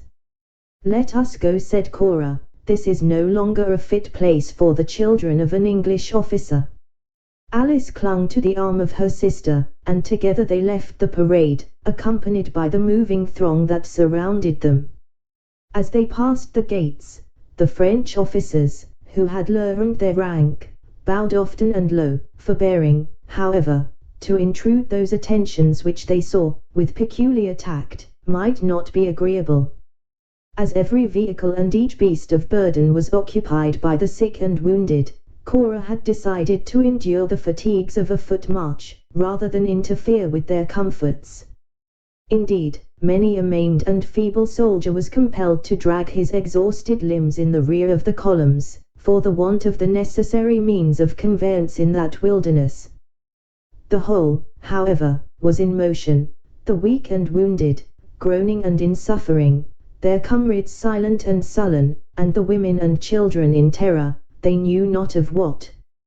As the confused and timid throng left the protecting mounds of the fort, and issued on the open plain, the whole scene was at once presented to their eyes. At a little distance on the right, and somewhat in the rear, the French army stood to their arms, Montcalm having collected his parties, so soon as his guards had possession of the works. They were attentive but silent observers of the proceedings of the vanquished, failing in none of the stipulated military honors, and offering no taunt or insult, in their success, to their less fortunate foes. Living masses of the English, to the amount, in the whole, of near 3,000, were moving slowly across the plain, toward the common center, and gradually approached each other. As they converged to the point of their march, a vista cut through the lofty trees, where the road to the Hudson entered the forest. Along the sweeping borders of the woods hung a dark cloud of savages, eyeing the passage of their enemies, and hovering at a distance, like vultures who were only kept from swooping on their prey by the presence and restraint of a superior army. A few had straggled among the conquered columns, where they stalked in sullen discontent, attentive, though, as yet, passive observers of the moving multitude. The advance, with Hayward at its head, had already reached the defile, and was slowly disappearing, when the attention of Cora was drawn to a collection of stragglers by the sounds of contention. A truant provincial was paying the forfeit of his disobedience, by being plundered of those very effects which had caused him to desert his place in the ranks. The man was of powerful frame, and too avaricious to part with his goods without a struggle. Individuals from either party interfered, the one side to prevent and the other to aid in the robbery. Voices grew loud and angry, and 100 savages appeared, as it were, by magic, where a dozen only had been seen a minute before. It was then that Cora saw the form of Magua gliding among his countrymen, and speaking with his fatal and artful eloquence. The mass of women and children stopped, and hovered together like alarmed and fluttering birds. But the cupidity of the Indian was soon gratified, and the different bodies again moved slowly onward. The savages now fell back, and seemed content to let their enemies advance without further molestation. But, as the female crowd approached them, the gaudy colors of a shawl attracted the eyes of a wild and untutored Huron. He advanced to seize it without the least hesitation. The woman, more in terror than through love of the ornament, wrapped her child in the coveted article, and folded both more closely to her bosom. Cora was in the act of speaking, with an intent to advise the woman to abandon the trifle, when the savage relinquished his hold of the shawl, and tore the screaming infant from her arms. Abandoning everything to the greedy grasp of those around her, the mother darted, with distraction in her mien, to reclaim her child. The Indian smiled grimly, and extended one hand, in sign of a willingness to exchange, while, with the other, he flourished the babe over his head, holding it by the feet as if to enhance the value of the ransom. "Here, here, there, all, any, everything," exclaimed the breathless woman, tearing the lighter articles of dress from her person with ill-directed and trembling fingers. "Take all, but give me my babe." The savage spurned the worthless rags, and perceiving that the shawl had already become a prize to another, his bantering but sullen smile changing to a gleam of ferocity, he dashed the head of the infant against a rock, and cast its quivering remains to her very feet. For an instant the mother stood, like a statue of despair, looking wildly down at the unseemly object, which had so lately nestled in her bosom and smiled in her face, and then she raised her eyes and countenance toward heaven, as if calling on God to curse the perpetrator of the foul deed. She was spared the sin of such a prayer, for, maddened at his disappointment, and excited at the sight of blood, the Huron mercifully drove his tomahawk into her own brain. The mother sank under the blow, and fell, grasping at her child, in death, with the same engrossing love that had caused her to cherish it when living. At that dangerous moment, Magua placed his hands to his mouth, and raised the fatal and appalling whoop. The scattered Indians started at the well-known cry, as coursers bound at the signal to quit the goal, and directly there arose such a yell along the plain, and through the arches of the wood, as seldom burst from human lips before. They who heard it listened with a curdling horror at the heart, little inferior to that dread which may be expected to attend the blasts of the final summons. More than 2,000 raving savages broke from the forest at the signal, and threw themselves across the fatal plain with instinctive alacrity. We shall not dwell on the revolting horrors that succeeded. Death was everywhere, and in his most terrific and disgusting aspects. Resistance only served to inflame the murderers, who inflicted their furious blows long after their victims were beyond the power of their resentment. The flow of blood might be likened to the outbreaking of a torrent, and as the natives became heated and maddened by the sight, many among them even kneeled to the earth, and drank freely, exultingly, hellishly, of the crimson tide. The trained bodies of the troops threw themselves quickly into solid masses, endeavoring to awe their assailants by the imposing appearance of a military front. The experiment in some measure succeeded, though far too many suffered their unloaded muskets to be torn from their hands, in the vain hope of appeasing the savages. In such a scene none had leisure to note the fleeting moments. It might have been 10 minutes, it seemed an age, that the sisters had stood riveted to one spot, horror-stricken and nearly helpless. When the first blow was struck, their screaming companions had pressed upon them in a body, rendering flight impossible, and now that fear or death had scattered most, if not all, from around them, they saw no avenue open, but such as conducted to the tomahawks of their foes. On every side arose shrieks, groans, exhortations and curses.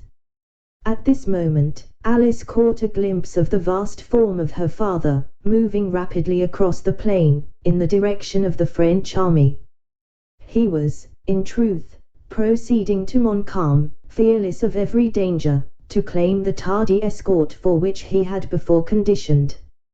50 glittering axes and barbed spears were offered unheeded at his life, but the savages respected his rank and calmness, even in their fury. The dangerous weapons were brushed aside by the still nervous arm of the veteran, or fell of themselves, after menacing an act that it would seem no one had courage to perform. Fortunately, the vindictive Magua was searching for his victim in the very band the veteran had just quitted.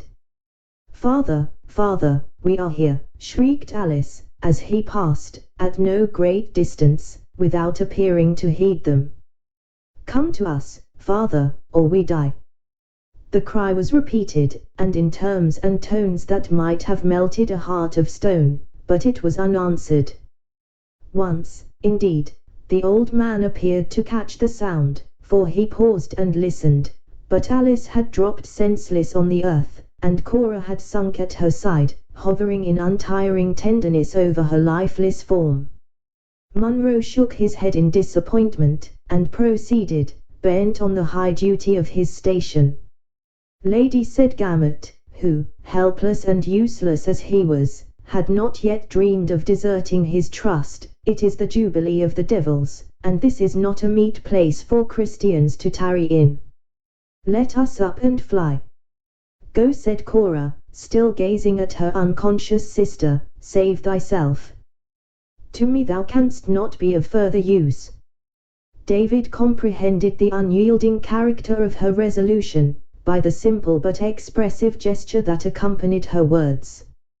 He gazed for a moment at the dusky forms that were acting their hellish rites on every side of him, and his tall person grew more erect while his chest heaved, and every feature swelled, and seemed to speak with the power of the feelings by which he was governed. If the Jewish boy might tame the great spirit of Saul by the sound of his harp, and the words of sacred song, it may not be amiss, he said, to try the potency of music here. Then raising his voice to its highest tone, he poured out a strain so powerful as to be heard even amid the din of that bloody field.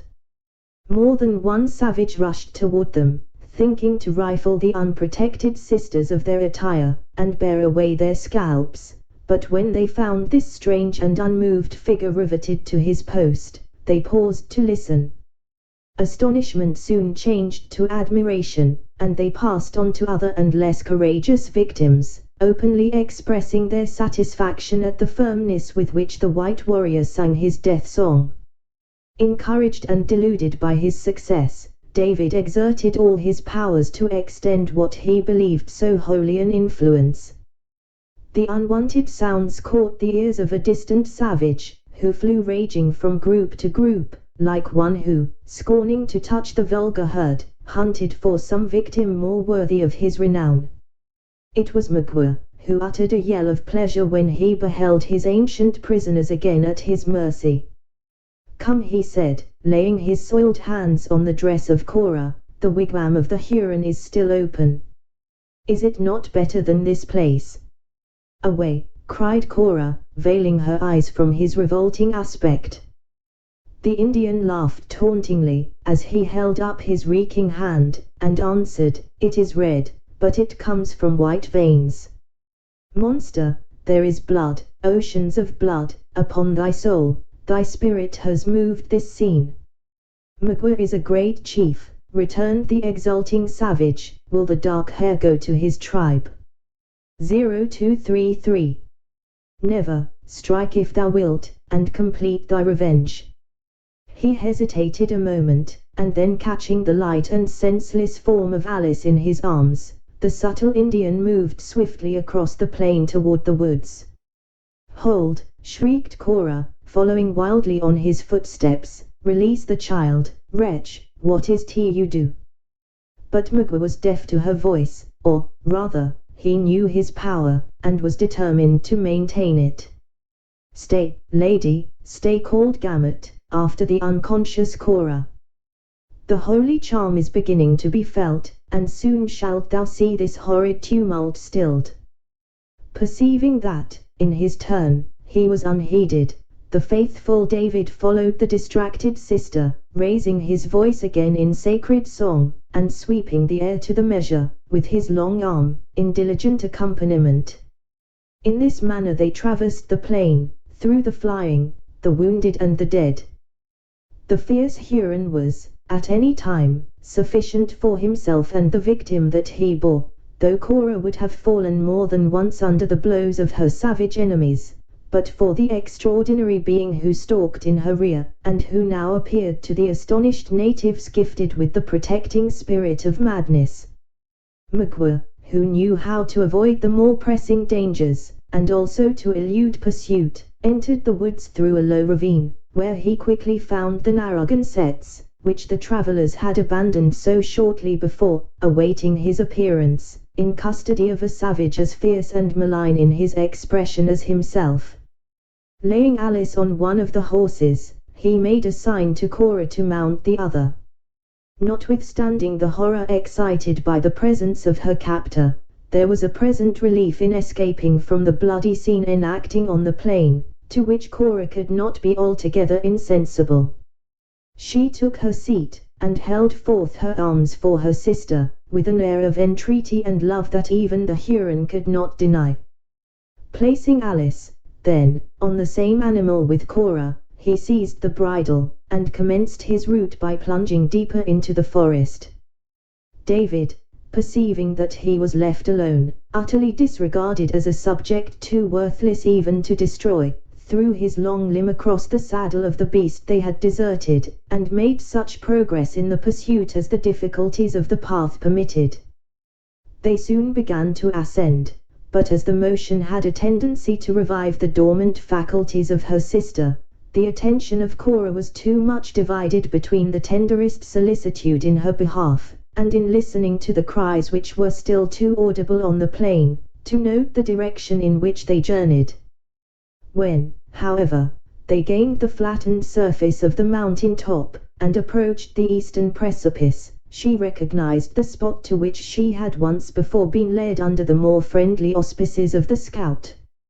Here Magua suffered them to dismount, and notwithstanding their own captivity, the curiosity which seems inseparable from horror, induced them to gaze at the sickening sight below. The cruel work was still unchecked. On every side the captured were flying before their relentless persecutors, while the armed columns of the Christian king stood fast in an apathy which has never been explained, and which has left an immovable blot on the otherwise fair escutcheon of their leader. Nor was the sword of death stayed until cupidity got the mastery of revenge. Then, indeed, the shrieks of the wounded, and the yells of their murderers grew less frequent, until, finally, the cries of horror were lost to their ear, or were drowned in the loud, long and piercing whoops of the triumphant savages. Chapter 18. Why, anything. An honorable murderer, if you will. For naught I did in hate, but all in honor. Othello. The bloody and inhuman scene rather incidentally mentioned than described in the preceding chapter, is conspicuous in the pages of colonial history by the merited title of the Massacre of William Henry. It so far deepened the stain which a previous and very similar event had left upon the reputation of the French commander that it was not entirely erased by his early and glorious death. It is now becoming obscured by time, and thousands, who know that Montcalm died like a hero on the plains of Abraham, have yet to learn how much he was deficient in that moral courage without which no man can be truly great.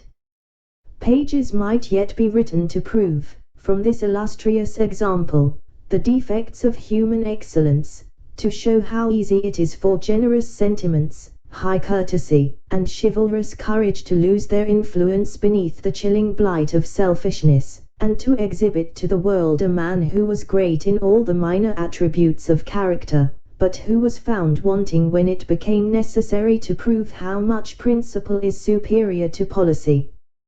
But the task would exceed our prerogatives, and, as history, like love, is so apt to surround her heroes with an atmosphere of imaginary brightness, it is probable that Louis de Saint Véran will be viewed by posterity only as the gallant defender of his country, while his cruel apathy on the shores of the Oswego and of the Hurricane will be forgotten.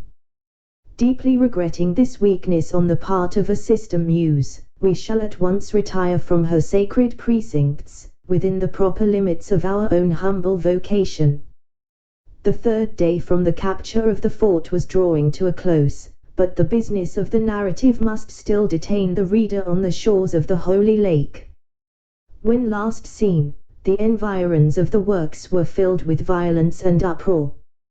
They were now possessed by stillness and death.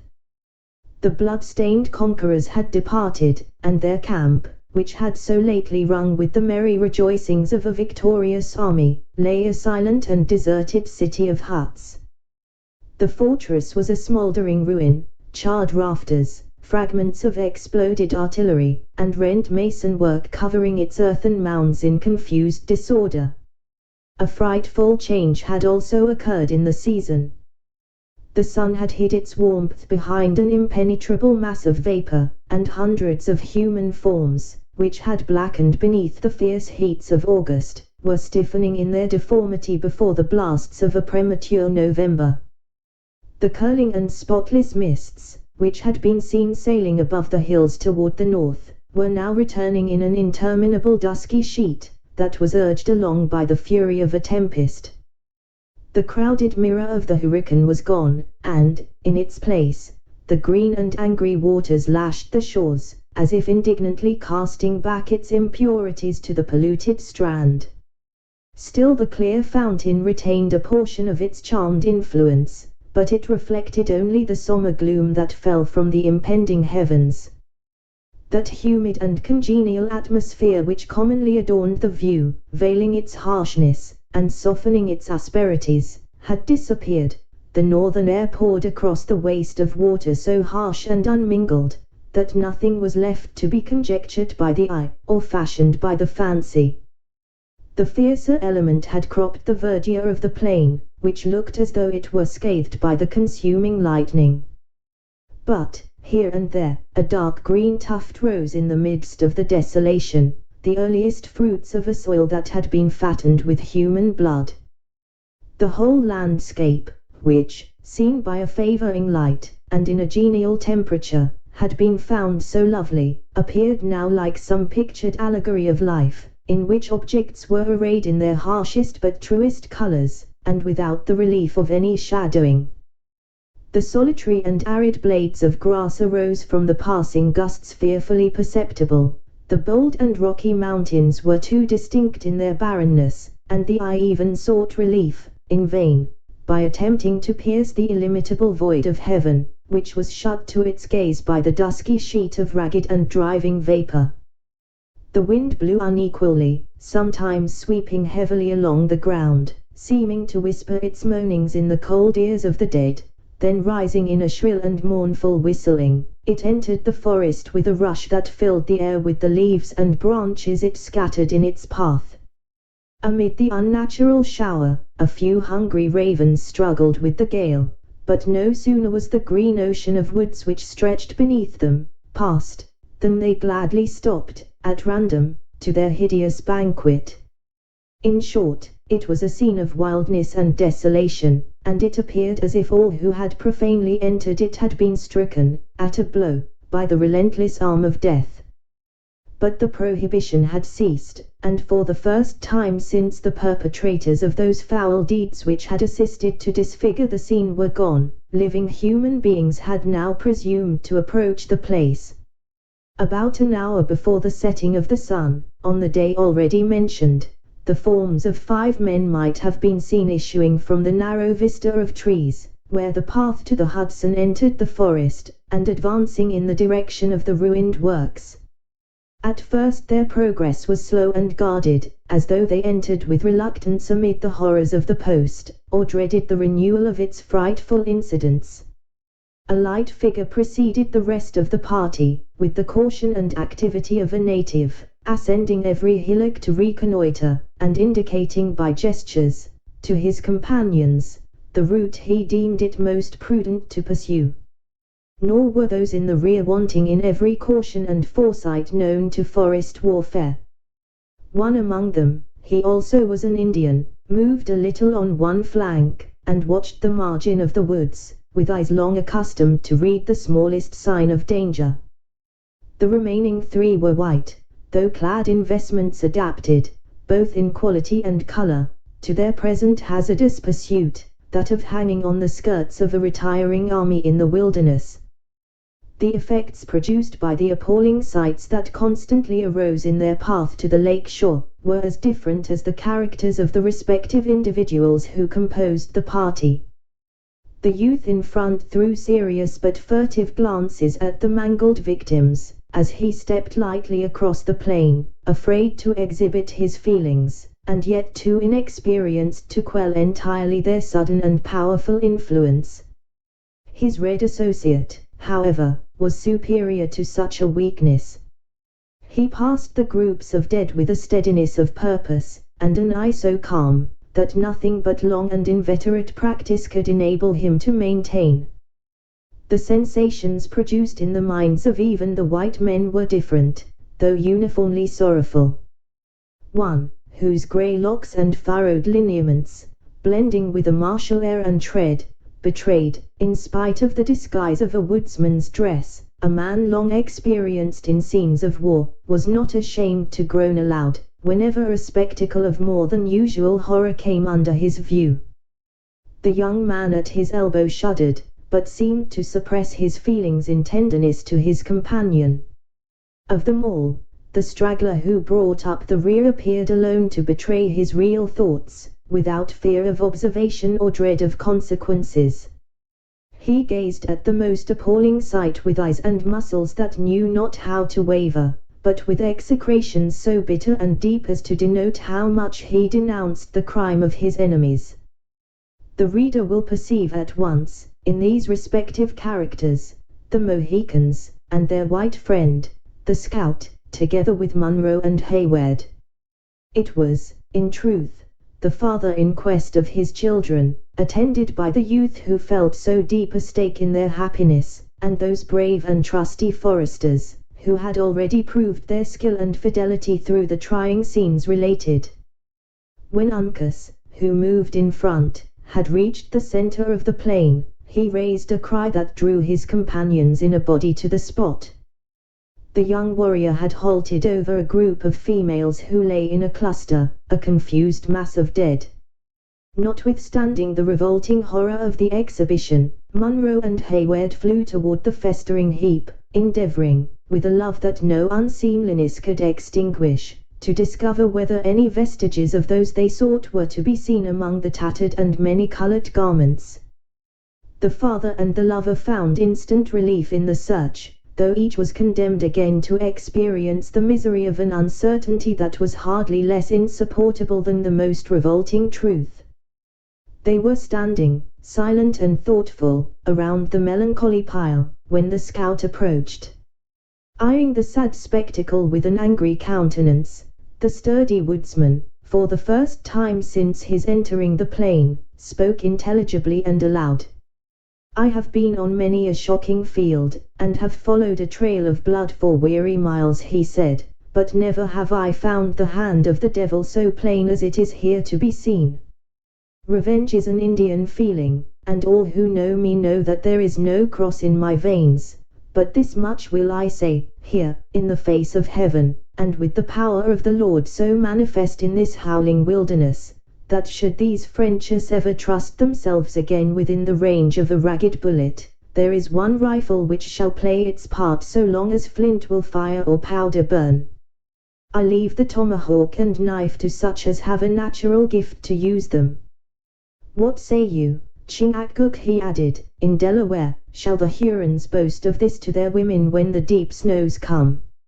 A gleam of resentment flashed across the dark lineaments of the Mohican chief. He loosened his knife in his sheath, and then turning calmly from the sight, his countenance settled into a repose as deep as if he knew the instigation of passion. Montcalm, continued the deeply resentful and less self-restrained scout, they say a time must come when all the deeds done in the flesh will be seen at a single look, and that by eyes cleared from mortal infirmities.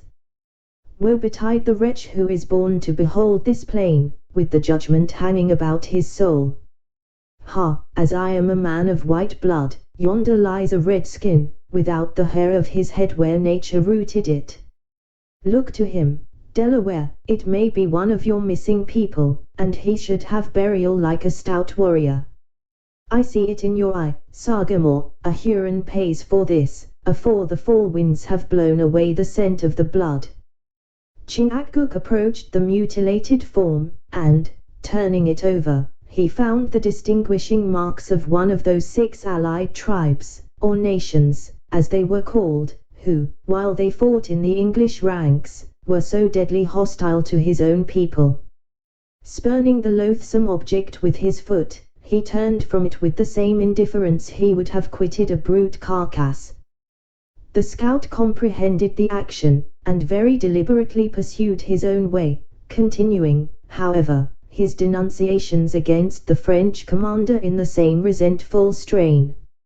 Nothing but vast wisdom and unlimited power should dare to sweep off men in multitudes, he added, for it is only the one that can know the necessity of the judgment, and what is there, short of the other, that can replace the creatures of the Lord. I hold it a sin to kill the second buck afore the first is eaten, unless a march in front, or an ambushment, be contemplated. It is a different matter with a few warriors in open and rugged fight, for 'tis their gift to die with the rifle or the tomahawk in hand, according as their natures may happen to be, white or red. Uncas, come this way, lad, and let the ravens settle upon the Mingo. I know, from often seeing it, that they have a craving for the flesh of an Oneida, and it is as well to let the bird follow the gift of its natural appetite. Hugh, exclaimed the young Mohican, rising on the extremities of his feet, and gazing intently in his front, frightening the ravens to some other prey by the sound and the action. What is it, boy? Whispered the scout, lowering his tall form into a crouching attitude, like a panther about to take his leap. God send it be a tardy Frencher, skulking for plunder. I do believe Killdeer would take an uncommon range today. Uncas, without making any reply, bounded away from the spot, and in the next instant he was seen tearing from a bush, and waving in triumph, a fragment of the green riding veil of Cora. The movement, the exhibition, and the cry which again burst from the lips of the young Mohican, instantly drew the whole party about him. My child, said Munro, speaking quickly and wildly, give me my child. Uncas will try, was the short and touching answer. The simple but meaning assurance was lost on the father, who seized the piece of gauze, and crushed it in his hand, while his eyes roamed fearfully among the bushes, as if he equally dreaded and hoped for the secrets they might reveal. Here are no dead, said Hayward, the storm seems not to have passed this way. That's manifest, and clearer than the heavens above our heads, returned the undisturbed scout, but either she, or they that have robbed her, have passed the bush, for I remember the rags she wore to hide a face that all did love to look upon.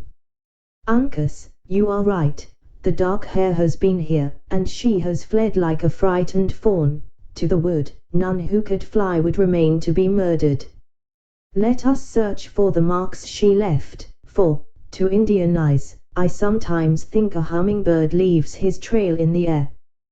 The young Mohican darted away at the suggestion, and the scout had hardly done speaking, before the former raised a cry of success from the margin of the forest. On reaching the spot, the anxious party perceived another portion of the veil fluttering on the lower branch of a beech. Softly, softly, said the scout, extending his long rifle in front of the eager Hayward, we now know our work, but the beauty of the trail must not be deformed.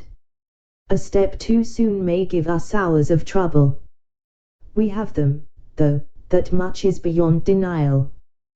Bless ye, worthy man, exclaimed Munro, whither then have they fled, and where are my babes? The path they have taken depends on many chances. If they have gone alone, they are quite as likely to move in a circle as straight, and they may be within a dozen miles of us, but if the Hurons, or any of the French Indians, have laid hands on them, 'tis probably they are now near the borders of the Canadas. But what matters that, continued the deliberate scout, observing the powerful anxiety and disappointment the listeners exhibited, here are the Mohicans and I on one end of the trail, and, rely on it, we find the other, though they should be 100 leagues asunder. Gently, gently, Uncas, you are as impatient as a man in the settlements, you forget that light feet leave but faint marks. Hugh, exclaimed Chingachgook, who had been occupied in examining an opening that had been evidently made through the low underbrush which skirted the forest, and who now stood erect, as he pointed downward, in the attitude and with the air of a man who beheld a disgusting serpent. Here is the palpable impression of the footstep of a man, cried Hayward, bending over the indicated spot. He has trodden the margin of this pool, and the mark cannot be mistaken. They are captives. Better so than left to starve in the wilderness, returned the scout, and they will leave a wider trail. I would wager 50 beaver skins against as many flints, that the Mohicans and I enter their wigwams within the month. Stoop to it, Uncas, and try what you can make of the moccasin, for moccasin it plainly is, and no shoe. The young Mohican bent over the track, and removing the scattered leaves from around the place, he examined it with much of that sort of scrutiny that a money dealer, in these days of pecuniary doubts, would bestow on a suspected due bill. At length he arose from his knees, satisfied with the result of the examination. Well, boy, demanded the attentive scout, what does it say? Can you make anything of the telltale? 5299. Le renard subtil. Ha, that rampaging devil again, there will never be an end of his loping till Killdeer has said a friendly word to him. Hayward reluctantly admitted the truth of this intelligence, and now expressed rather his hopes than his doubts by saying, one moccasin is so much like another, it is probable there is some mistake. One moccasin like another, you may as well say that one foot is like another, though we all know that some are long, and others short, some broad and others narrow, some with high, and some with low insteps, some inward, and some out. One moccasin is no more like another than one book is like another, though they who can read in one are seldom able to tell the marks of the other. Which is all ordered for the best, giving to every man his natural advantages. Let me get down to it, Uncas, neither book nor moccasin is the worse for having two opinions, instead of one. The scout stooped to the task, and instantly added, you are right, boy, here is the patch we saw so often in the other chase. And the fellow will drink when he can get an opportunity. Your drinking Indian always learns to walk with a wider toe than the natural savage, it being the gift of a drunkard to straddle, whether of white or red skin. 'Tis just the length and breadth, too. Look at it, Sagamore, you measured the prints more than once, when we hunted the varmints from glens to the health springs.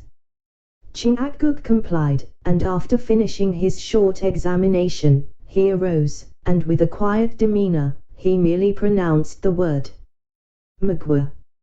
'Tis a settled thing. Here, then, have passed the dark hair and Magua. And not Alice, demanded Hayward. Of her we have not yet seen the signs, returned the scout, looking closely around at the trees, the bushes and the ground. What have we there? Uncas, bring hither the thing you see dangling from yonder thorn bush. When the Indian had complied, the scout received the prize, and holding it on high, he laughed in his silent but heartfelt manner. 'Tis the tooting weapon of the singer, now we shall have a trail a priest might travel, he said. Uncas, look for the marks of a shoe that is long enough to uphold 6 feet 2 of tottering human flesh. I begin to have some hopes of the fellow, since he has given up squalling to follow some better trade. At least he has been faithful to his trust, said Hayward. And Cora and Alice are not without a friend. Yes, said Hawke, dropping his rifle, and leaning on it with an air of visible contempt, he will do their singing. Can he slay a buck for their dinner, journey by the moss on the beaches, or cut the throat of a Huron? If not, the first catbird * he meets is the cleverer of the two. Well, boy, any signs of such a foundation? * The powers of the American mockingbird are generally known. But the true mockingbird is not found so far north as the state of New York, where it has, however, two substitutes of inferior excellence, the catbird, so often named by the scout, and the bird vulgarly called ground thresher. Either of these last two birds is superior to the nightingale or the lark, though, in general, the American birds are less musical than those of Europe. Here is something like the footstep of one who has worn a shoe. Can it be that of our friend? Touch the leaves lightly or you'll disconcert the formation. That is the print of a foot, but 'tis the dark hairs, and small it is, too, for one of such a noble height and grand appearance. The singer would cover it with his heel. Where, let me look on the footsteps of my child, said Munro, shoving the bushes aside, and bending fondly over the nearly obliterated impression. Though the tread which had left the mark had been light and rapid, it was still plainly visible. The aged soldier examined it with eyes that grew dim as he gazed, nor did he rise from this stooping posture until Hayward saw that he had watered the trace of his daughter's passage with a scalding tear. Willing to divert a distress which threatened each moment to break through the restraint of appearances, by giving the veteran something to do, the young man said to the scout, "As we now possess these infallible signs, let us commence our march. A moment, at such a time, will appear an age to the captives. It is not the swiftest leaping deer that gives the longest chase," returned Hawke, without moving his eyes from the different marks that had come under his view. "We know that the rampaging Huron has passed, and the dark hair, and the singer, but where is she of the yellow locks and blue eyes? Though little, and far from being as bold as her sister, she is fair to the view, and pleasant in discourse. Has she no friend, that none care for her? God forbid she should ever want hundreds. Are we not now in her pursuit? For one, I will never cease the search till she be found. In that case we may have to journey by different paths, for here she has not passed, light and little as her footsteps would be." Hayward drew back, all his ardor to proceed seeming to vanish on the instant. Without attending to this sudden change in the other's humor, the scout, after musing a moment, continued, "There is no woman in this wilderness could leave such a print as that, but the dark hair or her sister. We know that the first has been here, but where are the signs of the other? Let us push deeper on the trail, and if nothing offers, we must go back to the plain and strike another scent. Move on, Uncas, and keep your eyes on the dried leaves. I will watch the bushes, while your father shall run with a low nose to the ground. Move on, friends, the sun is getting behind the hills." "Is there nothing that I can do?" demanded the anxious Hayward. "You," repeated the scout, who, with his red friends, was already advancing in the order he had prescribed. "Yes, you can keep in our rear and be careful not to cross the trail." Before they had proceeded many rods, the Indians stopped, and appeared to gaze at some signs on the earth with more than their usual keenness. Both father and son spoke quick and loud, now looking at the object of their mutual admiration, and now regarding each other with the most unequivocal pleasure. "They have found the little foot," exclaimed the scout, moving forward, without attending further to his own portion of the duty. what have we here? An ambushment has been planted in the spot. No, by the truest rifle on the frontiers, here have been them one-sided horses again. Now the whole secret is out, and all is plain as the North Star at midnight. Yes, here they have mounted. There the beasts have been bound to a sapling, in waiting, and yonder runs the broad path away to the north, in full sweep for the Canadas. But still there are no signs of Alice, of the younger Miss Munro, said Duncan. Unless the shining bauble Uncas has just lifted from the ground should prove one. Pass it this way, lad, that we may look at it. Hayward instantly knew it for a trinket that Alice was fond of wearing, and which he recollected, with the tenacious memory of a lover, to have seen, on the fatal morning of the massacre, dangling from the fair neck of his mistress.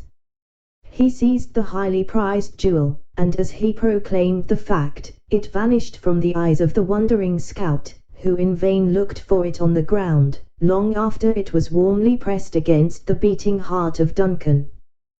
Pshaw, said the disappointed Hawke, ceasing to rake the leaves with the breech of his rifle, "'tis a certain sign of age, when the sight begins to weaken. Such a glittering gewgaw, and not to be seen.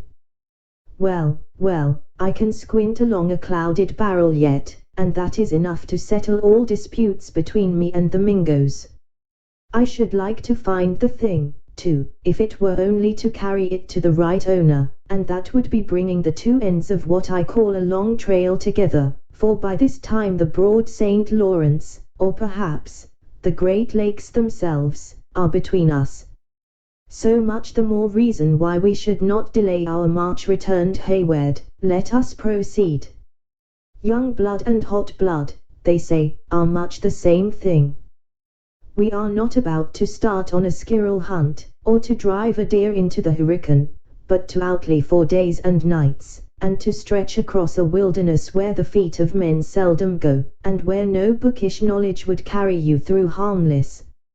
An Indian never starts on such an expedition without smoking over his council fire, and, though a man of white blood, I honor their customs in this particular, seeing that they are deliberate and wise. We will, therefore, go back, and light our fire tonight in the ruins of the old fort, and in the morning we shall be fresh, and ready to undertake our work like men, and not like babbling women or eager boys." Hayward saw, by the manner of the scout, that altercation would be useless. Munro had again sunk into that sort of apathy which had beset him since his late overwhelming misfortunes, and from which he was apparently to be roused only by some new and powerful excitement. Making a merit of necessity, the young man took the veteran by the arm, and followed in the footsteps of the Indians and the scout, who had already begun to retrace the path which conducted them to the plain. Chapter 19. Saladot, why, I am sure, if he forfeit, thou wilt not take his flesh, what's that good for? Shy dot, to bait fish withal, if it will feed nothing else, it will feed my revenge. Merchant of Venice.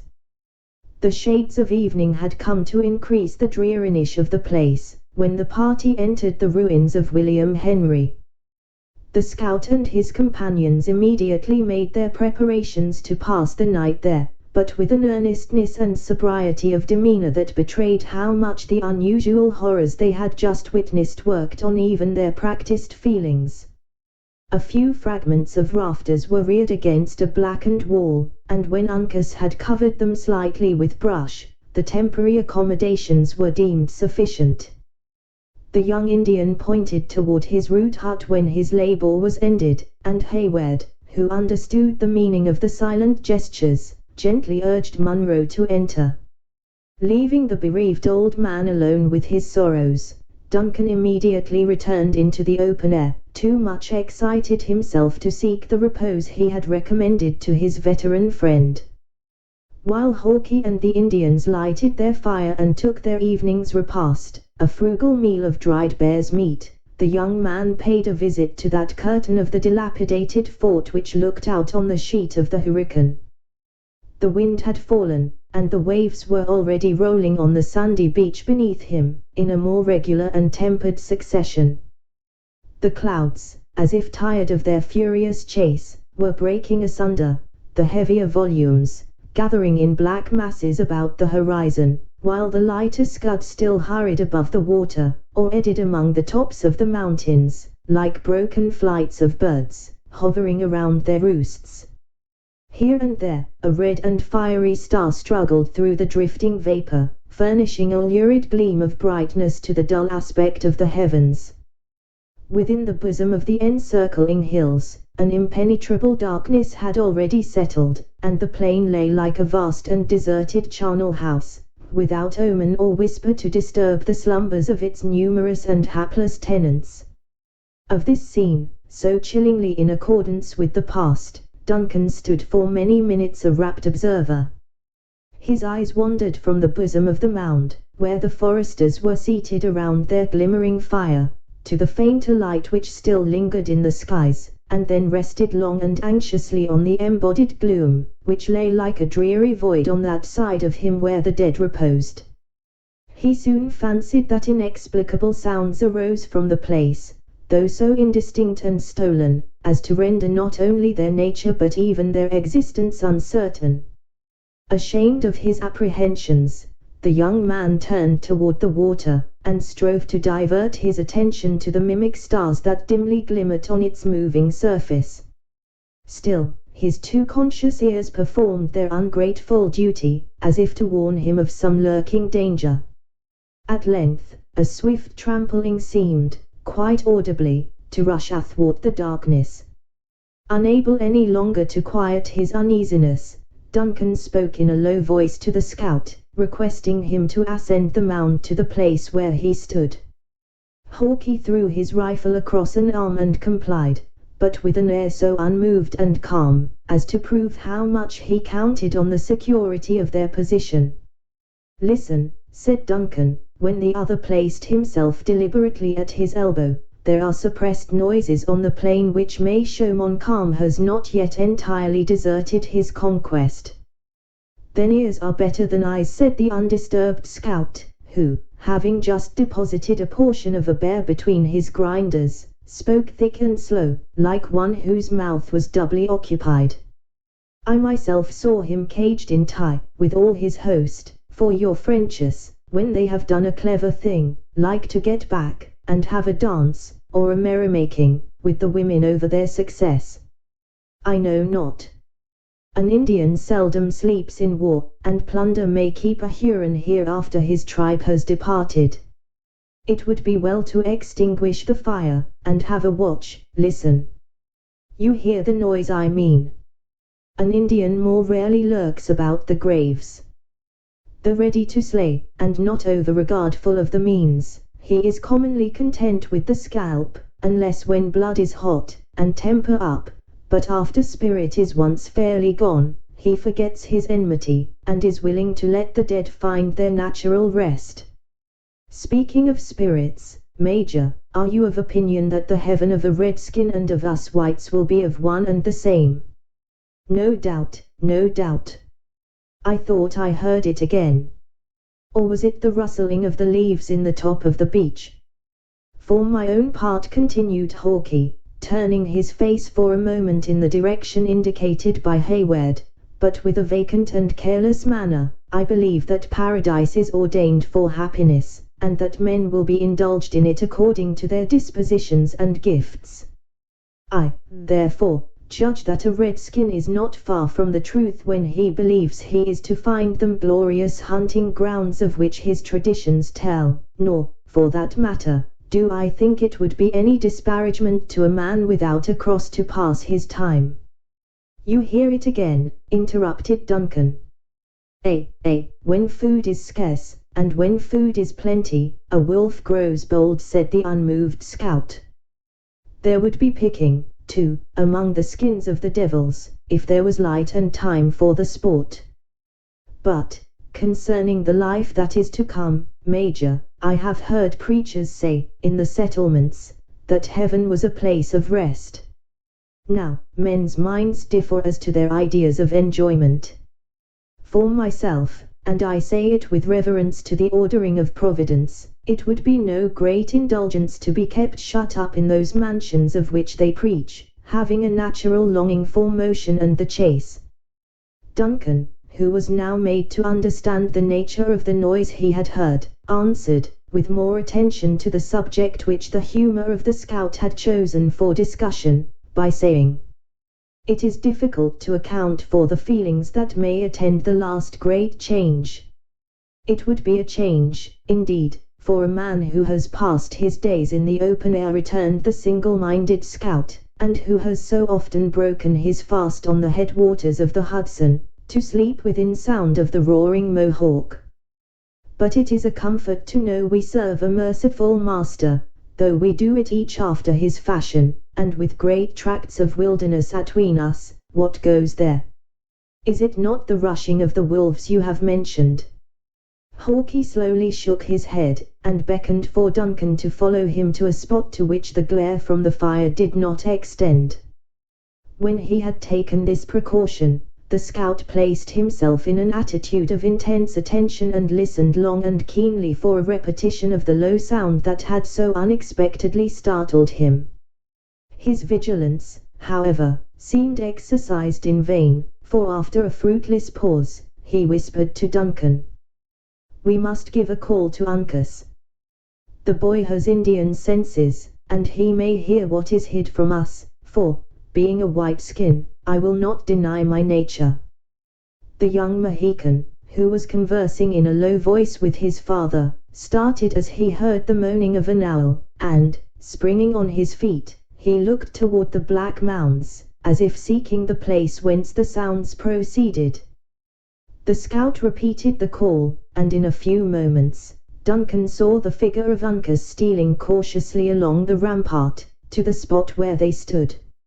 Hawkeye explained his wishes in a very few words, which were spoken in the Delaware tongue. So soon as Uncas was in possession of the reason why he was summoned, he threw himself flat on the turf, where, to the eyes of Duncan, he appeared to lie quiet and motionless. Surprised at the immovable attitude of the young warrior, and curious to observe the manner in which he employed his faculties to obtain the desired information, Hayward advanced a few steps, and bent over the dark object on which he had kept his eye riveted. Then it was he discovered that the form of Uncas vanished, and that he beheld only the dark outline of an inequality in the embankment. "What has become of the Mohican?" he demanded of the scout, stepping back in amazement. "It was here that I saw him fall, and could have sworn that here he yet remained." "Hist, speak lower, for we know not what ears are open, and the Mingoes are a quick-witted breed. As for Uncas, he is out on the plain, and the Marquas, if any such are about us, will find their equal. You think that Montcalm has not called off all his Indians? Let us give the alarm to our companions, that we may stand to our arms. Here are 5 of us, who are not unused to meet an enemy. Not a word to either, as you value your life. Look at the Sagamore, how like a grand Indian chief he sits by the fire. If there are any skulkers out in the darkness, they will never discover, by his countenance, that we suspect danger at hand. But they may discover him, and it will prove his death. His person can be too plainly seen by the light of that fire, and he will become the first and most certain victim." "It is undeniable that now you speak the truth," returned the scout, betraying more anxiety than was usual. "Yet what can be done? A single suspicious look might bring on an attack before we are ready to receive it. He knows, by the call I gave to Uncas, that we have struck a scent. I will tell him that we are on the trail of the Mingoes. His Indian nature will teach him how to act." The scout applied his fingers to his mouth, and raised a low hissing sound, that caused Duncan at first to start aside, believing that he heard a serpent.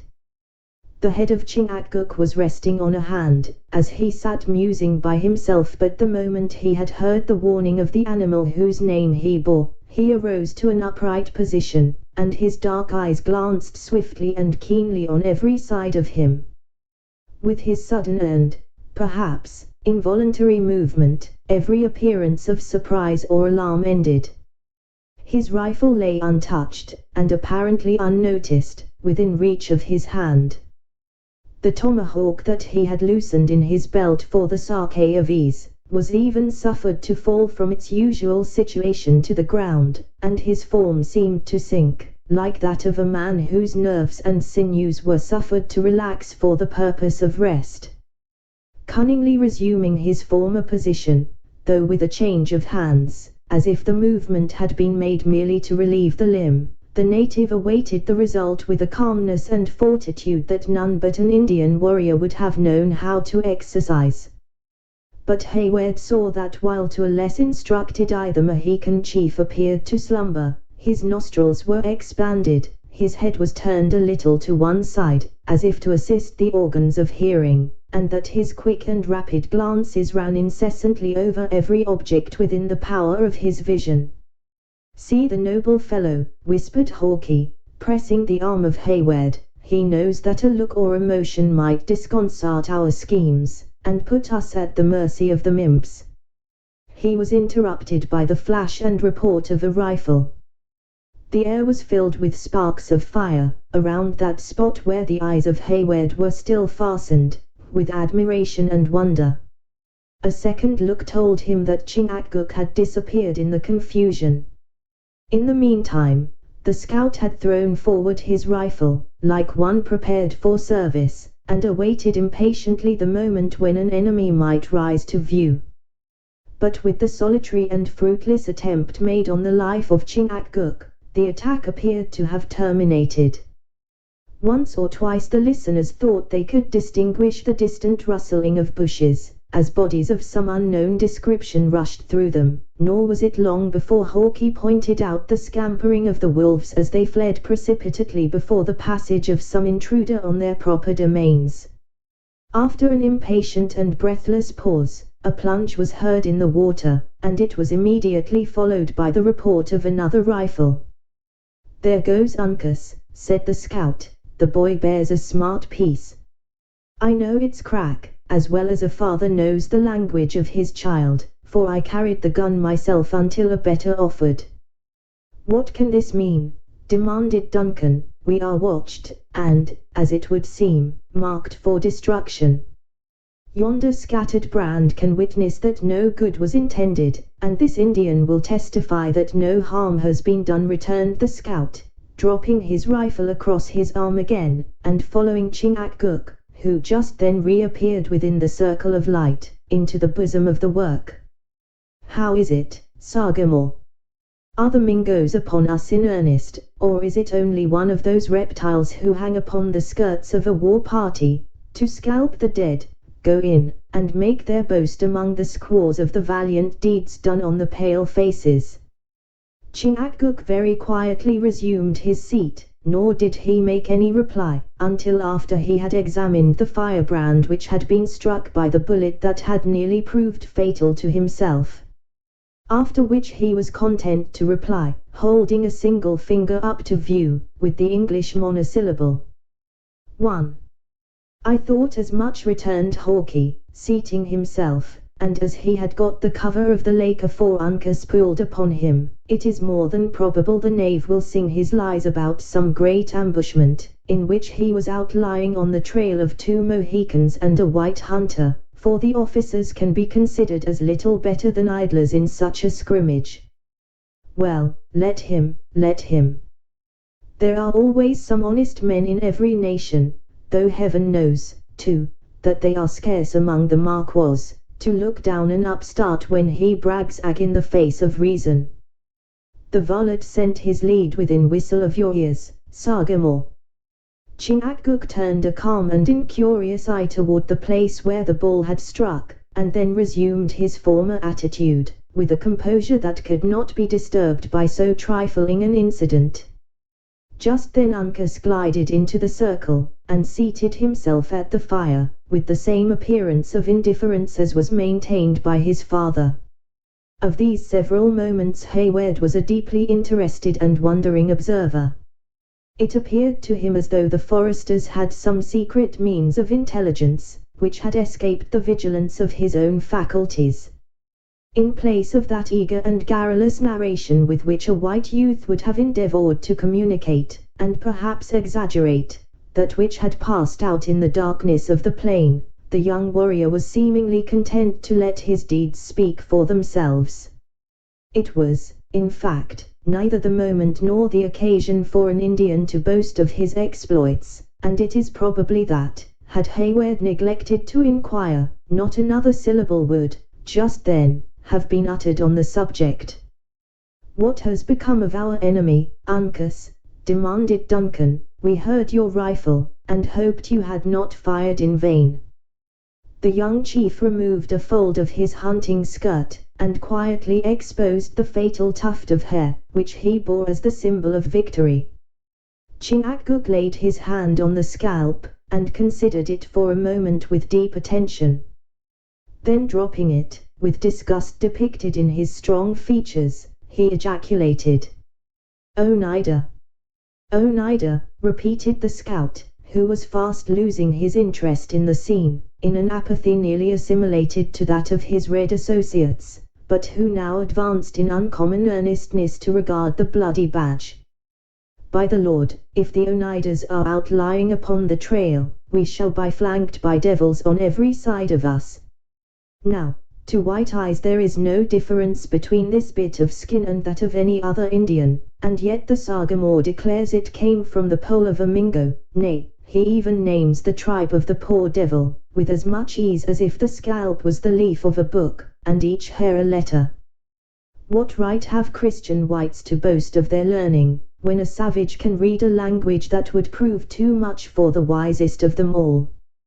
What say you, lad, of what people was the knave?" Uncas raised his eyes to the face of the scout, and answered, in his soft voice, "Oneida." "Oneida." Again, when one Indian makes a declaration it is commonly true, but when he is supported by his people, set it down as gospel. "The poor fellow has mistaken us for French," said Hayward, "or he would not have attempted the life of a friend. He mistake a Mohican in his paint for a Huron. You would be as likely to mistake the white-coated grenadiers of Montcalm for the scarlet jackets of the Royal Americans," returned the scout. "No, no, the serpent knew his errand, nor was there any great mistake in the matter, for there is but little love atween a Delaware and a Mingo, let their tribes go out to fight for whom they may, in a white quarrel.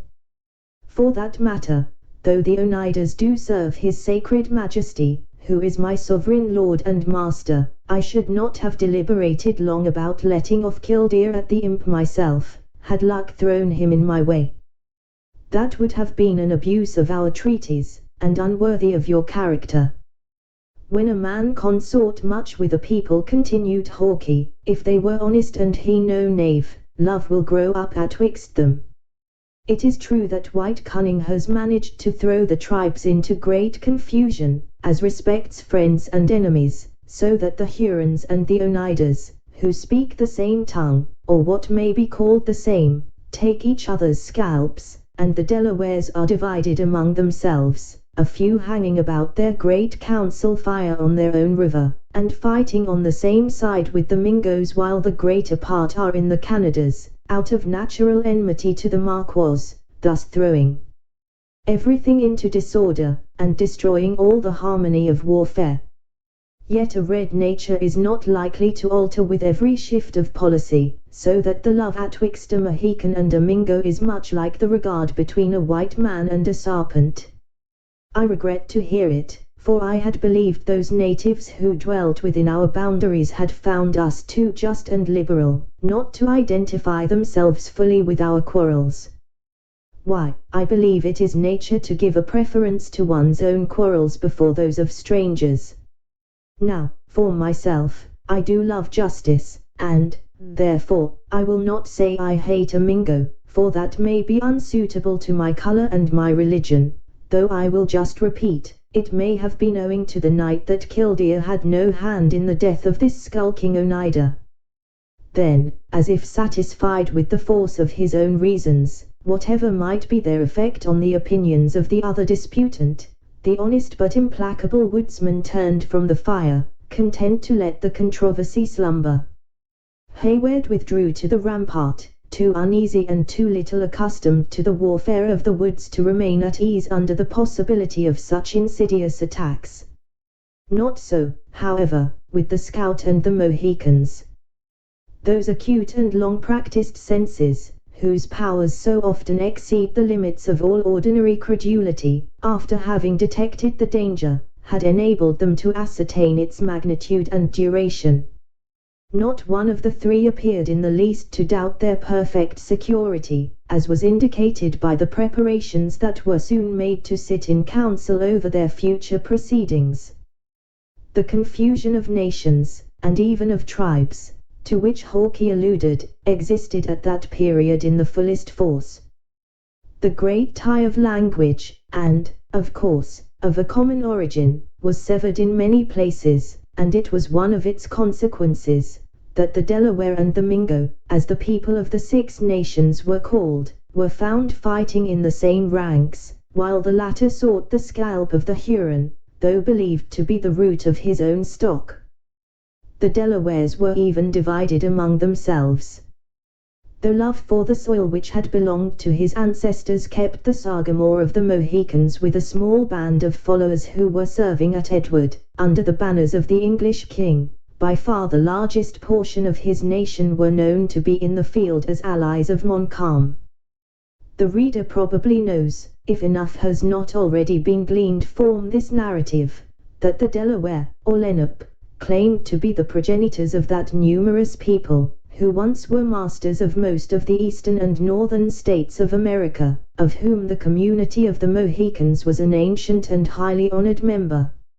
It was, of course, with a perfect understanding of the minute and intricate interests which had armed friend against friend, and brought natural enemies to combat by each other's side, that the scout and his companions now disposed themselves to deliberate on the measures that were to govern their future movements, amid so many jarring and savage races of men. Duncan knew enough of Indian customs to understand the reason that the fire was replenished, and why the warriors, not excepting Hawke, took their seats within the curl of its smoke with so much gravity and decorum. Placing himself at an angle of the works, where he might be a spectator of the scene without, he awaited the result with as much patience as he could summon. After a short and impressive pause, Chingachgook lighted a pipe whose bowl was curiously carved in one of the soft stones of the country, and whose stem was a tube of wood, and commenced smoking. When he had inhaled enough of the fragrance of the soothing weed, he passed the instrument into the hands of the scout. In this manner the pipe had made its rounds 3 several times, amid the most profound silence, before either of the party opened his lips. Then the Sagamore, as the oldest and highest in rank, in a few calm and dignified words, proposed the subject for deliberation. He was answered by the scout, and Chingachgook rejoined, when the other objected to his opinions. But the youthful Uncas continued a silent and respectful listener, until Hawke, in complaisance, demanded his opinion. Hayward gathered from the manners of the different speakers, that the father and son espoused one side of a disputed question, while the white man maintained the other. The contest gradually grew warmer, until it was quite evident the feelings of the speakers began to be somewhat enlisted in the debate. Notwithstanding the increasing warmth of the amicable contest, the most decorous Christian assembly, not even excepting those in which its reverend ministers are collected, might have learned a wholesome lesson of moderation from the forbearance and courtesy of the disputants. The words of Uncas were received with the same deep attention as those which fell from the maturer wisdom of his father, and so far from manifesting any impatience, neither spoke in reply, until a few moments of silent meditation were, seemingly, bestowed in deliberating on what had already been said. The language of the Mohicans was accompanied by gestures so direct and natural that Hayward had but little difficulty in following the thread of their argument. On the other hand, The scout was obscure, because from the lingering pride of color, he rather affected the cold and artificial manner which characterizes all classes of Anglo-Americans when unexcited.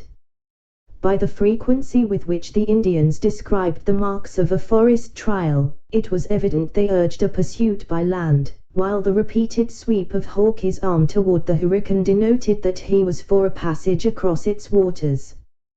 The latter was to every appearance fast losing ground, and the point was about to be decided against him, when he arose to his feet, and shaking off his apathy, he suddenly assumed the manner of an Indian, and adopted all the arts of native eloquence.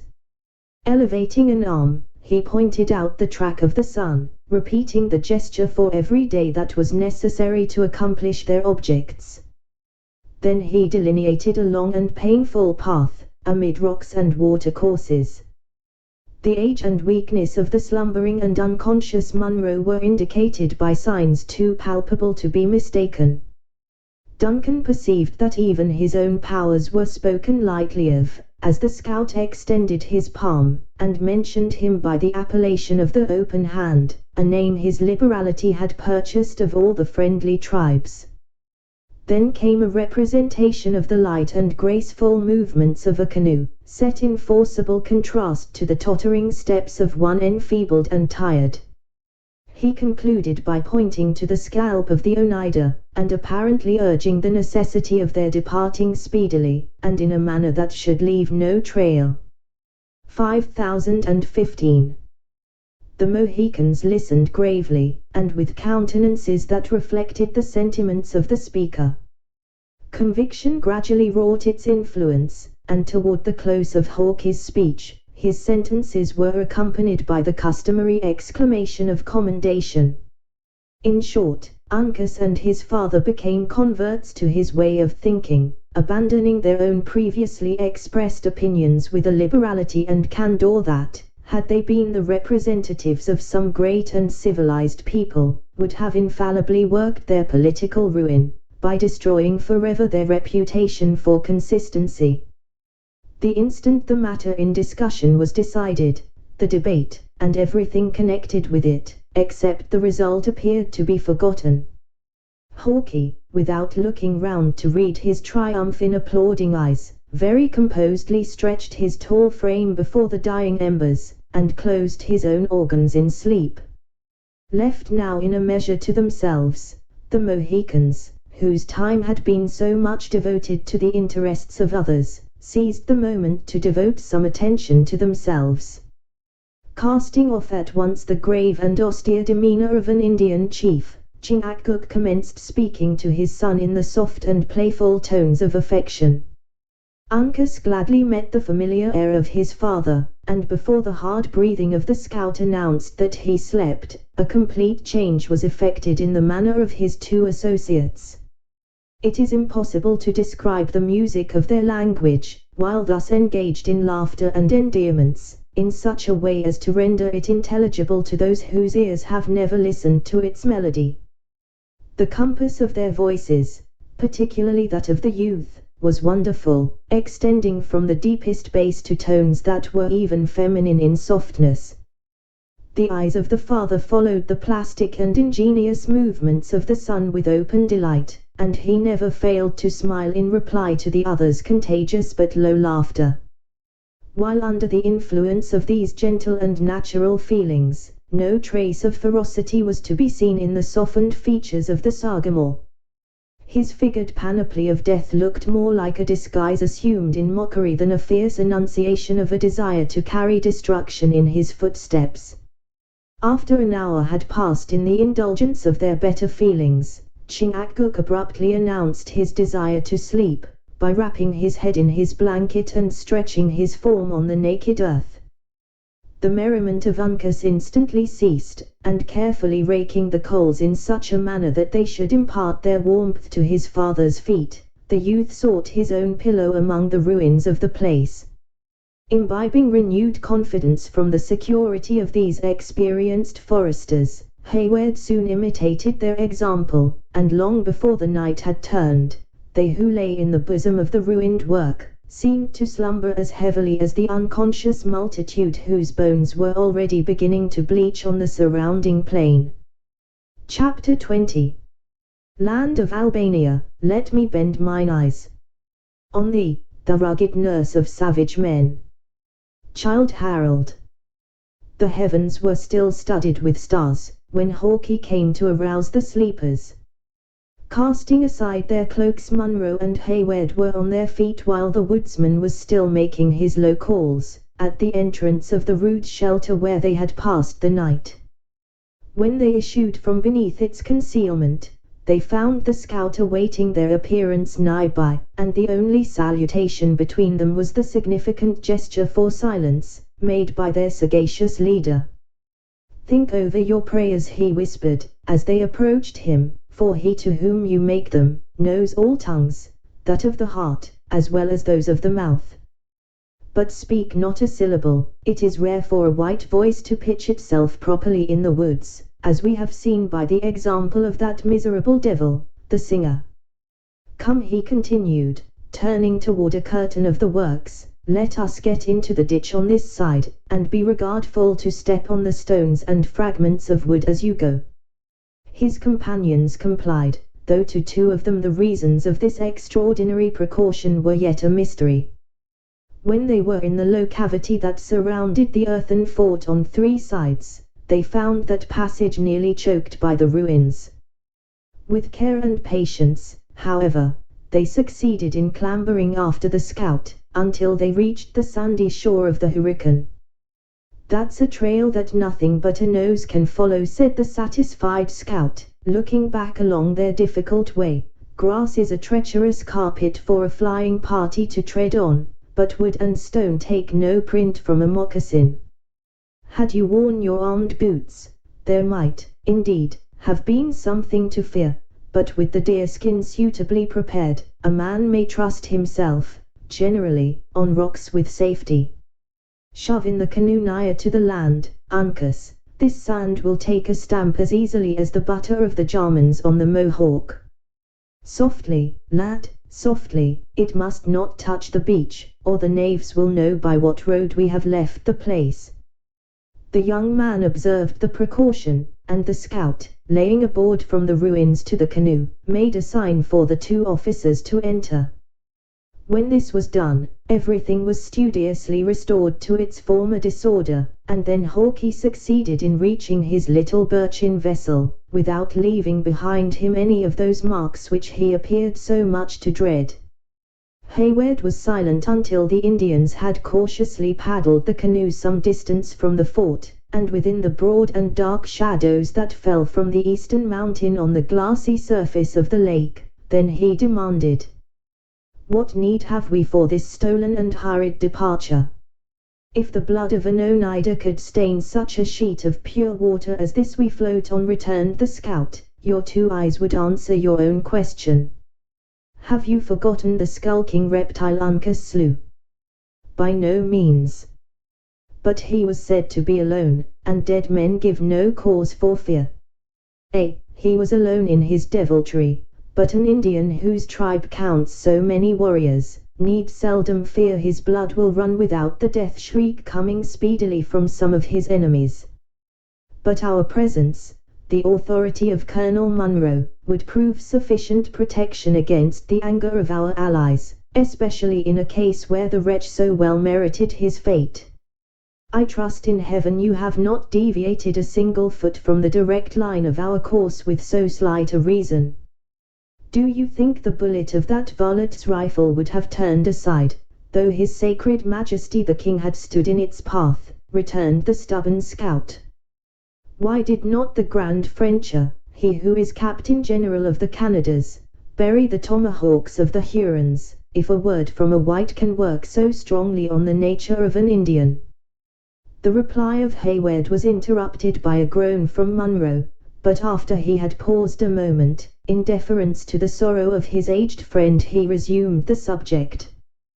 "The Marquis of Montcalm can only settle that error with his God," said the young man solemnly.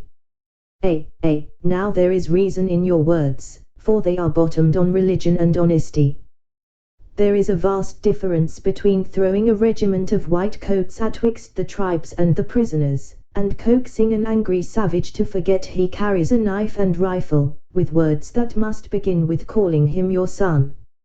No, no, continued the scout, looking back at the dim shore of William Henry, which was now fast receding, and laughing in his own silent but heartfelt manner. I have put a trail of water atween us, and unless the imps can make friends with the fishes, and hear who has paddled across their basin this fine morning, we shall throw the length of the hurricane behind us before they have made up their minds which path to take.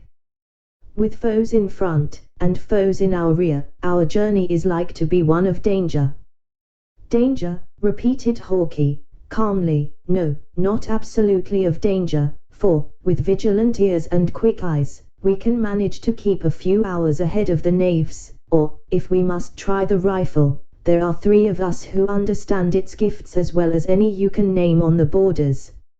No, not of danger, but that we shall have what you may call a brisk push of it, is probable, and it may happen, a brush, a scrimmage, or some such diversion, but always where covers are good, and ammunition abundant. It is possible that Hayward's estimate of danger differed in some degree from that of the scout, for, instead of replying, he now sat in silence, while the canoe glided over several miles of water. Just as the day dawned, they entered the narrows of the lake *, and stole swiftly and cautiously among their numberless little islands. It was by this road that Montcalm had retired with his army, and the adventurers knew not but he had left some of his Indians in ambush, to protect the rear of his forces, and collect the stragglers.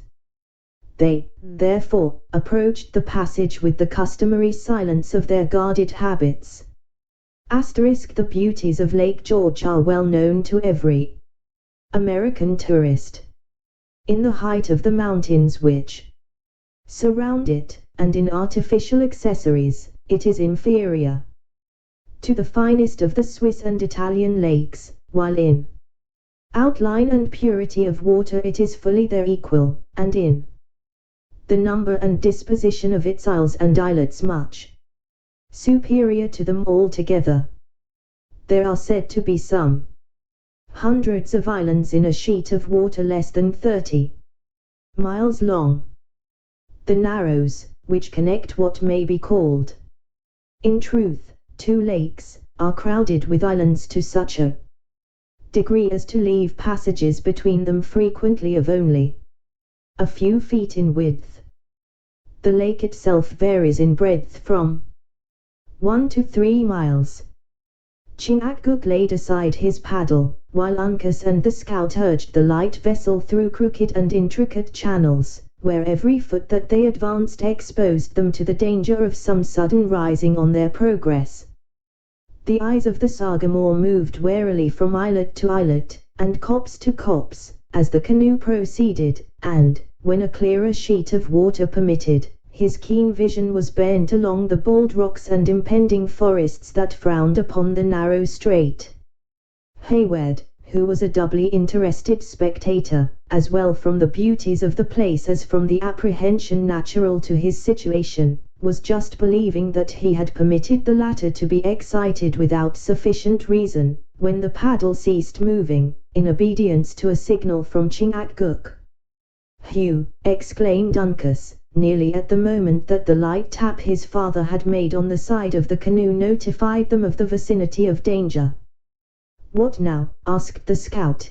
"The lake is as smooth as if the winds had never blown, and I can see along its sheet 4 miles. There is not so much as the black head of a loon dotting the water." The Indian gravely raised his paddle, and pointed in the direction in which his own steady look was riveted. Duncan's eyes followed the motion. A few rods in their front lay another of the wooded islets, but it appeared as calm and peaceful as if its solitude had never been disturbed by the foot of man. "I see nothing," he said, "but land and water, and a lovely scene it is." "Hist!" interrupted the scout. Sagamore, there is always a reason for what you do. 'Tis but a shade, and yet it is not natural.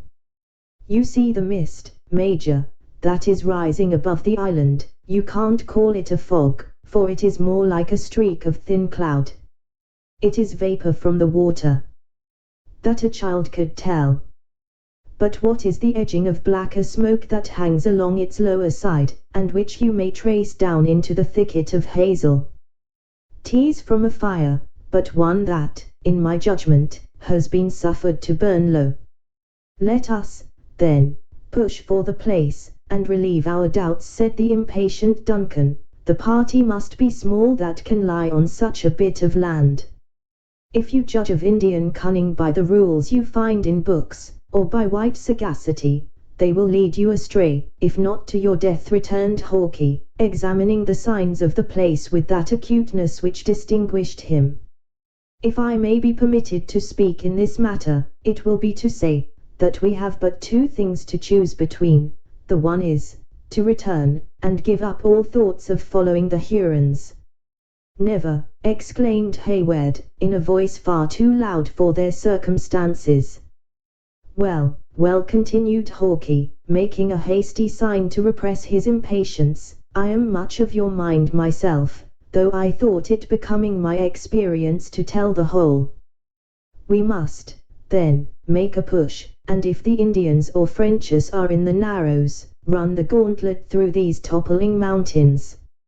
Is there reason in my words, Sagamore? The Indian made no other answer than by dropping his paddle into the water, and urging forward the canoe. As he held the office of directing its course, his resolution was sufficiently indicated by the movement. The whole party now plied their paddles vigorously, and in a very few moments they had reached a point whence they might command an entire view of the northern shore of the island, the side that had hitherto been concealed. There they are, by all the truth of signs, whispered the scout, 2 canoes and a smoke. The knaves haven't yet got their eyes out of the mist, or we should hear the accursed whoop. Together, friends. We are leaving them, and are already nearly out of whistle of a bullet. The well-known crack of a rifle, whose ball came skipping along the placid surface of the strait, and a shrill yell from the island, interrupted his speech, and announced that their passage was discovered. In another instant several savages were seen rushing into canoes, which were soon dancing over the water in pursuit. These fearful precursors of a coming struggle produced no change in the countenances and movements of his 3 guides, so far as Duncan could discover, except that the strokes of their paddles were longer and more in unison, and caused the little bark to spring forward like a creature possessing life and volition. Hold them there, Sagamore, said Hawkeye, looking coolly backward over this left shoulder, while he still plied his paddle. Keep them just there. The Hurons have never a piece in their nation that will execute at this distance, but Killdeer has a barrel on which a man may calculate. 0271. The scout, having ascertained that the Mohicans were sufficient of themselves to maintain the requisite distance, deliberately laid aside his paddle, and raised the fatal rifle. 3 several times he brought the piece to his shoulder, and when his companions were expecting its report, he as often lowered it to request the Indians would permit their enemies to approach a little nigher. At length his accurate and fastidious eye seemed satisfied, and, throwing out his left arm on the barrel, he was slowly elevating the muzzle, when an exclamation from Uncas, who sat in the bow, once more caused him to suspend the shot. What, now, lad? demanded Hawkeye. You save a Huron from the death shriek by that word. Have you reason for what you do? Uncas pointed toward a rocky shore a little in their front, whence another war canoe was darting directly across their course. It was too obvious now that their situation was imminently perilous to need the aid of language to confirm it. The scout laid aside his rifle, and resumed the paddle, while Chingachgook inclined the bows of the canoe a little toward the western shore, in order to increase the distance between them and this new enemy. In the meantime they were reminded of the presence of those who pressed upon their rear, by wild and exulting shouts. The stirring scene awakened even Munro from his apathy. "Let us make for the rocks on the main," he said, with the mien of a tired soldier, "and give battle to the savages. God forbid that I, or those attached to me and mine, should ever trust again to the faith of any servant of the Louis. He who wishes to prosper in Indian warfare," returned the scout, "must not be too proud to learn from the wit of a native. Lay her more along the land, Sagamore, we are doubling on the Volats, and perhaps they may try to strike our trail on the long calculation." Hawkeye was not mistaken, for when the Hurons found their course was likely to throw them behind their chase, they rendered it less direct, until, by gradually bearing more and more obliquely, the two canoes were, ere long, gliding on parallel lines, within 200 yards of each other. It now became entirely a trial of speed. So rapid was the progress of the light vessels, that the lake curled in their front, in miniature waves, and their motion became undulating by its own velocity. It was, perhaps, owing to this circumstance, in addition to the necessity of keeping every hand employed at the paddles, that the Hurons had not immediate recourse to their firearms. The exertions of the fugitives were too severe to continue long, and the pursuers had the advantage of numbers. Duncan observed with uneasiness that the scout began to look anxiously about him, as if searching for some further means of assisting their flight. "Edge her a little more from the sun, Sagamore," said the stubborn woodsman. "I see the knaves are sparing a man to the rifle. A single broken bone might lose us our scalps. Edge more from the sun and we will put the island between us." The expedient was not without its use. A long, low island lay at a little distance before them, and, as they closed with it, the chasing canoe was compelled to take a side opposite to that on which the pursued passed. The scout and his companions did not neglect this advantage, but the instant they were hid from observation by the bushes, they redoubled efforts that before had seemed prodigious. The two canoes came round the last low point, like two coursers at the top of their speed, the fugitives taking the lead. This change had brought them nigher to each other, however, while it altered their relative positions. "You showed knowledge in the shaping of a birchen bark, Uncas, when you chose this from among the Huron canoes," said the scout, smiling, apparently more in satisfaction at their superiority in the race than from that prospect of final escape which now began to open a little upon them. "The imps have put all their strength again at the paddles, and we are to struggle for our scalps with bits of flattened wood, instead of clouded barrels and true eyes. A long stroke, and together, friends." "They are preparing for a shot," said Hayward, "and as we are in a line with them, it can scarcely fail." "Get you, then, into the bottom of the canoe," returned the scout, "you and the colonel, it will be so much taken from the size of the mark." Hayward smiled, as he answered, "It would be but an ill example for the highest in rank to dodge, while the warriors were under fire." Lord! Lord! "That is now a white man's courage," exclaimed the scout, "and like to many of his notions, not to be maintained by reason. Do you think the Sagamore, or Uncas, or even I, who am a man without a cross, would deliberate about finding a cover in the scrimmage, when an open body would do no good? For what have the Frenchers reared up their Quebec, if fighting is always to be done in the clearings?" "All that you say is very true, my friend," replied Hayward, "still, our customs must prevent us from doing as you wish."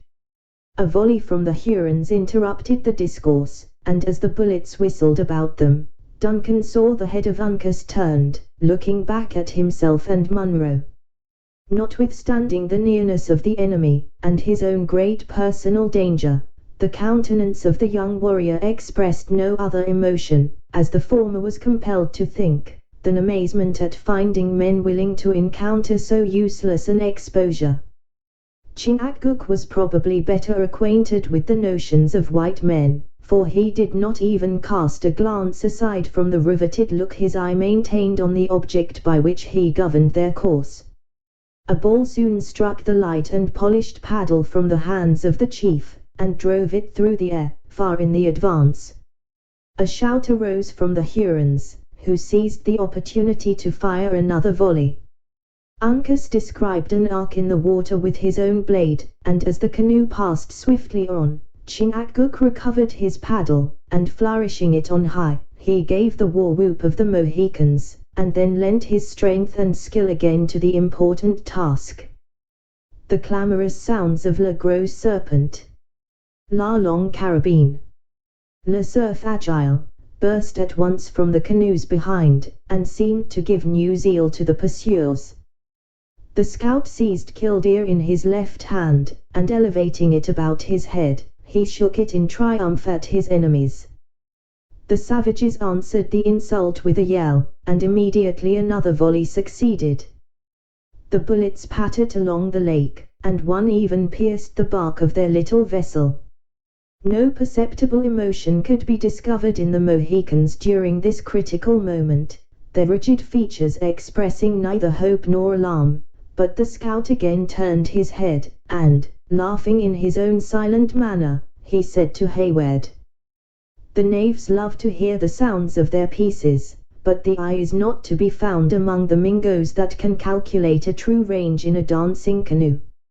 You see the dumb devils have taken off a man to charge, and by the smallest measurement that can be allowed, we move 3 feet to their 2.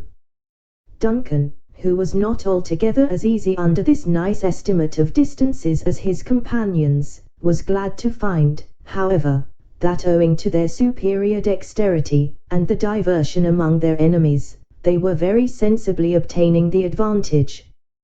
The Hurons soon fired again, and a bullet struck the blade of Hawke's paddle without injury.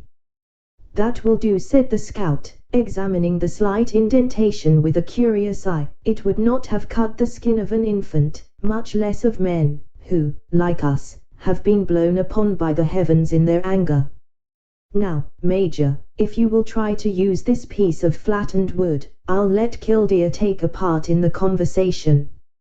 Hayward seized the paddle, and applied himself to the work with an eagerness that supplied the place of skill, while Hawke was engaged in inspecting the priming of his rifle. The latter then took a swift aim and fired. The Huron in the bows of the leading canoe had risen with a similar object, and he now fell backward, suffering his gun to escape from his hands into the water. In an instant, however, he recovered his feet, though his gestures were wild and bewildered. At the same moment his companions suspended their efforts, and the chasing canoes clustered together, and became stationary. Chingachgook and Uncas profited by the interval to regain their wind, though Duncan continued to work with the most persevering industry. The father and son now cast calm but inquiring glances at each other, to learn if either had sustained any injury by the fire, for both well knew that no cry or exclamation would, in such a moment of necessity, have been permitted to betray the accident. A few large drops of blood were trickling down the shoulder of the Sagamore, who, when he perceived that the eyes of Uncas dwelled too long on the sight, raised some water in the hollow of his hand, and washing off the stain, was content to manifest, in this simple manner, the slightness of the injury. "Softly, softly, Major," said the scout, who by this time had reloaded his rifle. "We are a little too far already for a rifle to put forth its beauties, and you see yonder imps are holding a council. Let them come up within striking distance, my eye may well be trusted in such a matter, and I will trail the varlets the length of the hurricane, guaranteeing that not a shot of theirs shall, at the worst, more than break the skin, while Killdeer shall touch the life twice in 3 times." "We forget our errand," returned the diligent Duncan. "For God's sake let us profit by this advantage, and increase our distance from the enemy." "Give me my children," said Munro, hoarsely, "trifle no longer with a father's agony, but restore me my babes." Long and habitual deference to the mandates of his superiors had taught the scout the virtue of obedience. Throwing a last and lingering glance at the distant canoes, he laid aside his rifle, and, relieving the wearied Duncan, resumed the paddle, which he wielded with sinews that never tired. His efforts were seconded by those of the Mohicans, and a very few minutes served to place such a sheet of water between them and their enemies, that Hayward once more breathed freely. The lake now began to expand, and their route lay along a wide reach, that was lined, as before, by high and ragged mountains. But the islands were few, and easily avoided. The strokes of the paddles grew more measured and regular, while they who plied them continued their labor, after the close and deadly chase from which they had just relieved themselves, with as much coolness as though their speed had been tried in sport, rather than under such pressing, nay, almost desperate, circumstances. Instead of following the western shore, whither their errand led them, the wary Mohican inclined his course more toward those hills behind which Montcalm was known to have led his army into the formidable fortress of Ticonderoga. As the Hurons, to every appearance, had abandoned the pursuit, there was no apparent reason for this excess of caution. It was, however, maintained for hours, until they had reached a bay, nigh the northern termination of the lake. Here the canoe was driven upon the beach, and the whole party landed. Hawkeye and Hayward ascended an adjacent bluff, where the former, after considering the expanse of water beneath him, pointed out to the latter a small black object, hovering under a headland, at the distance of several miles.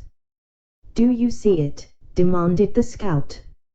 "Now, what would you account that spot, were you left alone to white experience to find your way through this wilderness?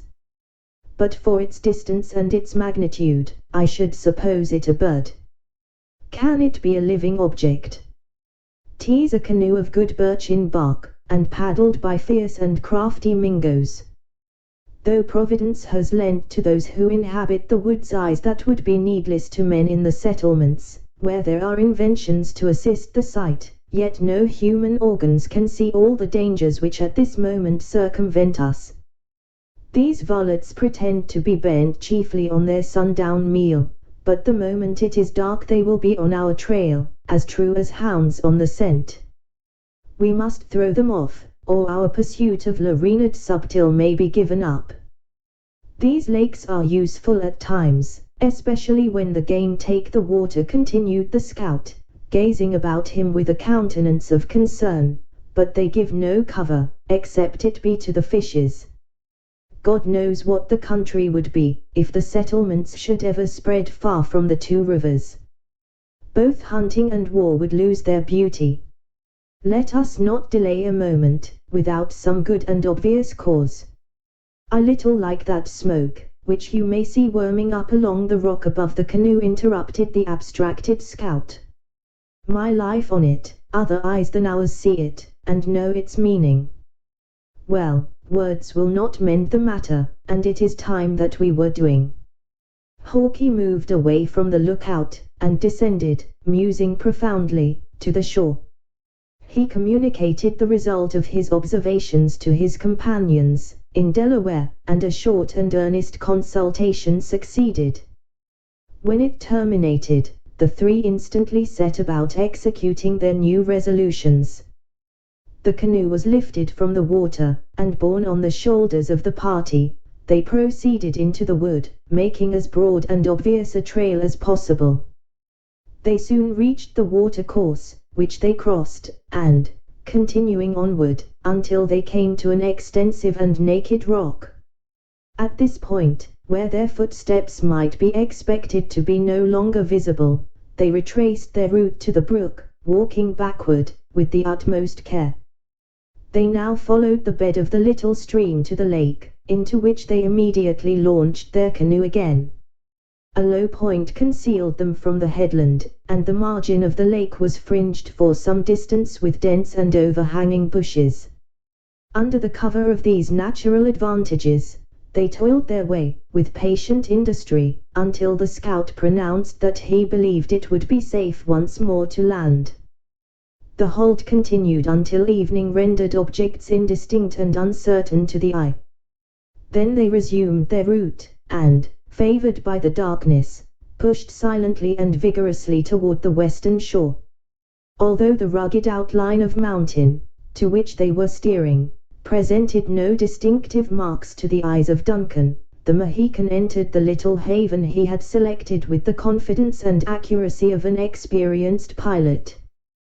The boat was again lifted and borne into the woods, where it was carefully concealed under a pile of brush. The adventurers assumed their arms and packs, and the scout announced to Munro and Hayward that he and the Indians were at last in readiness to proceed. Chapter 21. If you find a man there, he shall die a flea's death. Merry Wives of Windsor. The party had landed on the border of a region that is, even to this day, less known to the inhabitants of the states than the deserts of Arabia, or the steppes of Tartary.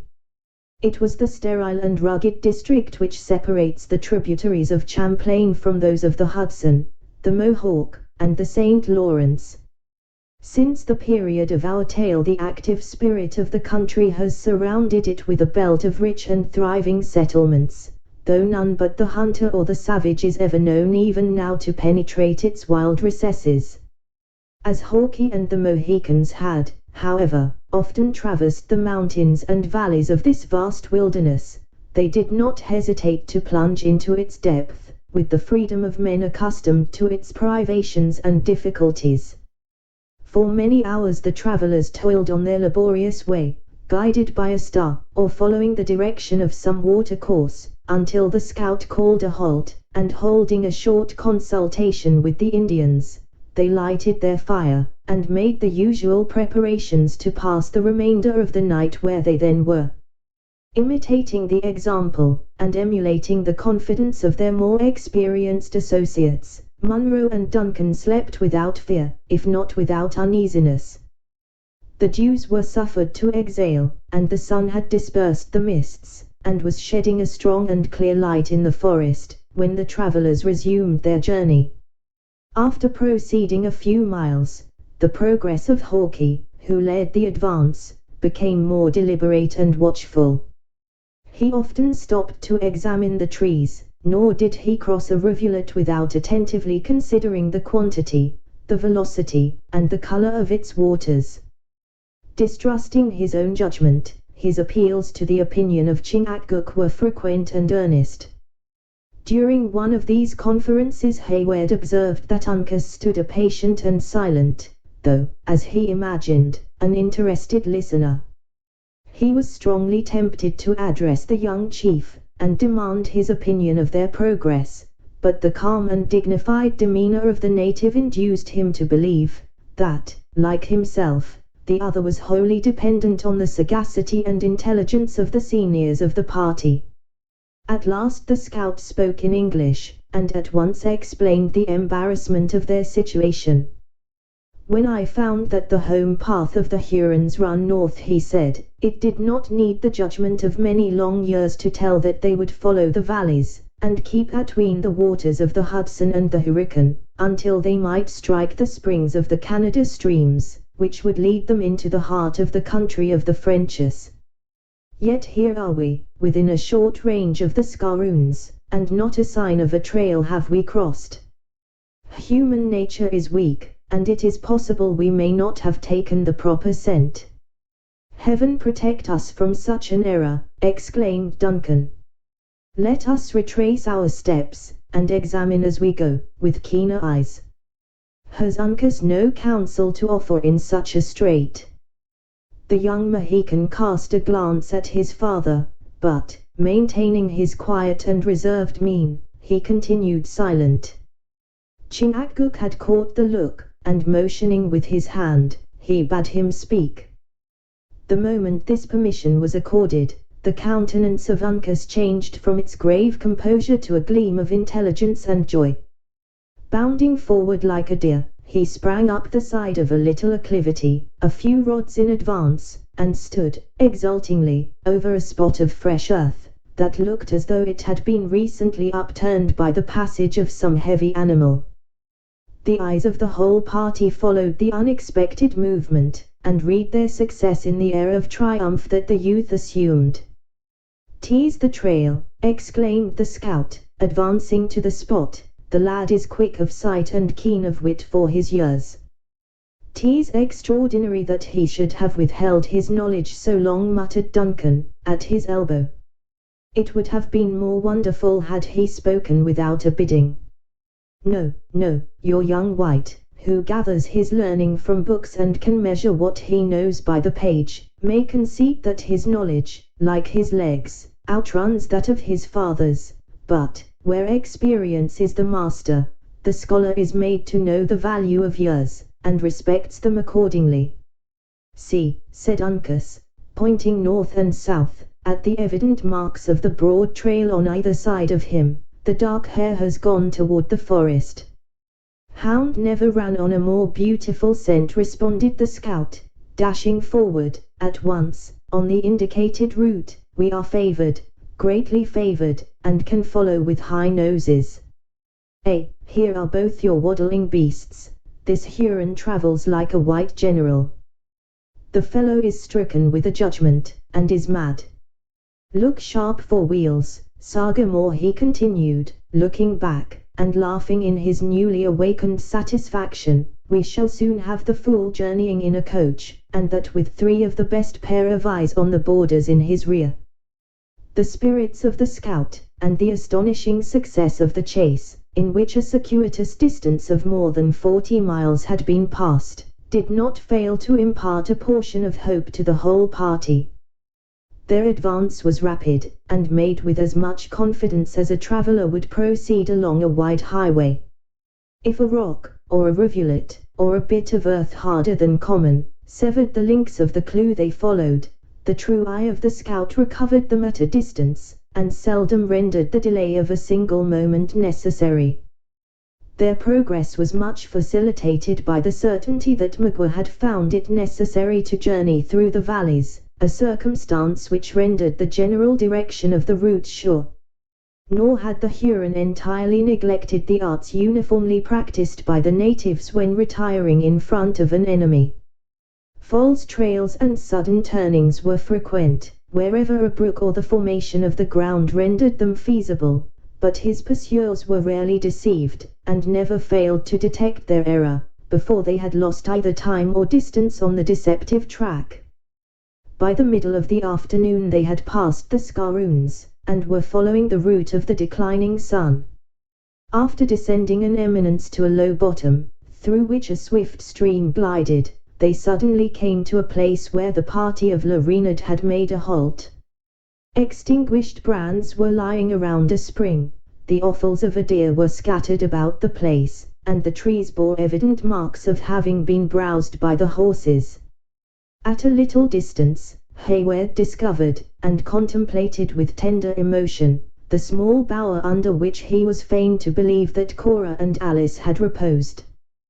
But while the earth was trodden, and the footsteps of both men and beasts were so plainly visible around the place, the trail appeared to have suddenly ended. It was easy to follow the tracks of the Narragansetts, but they seemed only to have wandered without guides, or any other object than the pursuit of food. At length Uncas, who, with his father, had endeavored to trace the route of the horses, came upon a sign of their presence that was quite recent. Before following the clue, he communicated his success to his companions, and while the latter were consulting on the circumstance, the youth reappeared, leading the 2 fillies, with their saddles broken, and the housings soiled, as though they had been permitted to run at will for several days. "What should this prove?" said Duncan, turning pale, and glancing his eyes around him, as if he feared the brush and leaves were about to give up some horrid secret. "That our march is come to a quick end, and that we are in an enemy's country," returned the scout. Had the knave been pressed, and the gentle ones wanted horses to keep up with the party, he might have taken their scalps, but without an enemy at his heels, and with such rugged beasts as these, he would not hurt a hair of their heads. I know your thoughts, and shame be it to our color that you have reason for them, but he who thinks that even a Mingo would ill-treat a woman, unless it be to tomahawk her, knows nothing of Indian nature, or the laws of the woods. No, no, I have heard that the French Indians had come into these hills to hunt the moose, and we are getting within scent of their camp. Why should they not? The morning and evening guns of Thai may be heard any day among these mountains, for the Frenchers are running a new line atween the provinces of the King and the Canadas. It is true that the horses are here, but the Hurons are gone. Let us, then, hunt for the path by which they parted. Hawkeye and the Mohicans now applied themselves to their task in good earnest. A circle of a few 100 feet in circumference was drawn, and each of the party took a segment for his portion. The examination, however, resulted in no discovery. The impressions of footsteps were numerous, but they all appeared like those of men who had wandered about the spot, without any design to quit it. Again the scout and his companions made the circuit of the halting place, each slowly following the other, until they assembled in the center once more, no wiser than when they started. Such cunning is not without its deviltry, exclaimed Hawkeye, when he met the disappointed looks of his assistants. We must get down to it, Sagamore, beginning at the spring, and going over the ground by inches. The Huron shall never brag in his tribe that he has a foot which leaves no print. Setting the example himself, the scout engaged in the scrutiny with renewed zeal.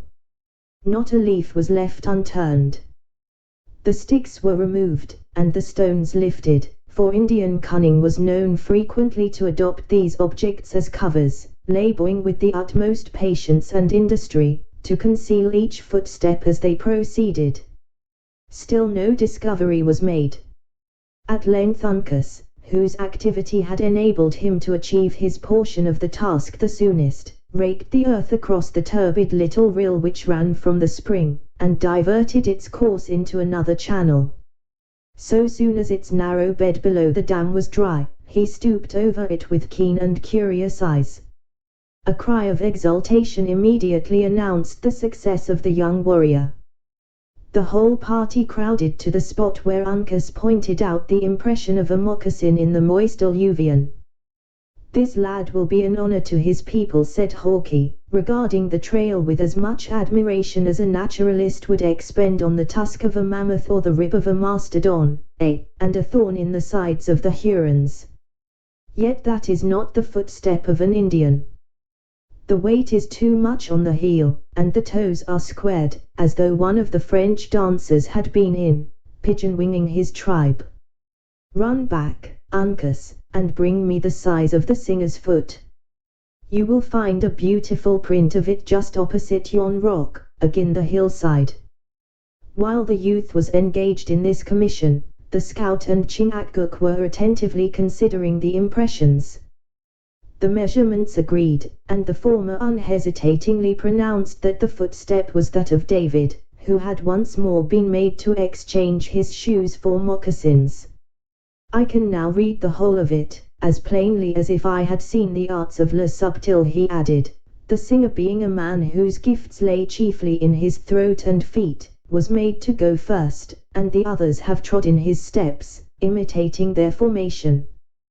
But, cried Duncan, I see no signs of.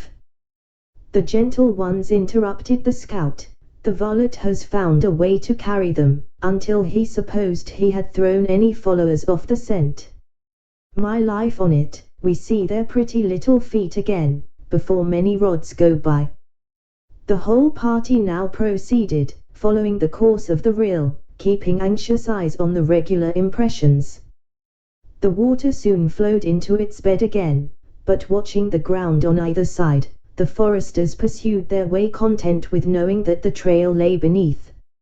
More than half a mile was passed, before the rill rippled close around the base of an extensive and dry rock. Here they paused to make sure that the Hurons had not quitted the water. It was fortunate they did so, for the quick and active Uncas soon found the impression of a foot on a bunch of moss, where it would seem an Indian had inadvertently trodden. Pursuing the direction given by this discovery, he entered the neighboring thicket, and struck the trail, as fresh and obvious as it had been before they reached the spring. Another shout announced the good fortune of the youth to his companions, and at once terminated the search. It has been planned with Indian judgment," said the scout, when the party was assembled around the place, "and would have blinded White Eyes." "Shall we proceed?" demanded Hayward. "Softly, softly, we know our path, but it is good to examine the formation of things. This is my schooling, Major, and if one neglects the book, there is little chance of learning from the open land of Providence. All is plain but one thing, which is the manner that the knave contrived to get the gentle ones along the blind trail. Even a Huron would be too proud to let their tender feet touch the water." "Will this assist in explaining the difficulty?" said Hayward, pointing toward the fragments of a sort of handbarrow, that had been rudely constructed of boughs, and bound together with withes, and which now seemed carelessly cast aside as useless. "'Tis explained," cried the delighted Hawkeye. "If them varlets have passed a minute, they have spent hours in striving to fabricate a lying end to their trail. Well, I've known them to waste a day in the same manner to as little purpose. Here we have 3 pair of moccasins, and 2 of little feet. It is amazing that any mortal beings can journey on limbs so small. Pass me the thong of buckskin, Uncas, and let me take the length of this foot. By the Lord, it is no longer than a child's, and yet the maidens are tall and comely. That Providence is partial in its gifts, for its own wise reasons, the best and most contented of us must allow. The tender limbs of my daughters are unequal to these hardships," said Munro, looking at the light footsteps of his children. "With a parent's love, we shall find their fainting forms in this desert." "Of that there is little cause of fear," returned the scout, slowly shaking his head. "This is a firm and straight, though a light step, and not over long. See, the heel has hardly touched the ground, and there the dark hair has made a little jump, from root to root. No, no, my knowledge for it, neither of them was nigh fainting, hereaway." Now, the singer was beginning to be footsore and leg weary, as is plain by his trail. "There, you see, he slipped, here he has travelled wide and tottered, and there again it looks as though he journeyed on snowshoes. A man who uses his throat altogether, can hardly give his legs a proper training."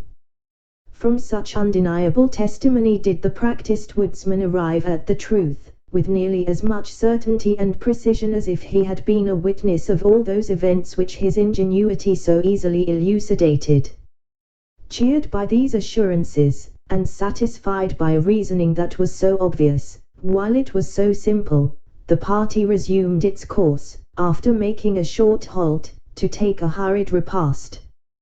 When the meal was ended, the scout cast a glance upward at the setting sun, and pushed forward with a rapidity which compelled Hayward and the still vigorous Munro to exert all their muscles to equal. Their route now lay along the bottom which has already been mentioned. As the Hurons had made no further efforts to conceal their footsteps, the progress of the pursuers was no longer delayed by uncertainty. Before an hour had elapsed, however, the speed of Hawkeye sensibly abated, and his head, instead of maintaining its former direct and forward look, began to turn suspiciously from side to side, as if he were conscious of approaching danger. He soon stopped again, and waited for the whole party to come up. "I sent the Hurons," he said, speaking to the Mohicans. "Yonder is open sky, through the treetops, and we are getting too nigh their encampment. Sagamore, you will take the hillside, to the right, Uncas will bend along the brook to the left, while I will try the trail. If anything should happen, the call will be 3 croaks of a crow. I saw one of the birds fanning himself in the air, just beyond the dead oak, another sign that we are approaching an encampment. The Indians departed their several ways without reply, while Hawkeye cautiously proceeded with the 2 gentlemen. Hayward soon pressed to the side of their guide, eager to catch an early glimpse of those enemies he had pursued with so much toil and anxiety.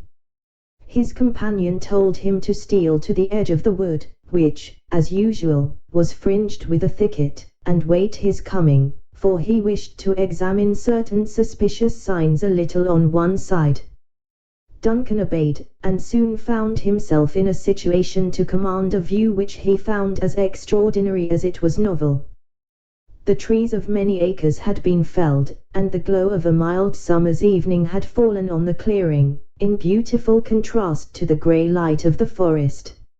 A short distance from the place where Duncan stood, the stream had seemingly expanded into a little lake, covering most of the lowland, from mountain to mountain.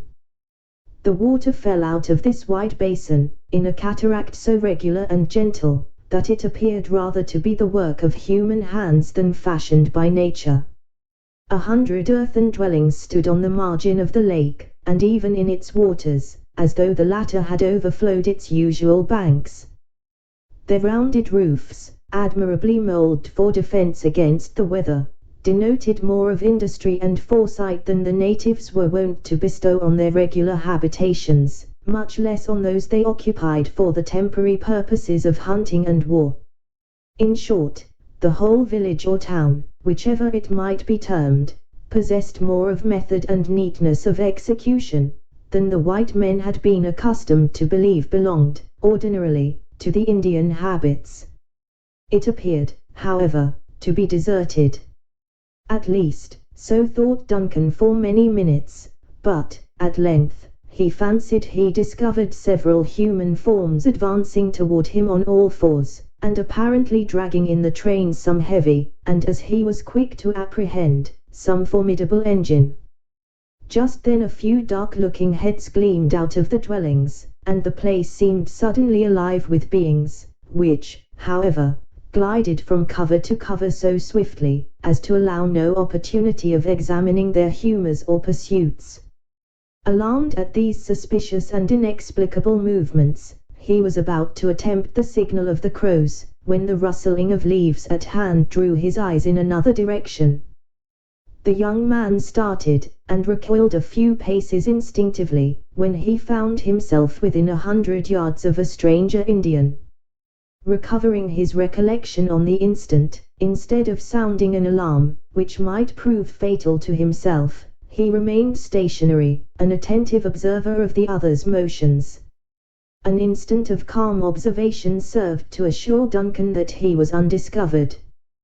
The native, like himself, seemed occupied in considering the low dwellings of the village, and the stolen movements of its inhabitants.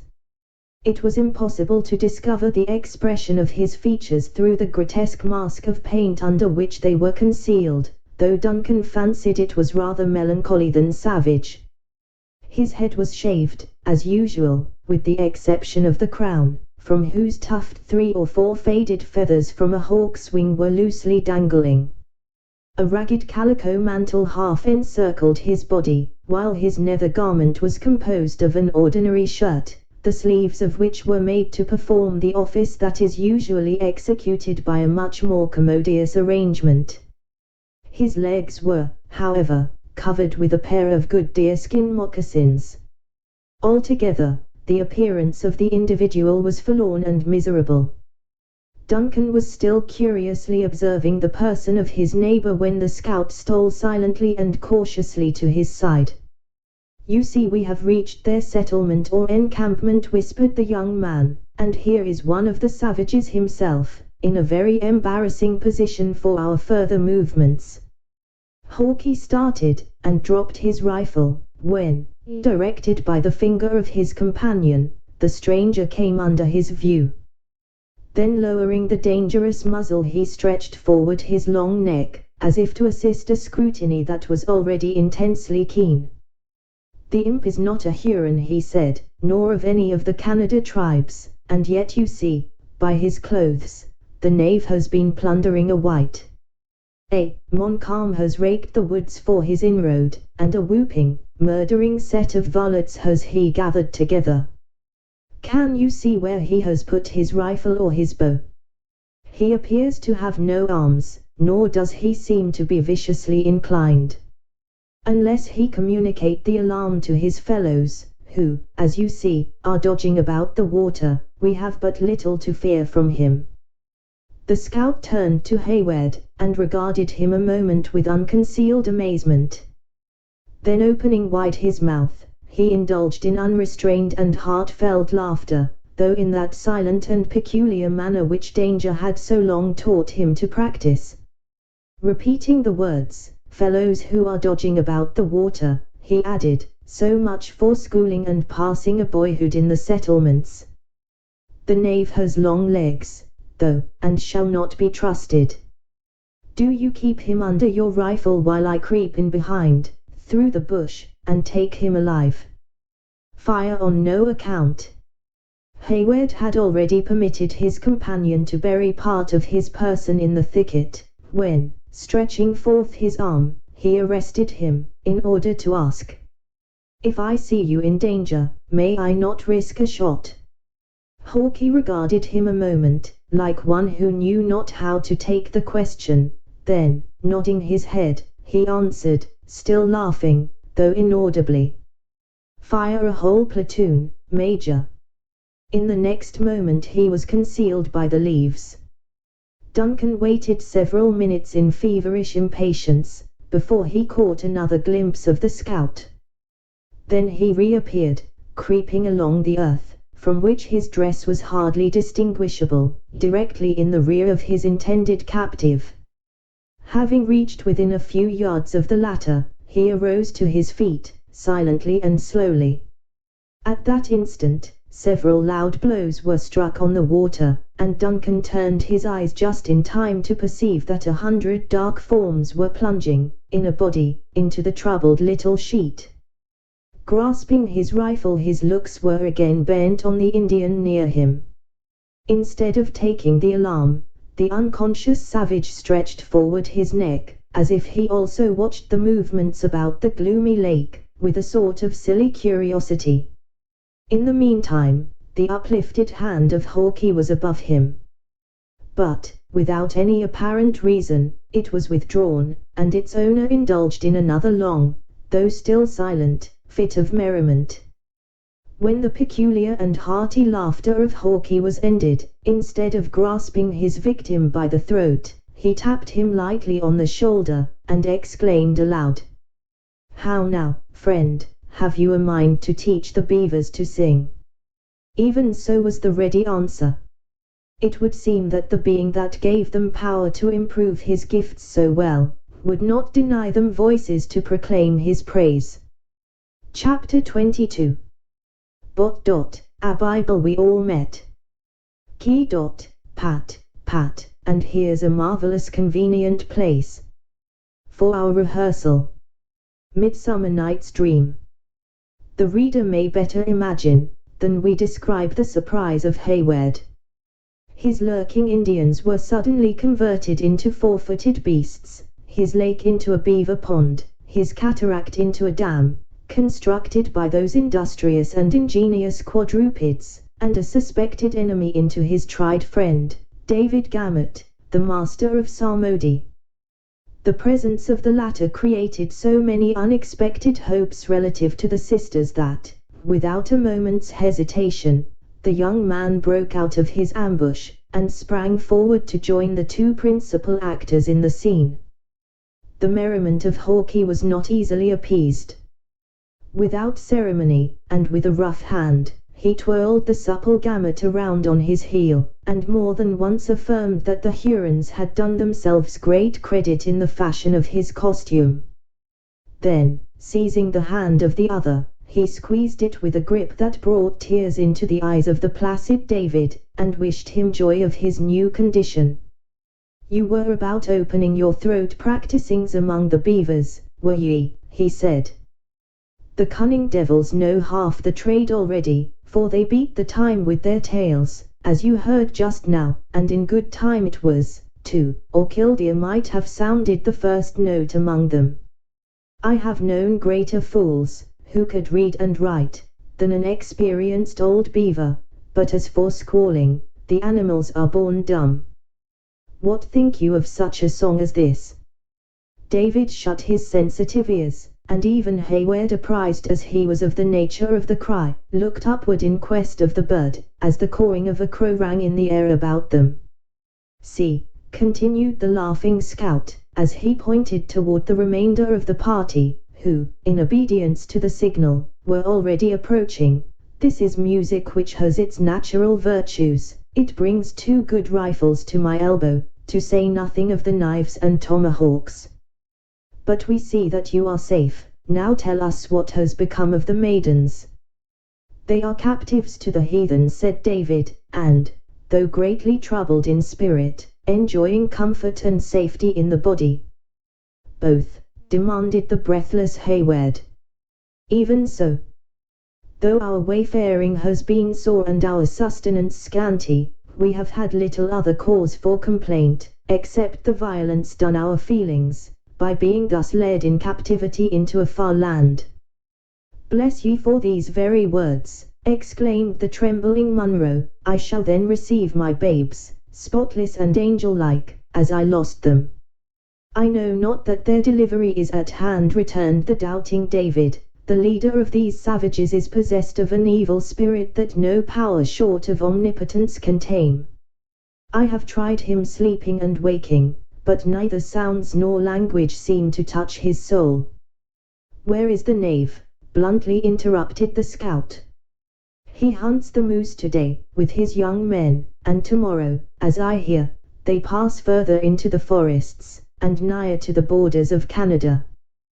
The elder maiden is conveyed to a neighboring people, whose lodges are situate beyond yonder black pinnacle of rock, while the younger is detained among the women of the Hurons, whose dwellings are but 2 short miles hence, on a tableland, where the fire had done the office of the axe, and prepared the place for their reception. Alice, my gentle Alice, murmured Hayward, she has lost the consolation of her sister's presence. Even so. But so far as praise and thanksgiving in psalmody can temper the spirit in affliction, she has not suffered. Has she then a heart for music? Of the graver and more solemn character, though it must be acknowledged that, in spite of all my endeavors, the maiden weeps oftener than she smiles. At such moments I forbear to press the holy songs, but there are many sweet and comfortable periods of satisfactory communication, when the ears of the savages are astounded with the upliftings of our voices. And why are you permitted to go at large, unwatched? David composed his features into what he intended should express an air of modest humility, before he meekly replied, Little be the praise to such a worm as I. But, though the power of psalmody was suspended in the terrible business of that field of blood through which we have passed, it has recovered its influence even over the souls of the heathen, and I am suffered to go and come at will. The scout laughed, and, tapping his own forehead significantly, he perhaps explained the singular indulgence more satisfactorily when he said, The Indians never harm a non-composer. But why, when the path lay open before your eyes, did you not strike back on your own trail? It is not so blind as that which a squirrel would make, and bring in the tidings to Edward. The scout, remembering only his own sturdy and iron nature, had probably exacted a task that David, under no circumstances, could have performed. But, without entirely losing the meekness of his air, the latter was content to answer. Though my soul would rejoice to visit the habitations of Christendom once more, my feet would rather follow the tender spirits entrusted to my keeping, even into the idolatrous province of the Jesuits, than take one step backward, while they pined in captivity and sorrow. Though the figurative language of David was not very intelligible, The sincere and steady expression of his eye, and the glow of his honest countenance, were not easily mistaken. Uncas pressed closer to his side, and regarded the speaker with a look of commendation, while his father expressed his satisfaction by the ordinary pithy exclamation of approbation. The scout shook his head as he rejoined, "The Lord never intended that the man should place all his endeavors in his throat, to the neglect of other and better gifts. But he has fallen into the hands of some silly woman, when he should have been gathering his education under a blue sky, among the beauties of the forest. Here, friend, I did intend to kindle a fire with this tooting whistle of thine, but, as you value the thing, take it, and blow your best on it." Gamut received his pitch pipe with as strong an expression of pleasure as he believed compatible with the grave functions he exercised. After essaying its virtues repeatedly, in contrast with his own voice, and satisfying himself that none of its melody was lost, he made a very serious demonstration toward achieving a few stanzas of one of the longest effusions in the little volume so often mentioned. Hayward, however, hastily interrupted his pious purpose by continuing questions concerning the past and present condition of his fellow captives, and in a manner more methodical than had been permitted by his feelings in the opening of their interview. David, though he regarded his treasure with longing eyes, was constrained to answer, especially as the venerable father took a part in the interrogatories, with an interest too imposing to be denied. Nor did the scout fail to throw in a pertinent inquiry, whenever a fitting occasion presented. In this manner, though with frequent interruptions which were filled with certain threatening sounds from the recovered instrument, the pursuers were put in possession of such leading circumstances as were likely to prove useful in accomplishing their great and engrossing object, the recovery of the sisters. The narrative of David was simple, and the facts but few. Magua had waited on the mountain until a safe moment to retire presented itself, when he had descended, and taken the route along the western side of the Hurricane in direction of the Canadas. As the subtle Huron was familiar with the paths, and well knew there was no immediate danger of pursuit, their progress had been moderate, and far from fatiguing. It appeared from the unembellished statement of David, that his own presence had been rather endured than desired, though even Magua had not been entirely exempt from that veneration with which the Indians regard those whom the Great Spirit had visited in their intellects. At night, the utmost care had been taken of the captives, both to prevent injury from the damps of the woods and to guard against an escape. At the spring, the horses were turned loose, as has been seen, and, notwithstanding the remoteness and length of their trail, the artifices already named were resorted to, in order to cut off every clue to their place of retreat. On their arrival at the encampment of his people, Magua, in obedience to a policy seldom departed from, separated his prisoners. Cora had been sent to a tribe that temporarily occupied an adjacent valley, though David was far too ignorant of the customs and history of the natives, to be able to declare anything satisfactory concerning their name or character. He only knew that they had not engaged in the late expedition against William Henry, that, like the Hurons themselves, they were allies of Montcalm, and that they maintained an amicable, though a watchful intercourse with the warlike and savage people whom chance had, for a time, brought in such close and disagreeable contact with themselves. The Mohicans and the scout listened to his interrupted and imperfect narrative, with an interest that obviously increased as he proceeded, and it was while attempting to explain the pursuits of the community in which Cora was detained, that the latter abruptly demanded, "Did you see the fashion of their knives? Were they of English or French formation?" My thoughts were bent on no such vanities, but rather mingled in consolation with those of the maidens.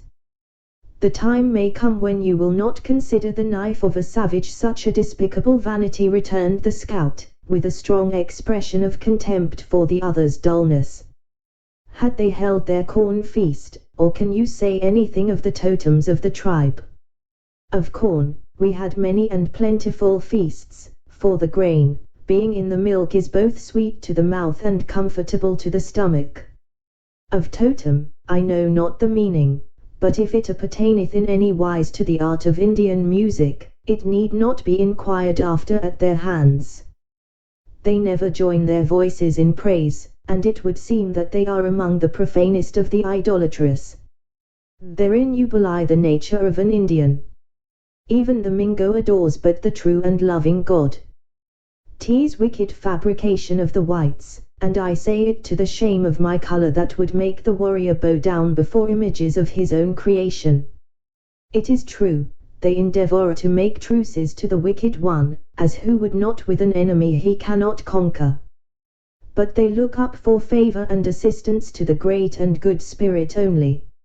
It may be so, said David, but I have seen strange and fantastic images drawn in their paint, of which their admiration and care savored of spiritual pride, especially one, and that, too, a foul and loathsome object. Was it a serpent? Quickly demanded the scout. Much the same. It was in the likeness of an abject and creeping tortoise. Hugh, exclaimed both the attentive Mohicans in a breath, while the scout shook his head with the air of one who had made an important but by no means a pleasing discovery. Then the father spoke, in the language of the Delawares, and with a calmness and dignity that instantly arrested the attention even of those to whom his words were unintelligible. His gestures were impressive, and at times energetic. Once he lifted his arm on high, and, as it descended, the action threw aside the folds of his light mantle, a finger resting on his breast, as if he would enforce his meaning by the attitude. Duncan's eyes followed the movement, and he perceived that the animal just mentioned was beautifully, though faintly, worked in blue tint, on the swarthy breast of the chief. All that he had ever heard of the violent separation of the vast tribes of the Delawares rushed across his mind, and he awaited the proper moment to speak, with a suspense that was rendered nearly intolerable by his interest in the stake. His wish, however, was anticipated by the scout, who turned from his red friend, saying, "We have found that which may be good or evil to us, as heaven disposes. The Sagamore is of the high blood of the Delawares, and is the great chief of their tortoises. That some of this stock are among the people of whom the singer tells us, is plain by his words, and, had he but spent half the breath in prudent questions that he has blown away in making a trumpet of his throat, we might have known how many warriors they numbered. It is, altogether, a dangerous path we move in, for a friend whose face is turned from you often bears a bloodier mind than the enemy who seeks your scalp." "Explain," said Duncan. "'Tis a long and melancholy tradition, and one I little like to think of, for it is not to be denied that the evil has been mainly done by men with white skins. But it has ended in turning the tomahawk of brother against brother, and brought the Mingo and the Delaware to travel in the same path. You, then, suspect it is a portion of that people among whom Cora resides?" The scout nodded his head in assent, though he seemed anxious to waive the further discussion of a subject that appeared painful. The impatient Duncan now made several hasty and desperate propositions to attempt the release of the sisters. Munro seemed to shake off his apathy, and listened to the wild schemes of the young man with a deference that his grey hairs and reverend years should have denied. But the scout, after suffering the ardour of the lover to expend itself a little, found means to convince him of the folly of precipitation, in a manner that would require their coolest judgment and utmost fortitude.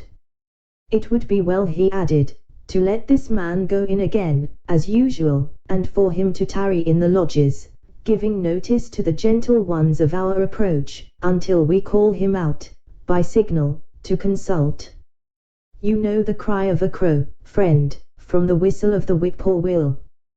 'Tis a pleasing bird, returned David, and has a soft and melancholy note, though the time is rather quick and ill-measured. He speaks of the Wish-Tun-Wish, said the scout. Well, since you like his whistle, it shall be your signal. Remember, then, when you hear the whippoorwill's call 3 times repeated, you are to come into the bushes where the bird might be supposed. Stop, interrupted Hayward, I will accompany him. You, exclaimed the astonished Hawkeye, are you tired of seeing the sun rise and set? David is a living proof that the Hurons can be merciful. But David can use his throat, as no man in his senses would pervert the gift. I too can play the madman, the fool, the hero, in short, any or everything to rescue her I love. Name your objections no longer, I am resolved. Hawkeye regarded the young man a moment in speechless amazement. But Duncan, who, in deference to the other's skill and services, had hitherto submitted somewhat implicitly to his dictation, now assumed the superior, with a manner that was not easily resisted. He waved his hand, in sign of his dislike to all remonstrance, and then, in more tempered language, he continued. You have the means of disguise, change me, paint me, if you will, in short, alter me to anything, a fool. It is not for one like me to say that he who is already formed by so powerful a hand as Providence, stands in need of a change, muttered the discontented scout. When you send your parties abroad in war, you find it prudent, at least, to arrange the marks and places of encampment, in order that they who fight on your side may know when and where to expect a friend. Listen, interrupted Duncan, you have heard from this faithful follower of the captives, that the Indians are of 2 tribes, if not of different nations. With one, whom you think to be a branch of the Delawares, is she you call the dark hair, the other, and younger, of the ladies, is undeniably with our declared enemies, the Hurons. It becomes my youth and rank to attempt the latter adventure. While you, therefore, are negotiating with your friends for the release of one of the sisters, I will effect that of the other, or die. The awakened spirit of the young soldier gleamed in his eyes, and his form became imposing under its influence. Hawkeye, though too much accustomed to Indian artifices not to foresee the danger of the experiment, knew not well how to combat this sudden resolution. Perhaps there was something in the proposal that suited his own hardy nature, and that secret love of desperate adventure, which had increased with his experience, until hazard and danger had become, in some measure, necessary to the enjoyment of his existence. Instead of continuing to oppose the scheme of Duncan, his humour suddenly altered, and he lent himself to its execution. Come, he said, with a good-humoured smile, the buck that will take to the water must be headed, and not followed. Chingachgook has as many different paints as the engineer officer's wife, who takes down nature on scraps of paper, making the mountains look like cocks of rusty hay, and placing the blue sky in reach of your hand. The Sagamore can use them, too. Seat yourself on the log, and my life on it, he can soon make a natural fool of you, and that well to your liking. Duncan complied, and the Mohican, who had been an attentive listener to the discourse, readily undertook the office. Long practiced in all the subtle arts of his race, he drew, with great dexterity and quickness, the fantastic shadow that the natives were accustomed to consider as the evidence of a friendly and jocular disposition. Every line that could possibly be interpreted into a secret inclination for war, was carefully avoided, while, on the other hand, he studied those conceits that might be construed into amity. In short, he entirely sacrificed every appearance of the warrior to the masquerade of a buffoon. Such exhibitions were not uncommon among the Indians, and as Duncan was already sufficiently disguised in his dress, there certainly did exist some reason for believing that, with his knowledge of French, he might pass for a juggler from Ticonderoga, straggling among the allied and friendly tribes. When he was thought to be sufficiently painted, the scout gave him much friendly advice, concerted signals, and appointed the place where they should meet, in the event of mutual success.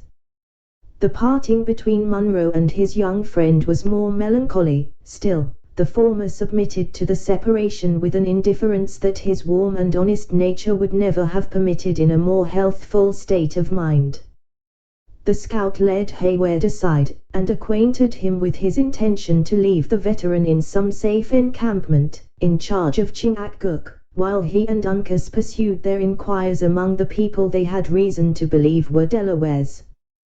Then, renewing his cautions and advice, he concluded by saying, with a solemnity and warmth of feeling, with which Duncan was deeply touched, "And, now, God bless you. You have shown a spirit that I like, for it is the gift of youth, more especially one of warm blood and a stout heart.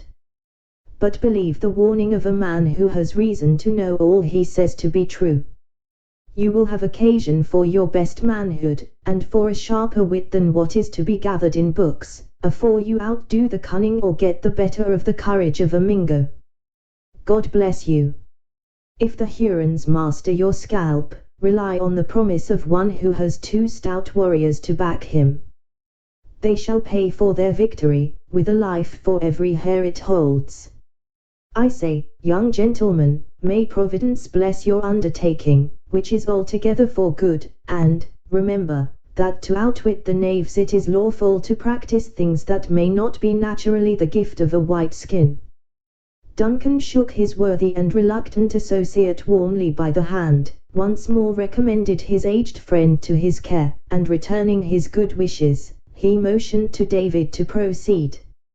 Hawkeye gazed after the high-spirited and adventurous young man for several moments, in open admiration, then, shaking his head doubtingly, he turned, and led his own division of the party into the concealment of the forest.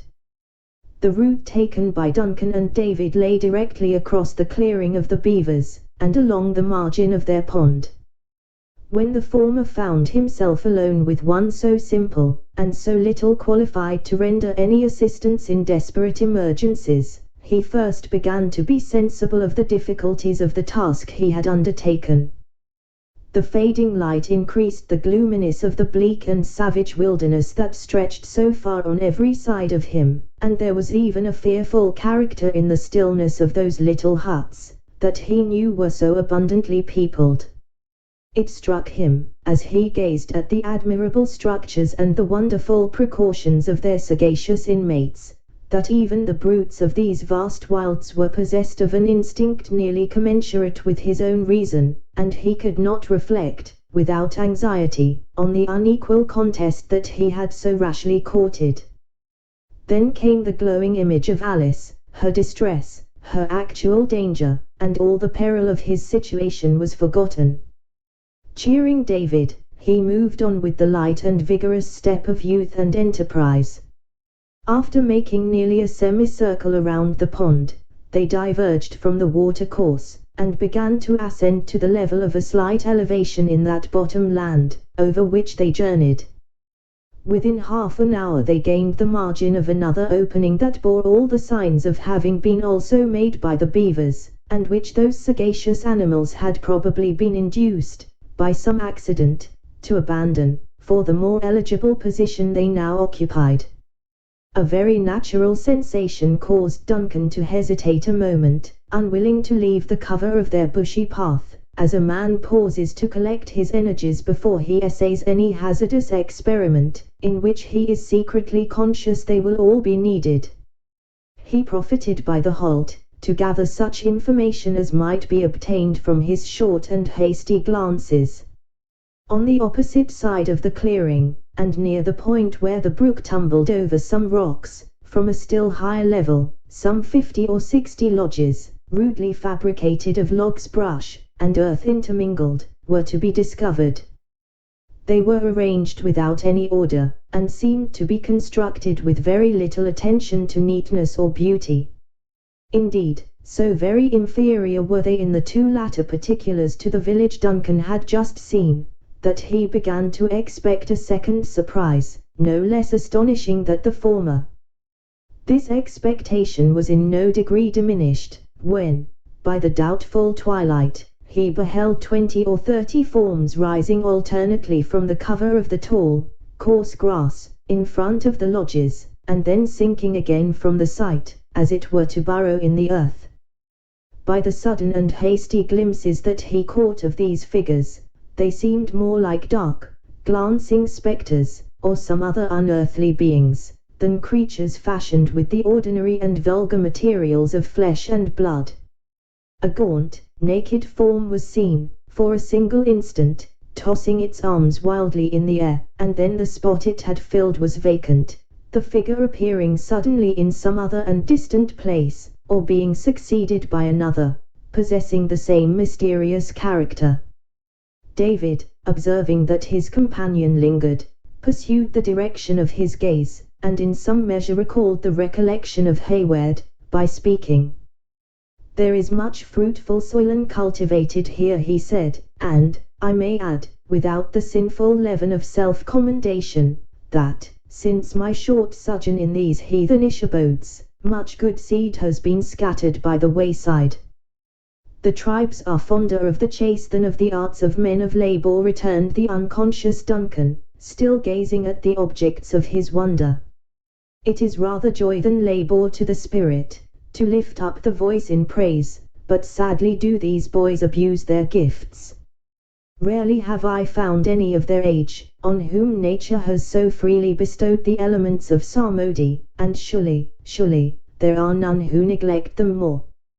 3 nights have I now tarried here, and 3 several times have I assembled the urchins to join in sacred song, and as often have they responded to my efforts with whoopings and howlings that have chilled my soul." "Of whom speak you?" "Of those children of the devil, who waste the precious moments in yonder idle antics. Ah! The wholesome restraint of discipline is but little known among this self-abandoned people. In a country of birches, a rod is never seen, and it ought not to appear a marvel in my eyes, that the choicest blessings of Providence are wasted in such cries as these." David closed his ears against the juvenile pack, whose yell just then rang shrilly through the forest, and Duncan, suffering his lip to curl, as in mockery of his own superstition, said firmly, "We will proceed." Without removing the safeguards from his ears, the master of song complied, and together they pursued their way toward what David was sometimes wont to call the tents of the Philistines. Chapter 23. But though the beast of game the privilege of chase may claim, though space and law the stag we lend, ere hound we slip, or bow we bend, whoever wrecked, where, how, or when, the prowling fox was trapped or slain. Lady of the Lake. It is unusual to find an encampment of the natives, like those of the more instructed whites, guarded by the presence of armed men. Well informed of the approach of every danger, while it is yet at a distance, the Indian generally rests secure under his knowledge of the signs of the forest, and the long and difficult paths that separate him from those he has most reason to dread. But the enemy who, by any lucky concurrence of accidents, has found means to elude the vigilance of the scouts, will seldom meet with sentinels nearer home to sound the alarm. In addition to this general usage, the tribes friendly to the French knew too well the weight of the blow that had just been struck, to apprehend any immediate danger from the hostile nations that were tributary to the crown of Britain. When Duncan and David, therefore, found themselves in the center of the children, who played the antics already mentioned, it was without the least previous intimation of their approach. But so soon as they were observed, the whole of the juvenile pack raised, by common consent, a shrill and warning whoop, and then sank, as it were, by magic, from before the sight of their visitors. The naked, tawny bodies of the crouching urchins blended so nicely at that hour, with the withered herbage, that at first it seemed as if the earth had, in truth, swallowed up their forms, though when surprise permitted Duncan to bend his look more curiously about the spot, he found it everywhere met by dark, quick, and rolling eyeballs. gathering no encouragement from this startling presage of the nature of the scrutiny he was likely to undergo from the more mature judgments of the men, there was an instant when the young soldier would have retreated. It was, however, too late to appear to hesitate. The cry of the children had drawn a dozen warriors to the door of the nearest lodge, where they stood clustered in a dark and savage group, gravely awaiting the nearer approach of those who had unexpectedly come among them. David, in some measure familiarized to the scene, led the way with a steadiness that no slight obstacle was likely to disconcert, into this very building. It was the principal edifice of the village, though roughly constructed of the bark and branches of trees, being the lodge in which the tribe held its councils and public meetings during their temporary residence on the borders of the English province. Duncan found it difficult to assume the necessary appearance of unconcern, as he brushed the dark and powerful frames of the savages who thronged its threshold, but, conscious that his existence depended on his presence of mind, he trusted to the discretion of his companion, whose footsteps he closely followed, endeavoring, as he proceeded, to rally his thoughts for the occasion. His blood curdled when he found himself in absolute contact with such fierce and implacable enemies, but he so far mastered his feelings as to pursue his way into the center of the lodge, with an exterior that did not betray the weakness. Imitating the example of the deliberate Gamut, he drew a bundle of fragrant brush from beneath a pile that filled the corner of the hut, and seated himself in silence. So soon as their visitor had passed, the observant warriors fell back from the entrance, and arranging themselves about him, they seemed patiently to await the moment when it might comport with the dignity of the stranger to speak. By far the greater number stood leaning, in lazy, lounging attitudes, against the upright posts that supported the crazy building, while 3 or 4 of the oldest and most distinguished of the chiefs placed themselves on the earth a little more in advance. 0307. A flaring torch was burning in the place, and set its red glare from face to face and figure to figure, as it waved in the currents of air. Duncan profited by its light to read the probable character of his reception, in the countenances of his hosts.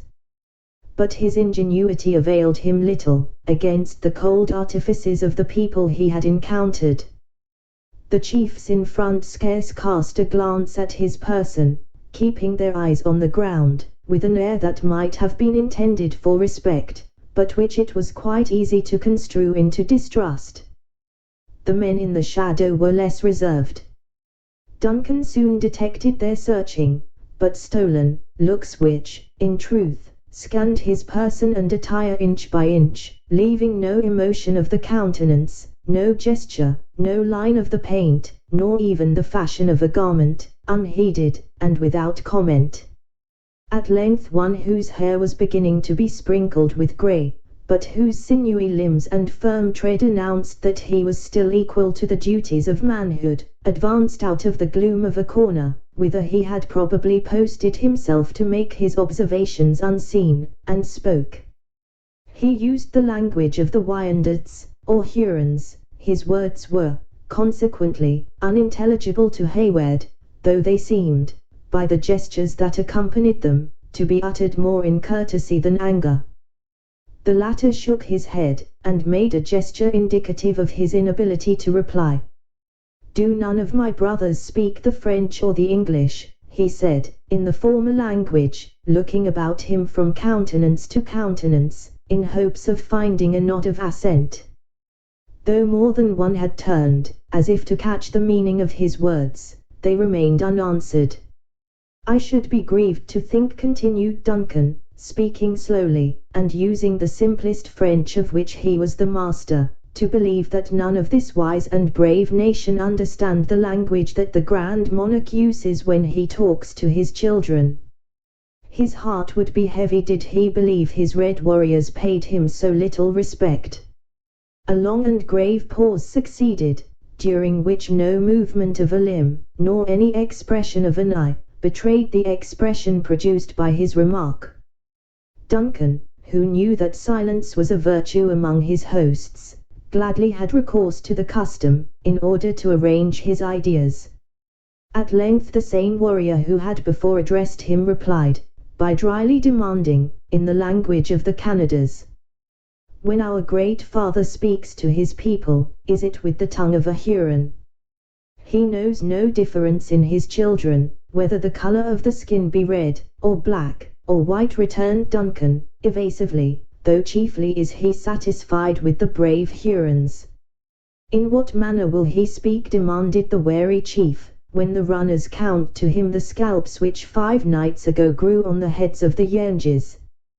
"They were his enemies," said Duncan, shuddering involuntarily, "and doubtless, he will say, 'It is good, my Hurons are very gallant.' Our Canada father does not think it. Instead of looking forward to reward his Indians, his eyes are turned backward. He sees the dead Yengis, but no Huron. What can this mean? A great chief, like him, has more thoughts than tongues. He looks to see that no enemies are on his trail." "The canoe of a dead warrior will not float on the hurricane," returned the savage, gloomily. "His ears are open to the Delawares, who are not our friends, and they fill them with lies. It cannot be. See, he has bid me, who am a man that knows the art of healing, to go to his children, the Red Hurons of the Great Lakes, and ask if any are sick." Another silence succeeded this enunciation of the character Duncan had assumed. Every eye was simultaneously bent on his person, as if to inquire into the truth or falsehood of the declaration, with an intelligence and keenness that caused the subject of their scrutiny to tremble for the result. He was, however, relieved again by the former speaker. "Do the cunning men of the Canadas paint their skins?" the Huron coldly continued. "We have heard them boast that their faces were pale." "When an Indian chief comes among his white fathers," returned Duncan, with great steadiness, "he lays aside his buffalo robe, to carry the shirt that is offered him. My brothers have given me paint and I wear it." A low murmur of applause announced that the compliment of the tribe was favorably received. The elderly chief made a gesture of commendation, which was answered by most of his companions, who each threw forth a hand and uttered a brief exclamation of pleasure. Duncan began to breathe more freely, believing that the weight of his examination was past, and, as he had already prepared a simple and probable tale to support his pretended occupation, his hopes of ultimate success grew brighter. After a silence of a few moments, as if adjusting his thoughts, in order to make a suitable answer to the declaration their guests had just given, another warrior arose, and placed himself in an attitude to speak. While his lips were yet in the act of parting, a low but fearful sound arose from the forest, and was immediately succeeded by a high, shrill yell, that was drawn out, until it equaled the longest and most plaintive howl of the wolf. The sudden and terrible interruption caused Duncan to start from his seat, unconscious of everything but the effect produced by so frightful a cry. At the same moment, the warriors glided in a body from the lodge, and the outer air was filled with loud shouts, that nearly drowned those awful sounds, which were still ringing beneath the arches of the woods. Unable to command himself any longer, the youth broke from the place, and presently stood in the center of a disorderly throng, that included nearly everything having life, within the limits of the encampment. Men, women, and children, the aged, the infirm, the active, and the strong, were alike abroad, some exclaiming aloud, others clapping their hands with a joy that seemed frantic, and all expressing their savage pleasure in some unexpected event. Though astounded, at first, by the uproar, Hayward was soon enabled to find its solution by the scene that followed. There yet lingered sufficient light in the heavens to exhibit those bright openings among the tree-tops, where different paths left the clearing to enter the depths of the wilderness. Beneath one of them, a line of warriors issued from the woods, and advanced slowly toward the dwellings. One in front bore a short pole, on which, as it afterwards appeared, were suspended several human scalps. The startling sounds that Duncan had heard were what the whites have not inappropriately called the death hollow, and each repetition of the cry was intended to announce to the tribe the fate of an enemy. Thus far the knowledge of Hayward assisted him in the explanation, and as he now knew that the interruption was caused by the unlooked-for return of a successful war party, every disagreeable sensation was quieted in inward congratulation, for the opportune relief and insignificance it conferred on himself. When at the distance of a few hundred feet from the lodges the newly arrived warriors halted. Their plaintive and terrific cry, which was intended to represent equally the wailings of the dead and the triumph to the victors, had entirely ceased. One of their number now called aloud, in words that were far from appalling, though not more intelligible to those for whose ears they were intended, than their expressive yells. It would be difficult to convey a suitable idea of the savage ecstasy with which the news thus imparted was received. The whole encampment, in a moment, became a scene of the most violent bustle and commotion. The warriors drew their knives, and flourishing them, they arranged themselves in two lines, forming a lane that extended from the war party to the lodges. The squaws seized clubs, axes, or whatever weapon of offense first offered itself to their hands, and rushed eagerly to act their part in the cruel game that was at hand. Even the children would not be excluded, but boys, little able to wield the instruments, tore the tomahawks from the belts of their fathers, and stole into the ranks, apt imitators of the savage traits exhibited by their parents. Large piles of brush lay scattered about the clearing, and a wary and aged squaw was occupied in firing as many as might serve to light the coming exhibition. As the flame arose, its power exceeded that of the parting day, and assisted to render objects at the same time more distinct and more hideous. The whole scene formed a striking picture, whose frame was composed of the dark and tall border of pines. The warriors just arrived were the most distant figures. A little in advance stood two men, who were apparently selected from the rest, as the principal actors in what was to follow. The light was not strong enough to render their features distinct, though it was quite evident that they were governed by very different emotions. While one stood erect and firm, prepared to meet his fate like a hero, the other bowed his head, as if palsied by terror or stricken with shame. The high-spirited Duncan felt a powerful impulse of admiration and pity toward the former, though no opportunity could offer to exhibit his generous emotions. He watched his slightest movement, however, with eager eyes, and, as he traced the fine outline of his admirably proportioned and active frame, he endeavored to persuade himself that, if the powers of man, seconded by such noble resolution, could bear one harmless through so severe a trial, the youthful captive before him might hope for success in the hazardous race he was about to run. Insensibly the young man drew nigher to the swarthy lines of the Hurons, and scarcely breathed, so intense became his interest in the spectacle. Just then the signal yell was given, and the momentary quiet which had preceded it was broken by a burst of cries, that far exceeded any before heard. The more abject of the two victims continued motionless, but the other bounded from the place at the cry, with the activity and swiftness of a deer. Instead of rushing through the hostile lines, as had been expected, he just entered the dangerous defile, and before time was given for a single blow, turned short, and leaping the heads of a row of children, he gained at once the exterior and safer side of the formidable array.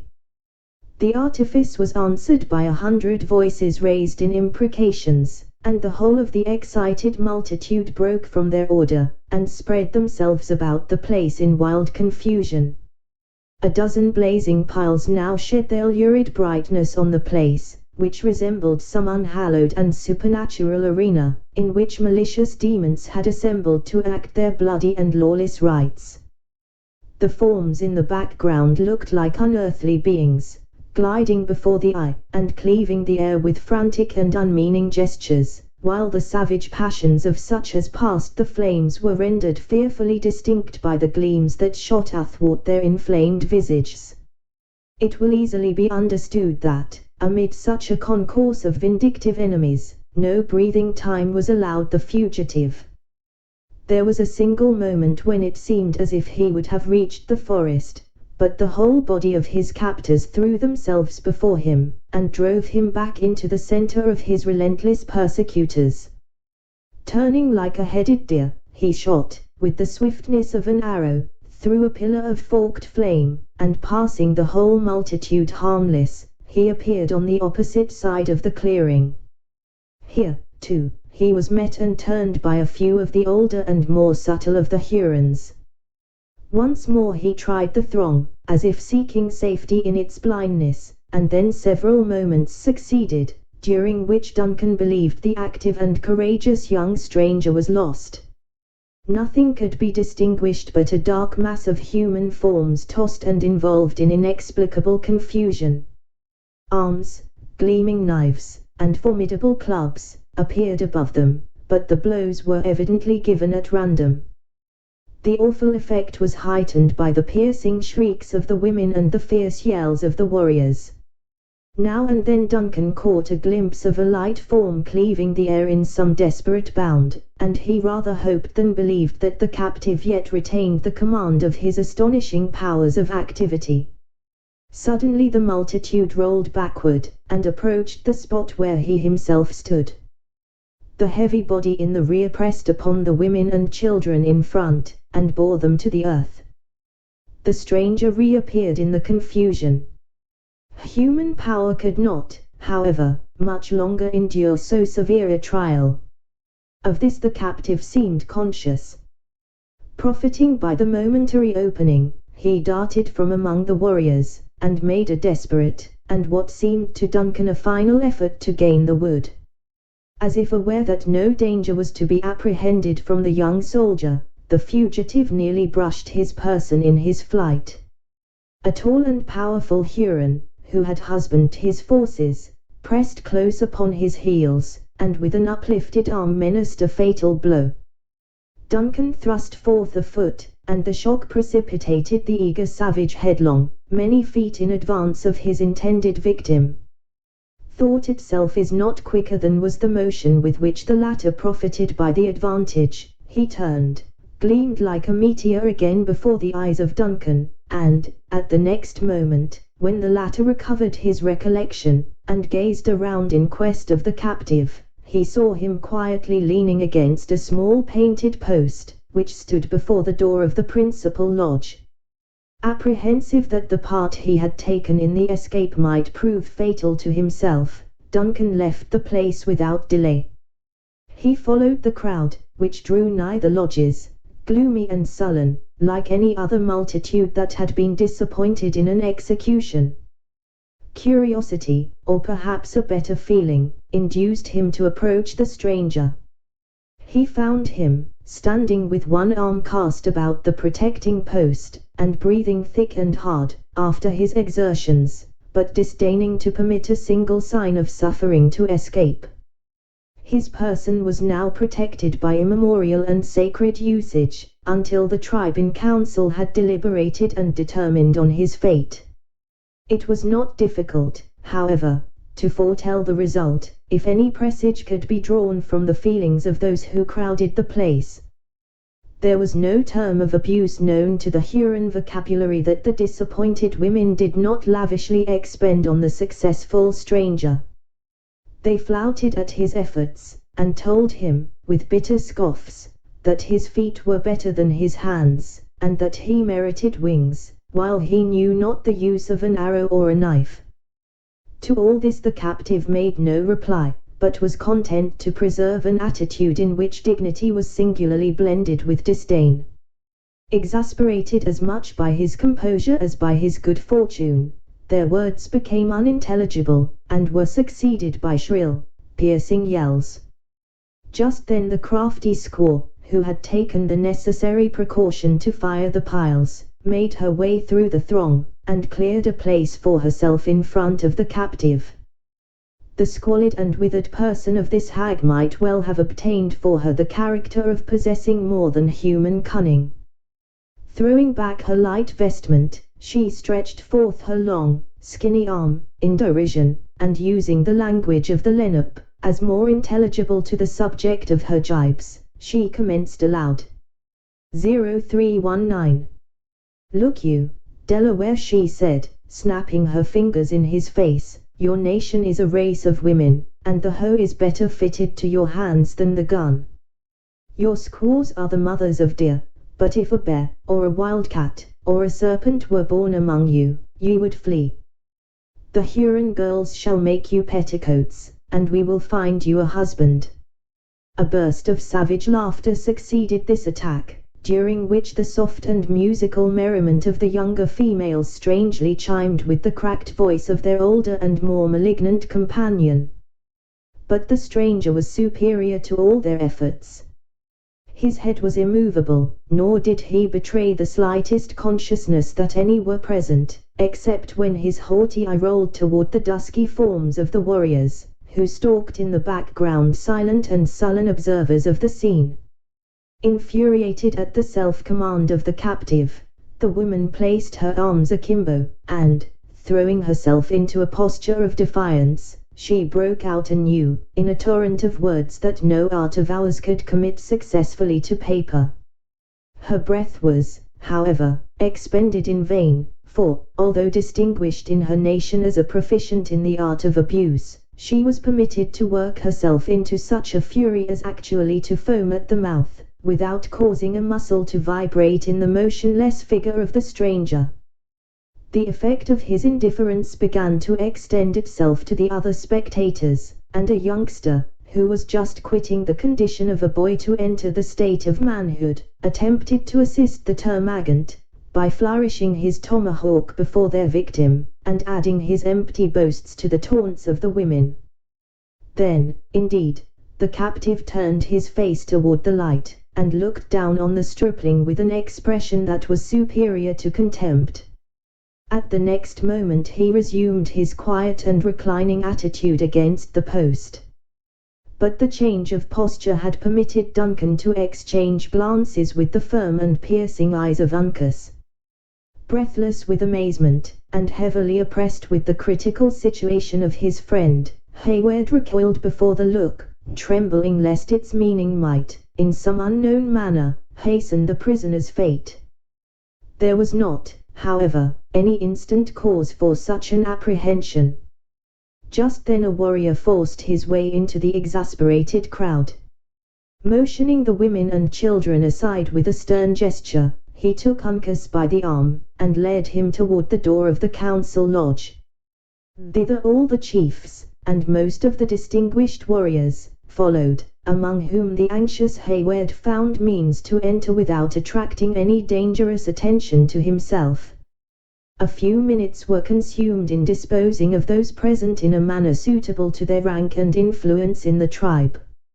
An order very similar to that adopted in the preceding interview was observed, the aged and superior chiefs occupying the area of the spacious apartment, within the powerful light of a glaring torch, while their juniors and inferiors were arranged in the background, presenting a dark outline of swarthy and marked visages.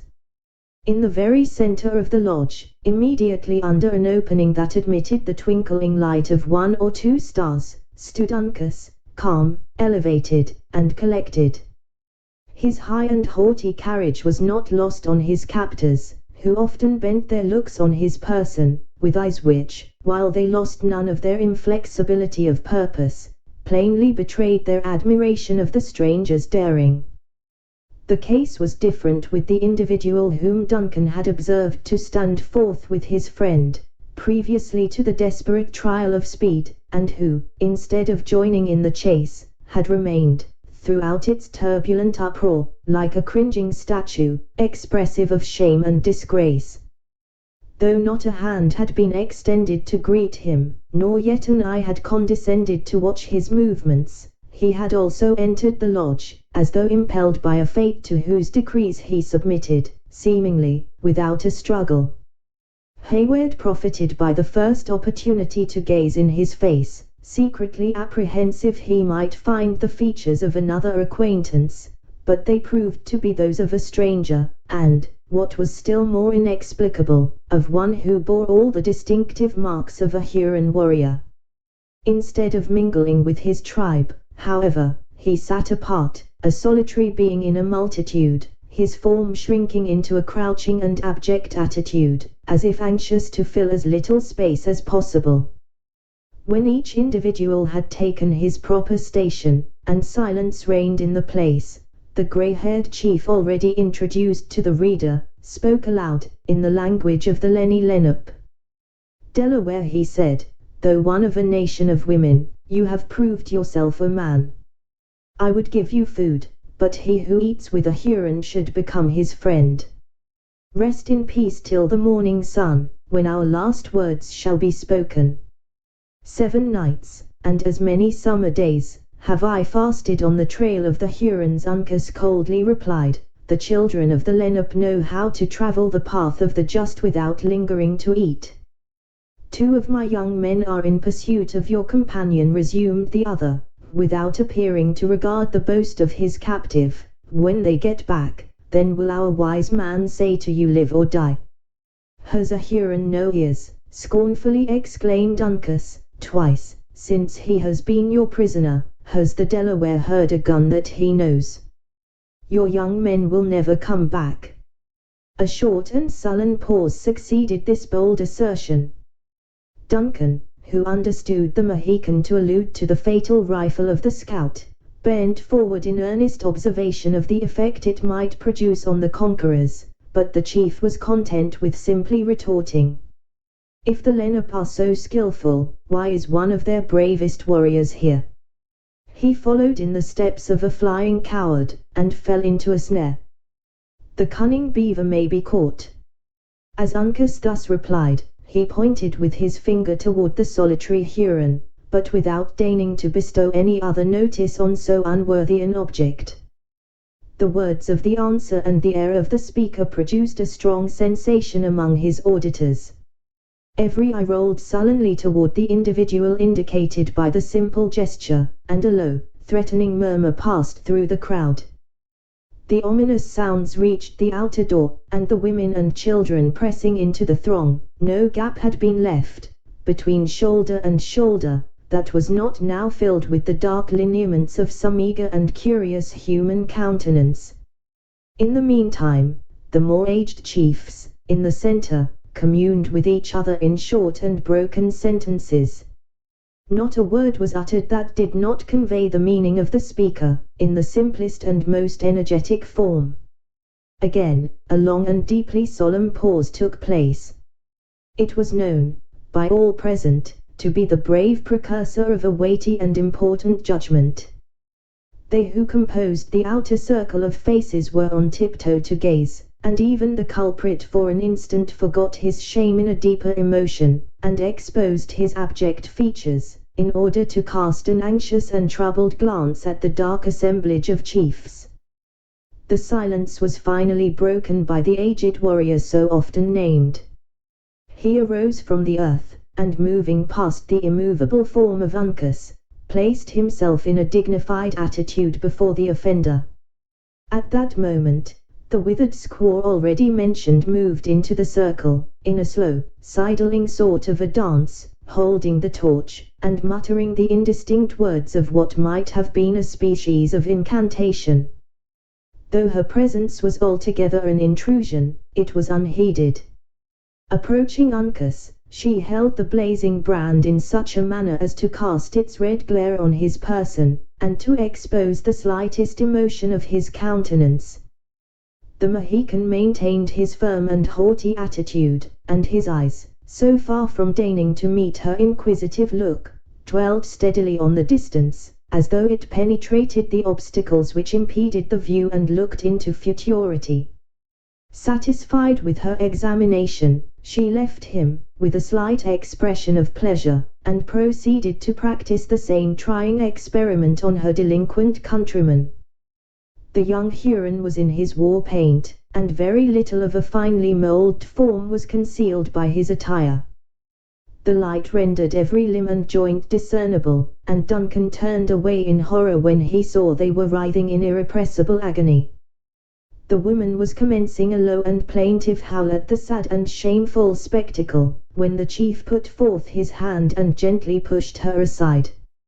"Read that, Bence," he said, addressing the young culprit by name, and in his proper language. "Though the Great Spirit has made you pleasant to the eyes, it would have been better that you had not been born. Your tongue is loud in the village, but in battle it is still. None of my young men strike the tomahawk deeper into the war-post, none of them so lightly on the hinges. The enemy know the shape of your back, but they have never seen the color of your eyes. 3 times have they called on you to come, and as often did you forget to answer.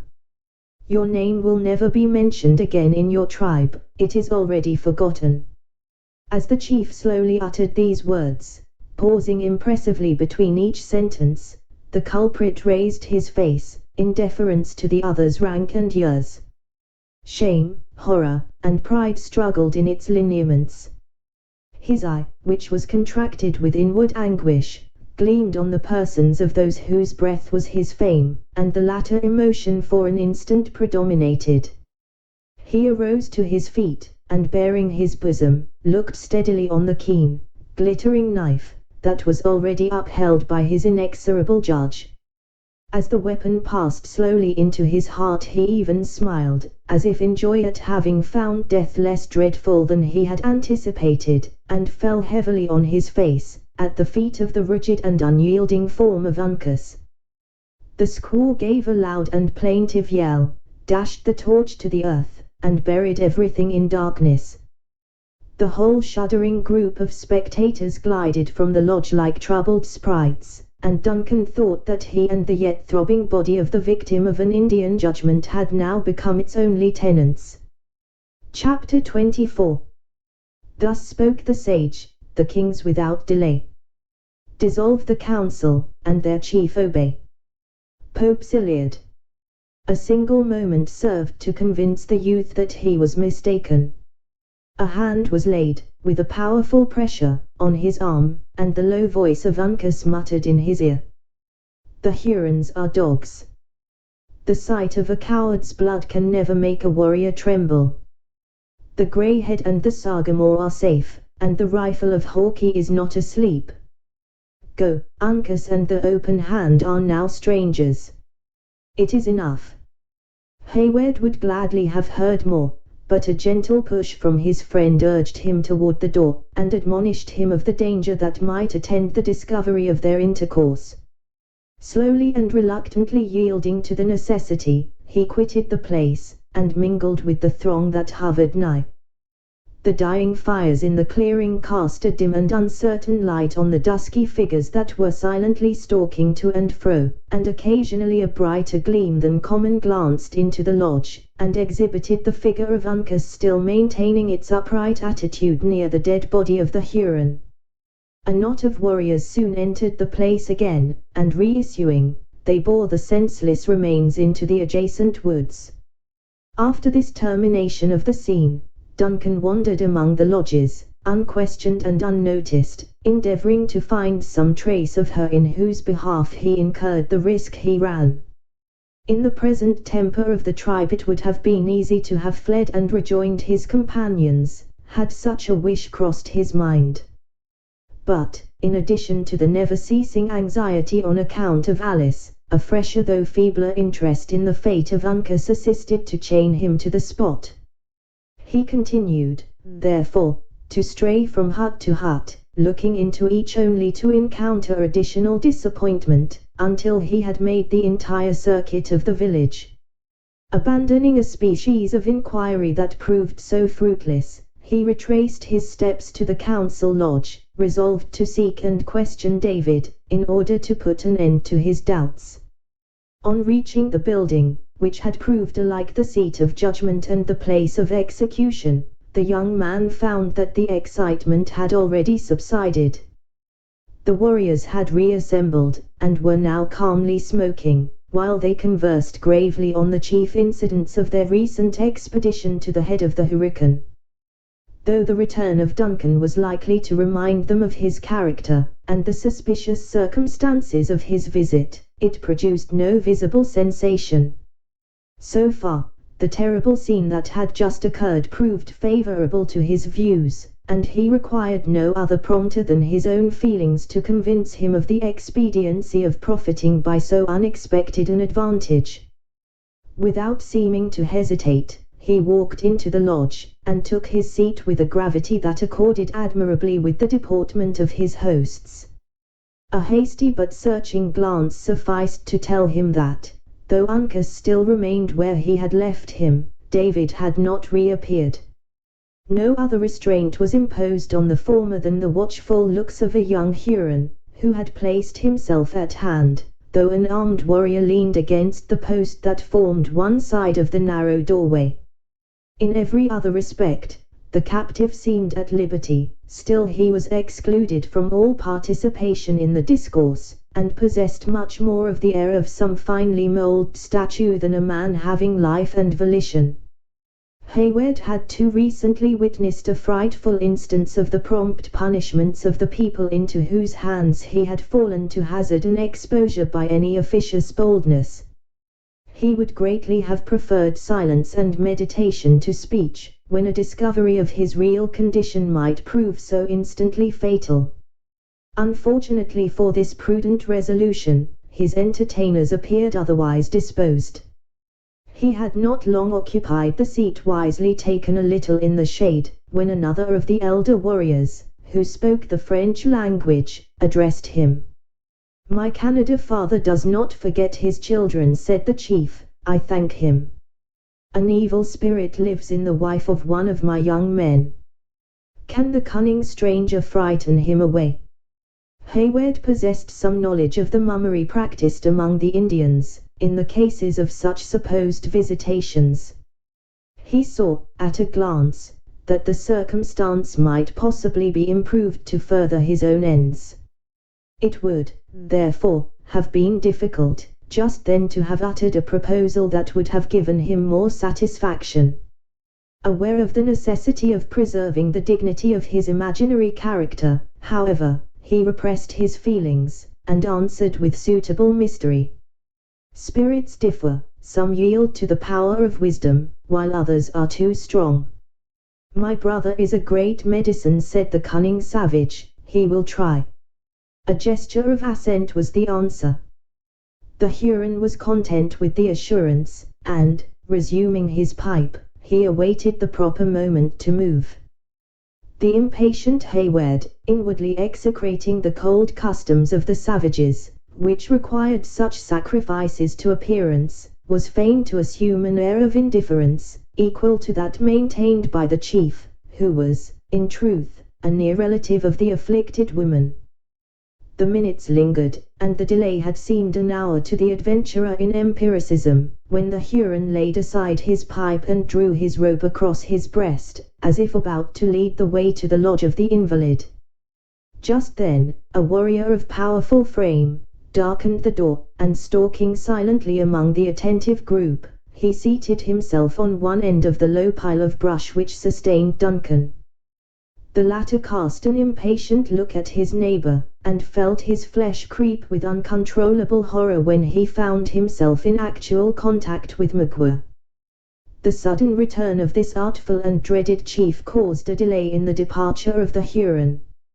Several pipes, that had been extinguished, were lighted again, while the newcomer, without speaking a word, drew his tomahawk from his girdle, and filling the bowl on its head began to inhale the vapors of the weed through the hollow handle, with as much indifference as if he had not been absent 2 weary days on a long and toilsome hunt.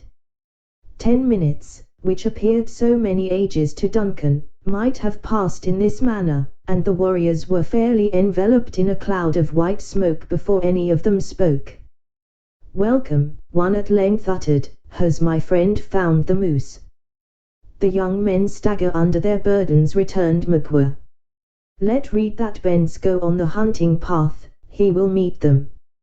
A deep and awful silence succeeded the utterance of the forbidden name. Each pipe dropped from the lips of its owner as though all had inhaled an impurity at the same instant.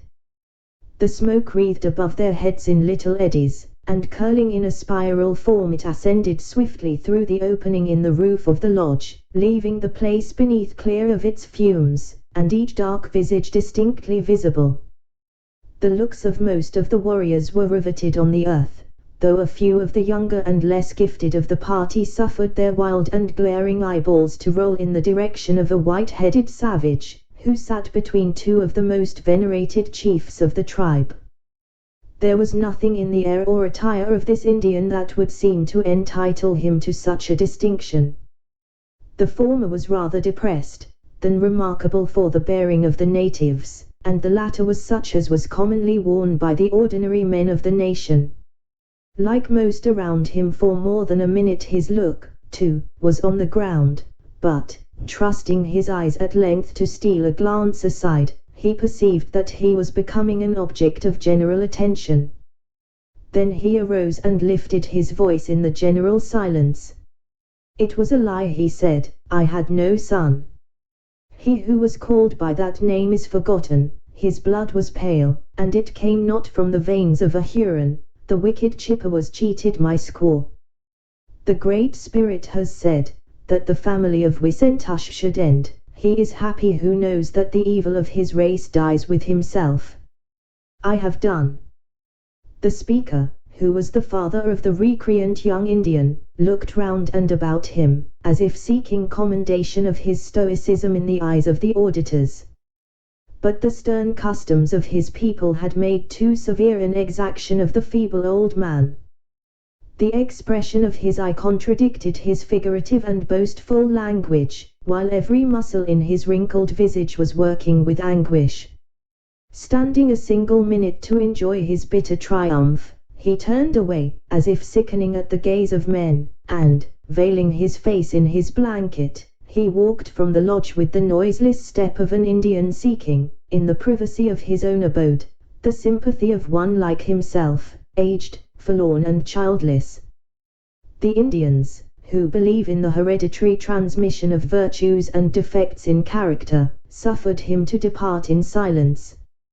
Then, with an elevation of breeding that many in a more cultivated state of society might profitably emulate, one of the chiefs drew the attention of the young men from the weakness they had just witnessed, by saying, in a cheerful voice, addressing himself in courtesy to Magua, as the newest comer, "The Delawares have been like bears after the honey pots, prowling around my village. But who has ever found a Huron asleep?" The darkness of the impending cloud which precedes a burst of thunder was not blacker than the brow of Magua as he exclaimed, "The Delawares of the lakes? Not so. They who wear the petticoats of squaws, on their own river. One of them has been passing the tribe. Did my young men take his scalp? His legs were good, though his arm is better for the hoe than the tomahawk," returned the other, pointing to the immovable form of Uncas. Instead of manifesting any womanish curiosity to feast his eyes with the sight of a captive from a people he was known to have so much reason to hate, Magua continued to smoke, with the meditative air that he usually maintained, when there was no immediate call on his cunning or his eloquence.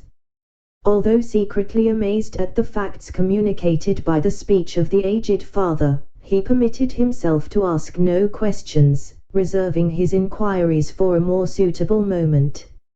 It was only after a sufficient interval that he shook the ashes from his pipe, replaced the tomahawk, tightened his girdle, and arose, casting for the first time a glance in the direction of the prisoner, who stood a little behind him.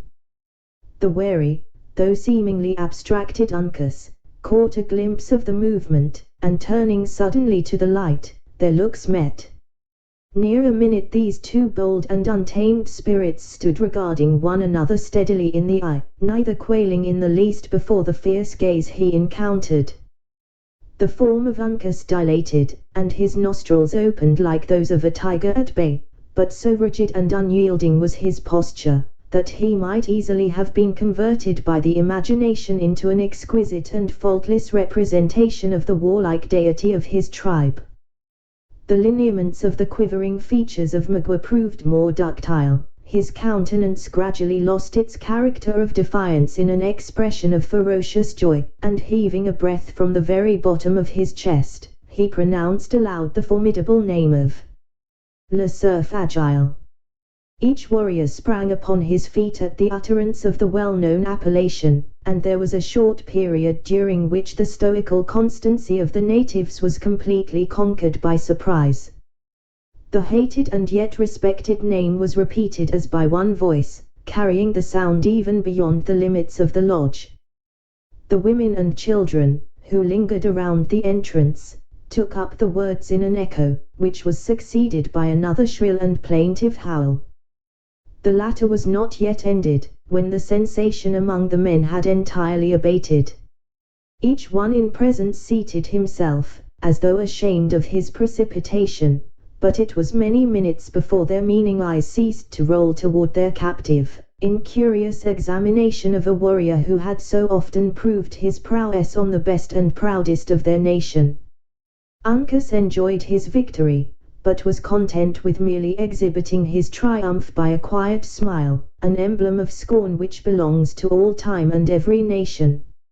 Magua caught the expression, and raising his arm, he shook it at the captive, the light silver ornaments attached to his bracelet rattling with the trembling agitation of the limb, as, in a tone of vengeance, he exclaimed, in English, "Mohican, you die." "The healing waters will never bring the dead Hurons to life," returned Uncas, "in the music of the Delawares, the tumbling river washes their bones, their men are squaws, their women owls. Go. Call together the Huron dogs, that they may look upon a warrior. My nostrils are offended, they scent the blood of a coward." The latter allusion struck deep, and the injury rankled. Many of the Hurons understood the strange tongue in which the captive spoke, among which number was Magua. This cunning savage beheld, and instantly profited by his advantage.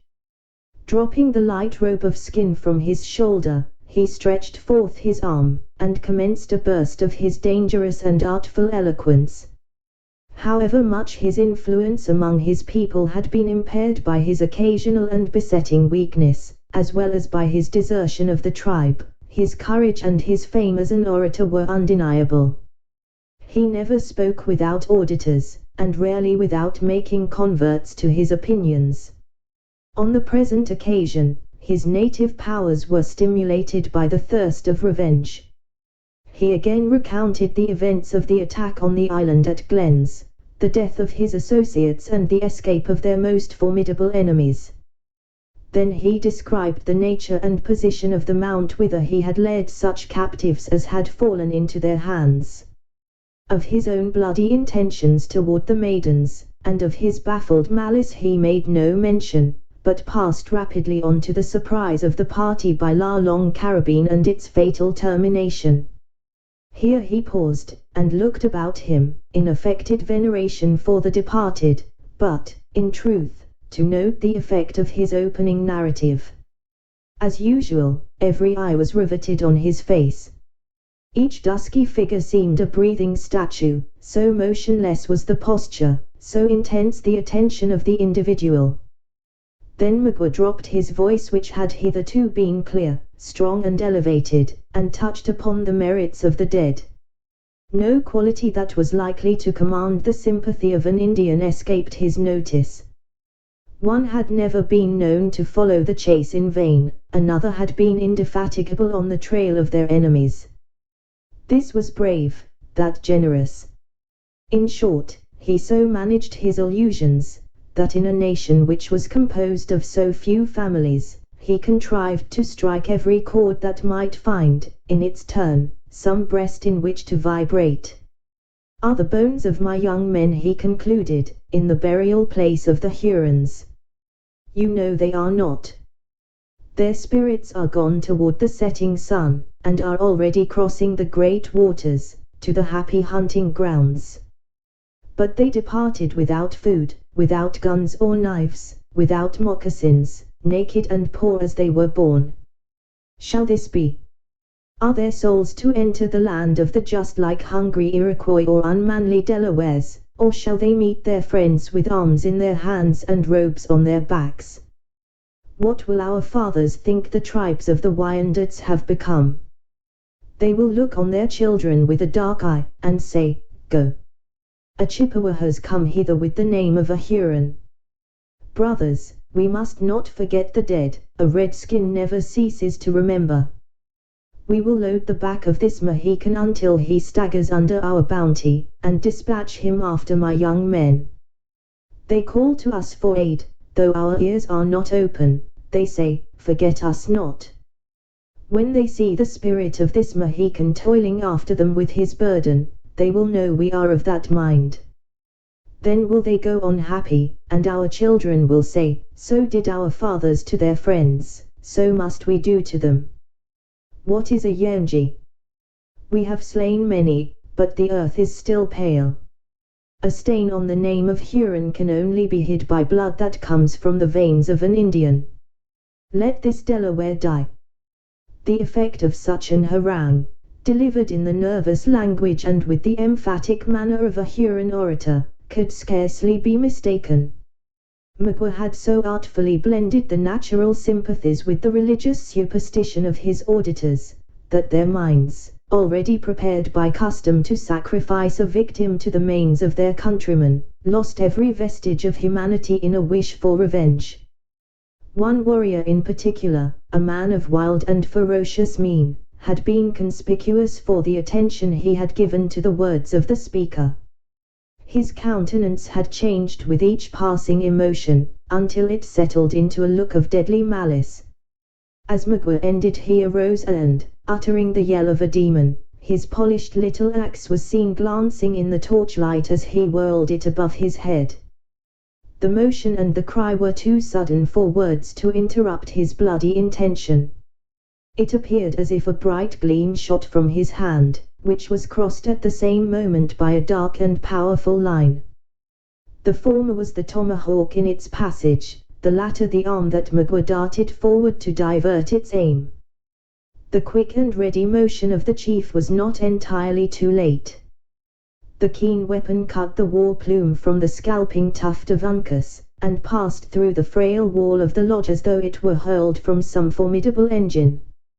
Duncan had seen the threatening action, and sprang upon his feet, with a heart which, while it leaped into his throat, swelled with the most generous resolution in behalf of his friend. A glance told him that the blow had failed, and terror changed to admiration. Uncas stood still, looking his enemy in the eye with features that seemed superior to emotion. Marble could not be colder, calmer, or steadier than the countenance he put upon this sudden and vindictive attack. Then, as if pitying a want of skill which had proved so fortunate to himself, he smiled, and muttered a few words of contempt in his own tongue. No, said Magua, after satisfying himself of the safety of the captive, the sun must shine on his shame, the squaws must see his flesh tremble, or our revenge will be like the play of boys. Go. Take him where there is silence, let us see if a Delaware can sleep at night, and in the morning die. The young men whose duty it was to guard the prisoner instantly passed their ligaments of bark across his arms, and led him from the lodge, amid a profound and ominous silence. It was only as the figure of Uncas stood in the opening of the door that his firm step hesitated. There he turned, and, in the sweeping and haughty glance that he threw around the circle of his enemies, Duncan caught a look which he was glad to construe into an expression that he was not entirely deserted by hope. Magua was content with his success, or too much occupied with his secret purposes to push his inquiries any further. Shaking his mantle, and folding it on his bosom, he also quitted the place, without pursuing a subject which might have proved so fatal to the individual at his elbow. Notwithstanding his rising resentment, his natural firmness, and his anxiety on behalf of Uncas, Hayward felt sensibly relieved by the absence of so dangerous and so subtle a foe. The excitement produced by the speech gradually subsided. The warriors resumed their seats and clouds of smoke once more filled the lodge.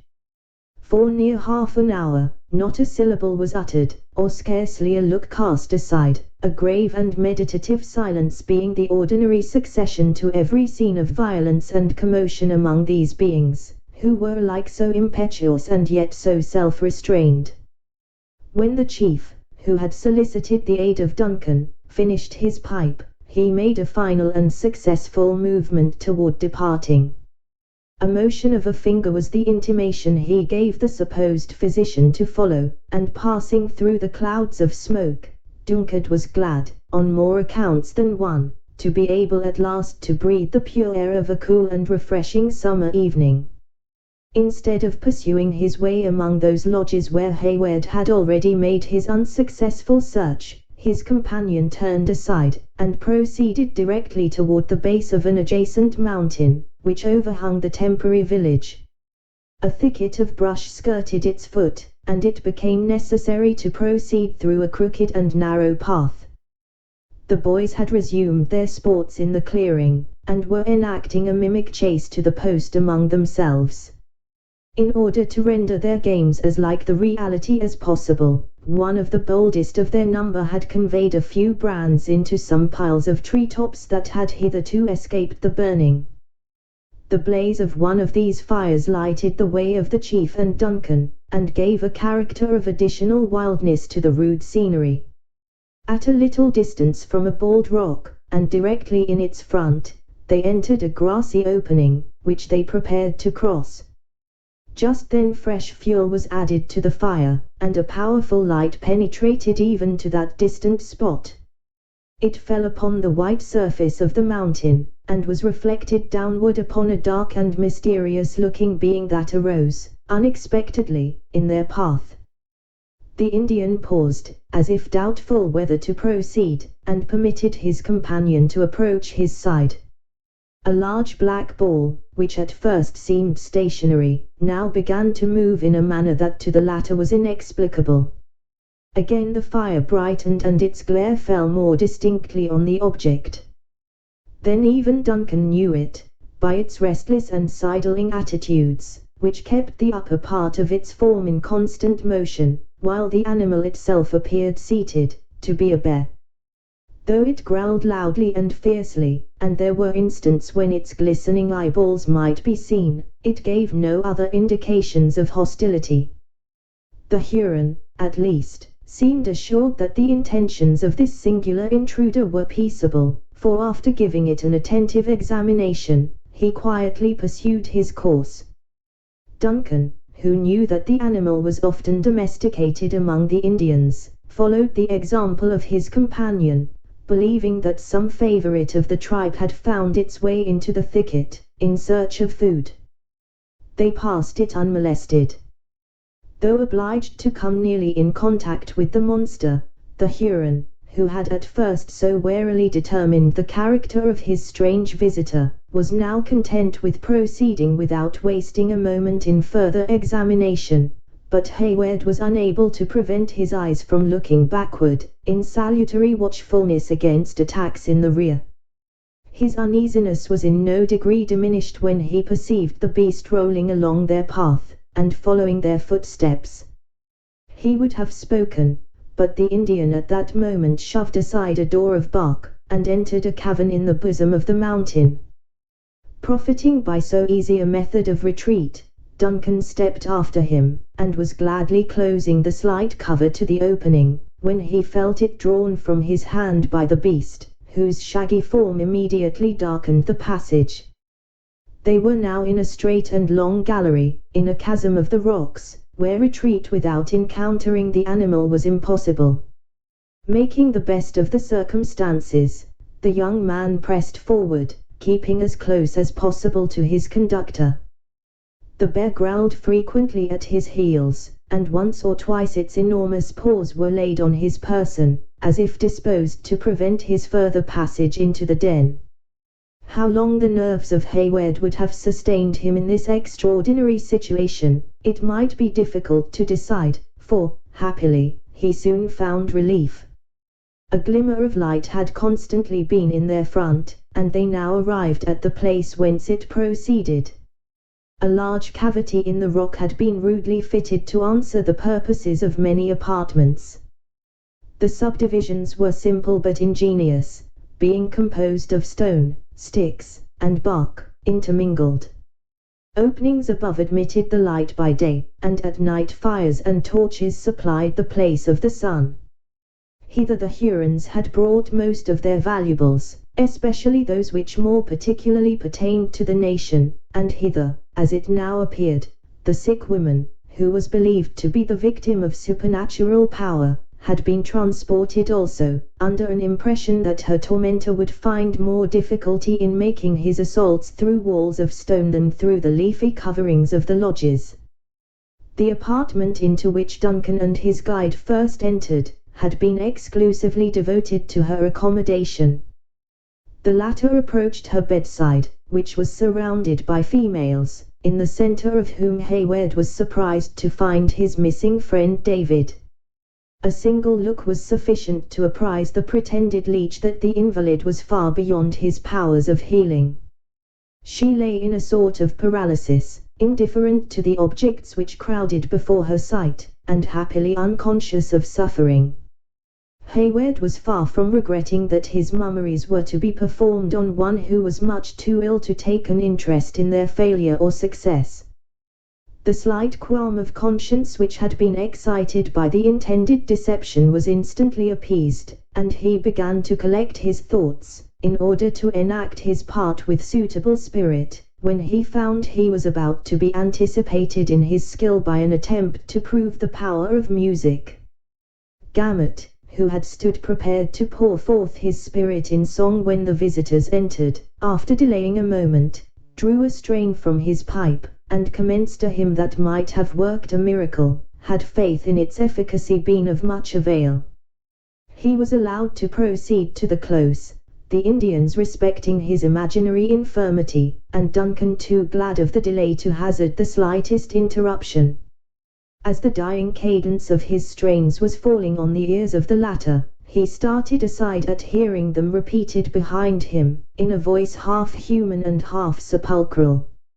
Looking around, he beheld the shaggy monster seated on end in a shadow of the cavern, where, while his restless body swung in the uneasy manner of the animal, it repeated, in a sort of low growl, sounds, if not words, which bore some slight resemblance to the melody of the singer.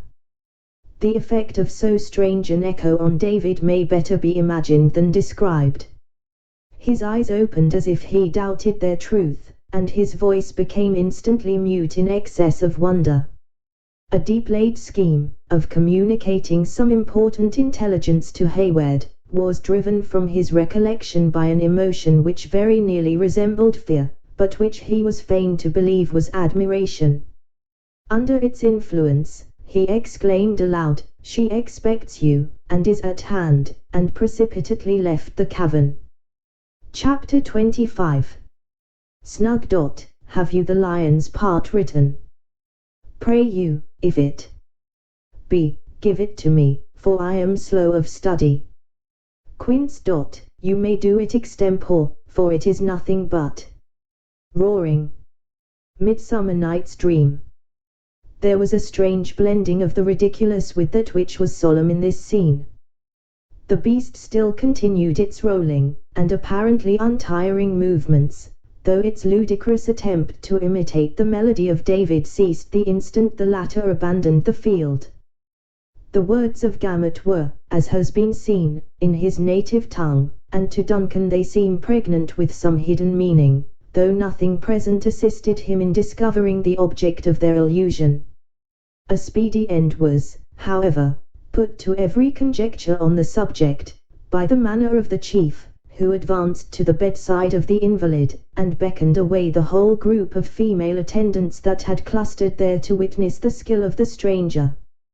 He was implicitly, though reluctantly, obeyed, and when the low echo which rang along the hollow, natural gallery, from the distant closing door, had ceased.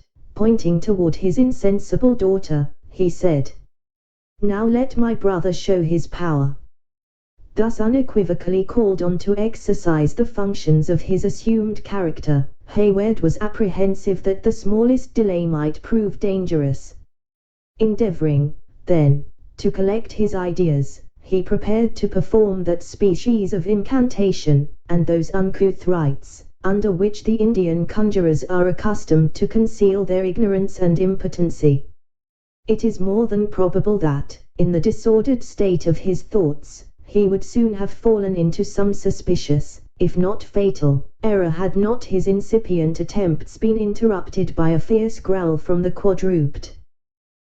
Several times did he renew his efforts to proceed, and as often was he met by the same unaccountable opposition, each interruption seeming more savage and threatening than the preceding. "The cunning ones are jealous," said the Huron. "I go.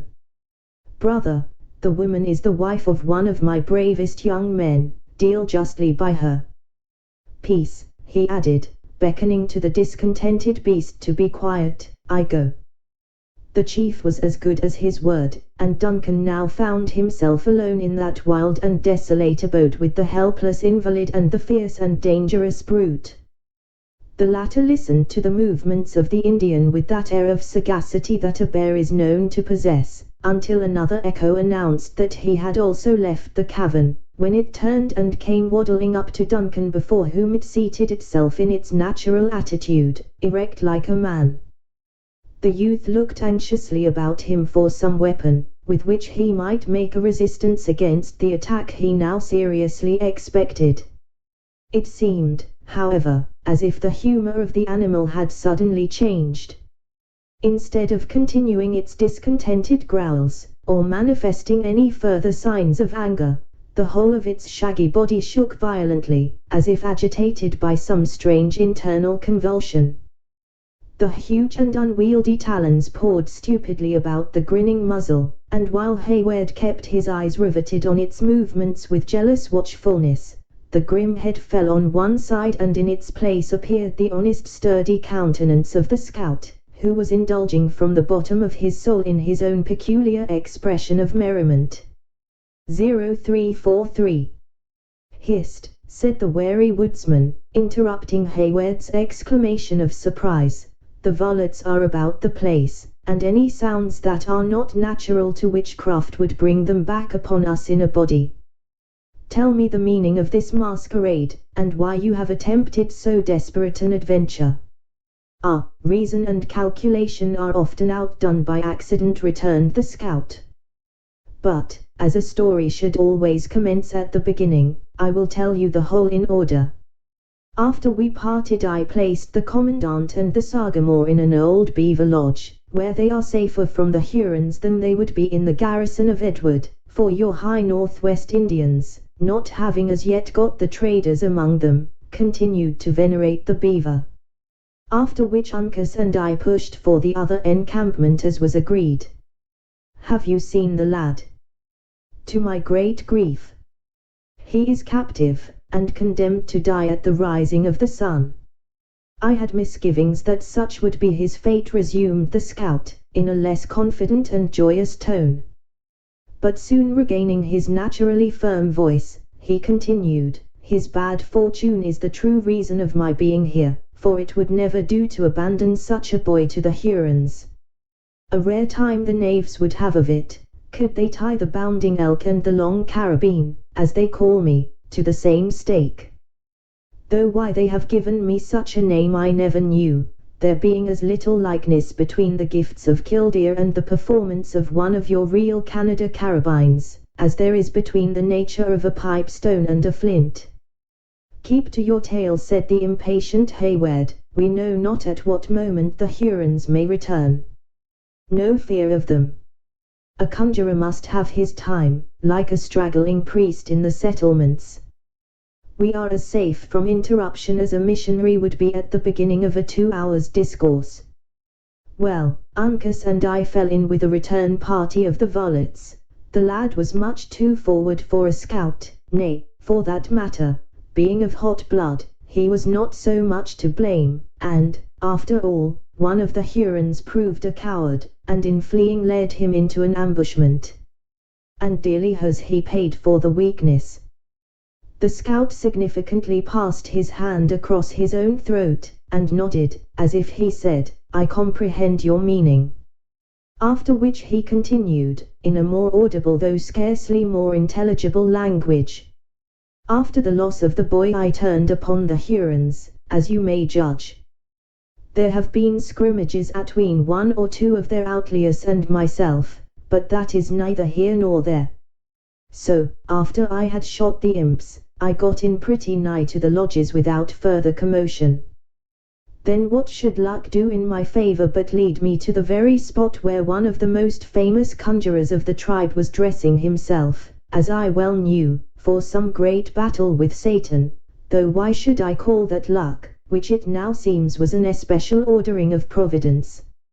So a jugmatical rap over the head stiffened the lying impostor for a time, and leaving him a bit of walnut for his supper, to prevent an uproar, and stringing him up atween two saplings, I made free with his finery, and took the part of the bear on myself, in order that the operations might proceed. And admirably did you enact the character. The animal itself might have been shamed by the representation. "Lord Major," returned the flattered woodsman, "I should be but a poor scholar for one who has studied so long in the wilderness, did I not know how to set forth the movements or nature of such a beast. Had it been now a catamount, or even a full-size panther, I would have embellished a performance for you worth regarding. But it is no such marvelous feat to exhibit the feats of so dull a beast, though, for that matter, too, a bear may be overacted. Yes, yes, it is not every imitator that knows nature may be outdone easier than she is equalled. But all our work is yet before us. Where is the gentle one? Heaven knows. I have examined every lodge in the village, without discovering the slightest trace of her presence in the tribe. You heard what the singer said, as he left us, she is at hand, and expects you. I have been compelled to believe he alluded to this unhappy woman." The simpleton was frightened, and blundered through his message, but he had a deeper meaning. "Here are walls enough to separate the whole settlement. A bear ought to climb, therefore will I take a look above them.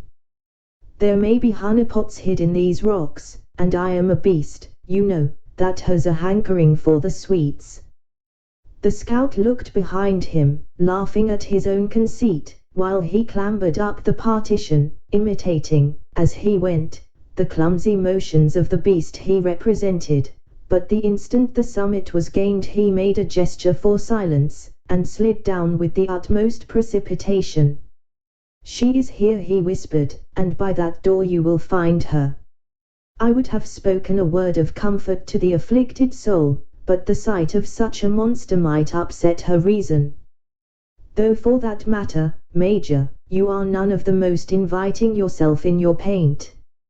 Duncan, who had already swung eagerly forward, drew instantly back on hearing these discouraging words. "Am I, then, so very revolting?" he demanded, with an air of chagrin. "You might not startle a wolf, or turn the Royal Americans from a discharge, but I have seen the time when you had a better favored look. Your streaked countenances are not ill-judged of by the squaws, but young women of white blood give the preference to their own color.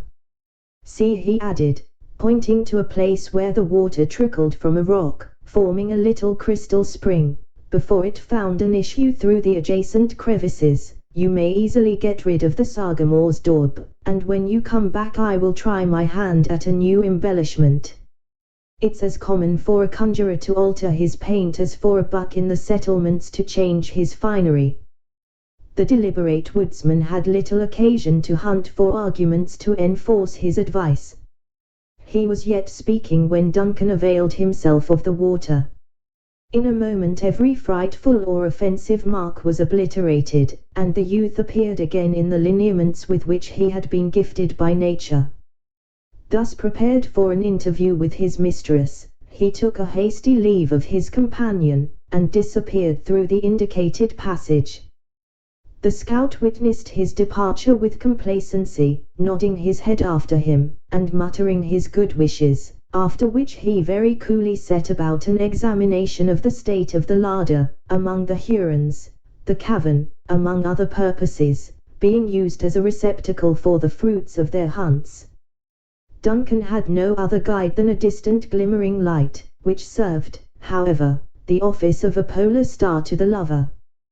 By its aid he was enabled to enter the haven of his hopes, which was merely another apartment of the cavern, that had been solely appropriated to the safekeeping of so important a prisoner as a daughter of the commandant of William Henry. It was profusely strewed with the plunder of that unlucky fortress. In the midst of this confusion he found her he sought, pale, anxious and terrified, but lovely. David had prepared her for such a visit.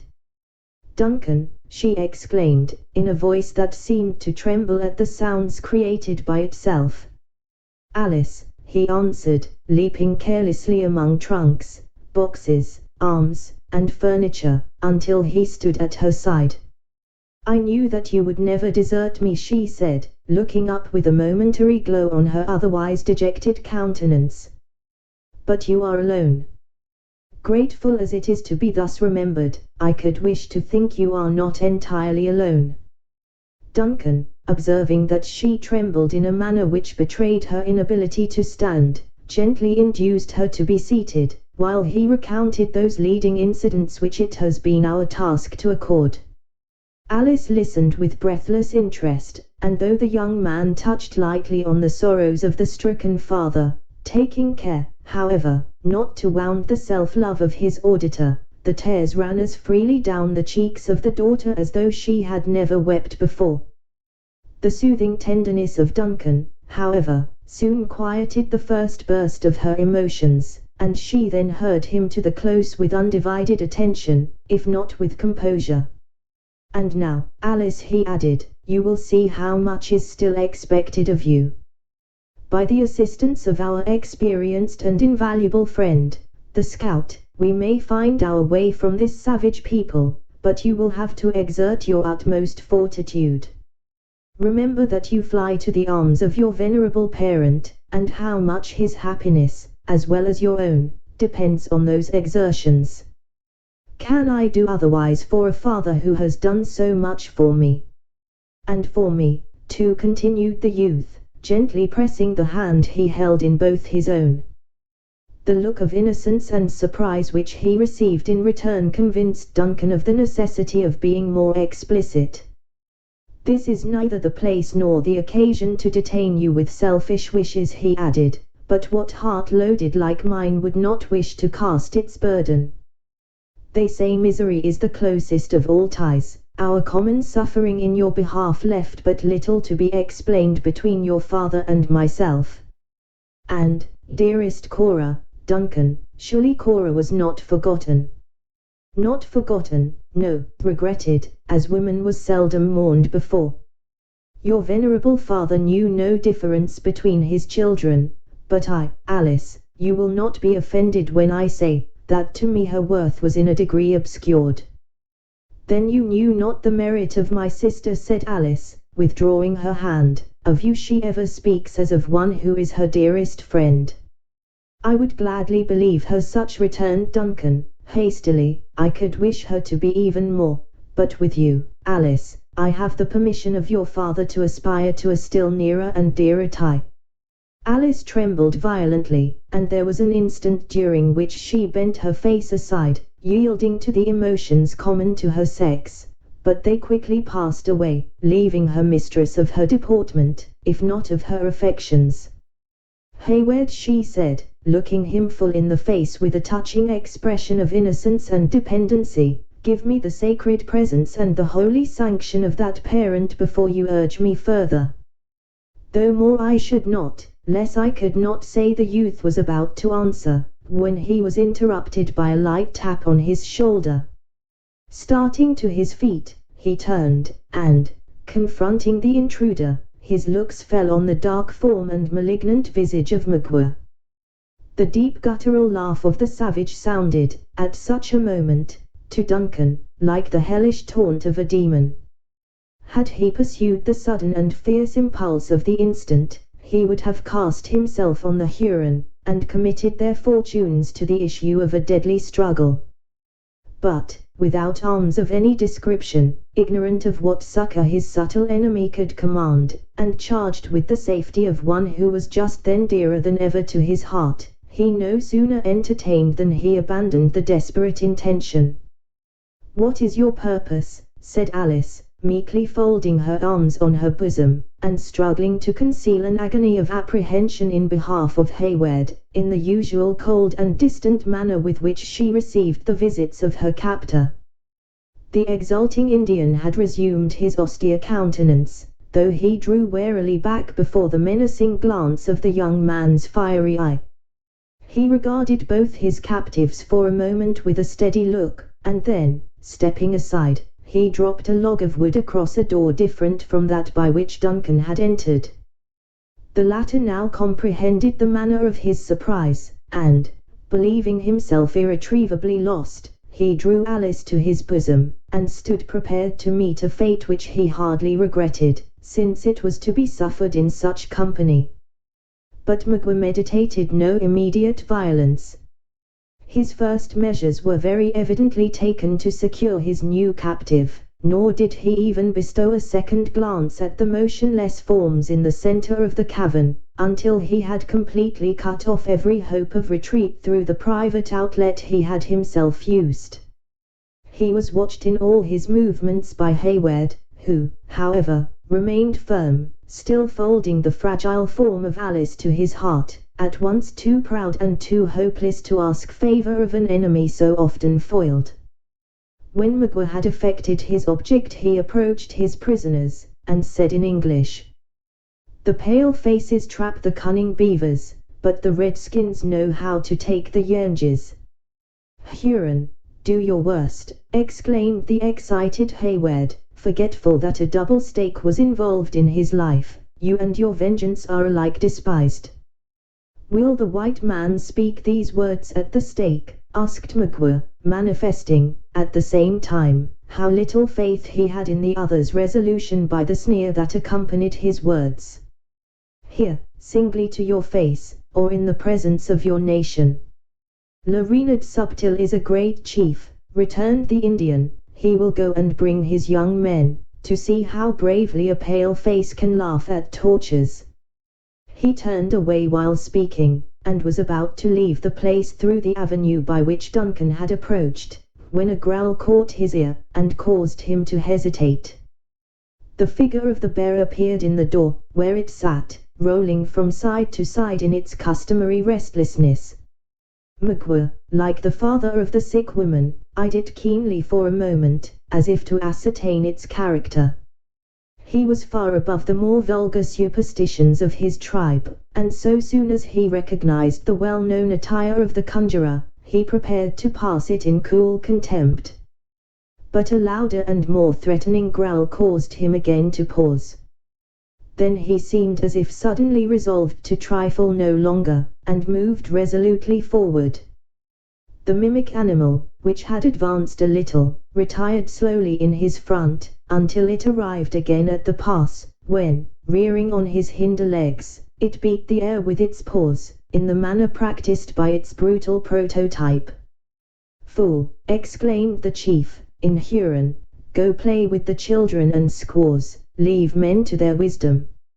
He once more endeavored to pass the supposed empiric, scorning even the parade of threatening to use the knife, or tomahawk, that was pendant from his belt. Suddenly the beast extended its arms, or rather legs, and enclosed him in a grasp that might have vied with the far-famed power of the bear's hug itself. Hayward had watched the whole procedure, on the part of Hawkeye, with breathless interest.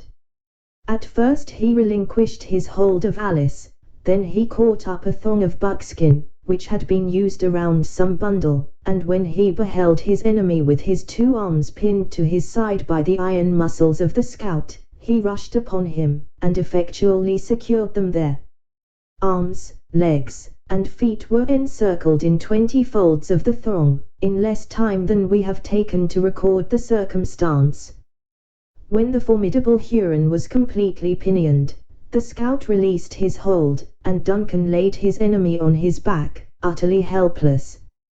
Throughout the whole of this sudden and extraordinary operation, Magua, though he had struggled violently, until assured he was in the hands of one whose nerves were far better strung than his own, had not uttered the slightest exclamation. But when Hawkeye, by way of making a summary explanation of his conduct, removed the shaggy jaws of the beast, and exposed his own rugged and earnest countenance to the gaze of the Huron,